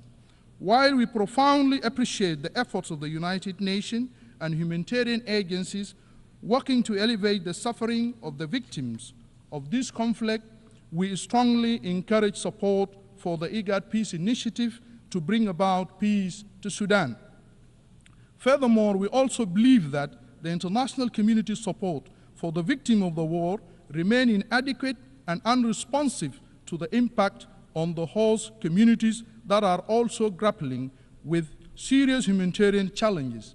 Therefore, we are calling on the international community to expand their support and closely engage with the government of the Republic of South Sudan to mitigate and navigate impact of war on all victims. Mr. President, distinguished delegates, it's worth mentioning that the conflict in the Republic of Sudan has also directly impacted the economic situation in the Republic of South Sudan, with oil production significantly reduced since April this year, given the fact that our economy is entirely reliant on revenues that we collect from the sale of oil that pass through Port Sudan. We urge the international community to double its efforts toward resolving the conflict in Sudan. We further call for more solidarity with South Sudan as it struggles to overcome and withstand the dire economic impact created by the conflict in neighboring Sudan. Mr. President, in the last 70 years, 500 million people in Africa also have been affected by the impact of the climate change. As a result, South Sudan battled and suffered from devastating impact of the flood and the drought. Millions of people have been displaced and many lives have been lost due to the flood and the drought. Therefore, there is a need to scale up adaptation action and support to ensure an adequate response in context of the climate crisis. Moreover, we strongly urge developed countries to exercise greater leadership by expanding their financial contribution to the required global mitigation and adaptation interventions, as trillions of dollars are needed annually to tackle the crisis, restore trust in multilateral system. Mr. President, South Sudan recently conducted its first voluntary national review on the Sustainable Development Goals, SDGs, and the recommendation emerging from the findings are informing our immediate interventions. Moreover, our revised national development strategy and annual budget are crafted around a commitment to the SDGs. Furthermore, the Ministry of Finance and Economic Planning and the National Bureau of Statistics, with support from the UN agencies and our development partners, are working to strengthen the capacity of the national statistical system to collect quality and analyze timely and reliable data. The government is actively mobilizing resources to conduct the national population and housing census, thus ensuring evidence-based planning and delivering of essential services to the people. As South Sudan capacitates its statistical system and bolsters its analytical capabilities, the government is using the multidimensional poverty index measuring to guide related policies, designing multi-faceted intervention to improve the life of the disadvantaged group and track progress. Mr. President, in recognition of the role of the women in public life in South Sudan, I am delighted to report to the Assembly that South Sudan is making great strides and improvement in gender equality. The government of South Sudan believes that the active engagement of women in governance and decision-making is crucial and critical to ensuring that implementation of commitment contained in the peace agreement that was signed in 2018 and the Mobutu Protocol, the Action National Plan on the United Nations Security Council Resolution 1325 and the SDGs 2030 Agenda and African Union Agenda of 2036. UNCSR 1325 is practically powerful advocacy tool for equal representation in national governance. As a reflection of our commitment to gender equality, South Sudan Transitional Constitution enshrined 35%, which is affirmative action provision for women in all structures of our government. The peace agreement also mandated the establishment of Women Enterprise Fund to support our women, which shall serve as a vehicle for availing resources that can leverage the entrepreneurial and innovative energies of our dynamic female population. We strongly believe that all these initiatives align with the theme of leaving no one behind. Mr. President, distinguished delegate, South Sudan is a young country in terms of its population, with young people constituting over 70% of the population of our country. This demographic reality can be harnessed for a better future through proactive and progressive investment in the youth. The Republic of South Sudan aims to develop a robust education policy that is focused on unlocking this potential through job creation and innovation, and benchmark under the provision enshrined in the African Youth Charter and United Nations Resolution on Youth-Related Empowerment. The Ministry of Youth and Sport in the Republic of South Sudan and our National Assembly are jointly working on legislation for the National Youth Service and Youth Enterprise Development Fund that will enhance the capacity of our youth. Once these two documents are adopted, these two laws shall create the necessary condition for the empowerment of our youth. Therefore, we call on the United Nations and international community to augment our efforts to enhance the level of technical and financial support to the government in the spirit of government agenda and better future envisioned by the Pact for the Future agreed to at the recently concluded Summit of the Future here in New York. Mr. President, South Sudan Universal Health Coverage Service Index is among the lowest in the region and globally. This is attributed to conflict, economic crisis in the country, and consequence of climate change, resulting in a fragile health system. Maternal and infant mortality rates remain the worst in the world. As such, Government of Republic of South Sudan commit to invest in a durable, accessible, and standard strengthening health care system. We are committed to optimal health and well-being of our citizens via a primary health care approach as the most inclusive, equitable, and cost-effective path to universal health coverage. Provisions of preventive health service through national programs such as malaria, HIV/AIDS, TB, routine immunization, and maternal and child health programs, including nutritional health service, is crucial for the reduction of the economic burden of health care expenditures for households and the health care system in South Sudan. Pandemic preparedness and response through a multi-sector approach but put us on a path to tackle public health emergencies such as responding to the current mpox pandemic and other diseases epidemics in the country. Most importantly, our commitment to address the burden of both infectious disease and rising burden of non-communicable disease as we aim at reducing mortality rate remains our top priority. Succeeding to achieve all the above will promote sustainable development goals of health target of 2030, which will enhance the strategies for Africa we want by 2063. Mr. President, as part of our commitment as a country to transforming education and government of South Sudan recognize every child's right to quality education as well as addressing the issues of access, equity, and inclusion. Based on this premise, the government commitment has been translated into several actions or interventions. Primarily, His Excellency President Salva Kiir Mayardit reiterate that government policy of universal basic education for all children regardless of their background or gender in February 2023. This has made a considerable impact on not only in improving enrollment and retention in school, but also in combating early and forced marriages that have been compelled by many girls to drop out of schools. Consequently, we have achieved enrollment and retention of almost 3 million learners at the primary education level, almost attaining gender parity.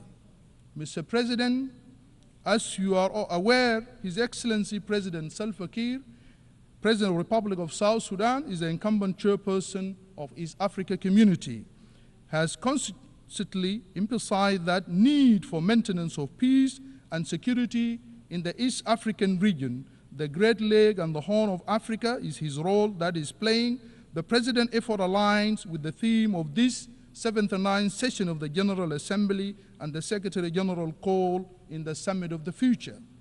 Mr. President, one of the main impediments of South Sudan's full realization of sustainable peace and security is the fact that the Security Council continues to maintain sanctions, individually target sanctions, and the arms embargo despite our call and the call from the African Union and IGAD for this sanction to be lifted.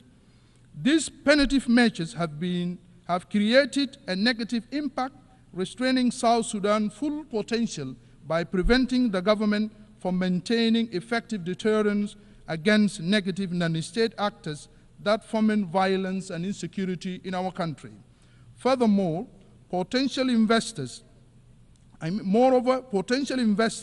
in various sectors believe that South Sudan is under broad sanction and as a result refrain from investing in our country. As a country, we have experienced relative peace and stability for the last 6 years, and continued imposition of these punitive measures is not reflective of the progress we have made so far.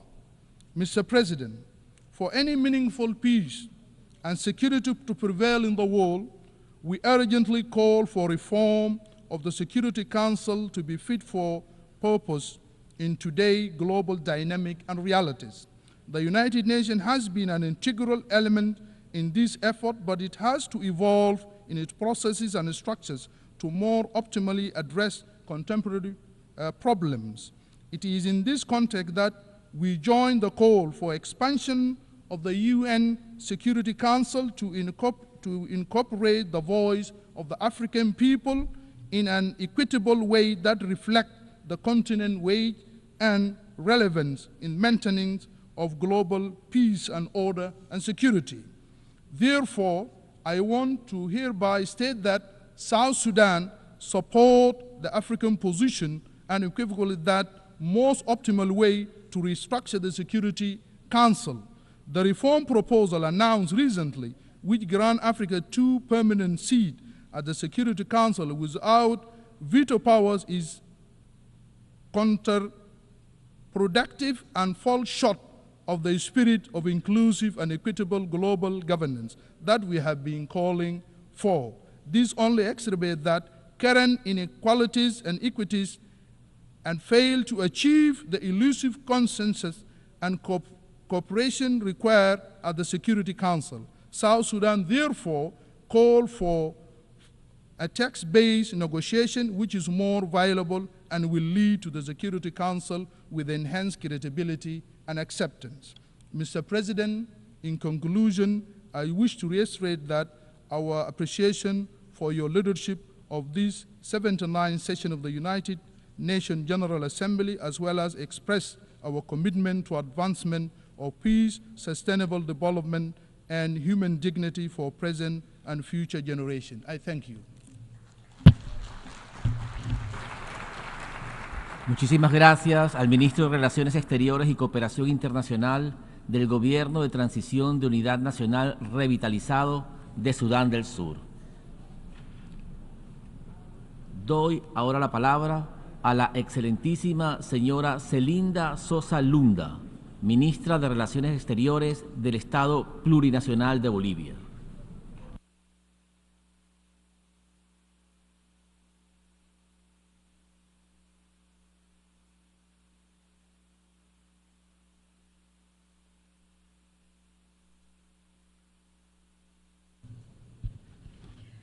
Muchísimas gracias. Es una alegría muy grande participar de la 79 periodo de la sesión de la Asamblea General. Saludar al vicepresidente. También al inicio de mi intervención quiero saludar al presidente de la Asamblea General, al señor Filimón Yang, como también saludar al hermano secretario general Antonio Guterres y a todas las delegaciones presentes. Presidente y distinguidos y distinguidas colegas, hoy nos reunimos en un momento desafiante para la humanidad, enfrentamos una, sino múltiples crisis de amenaza de nuestro presente y el futuro de las próximas generaciones. El cambio climático, las desigualdades, pasando por la pandemia, los conflictos geopolíticos y la crisis de la democracia, estas crisis se alimentan mutuamente, profundizando las vulnerabilidades y planteando retos que exigen respuestas urgentes y coordinadas de manera colectiva. La economía global actual está agudizando las desigualdades y el modelo de acumulación de capitales basados en la concentración de riquezas en manos de unos pocos.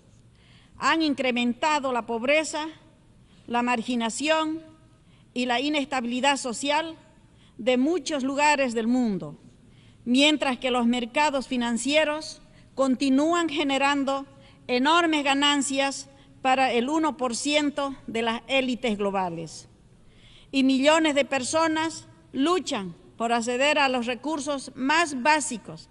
Esta crisis no solo es económica, es también una crisis ética y social, que pone en manifiesto las profundas fallas estructurales del sistema capitalista y prioriza el lucro por encima de la vida y el bienestar y la madre tierra. Las guerras, la producción de armas, el inmenso gasto militar y la proliferación de las armas no solo desvían enormes recursos que podrían destinarse al desarrollo sostenible, sino que también alimentan los conflictos que agravan el sufrimiento de humanos. Miles de millones de dólares se destinan a la producción de las armas, mientras que millones de personas carecen de acceso al servicio básico como la educación, la salud, la alimentación y el agua. En lugar de buscar soluciones a los problemas comunes, aumenta la inestabilidad global y obstaculiza el cumplimiento de los objetivos de desarrollo sostenible. La crisis ambiental es una de las mayores amenazas y aún nuestras acciones son insuficientes. El calentamiento global, la deforestación, la contaminación y la pérdida de la biodiversidad están devastando nuestro ecosistema, pero también tienen un impacto directo a la vida de millones de personas a través de fenómenos extremos como sequías, inundaciones y los huracanes que cada vez son más intensos, que afectan a las comunidades locales y a los pueblos indígenas.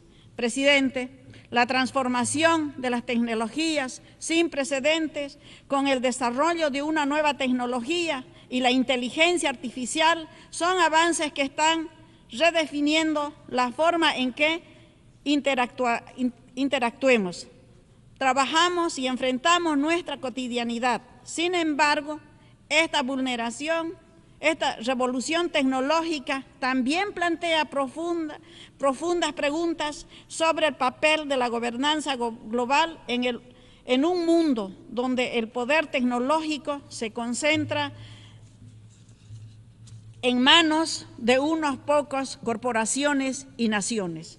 La gobernanza global debe adaptarse para asegurar que estas tecnologías se utilicen de manera equitativa, ética y al servicio del bienestar de la humanidad, en lugar de profundizar las desigualdades o generar nuevas formas de exclusión y control.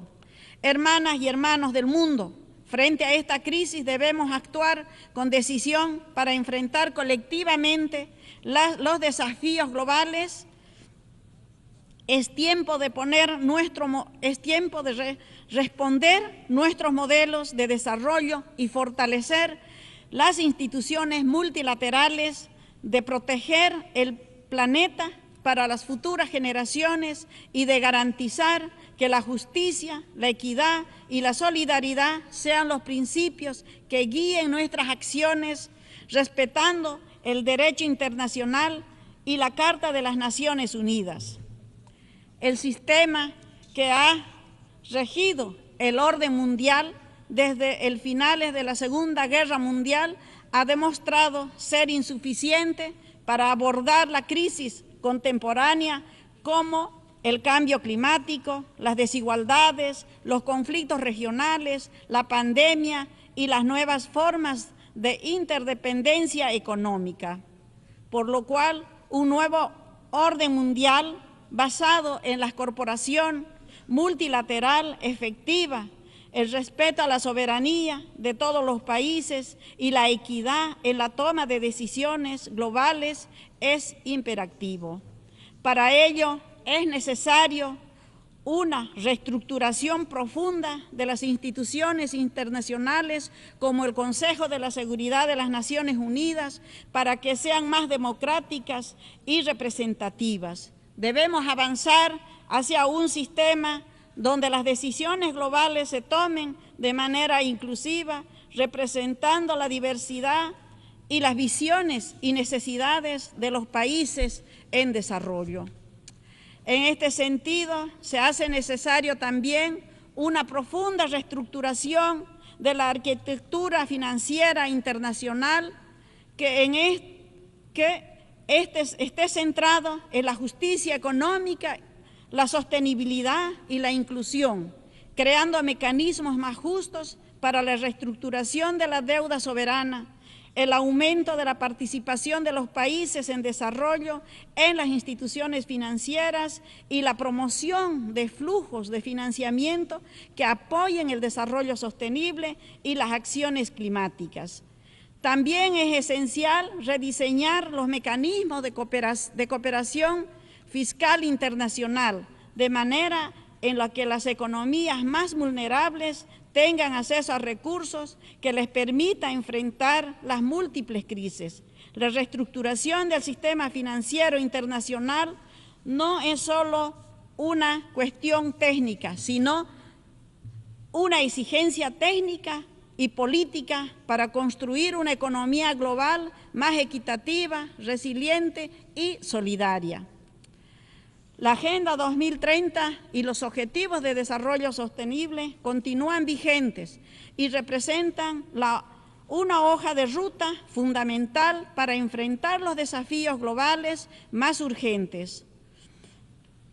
Nos proporciona un marco claro para las acciones y la cooperación internacional, a pesar del retraso que los mismos tienen en su implementación. Debemos redoblar nuestros esfuerzos y fortalecer el compromiso colectivo para garantizar que este ambicioso plan se convierta en una realidad tangible y cambie la vida de nuestros pueblos. El Pacto del Futuro debe constituirse en una oportunidad histórica para plantear nuestros rumbos como humanidad. Nos comprometemos a una agenda que no solo aborden los problemas inmediatos, sino también impulse soluciones sostenibles, inclusivas y equitativas para las próximas generaciones. El Pacto del Futuro no debe terminar en una reunión diplomática, sino ahora nos toca llevar estas decisiones, estas letras, para darle un impulso a los Objetivos de Desarrollo Sostenible y cambiar la vida de cada una de las comunidades, las ciudades de nuestras naciones. El desarrollo sostenible y el cambio climático representan dos caras de un mismo reto que determina el futuro de nuestro planeta y de las generaciones que están por venir. Actuar no solo significa reducir las emisiones, significa transformar nuestro modelo de producción y consumo, proteger la biodiversidad y garantizar el progreso económico sin dejar a nadie atrás. Distinguidos colegas, Bolivia reconoce a la comunidad internacional como un espacio de solidaridad y cooperación bajo los principios del derecho internacional y la Carta de las Naciones Unidas. En ese contexto, rechazamos las medidas coercitivas unilaterales que violan los derechos humanos más elementales y retrasan el desarrollo de muchos pueblos. Expresamos nuestra solidaridad con Cuba, con Venezuela, con Nicaragua y con todos los países del mundo que sufren injustamente estas sanciones unilaterales. Asimismo, expresamos el más enfático rechazo al bloqueo económico, financiero y comercial por parte de los Estados Unidos contra el hermano pueblo de Cuba. 60 años de injusticia no han sido suficientes para castigar a un pueblo que con valentía han enfrentado los intentos de sometimiento y dominación del poder imperial.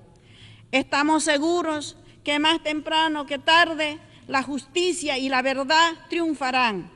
Esta injusticia aún se agrava cuando de manera unilateral Estados Unidos incorpora a Cuba en la lista de los países patrocinadores del terrorismo.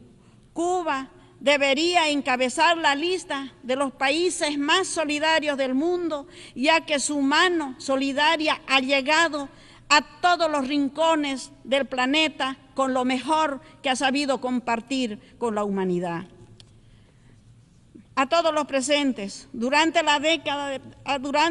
décadas, Palestina sufre un conflicto prolongado que ha socavado la estabilidad regional y han impedido el sueño de paz justa y duradera. La ocupación, los desalojamientos forzados y el genocidio han llevado al pueblo de Palestina a la devastación y destrucción, creando una cárcel al cielo abierta para miles y miles de personas, principalmente niños y mujeres.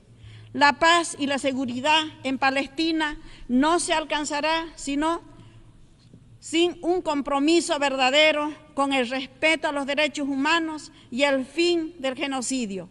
Bolivia reitera su apoyo pleno al ejercicio de la autodeterminación e independencia de Palestina con las fronteras de 1967 y Jerusalén Oriental como su capital, y esperamos que a la brevedad se constituya en un Estado pleno de la Asamblea de las Naciones Unidas. Hermanas y hermanos del mundo, en esta asamblea quiero reafirmar el compromiso de Bolivia con los principios fundamentales de las cartas de las Naciones Unidas y el derecho internacional. Reconocemos a la ONU como el principal organismo multilateral creado para la humanidad, para el desarrollo, la paz y la seguridad, no solo dentro de nuestras fronteras, sino también en el ámbito internacional. En ese contexto, Bolivia reafirma una vez más su firme intención de cumplir todas las decisiones y las resoluciones de los órganos judiciales del sistema internacional. En esas líneas, Bolivia acudió a la Corte Internacional de Justicia de La Haya en un proceso relacionado con el acceso soberano al Océano Pacífico. Al respecto, la Corte insta a Bolivia y a Chile a continuar el diálogo e intercambio en un espíritu de buena vecindad para abordar asuntos relacionados a la salida soberana del Océano Pacífico, cuya solución ambas partes han reconocido como un asunto de interés mutuo.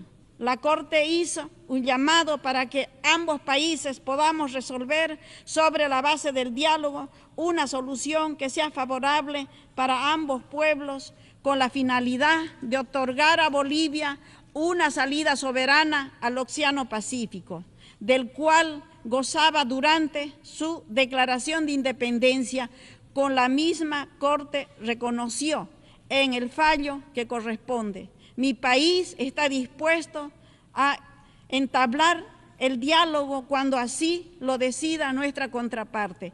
Creemos que el mar es un derecho del pueblo boliviano y de los pueblos. Bolivia hace un llamado a la comunidad internacional para proteger y apoyar a los pueblos indígenas, quienes han sido los guardianes de la biodiversidad y el conocimiento ancestral. Actualmente enfrentamos vulnerabilidades agravadas por las diferentes crisis. Es importante reconocer su contribución para las acciones climáticas, sus conocimientos y sus prácticas son fundamentales y nos proponen un nuevo modelo de desarrollo para vivir bien en armonía con la Madre Tierra. Asimismo, en este ámbito me permito compartir con ustedes nuestras preocupaciones por la calificación negativa de la hoja de coca, que para los pueblos indígenas originarios campesinos representan parte de nuestra identidad y de nuestra cultura. Por otra parte, proponemos que continuemos avanzando y profundizando las políticas de género y las relaciones sociales, incorporando el enfoque de la descolonización y despatriarcalización que permitirán transformar las estructuras de poder y las relaciones sociales que han perpetuado las desigualdades de género, la opresión de nuestras compañeras y hermanas. Hoy, a nombre del pueblo boliviano y el presidente constitucional, Luis Arce Catacora, reafirmamos nuestra convicción democrática y de bienestar del pueblo boliviano para lograr a la brevedad la Agenda 2030 y el vivir bien en armonía con nuestra Madre Tierra. Lamentamos que intereses internos y externos hoy conflictúen el país e intenten desestabilizar a un gobierno democrático, pero que estamos seguros de que con el apoyo y el acompañamiento de todos ustedes mantendremos y vamos a fortalecer nuestra democracia y la institucionalidad de nuestro país. Bolivia es un pueblo que ha demostrado a lo largo de su historia que su espíritu democrático es incrementable para fortalecer nuestras instituciones y garantizar un futuro de paz, estabilidad y progreso para todas y todos. Es nuestro único objetivo que tenemos como gobierno. Quisiera que me ayuden a decir ¡Jayaya a los pueblos del mundo! Muchas gracias, hermanos. Muchísimas gracias a la ministra de Relaciones Exteriores del Estado Plurinacional de Bolivia. Hemos escuchado la última intervención en el debate general de esta sesión. Continuaremos el debate general mañana a las 9 horas en este mismo salón. Se levanta la sesión.